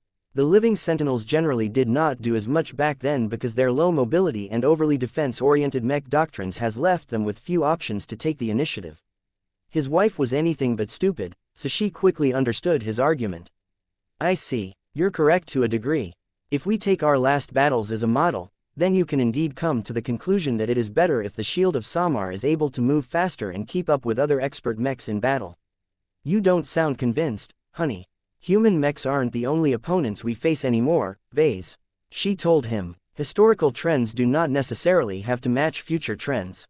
If we proceed with the Trailblazer expedition, we will enter a drastically new environment where we will encounter brand new enemies. What is to say that a more balanced heavy space knight is better than a more defense-oriented heavy space knight? Vase already thought about this angle. I agree that there may be cases where we would rather have a heavier and more defensible expert mech by our side. However, if you consider every possible battle scenario, you will find out that we can gain more value out of having a more mobile and adaptable expert mech. The ability to move and reposition quickly is useful in many more circumstances. As long as we ensure that it is tough enough despite slimming it down, everything will be fine. Just look at the Scorpion Commando. It was able to shrug off a huge amount of damage despite being lighter than the Shield of Samar. That's because it was paired with a high-tier expert pilot. Venerable Janzi will eventually grow into a high-tier expert pilot as well. Vase retorted, it may take decades, but once she has reached this stage, I would rather see her being put to use in many more ways than to have her stick around our fleet while doing nothing else but project a barrier that blocks incoming attacks. His wife took a deep look at Vase. It sounds to me that the Scorpion Commando has made such a strong impression on you that you cannot resist the urge to imitate its configuration. Will the Shield of Samar truly remain our mech or will it become a pale copy of the work of the Viper instead? You don't need to be so dramatic, Gloriana. I still have plenty of ideas that should ensure that the Shield of Samar retains enough of its original identity and traits to keep Venerable Janzi happy.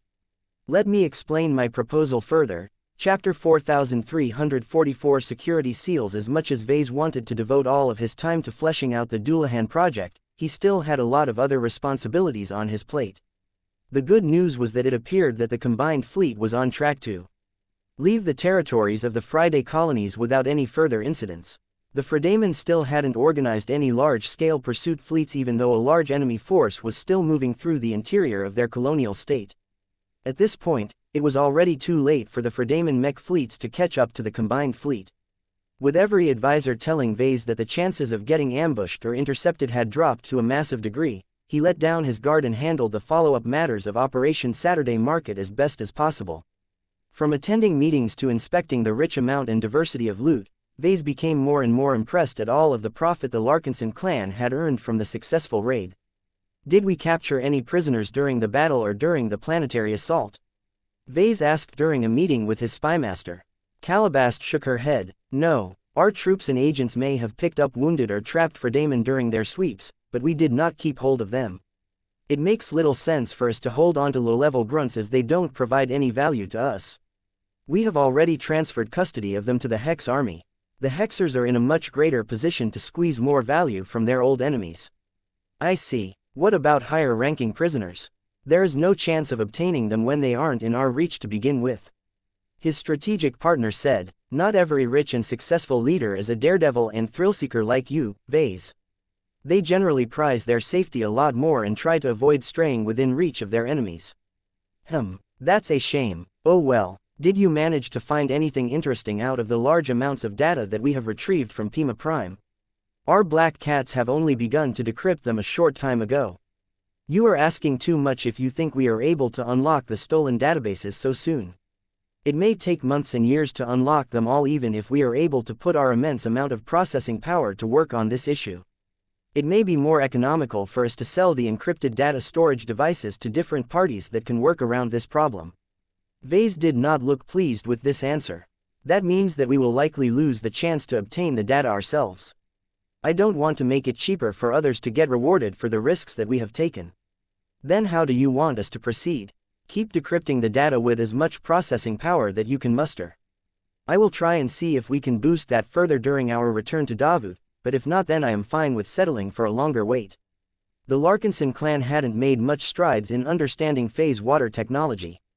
It was not necessarily useful for the Larkinson mech designer to gain access to rich data on how the Fredaman applied this tech in different mech and ship-related applications. Do you have any better news for me? He asked. Well, it is still early to tell, but our actions and the actions of our allies have made a profound impression in the regional community. Our agents and informers have gathered many clues that suggest that different parties are becoming more willing to cooperate with us, especially when it comes to business. Is there any special reason or motivation why they are willing to do business with us, or is it simply because they have taken us a lot more seriously after the operation? It's because of fear. Fear. These companies are intimidated by our clan and alliance. Calabast said, much as you expect. Our impulsive decision to take part in this operation has given others the impression that we are trigger-happy battle maniacs who won't hesitate to fight anyone that has offended our sensibilities. Though this is clearly an exaggeration, the people who are in charge prefer to leave nothing to chance. The most risk-averse course of action that different groups and companies can take is not to ignore our existence, but to maintain a slightly friendly posture towards us while conducting small but constant business transactions. Vase raised his eyebrow. It doesn't sound like these third parties are being sincere. Of course not. Calabast chuckled. Fear can't produce any sincerity. Only friendship can do that. Even so, the existence of mutual interests does not necessarily have to depend on sincerity in order to become valid. It is more than worth it to trade with us on a regular basis if it will make us think twice about attacking them one day. After all, we do have a reputation for being friendly and honest towards our friends and allies. Does that mean we can order starships easier than before? Calabast looked uncertain. That remains to be seen. The Cross clan will definitely find it easier to expand its fleet because Patriarch Reginald is the greatest source of intimidation in the Golden Skull Alliance. As for our clan, we simply aren't threatening enough. Much of our strength is based on our expanding commercial activities, and they are simply not as difficult to deal with as overwhelming violence. She was right. Though the Larkinson clan and the Cross clan possessed many similarities, they also differed in many important ways. Vase always regarded the Larkinson clan as a vessel to facilitate his mech design career. Designing mechs, producing mechs and selling mechs was a large part of its DNA. The Cross clan on the other hand operated more like an orphaned mech army that started up various businesses in order to support its military activities. When it came to earning power, the Larkinson clan definitely possessed the edge. When it came to scaring people senseless, the Cross clan was much more frightening. I do not think there is anything wrong with our positioning. Calabast spoke as if she already knew what he was thinking. There is real value in building up a positive, upright, honest and approachable image for ourselves. Many of the major business deals that sustain our clan and our numerous subsidiaries wouldn't have formed if we did not attract so many willing and eager business partners. What is better is that few of them have turned away so far. Over time, we will be able to develop a large and intricate web of business interests that will turn us into an untouchable institution in the Red Ocean. Vase dismissively shrugged. That is long-term stuff. I'm more interested in what we can gain in the short term. Let's address a more interesting matter. Where did you store the collection of heirloom equipment? We have moved most of them to our inspection labs. Allow me to lead the way. The pair moved deeper into the blinding Banshee and eventually reached a guarded compartment where a lot of different pieces of equipment were placed on different tables. Though Vase had already examined them from remote, the experience was a lot different now that he was able to witness them in person. His senses went into overdrive at the moment as he came across more than 1,000 different pieces of heirloom weapons and equipment. Some pieces were so many centuries old that they were probably made during the Age of Conquest. Other pieces incorporated transphasic technology and represented some of the most cutting-edge advances in phase water technology that the Friday Coalition had mastered in recent years. Roughly half of the equipment consisted of weapons. Most of the guns in turn came in the form of more compact armaments. These rich guys really like their pistols. Vase remarked. Calabast smiled. You've used them as well. At times, pistols are much easier to carry on a day-to-day basis than rifles, shotguns and cannons. You can make the larger arms lighter and more foldable through the use of advanced technology. That is true, but do you think it is likely that the VIPs among the Fredamen are able to wield these weapons proficiently? Besides, using pistols will make them look a lot more elegant, especially if the gunsmiths have put a lot of effort into decorating them. The heirloom weapons are also meant to serve as status symbols, so their appearances are rated higher than their actual functionality. Form over function. How inefficient. Vase contemptuously snorted. He did not mind making his products prettier, but the premise of that was that their performance remained sound. After he was done with taking in the collection as a whole, he became eager to study the best pieces in greater detail. Where is the personal teleporter?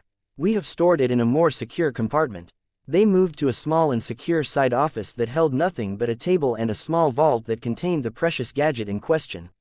When Calabast unlocked and opened the vault herself, Vase held his breath as he laid his eyes on the single-use emergency personal teleporter. It definitely looks like the personal teleporters that I have occasionally seen on other people, mostly high-ranking mechers. Vase smiled. Have you confirmed its authenticity? Calabast nodded. We did. That was one of the first tasks we performed after we brought back this haul. While we have no hope of understanding how this piece of high technology works, it is surprisingly easy for us to verify that it is safe and ready for usage. Oh, how did you determine that, exactly? You might not know this, but commercial personal teleporters are subject to many regulations. The MTA imposes a large amount of rules in order to reduce people's mistrust and suspicion towards these kinds of high-end life-saving products. The short explanation is that they are strictly programmed and strictly designed to be almost impossible to tamper without anyone knowing about it. That is because they contain many virtual and physical seals that instantly give out warnings if anything about them has been compromised. This policy has existed for centuries. Vase looked impressed. That's actually a good measure. The MTA is useful for something, at least. He carefully studied the teleporter and analyzed the seals that he had access to. They indeed looked authentic and reliable. When he examined the personal teleporter with his spiritual senses, he did not pick up anything interesting. It appeared that its previous owner rarely made use of it.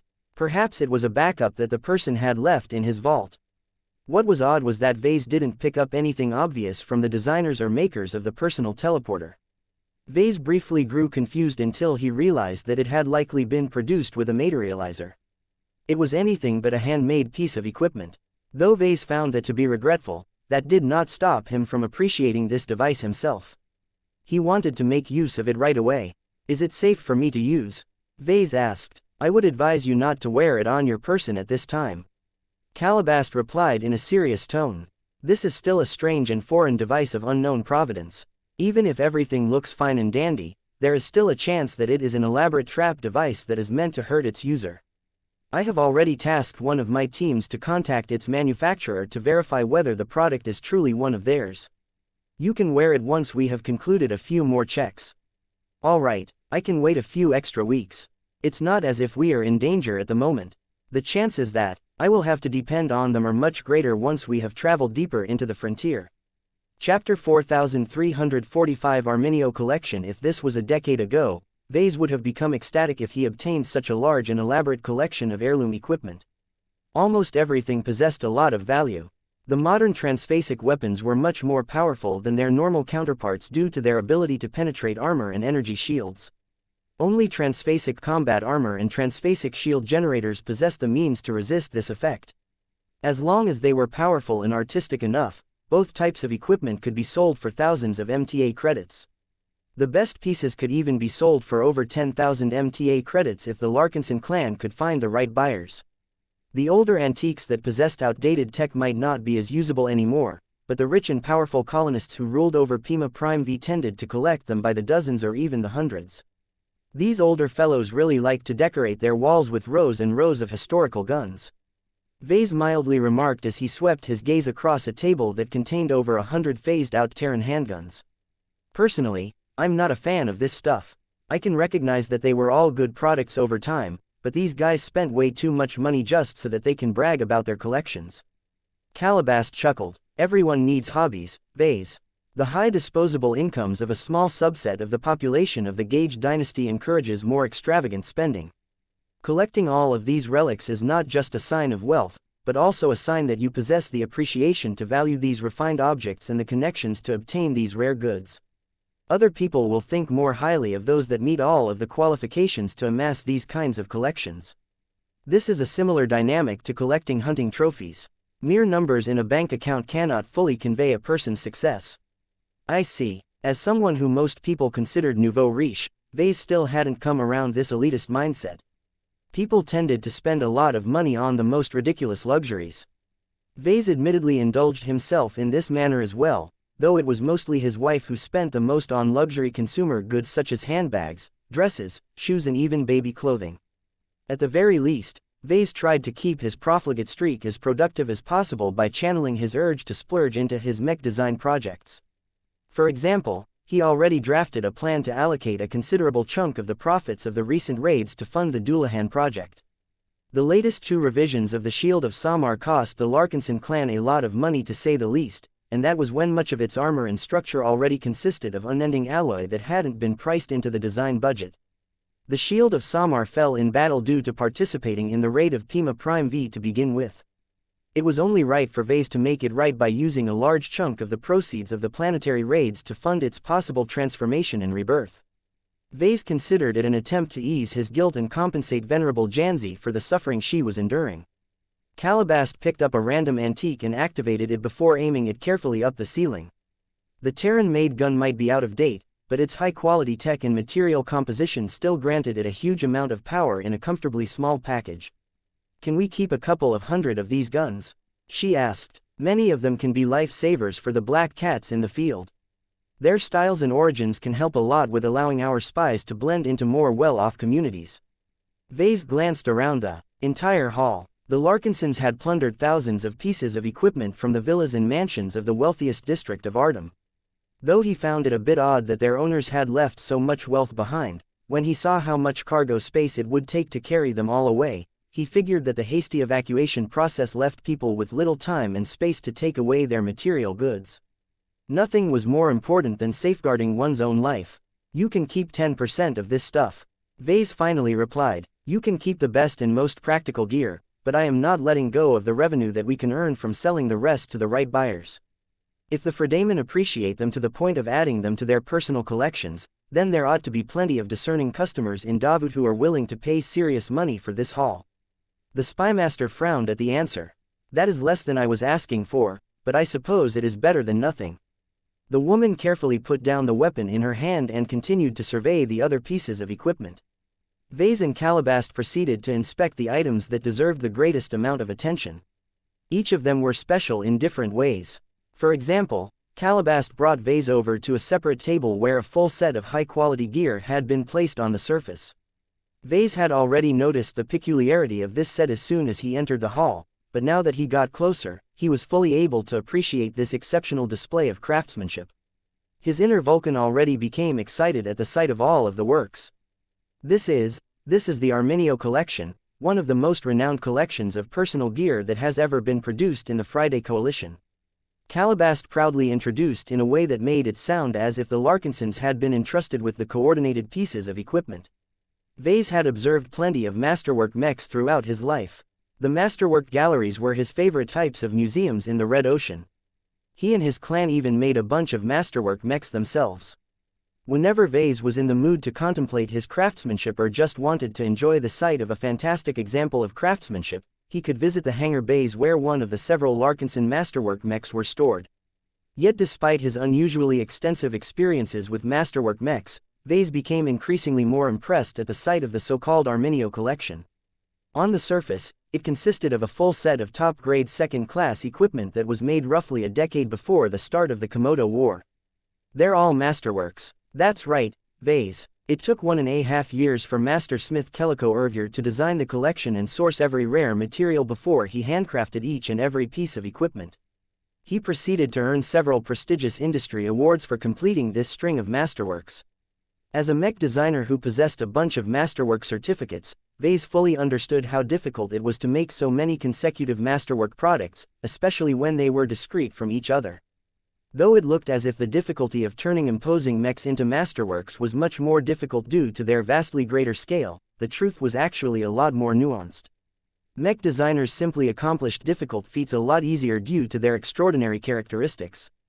Gunsmiths and armor smiths did not necessarily enjoy the same benefits, so they had to be able to make masterworks by relying on nothing but impressive skills, extensive experience and personal brilliance.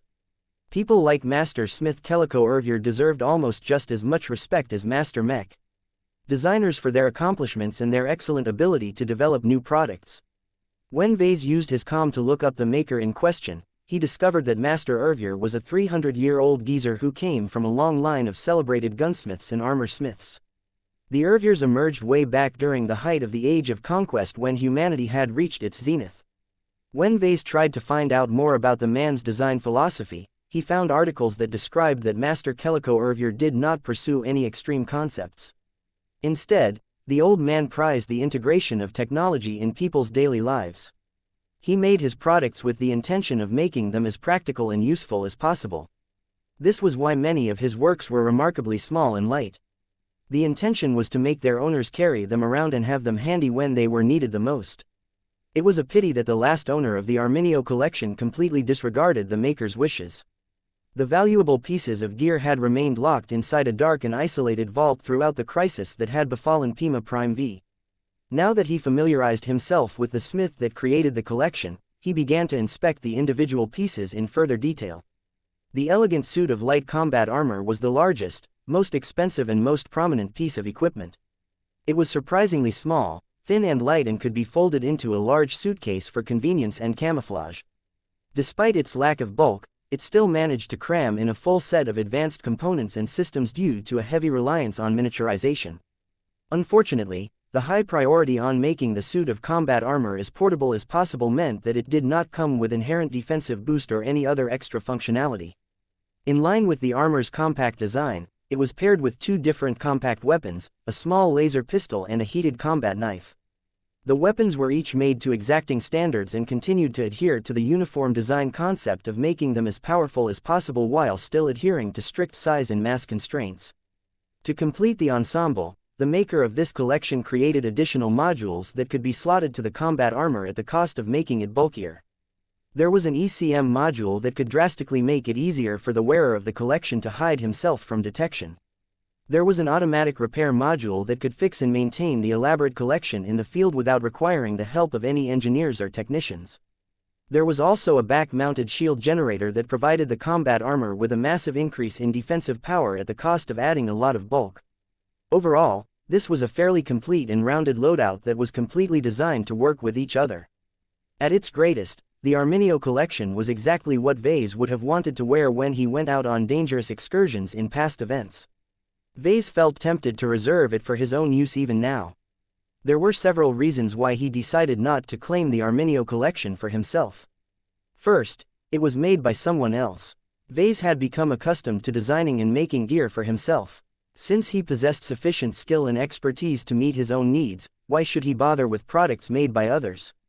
Even if Master Ervier was undoubtedly more skilled in developing personal equipment, Vase could never fully understand the pieces of the Arminio collection. Second, the configuration was not entirely fitting to Vase. If he ever ended up in another crisis situation, he would rather entrust his life to bulkier and more robust pieces of equipment. He wanted to have access to serious hardware that didn't look like they could snap in half as soon as they endured greater pressure than they were rated to withstand. However, there was also a third and more important reason why the Arminio collection did not satisfy his needs.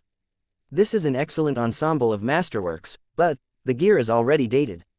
Vase sighed. The pieces are not just relics from the previous generation, but they're also incapable of keeping up with the latest transphasic products.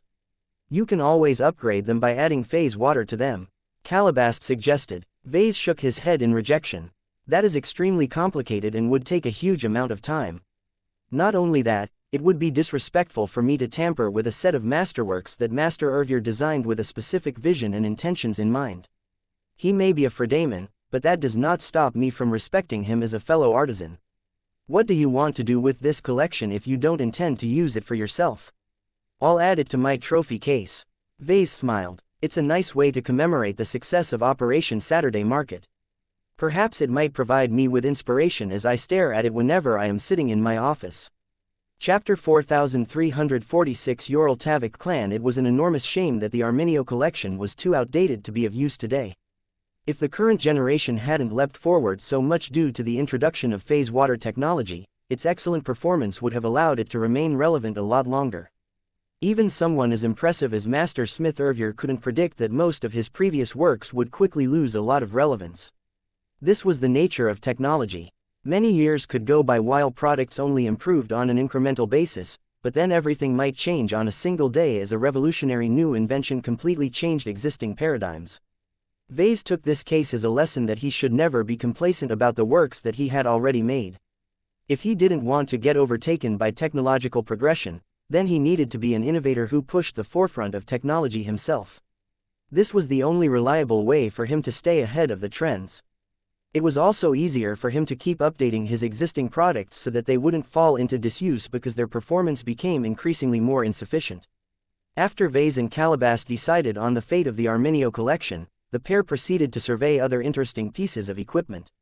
Vase directed special attention towards other masterwork products.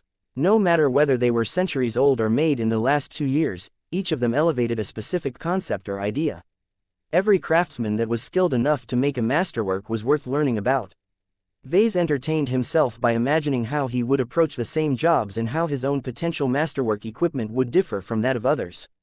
Once he had his fill of masterworks, he proceeded to inspect a lot of other valuable gear that were all modern and powerful enough to be of use to Vase. Though he decided against adding any of them to his loadout due to his preference of relying on his own works, he did not object to gifting them to his other clansmen.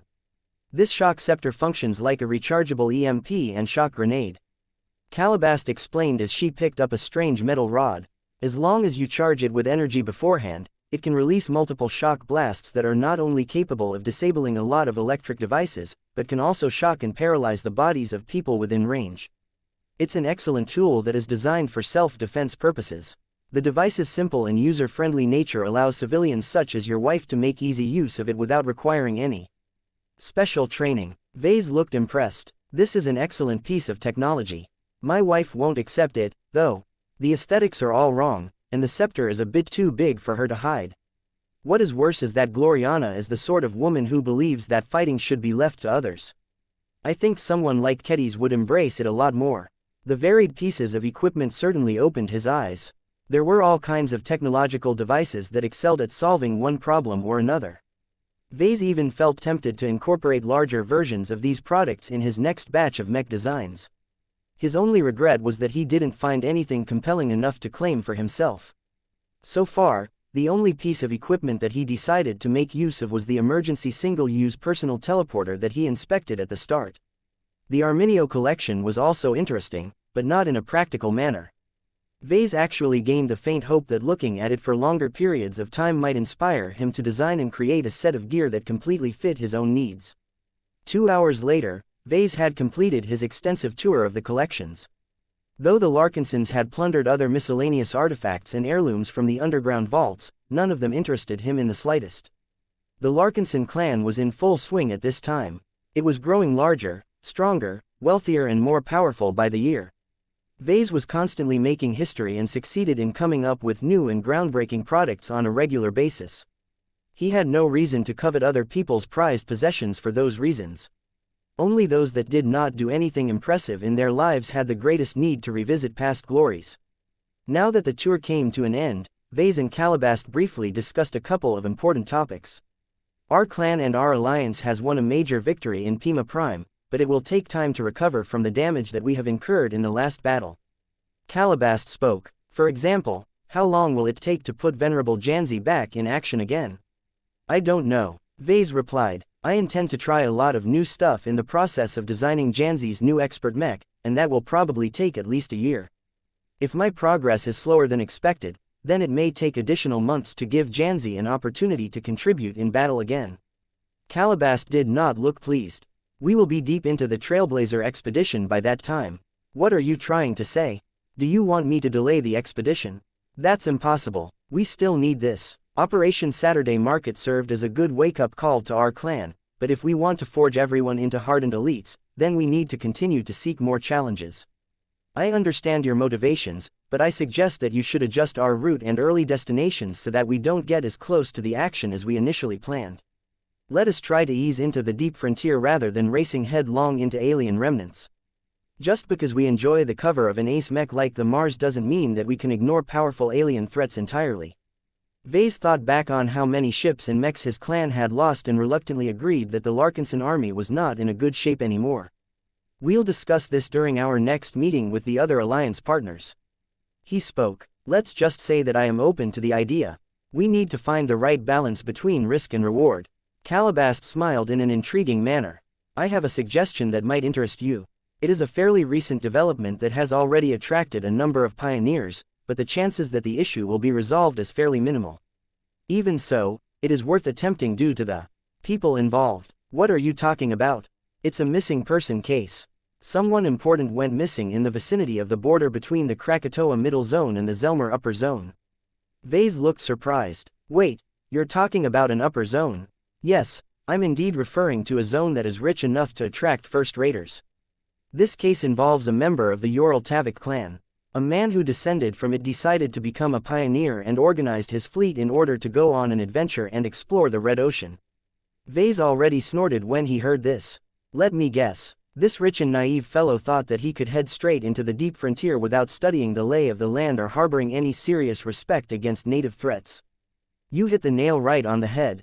Though the information that we have been able to gather on short notice is rather limited, most sources suggest that the pioneering fleet led by Lord Pirian Ural Tavik passed through the Greater Beander Gate and stopped by one of the central star nodes for only a week. After that, he led his ship straight towards adventure, as he saw it. The Ural Tavik clan lost contact with him and all of the personnel under his command shortly after approaching the conflict areas.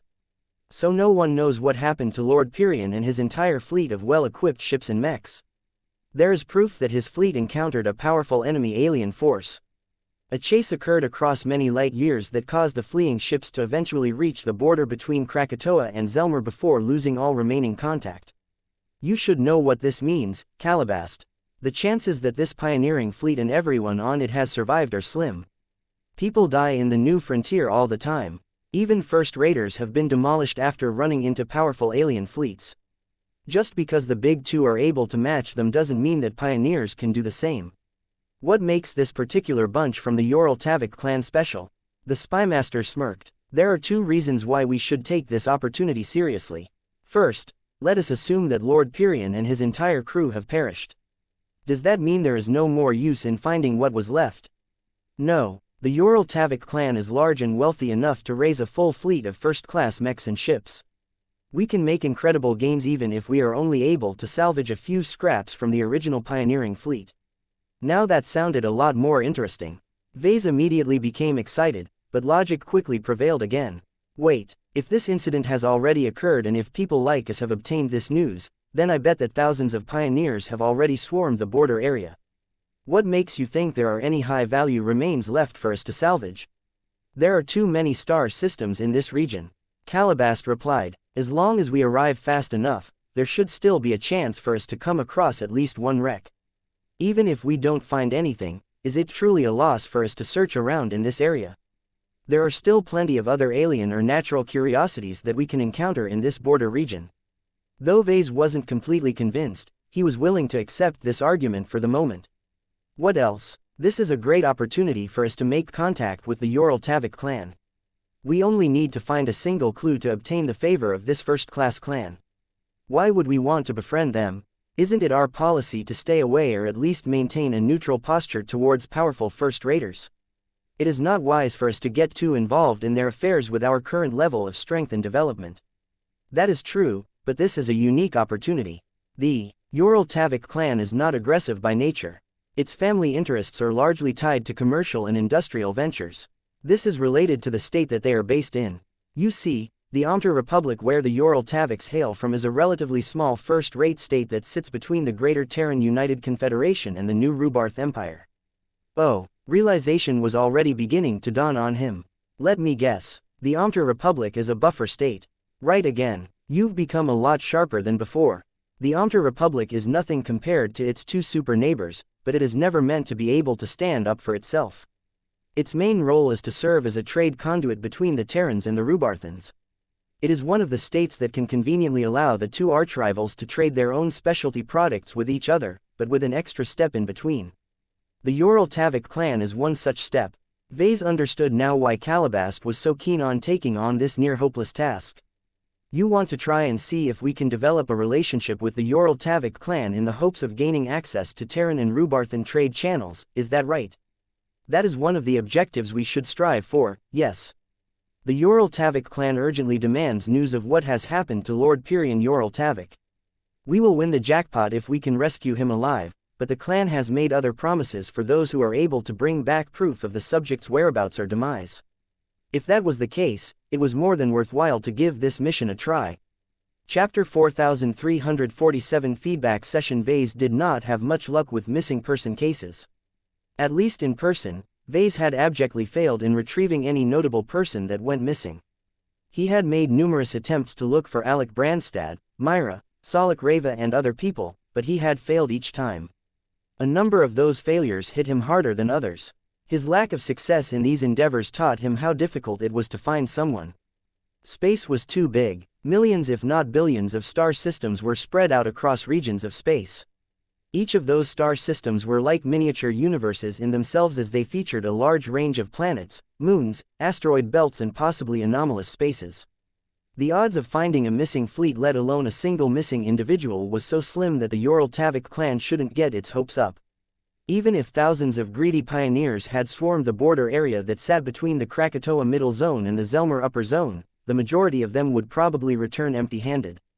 The Golden Skull Alliance likely wouldn't have any better luck either, but that was fine. The journey was more important than the destination. There were plenty of other interesting planets and curiosities that the expeditionary fleet could explore while looking out for the missing lord. In truth, Vase wanted to try a bit harder to succeed in this mission. His past failures in finding the aforementioned missing individuals stained his conscience and unsettled him more than he wished. He could go a long way in resolving this source of pain if he could actually succeed in rescuing a person that he set out to find. Of course, the premise of all of this was that Lord Pyrion Ural Tavik still remained alive. Do you think that guy is still kicking after all this time? Vase asked Calabast just before the end of his visit to the blinding Banshee. Calabast confidently smirked. Don't underestimate the survival ability of rich and powerful scions. The man might not be good at preserving his fleet, but his core team of bodyguards as well as his access to the best first-class equipment provided by his clan should allow him to survive between the cracks. For a long time, we should worry more about the possibility that other pioneers will find Lord Pyrion first. The mission, along with all of the rich rewards promised by the Ural Tavik clan, would come to an end as soon as a lucky pioneer brought the missing lordling back to civilized space. Even so, there should still be plenty of other reasons to stay in the border region a little longer. The prospect of stumbling upon derelict first-class ships and mechs was attractive enough to hold his interest. By the way, is there any word about the enemy force that has driven Lord Pyrion's pioneering fleet to such a dire state? Vase asked. According to sources, Lord Pyrion's fleet encountered a Nunzar warfleet in the deep frontier.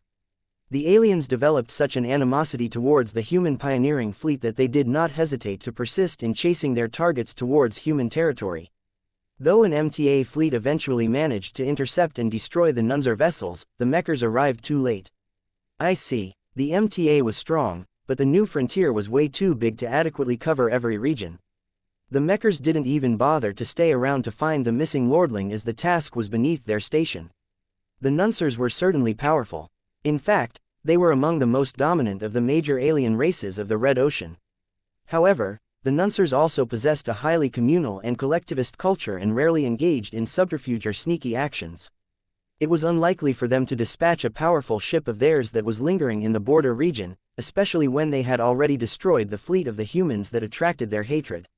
Vase was more concerned about the friction that might ensue if he bumped into any human forces, but it was rare for any of them to have any ace mechs in their lineup. As long as Patriarch Reginald and the Mars remained available, ordinary pioneers could no longer pose a threat to the Golden Skull Alliance.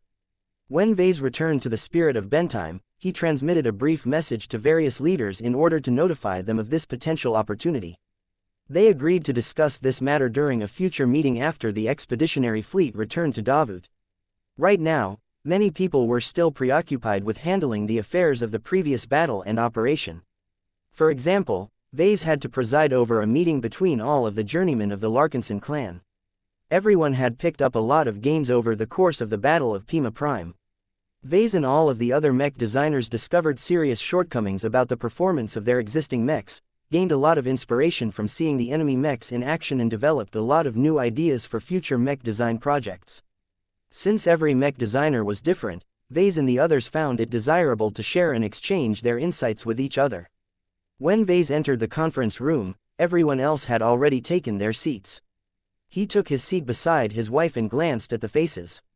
Old and familiar figures such as Keddies and Juliet looked relaxed, while the newer faces such as Miles Tovar, Merrill O'Brien and Cormont Hempkamp looked a bit out of place. The latter three had yet to make any contributions to the Larkinson army. The previous battle didn't feature any mechs that they had designed because they had advanced too recently to make significant contributions to any design project. Even so, they could still learn a lot by listening and taking part in this discussion. All right, Vase broke the silence. All of you know why we are here. The main goal of this meeting is to evaluate the performance of our products and figure out what has worked and what hasn't worked. If there is a case of the latter, then I hope that we can go into further detail to figure out the reasons behind a shortcoming and how we can remedy that in the future. Before we address any specific mech model or design in particular, do any of you have any general impressions about our mech roster and force makeup that you wish to share? A few hands shot up. Vase gestured towards one of the new faces. Cormont, you can go first. You have joined our ranks the latest, so you should have retained your outsider's perspective. What do our forces look like in your eyes? It was not a coincidence that Vase first gave the word to the mech designer with the lowest seniority among the gathering. He wanted to integrate the newer lead designers into the clan and design department as quickly as possible. Engaging them in constructive activities was a great way to speed up their assimilation. Mr. Hempkamp briefly blinked as if he did not expect to be the center of attention so soon. He soon regained his composure. Fortunately, from my time in our clan, I have already learned that the main emphasis of our clan lies in space combat. I have already adjusted my expectations on the performance of our mechs when we brought them down to the surface. Once they started to fight against the local defenders, I found that their performance was worse than I anticipated. In my judgment, the mech pilots are well trained if not entirely comfortable with landbound operations, but their mechs simply possess too many hindrances in a planetary environment. No one exhibited any surprise when they heard this evaluation. Vase sighed. Our mechs are far from reaching the technological standards of first-class multipurpose mechs. We have to make hard choices in a circumstance where we never have enough carrier vessels to bring along enough mechs. We have all made the decision to focus on designing spaceborne mechs that can also function decently on land and in the air when needed. Sure, the mechs don't look graceful at all when operating in the latter two environments, but at least they still retain enough battle power, and that is what matters the most.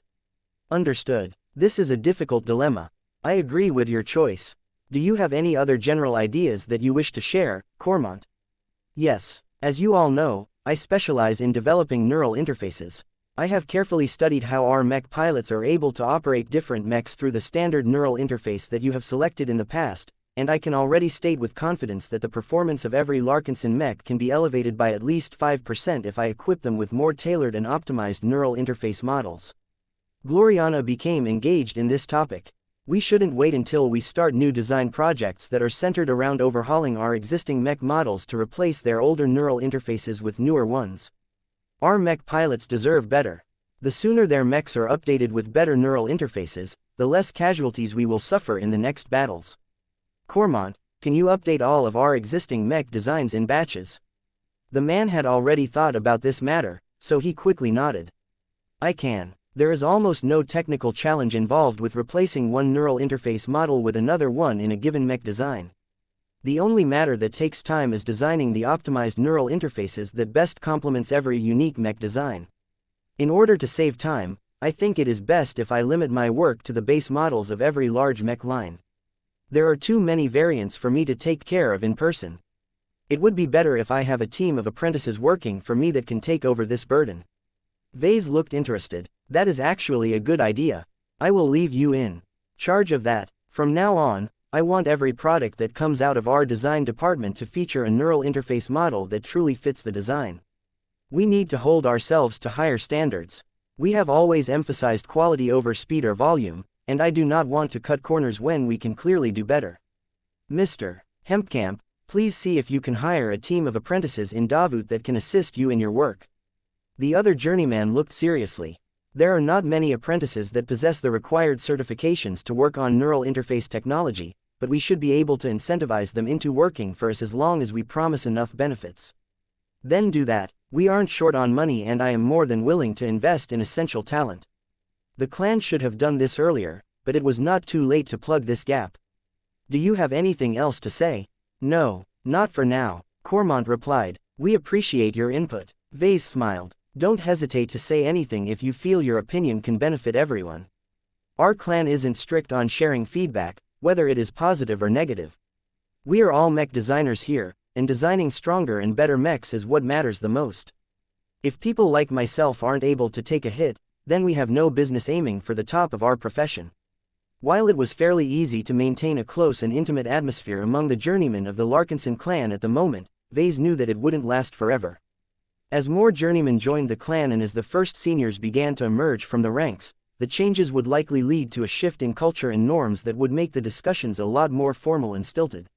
Whether this was a good or bad development remained to be seen, but Vase wanted to cherish these moments as much as possible while this period lasted. Chapter 4348 Superior Value Mechs. The discussion entered into full swing. Numerous mech designers shared their insights and brought up many good points. Just as Vase hoped, the mood in the conference room quickly turned casual as people spoke freely with each other. That was not to say that everything became rowdy and that people started yelling or talking over each other. Each of them were journeymen. They had already taken the first step of transcending their mortal limitations. Though their changes in personality weren't as drastic as with expert pilots, they were anything but dummies. Even the newest batch of journeymen began to get comfortable during the evaluation meeting. While Miles Tovar, Merrill O'Brien and Cormont Hempkamp never forgot that they were the smallest and least accomplished among the group of journeymen, they did not feel ostracized in any way. Everyone here recognized that they had all become close colleagues and collaborators to each other. It was inevitable for everyone to work together for months or years at a time. None of the journeymen possessed useless design philosophies. After all, who knew whether a project leader needed to borrow the expertise of a more obscure journeyman? It was in their interest to warm up to each other and plant the seeds of cooperation early. The journeymen did not spend time fooling around. Their time was precious and each of them had a lot of work to do due to the aftermath of Operation Saturday Market. The expert mechs of the Larkinson clan weren't getting fixed by themselves. The Battle of Pima Prime was the first time that the mechs that the design department designed exclusively for the Larkinson clan fought against a serious opponent in reality. Though the Sundered Phalanx probably wasn't the strongest mech military in the Magare Middle Zone, it was definitely up to standard when it came to professionalism, training, funding, technological advancement and so on. The fact that the Larkinson army fought directly against the Gaugers made it easy to contrast their performance against each other. In general, our mech legions all managed to gain the upper hand against the Sundered Phalanx's mech divisions. Janissa Pellier provided her input. In my opinion, our melee mechs have performed particularly well. Even our most basic mech models have shown that they can hold their own against most enemy mechs, while our more advanced ones all achieved higher kill ratios.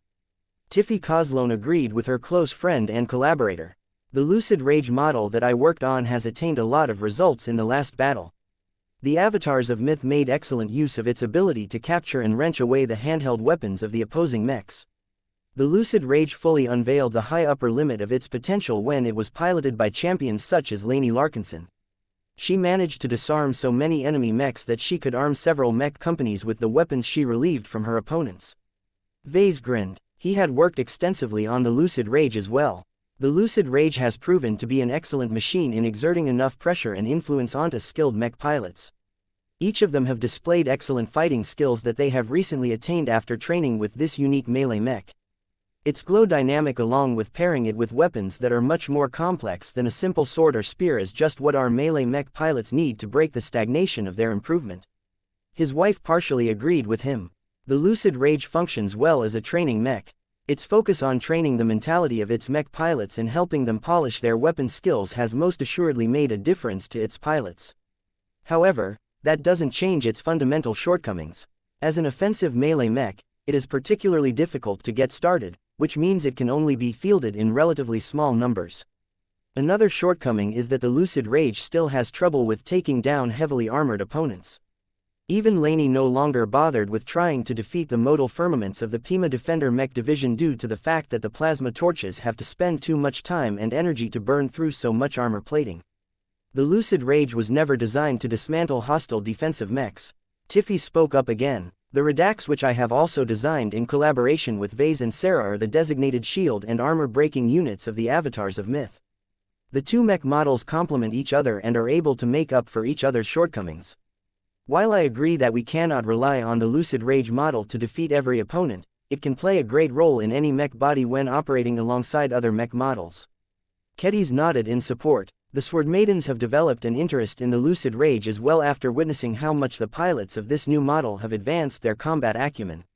That surprised Vase. Does that mean the Sword Maidens will begin to field mechs that aren't equipped with bladed weapons?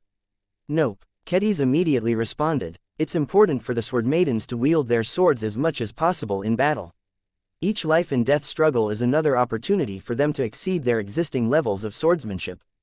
There is no way a Sword Maiden is willing to give up on that chance just so that they can deepen their mastery in tonfas. These exotic weapons are good training tools, but they are not the sort of weapons that my fellow Sword Maidens want to specialize in. They just want to employ the Lucid Rage as the grown-up version of a training mech. I see. Vase thought for a moment. The Lucid Rage is currently the exclusive model of the avatars of Myth, and I don't see any reason to change that if the Sword Maidens aren't willing to commit to it. We are also short on mech capacity, so we cannot accommodate additional mechs that are solely present for training purposes. Try and see if your Sword Maidens can get what they need from piloting virtual versions of the Lucid Rage within the MSTS. If that doesn't work, then maybe the avatars can offer to lend their Lucid Rages to the Sword Maidens. The Lucid Rage model had amply proved its value on the battlefield, but Vase wanted to find out whether it could play an even greater role as a training mech.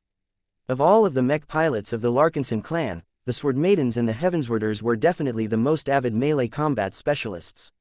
If training with the Lucid Rage mechs allowed many of them to improve their effective combat power over time, then that indicated that the Tonfa-wielding model should be used as more than a specialized mech for the most elite melee mech pilots. I am tempted to design a bladed variant of the Lucid Rage. Kedis remarked. It's a surprisingly good concept, but the limitations of its damage types are also clear. I would advise against that. Gloriana replied. This might not work out that well considering that the Tonfas are designed to be gripped in multiple ways. That will be a lot harder to do if some of the grips have turned sharp. You're right. Once they were done with putting the spotlight on the Lucid Rage model, the evaluation meeting soon turned to another prominent new mech model. The focus shifted to the Maiden of Adversity, the armored skirt-wearing hero mech that the Penitent Sisters, the Glory Seekers and most notably the Hex Army adopted on a larger scale. Gloriana beamed with pride and satisfaction as soon as the central projection began to show different footage of the fantastic-looking mech model in action. I don't think there is any doubt that the Maiden of Adversity is the best-performing model among the ones that we have introduced in the past few years. Despite the fact there are high requirements to piloting it, it is considerably more versatile and practical than the Lucid Rage that we have just discussed. Not only is it armed with an energy rifle that can allow it to fight effectively at range, it is not bad at all at closer ranges. Its battle skirt system makes it so that it can fight as if it is constantly fighting alongside a night mech. It was hard for the other mech designers to refute this argument. The fact that the Hex Army had already produced thousands of copies of this robust but also feminine mech model was already a mark of success in itself. The excellent performance of the Maiden of Adversity in the hands of three distinctly different mech forces during the Battle of Pima Prime fully vindicated the trust put into this product. The more elite and skilled Hexers finally have a high-end alternative to the living mechs that they can pilot in battle. Gloriana continued in a gushing tone.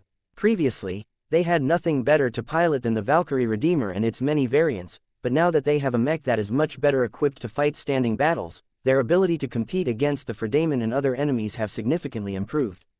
Vase felt pleased when he heard this news. Though his involvement in this particular design project wasn't much, he still derived satisfaction from hearing that one of the iconic new products of his clan achieved critical success. Gloriana, Juliet, the two of you know the Hexers the best. Do you think the Hex Army will adopt the new Maiden mech line in greater numbers than the Valkyrie mech line? I can already guarantee you that the Popularity of the Maiden of Adversity will likely surpass that of the Valkyrie Redeemer because of these reasons. His wife confidently stated, "It doesn't matter if it takes a more diverse skill set to draw out its full potential. The Hexers will invest as much time and effort as needed to qualify for piloting this new mech. It is just too useful for this mech to be able to deploy its own sniper shield when exchanging fire against ranged opponents, or to be able to duel against an enemy melee mech with at least 50% extra armor." Her argument encapsulated the key reason that allowed the Maiden of Adversity to stand out from the competition. Hero mechs traditionally fell short in terms of defensive power, but by utilizing a smart modular armor system that could dynamically shift into the most appropriate configurations in the middle of a battle, the Maiden of Adversity gained a lot of defensive buffer while limiting the increase to its bulk and mass. Though this was not necessarily a brand new concept that had never been designed before, what made the Maiden of Adversity different was its glow as well as its feminine aesthetics. Female mech pilots just loved to pilot it. Every Hexer mech pilot that got lucky enough to be assigned to a copy became so motivated that they easily exceeded their personal records. Of course, no one cared about whether the Maiden of Adversity had the same effect on male mech pilots. Still, as much as the Maiden of Adversity had made a powerful statement during the Battle of Pima Prime, there were multiple reasons why it was difficult to expand the new model's usage. It's too bad that the production cost of this machine is too high. Gloriana sighed in regret. Depending on the variant, it can cost up to twice as much to produce a Maiden of Adversity as opposed to a comparable hero mech. The Hex Federation will have to bleed a lot of money to field their latest favorite living mech model on a larger scale. The Maiden of Adversity is a better fit for our clan for that reason. Vase responded, "We are limited by the amount of mechs that we can carry and deploy into battle. It is better for us to invest in fewer but stronger mechs so that we can maximize the mech capacity of all of our carrier vessels. I think we should design more mechs along this approach. Cost is not as important as combat effectiveness." Vase already came up with a few interesting ideas. The Sundered Phalanx's rich variety of mech concepts and specialties had already given him a lot of inspiration that he was eager to explore in a future design round. Chapter 4349 Limited Space Problem. The Lucid Rage and the Maiden of Adversity were the two most notable new additions to the Larkinson Army's mech roster, but they were hardly the only newly introduced models. The evaluation meeting also touched upon other models that hadn't been deployed in large numbers. Many of them were similar to the Lucid Rage in that the Larkinsons only produced smaller batches for trial purposes. If they succeeded in performing well in real battle conditions, then the clan might decide to expand their usage. The handful of beast mechs that we have designed over the past few years have performed adequately in battle, but if I am being honest, they did not impress me that much. None of the avian mechs or tiger mechs have produced significantly greater results than their humanoid equivalents. Vase shared his opinion to the others. "I see no reason to found a new mech division that is centered around beast mechs for the time being." The power pair looked disappointed as they had been the ones that spent the most time on designing beast mechs for the clan, but neither Janison nor Tiffy expressed too much objection to this evaluation. Compared to a fantastic new model like the Maiden of Adversity, the strange combination between the Sharpwing and the Mauler models looked a lot less brilliant in comparison. They were merely average, and that was not enough to impress the Larkinsons. Merrill O'Brien, one of the newbies among the journeymen, accurately identified one of the factors that could explain the lackluster results. Beast mechs are not fully capable of utilizing all of their advantages in space battles. Their non-humanoid form factors grant them great advantages under aerial and landbound conditions, but in an empty void like deep space, the variables that make them special possess much less weight. Vase and many others nodded in agreement. This was a common observation. What use was there for a tiger mech when its four powerful limbs weren't able to gain any leverage over difficult and complex terrain? Why did it matter if an avian mech possessed wings when there was no way to generate lift in space due to the absence of air? Though these animal-derived elements did not completely lose their utility when put into space, they simply brought significantly more deadweight than humanoid mechs. Maybe the Trailblazer expedition will give our beast mechs better opportunities to showcase their unique strengths and advantages. Vase noted with a bit of hope. There is a lot to gain on certain planets, and depending on how wild it is, avian mechs and tiger mechs can navigate difficult terrain a lot better and more efficiently than our other mech models. The Larkinson clan would eventually grow large enough to accommodate beast mech units. Vase was more than willing to add them to his clan so long as the additions made sense. For now, There were too many reasons for the Larkinsons to wait until they embraced this massive addition. As the discussion continued, the Larkinson journeymen eventually covered every new mech model that debuted in the first major battle since their release. The topics soon shifted towards the older and more familiar mech lines. Many of them were Mark II versions of the original mechs that had been designed a long time ago. Despite the age of their concepts, they still remained relevant on the battlefield with the help of extensive technological upgrades. Gloriana brought up footage of the many different varieties of the standard mech model of the Larkinson clan. The Bright Warrior Mark IIs haven't necessarily shown great power, but they have managed to become a lot more relevant due to their increased modularization. The ability to equip all kinds of optional equipment and modules has empowered the mech pilots. The people who have come to embrace the Mark II are much better able to utilize their strengths. The logic of this was clear and indisputable. The Bright Warrior Mark II truly presented a lot of good options to mech pilots who had become tired of sticking to rigid configurations. The Bright Warrior Mark II also takes up more space than normal mechs. Sarah Voikin mentioned, depending on how far you go with this, much of the additional weapons and modules will take the place of supplies, raw materials and other essential cargo. It's not an efficient solution to our current situation. Vase, you have just mentioned earlier that we should maximize the value that we can obtain from a given amount of space on a ship. If we adopt the Bright Warrior Mark II more extensively, then I am afraid that we may be filling up an unnecessary amount of capacity on redundant equipment loadouts. She brought up an important point that Vase hadn't fully considered. You're right, Sarah. If I am being honest, the Bright Warrior Mark II is another mech platform that is more suitable to be used in a planetary environment because there are no meaningful constraints in place. Still, our clan should be able to minimize the amount of useless gear that this new model brings due to the fact that our main fleet possesses strong recycling and production capabilities. The expeditionary fleet was fully capable of recycling old and unused equipment while at the same time producing new gear that might fit a future situation better. This helped a lot with preventing space from being wasted. As other mech designers provided their own input on the Bright Warrior Mark II, Vase became fairly satisfied with the versatile mech model. Perhaps it did not perform as eye-catchingly well as the Maiden of Adversity, but there were hardly any cases where the Bright Warrior Mark II performed badly. This was its greatest strength. As long as the Larkinsons made sufficient preparations, they could always count upon their Bright Warrior Mark IIs to serve as a reliable base in any mech lineup. There were no compelling reasons to update the model anytime soon. The current version already served its purpose well enough and it did not exhibit any obvious or critical weaknesses that the design department urgently needed to address. If that was the case, then Vase preferred to wait until the clan gained access to better tech, materials and design solutions before revising it another time. The Larkinson journeyman proceeded to cover other Mark II and Mark III versions of familiar Larkinson mech designs. Despite the passage of time, the advancement of technology and the changing conditions of mech combat, the oldies among the Larkinson mech models were still going strong. The formulas that made mechs such as the Transcendent Punisher Mark II, the Valkyrie Redeemer Mark II and the Ferocious Piranha Mark III so strong had not become invalid in the Red Ocean. They at least remained relevant when employed against human mech forces. I am not so sure these mainstay mechs will be as useful when we fight against alien threats. Vase shared his concerns. It heavily depends on the force composition and the overall strength of our opponents.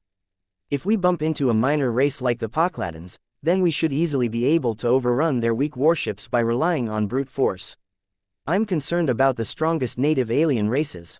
We are still short on powerful ranged mech units that can put a lot of pressure on enemy warships. Kedis recognized the inherent dilemma that had plagued the Larkinson clan. It is difficult to decide how we should set the proportion of melee mechs to ranged mechs. Most alien threats can be dealt with by relying solely on ranged mechs, but if we meet a human mech force, this will make us a lot more vulnerable. Vase nodded in agreement. That's right, our potential enemies are both human and alien forces. The entire frontier is filled with conflict and it is easy to trigger a battle for the most superficial reasons. That said, I hope that we can make more progress in helping melee mechs become more practical in battles that involve large alien warships. Kedis had thought more about this problem than any other Larkinson mech designer. Due to her ideology and commitment to her design philosophy, it was impossible for her to abandon swordsman mechs. Her career strongly depended on whether melee mechs remained relevant. So far, there are only two ways for us to improve the relevance of melee mechs. She said, I don't think there is much wrong with their offensive power, but it is their defenses and mobility that are hindering them from becoming more relevant. Our melee mechs hadn't noticed this problem that much in the previous battle, but they were already struggling to deal with the ranged bombardment from the Blackened Reapers and the Witch Shatterers. The problem can easily become 10 times worse if we fight against a fleet that consists entirely of warships. Dulo Voikin hummed. Defense and mobility, huh? The only way for us to improve both of these areas is if we begin to apply phase water technology to our standard mech models. Mech models such as the Space Piercer employed by the Sundered Phalanx have already given us a way forward. Our mechs don't have to use up too much phase water to make them a lot more useful on the battlefield. Several faces turned ugly. It was easy to come up with this solution, but the phase water required to upgrade every single mech in the Larkinson army was too prohibitive. His sister sighed. Personally, I am hoping that phase water becomes a lot more common in the future. Once the supply is large enough, it shouldn't be that much of a problem anymore to equip all of our standard mechs with transphasic parts. Our mech legions will comprehensively be able to double or triple their effective performance. This was not as unrealistic as it sounded. The Larkinson clan already secured at least one reliable supply of phase water, and it was not out of the question to open up additional channels in the future. Our earning power is one of the greatest strengths of our clan. Vase pointed out, cost should be no issue. It is more important to power up our mechs than to be too stingy with our money and phase water. As far as I'm concerned, it is not enough for us to keep up with the changing times. We need to get ahead of the curve and transform all of our mechs before others adopt this pattern.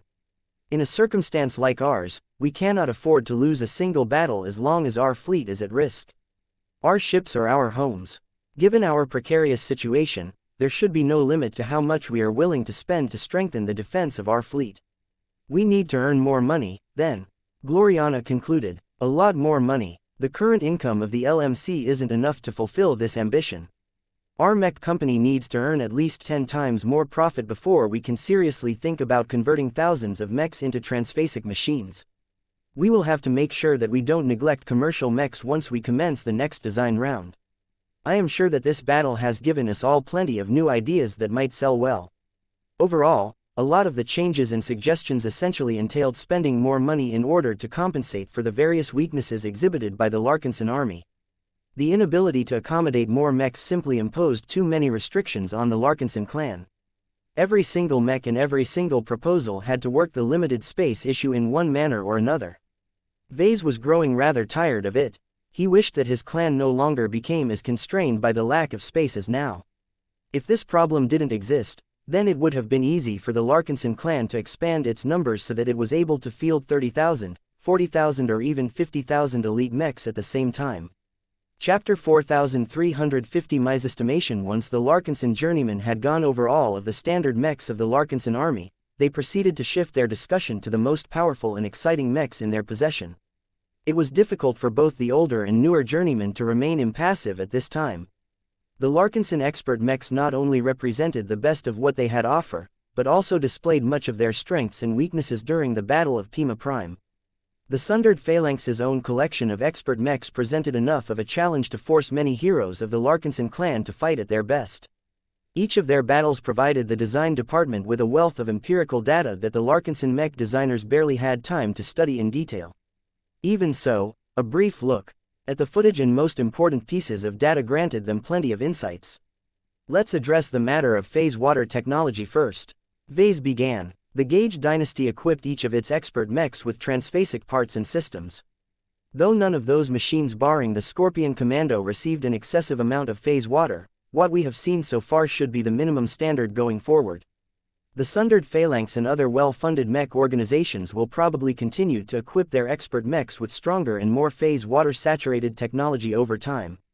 What is your point, Vase? Gloriana asked. The development of our expert mechs can't fall behind. We need to think about what kind of phase water technology we should incorporate in their designs in the future. This especially applies to our older expert mechs, which are still counting on unending alloy armor systems to protect them from damage. Wait, are you changing your stance on trying to extend the use of unending alloy as long as possible? What about your past arguments? Didn't you tell us that prime mechs can be more powerful than transphasic mechs? He let out a tired breath. I don't believe my argument is wrong, Gloriana, but what happened to the Shield of Samar has been a wake-up call for me. Living mechs and prime mechs should be absolutely powerful enough to contend against modern transphasic mechs, but the problem is that it takes years if not decades of growth to reach that point. Our enemies won't give our expert mechs to grow to that extent. I have neglected the time factor in my calculations. It takes more than 2 decades for a human baby to grow into a qualified mech pilot. Mechs aren't the same as us, but they should take at least just as long to develop a lot of inherent power.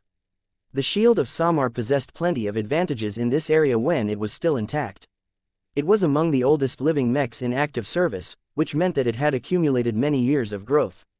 Being paired with strong individuals such as Venerable Janzi and xianxia had further boosted its spiritual growth by providing the living mech with rich spiritual feedback. Along with the advantages granted by its ardent wish gem that increased its spiritual feedback by a whopping 40%, the Shield of Samar was definitely the machine that best encapsulated Ves's design philosophy. Yet despite all of these spiritual boosts, the Shield of Samar ultimately proved itself to be a bit too young and immature to defend against the horrible lethality of the Scorpion Commando. Sarah. Vase turned to one of the Voikin siblings. You've studied what has happened to the Shield of Samar, right? Please explain to us whether Venerable Janzi's expert mech could have survived the final attack of the Scorpion Commando if it was outfitted with a high-quality transphasic armor system. Sarah Voikin pressed her lips. I can't give you a solid answer. It depends heavily on the quality and specs of the transphasic armor system. In general, I still think it would have been unlikely for the expert Space Knight to resist the flood of phase water-enriched corrosive substances from the Scorpion Commando. The concentration of phase water was simply too high. At least a quarter of the Shield of Samar probably would have dissolved, but I am mildly hopeful that this will be the extent of the damage. The expert mech has a lot of mass, and transphasic armor plating is excellent at neutralizing phase water attacks. That was what Vase thought as well. Transphasic weapons will only become more prevalent in the future. Perhaps rare cases like the Scorpion Commando's extremely powerful venom formulas might not happen too often, but the chances that our expert mechs will encounter a similar threat will only grow in the future. Since I don't want us to fall behind the trends, we should proactively begin to consider how to replace the armor systems of our old expert mechs with more modern transphasic armor systems in advance. That was a surprise even to Gloriana. Are you sure about this, Vase? I am sure. I love unending alloy, but we lack the expertise to reverse engineer its production method or make it transphasic. We also lack the ability to develop a substitute material that possesses similar properties. Given this reality, I have judged that it is best to phase out unending alloy over time. No one offered strong objections to this change. Nobody aside from Vase cared too much about unending alloy anyway. What is the time frame of this upgrade round? Sarah Voikin curiously inquired. We are currently in the process of servicing and repairing the expert mechs that have survived the battle. We can overhaul their armor systems once we return to Davut and gain access to the services of the local development companies. Let's not be too hasty. Our expert mechs are still doing more than fine even if they are still stuck with unending alloy. We should look into replacing the armor systems while also incorporating other powerful technologies to our older expert mechs in 5 to 10 years. So they will still remain vulnerable to the same sort of attacks that have felled the Shield of Samar during the Trailblazer expedition. Vase helplessly shrugged. Let's just hope we don't encounter an opponent that has access to exceptionally powerful transphasic weapons. He was eager to move on from this topic, so he quickly activated a projection that displayed the Dark Zephyr. Of all of the expert mechs that we have deployed in battle, the Dark Zephyr probably stands out as the best performer. It has not only managed to defeat 2 mid-tier expert mechs by itself, but also retained considerable battle effectiveness at the end of its first bout, allowing it to assist with defeating numerous other enemy expert mechs over the course of the battle. The Dark Zephyr might be the lightest and smallest of the Larkinson expert mechs, but it consistently delivered solid results. Gloriana was not as impressed, however. The main reason why the Dark Zephyr managed to overcome the Quadknife and the Filemon with relative ease was because you equipped it with a batch of transphasic grenades. Although Venerable Tusa Billingsley Larkinson is not weak, personal strength does not play that much of a role when his expert mech is equipped with explosives that are powerful enough to threaten other expert mechs. A transphasic grenade can't deal as much damage if an expert mech still maintains a fully intact resonance shield. Sarah said, Venerable Tusa at least deserves credit for whittling down the defenses of the Quadknife beforehand. Vase spent a few seconds watching the footage displayed by the central projector. The transphasic grenade that the Dark Zephyr blew up in the Quadknife's face was definitely a turning point in this bout. I think that this engagement shows that we should think about using phase water-enriched explosives to a greater extent. Their power is incredible and they can be lifesavers.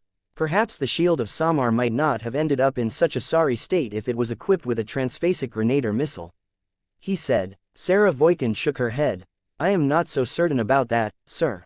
Transphasic grenades can still be resisted as long as the expert pilot or the defenses of an expert mech are strong enough. A mech as strong and armored as the Scorpion Commando would have been able to fend off most of the damage even if it has lost its resonance shield.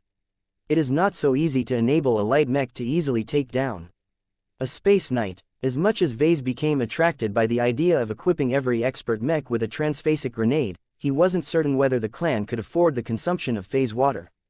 There were many possible uses for phase water, and Vase vastly preferred to expend it on more permanent enhancements rather than squandering it on consumable products.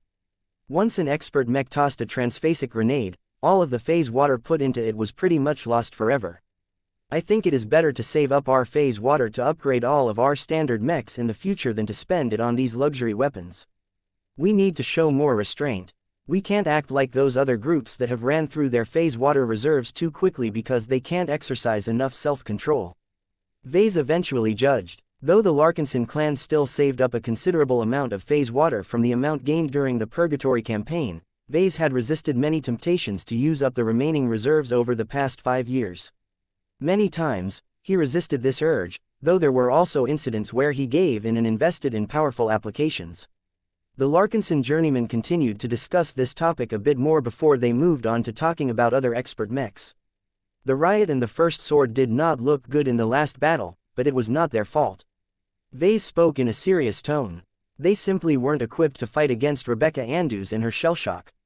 We underestimated the power of a high-tier expert pilot and accompanying high-tier expert mech. We should have tried to allocate an additional expert mech against the shellshock and the Scorpion Commando. We didn't have the expert mechs to spare. His wife reminded him, we did not have much choice but to assign only 2 of our expert mechs to the shellshock. Vase shook his head. We could have done more. For example, we could have tried to give the Amaranto more space to support the Riot and the First Sword. I think we should have ordered Venerable Tusa to stop his efforts on the right flank and move his Dark Zephyr to the center as quickly as possible. He was determined not to make this mistake again. I think a part of the reason why we misestimated the power of the Shellshock and the Scorpion Commando is because they have benefited more from phase water technology than other mechs. Gloriana explained her own theory. The amplification provided by this tech becomes higher as the mechs get higher in tier and rank. This is partly due to their owners allocating more funding in their development as their strategic importance rises, but it is also partly due to the ability of stronger mech pilots to achieve more results with transphasic products. Vase thought about her words and found that they made a lot of sense. You're right. Previously, we based too much of our expectations on the high-tier expert mechs that we have witnessed in the past. The Balvo's Rage and the Aaron tier come to mind. Both of them were powerful in their own right, but they were last-gen products that do not represent the mechs of today. The Riot and the First Sword could partially be described as expert mechs that were stuck in the past as well. Their lack of transphasic parts meant that they were missing out on the latest developments in the mech industry. Maybe we need to rethink the 2 melee expert mechs.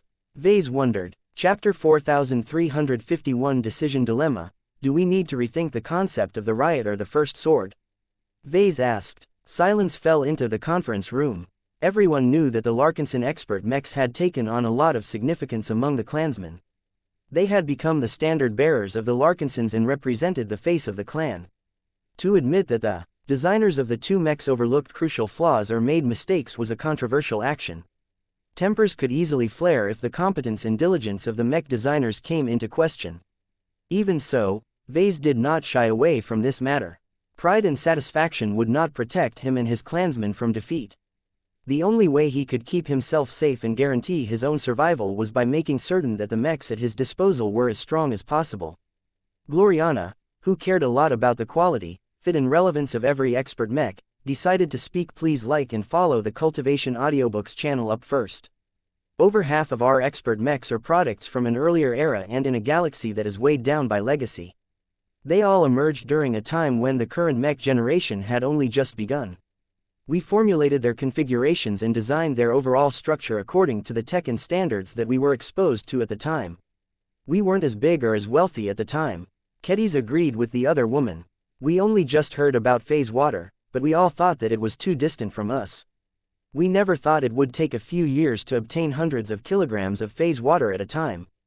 Vase could hardly remember what it was like in those days. Too much had changed in so few years that he was more preoccupied with moving forward than looking back.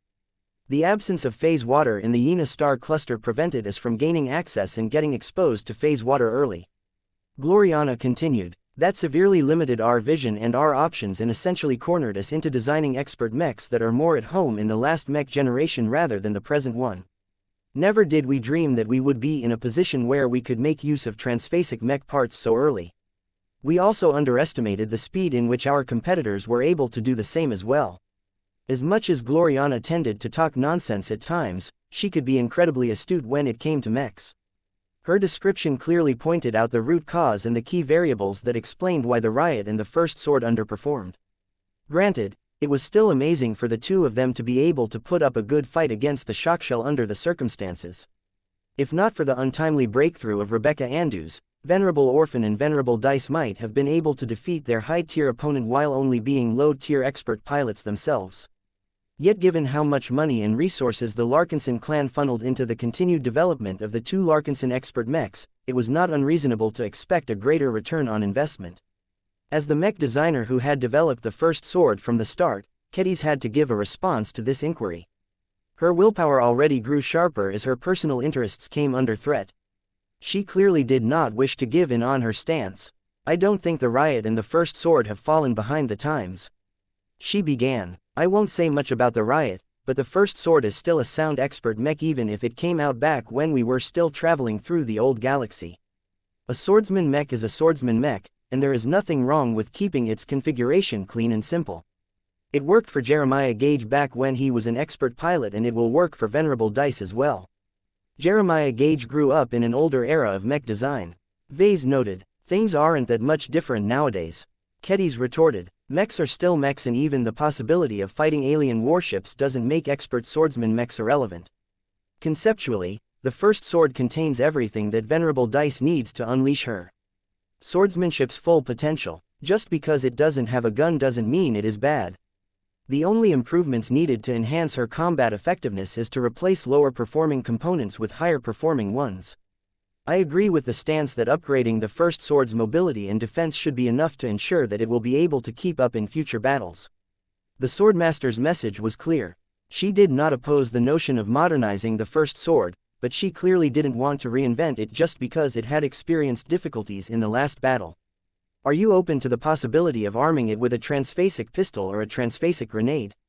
Vase tentatively asked. They can be extremely handy in the right situations. A gun, even if it is fairly weak, can allow Venerable Dice to be productive when her expert mech can't get close to her enemy. A grenade can be a lifesaver that can bail her out just like how Tusa managed to get out of a difficult situation by employing one at the right time. The offer sounded incredibly attractive. The two expensive weapons could add a lot of versatility to the First Sword without encumbering it with too much gear. His former student looked conflicted as she thought about the pros and cons, but she eventually shook her head. I don't need to talk to Venerable Dice to know that she will not allow herself to develop a dependence on other weapons. She may have failed to do well in the fight against the Shockshell, but she managed to make enormous strides in advancing her swordsmanship, her resonance strength and her combat experience, all while wielding a single sword. If she had access to the weapons that you have mentioned, she might have given in to the temptation of using them, which would not only cut her learning process short, but also cause her future development to become impure. Many people thought that expert mechs ought to be powerful enough that they could all carry multiple different weapons. In fact, the current level of technology of humanity could easily make this happen. Hybrid mechs wouldn't be able to exist if this was not the case. The reason why many expert pilots opted against carrying a lot of additional weapons was because their ability to defeat strong opponents was dependent on their future progression in their strongest fighting method. As long as Venerable Dice was able to improve her swordsmanship at a rapid speed, many limitations would no longer bother her that much. Saint Jeremiah Gage happened to serve as a great example of what this purist approach might yield. The man had always stuck to wielding a single sword throughout his career as an expert pilot, and once he broke through to the rank of ace pilot, his Neo Amadeus became so powerful in his hands that it could fight at range if necessary. Of course, There were also examples that showed that other approaches might work as well. People like Patriarch Reginald Cross and Saint Rebecca Andrews never dedicated themselves to mastering a single weapon system. Instead, they regarded their armaments as tools and weren't picky in mixing and matching them to suit their circumstances. The fact that they successfully broke through meant that it was not necessary for expert pilots to limit themselves to a single weapon type. Everyone is ultimately different, Gloriana spoke. There are expert pilots like Venerable Joshua that are comfortable with using both melee and ranged weapons, but there are also those that grew up specializing in fighting with a single weapon like Venerable Dice. The choice should ultimately be left to them instead of us. We have no right to dictate or even pressure them into using guns that can adversely affect their progression. Vase could understand this sentiment, but that didn't mean this approach was without issue. The choices that these expert pilots make not only affect themselves, but also the people that they are responsible for protecting. He said, "Don't forget that Venerable Dice is fighting on our behalf. There was a possibility that she and her first sword might have fallen completely if the Amaranto didn't neutralize the shock shell at a critical moment. The situation might not have become so dire if the first sword was better equipped. Venerable Stark and the Amaranto would have been able to save up their strongest shot for another emergency such as the one that engulfed the shield of Samar. Venerable Janzi probably would have been able to keep her mech alive if the riot and the first sword succeeded in defeating the shock shell in a cleaner manner." Many expressions turned heavy as Vase painted a picture where the choices of an expert pilot directly or indirectly caused the rest of the clan to pay the price. Though he didn't want to bring up this argument, he knew it was necessary to have this discussion. Kedis frowned. This was indeed a difficult argument for her to refute. It comes down to trust. She eventually spoke in a measured tone. Venerable Dice is asking you all to trust in her decisions and her chosen development strategy. If you are willing to do so, then she will do her best to repay the faith that you have placed on her shoulders. What if we don't? Vase asked while he continued to play devil's advocate. Kedis shrugged. She will become disappointed with us all, but she will still do her best to discharge her responsibilities, with or without her ideal expert mech. I see, Vase said before he turned to Dulo Voikin. What about the riot? You're in charge of its development nowadays, and I am sure that you have spoken with Venerable Orphan plenty of times. What is her stance on the possibility of equipping additional weapons? Dulo adopted a different tone. Venerable Rosa Orphan is not as obsessed in mastering her weapon of choice as her colleague. Her philosophy towards combat is probably a bit more pragmatic. The reason why she stuck to spears in the past was because she was previously limited to piloting specialized standard mechs that did not have much capacity for other armaments. Now that this limitation no longer applies as much, she may be open to carrying additional weapons, including ranged ones. That sounded intriguing. The journeymen continued to share their opinions with each other and eventually came to a consensus. Vase stood up. I think we need to find a balance between personal development and collective interest. On one hand, we are mech designers who have been taught to serve expert pilots as best as possible. It is important to let them decide on the configurations of their own expert mechs. On the other hand, we are the leaders and members of a clan that encompasses over 500,000 people. Many of their lives are at risk if we miss out on clear and obvious opportunities to strengthen our machines further. You haven't given us a solid answer, Vase. Kedis complained. What's your verdict? Will you leave it up to the expert pilot or will you pressure them into optimizing their expert mech configurations? Vase sighed as he locked in his stance on this issue. The incident that took place between Patriarch Reginald and the Mars has taught me that there is always a price to forcing high-ranking mech pilots to pilot mechs that they do not agree with. Expert pilots are stubborn and narrow-minded people by nature, and trying to fix these traits is a futile endeavor. I think it is ultimately better to give them the benefit of the doubt and continue to put our trust in them unless proven otherwise. What does that mean for Venerable Orphan and Venerable Dice? They pretty much performed as best as they could under the circumstances. The two expert pilots and their expert mechs are not to blame for their failures. Their opponent was simply too strong.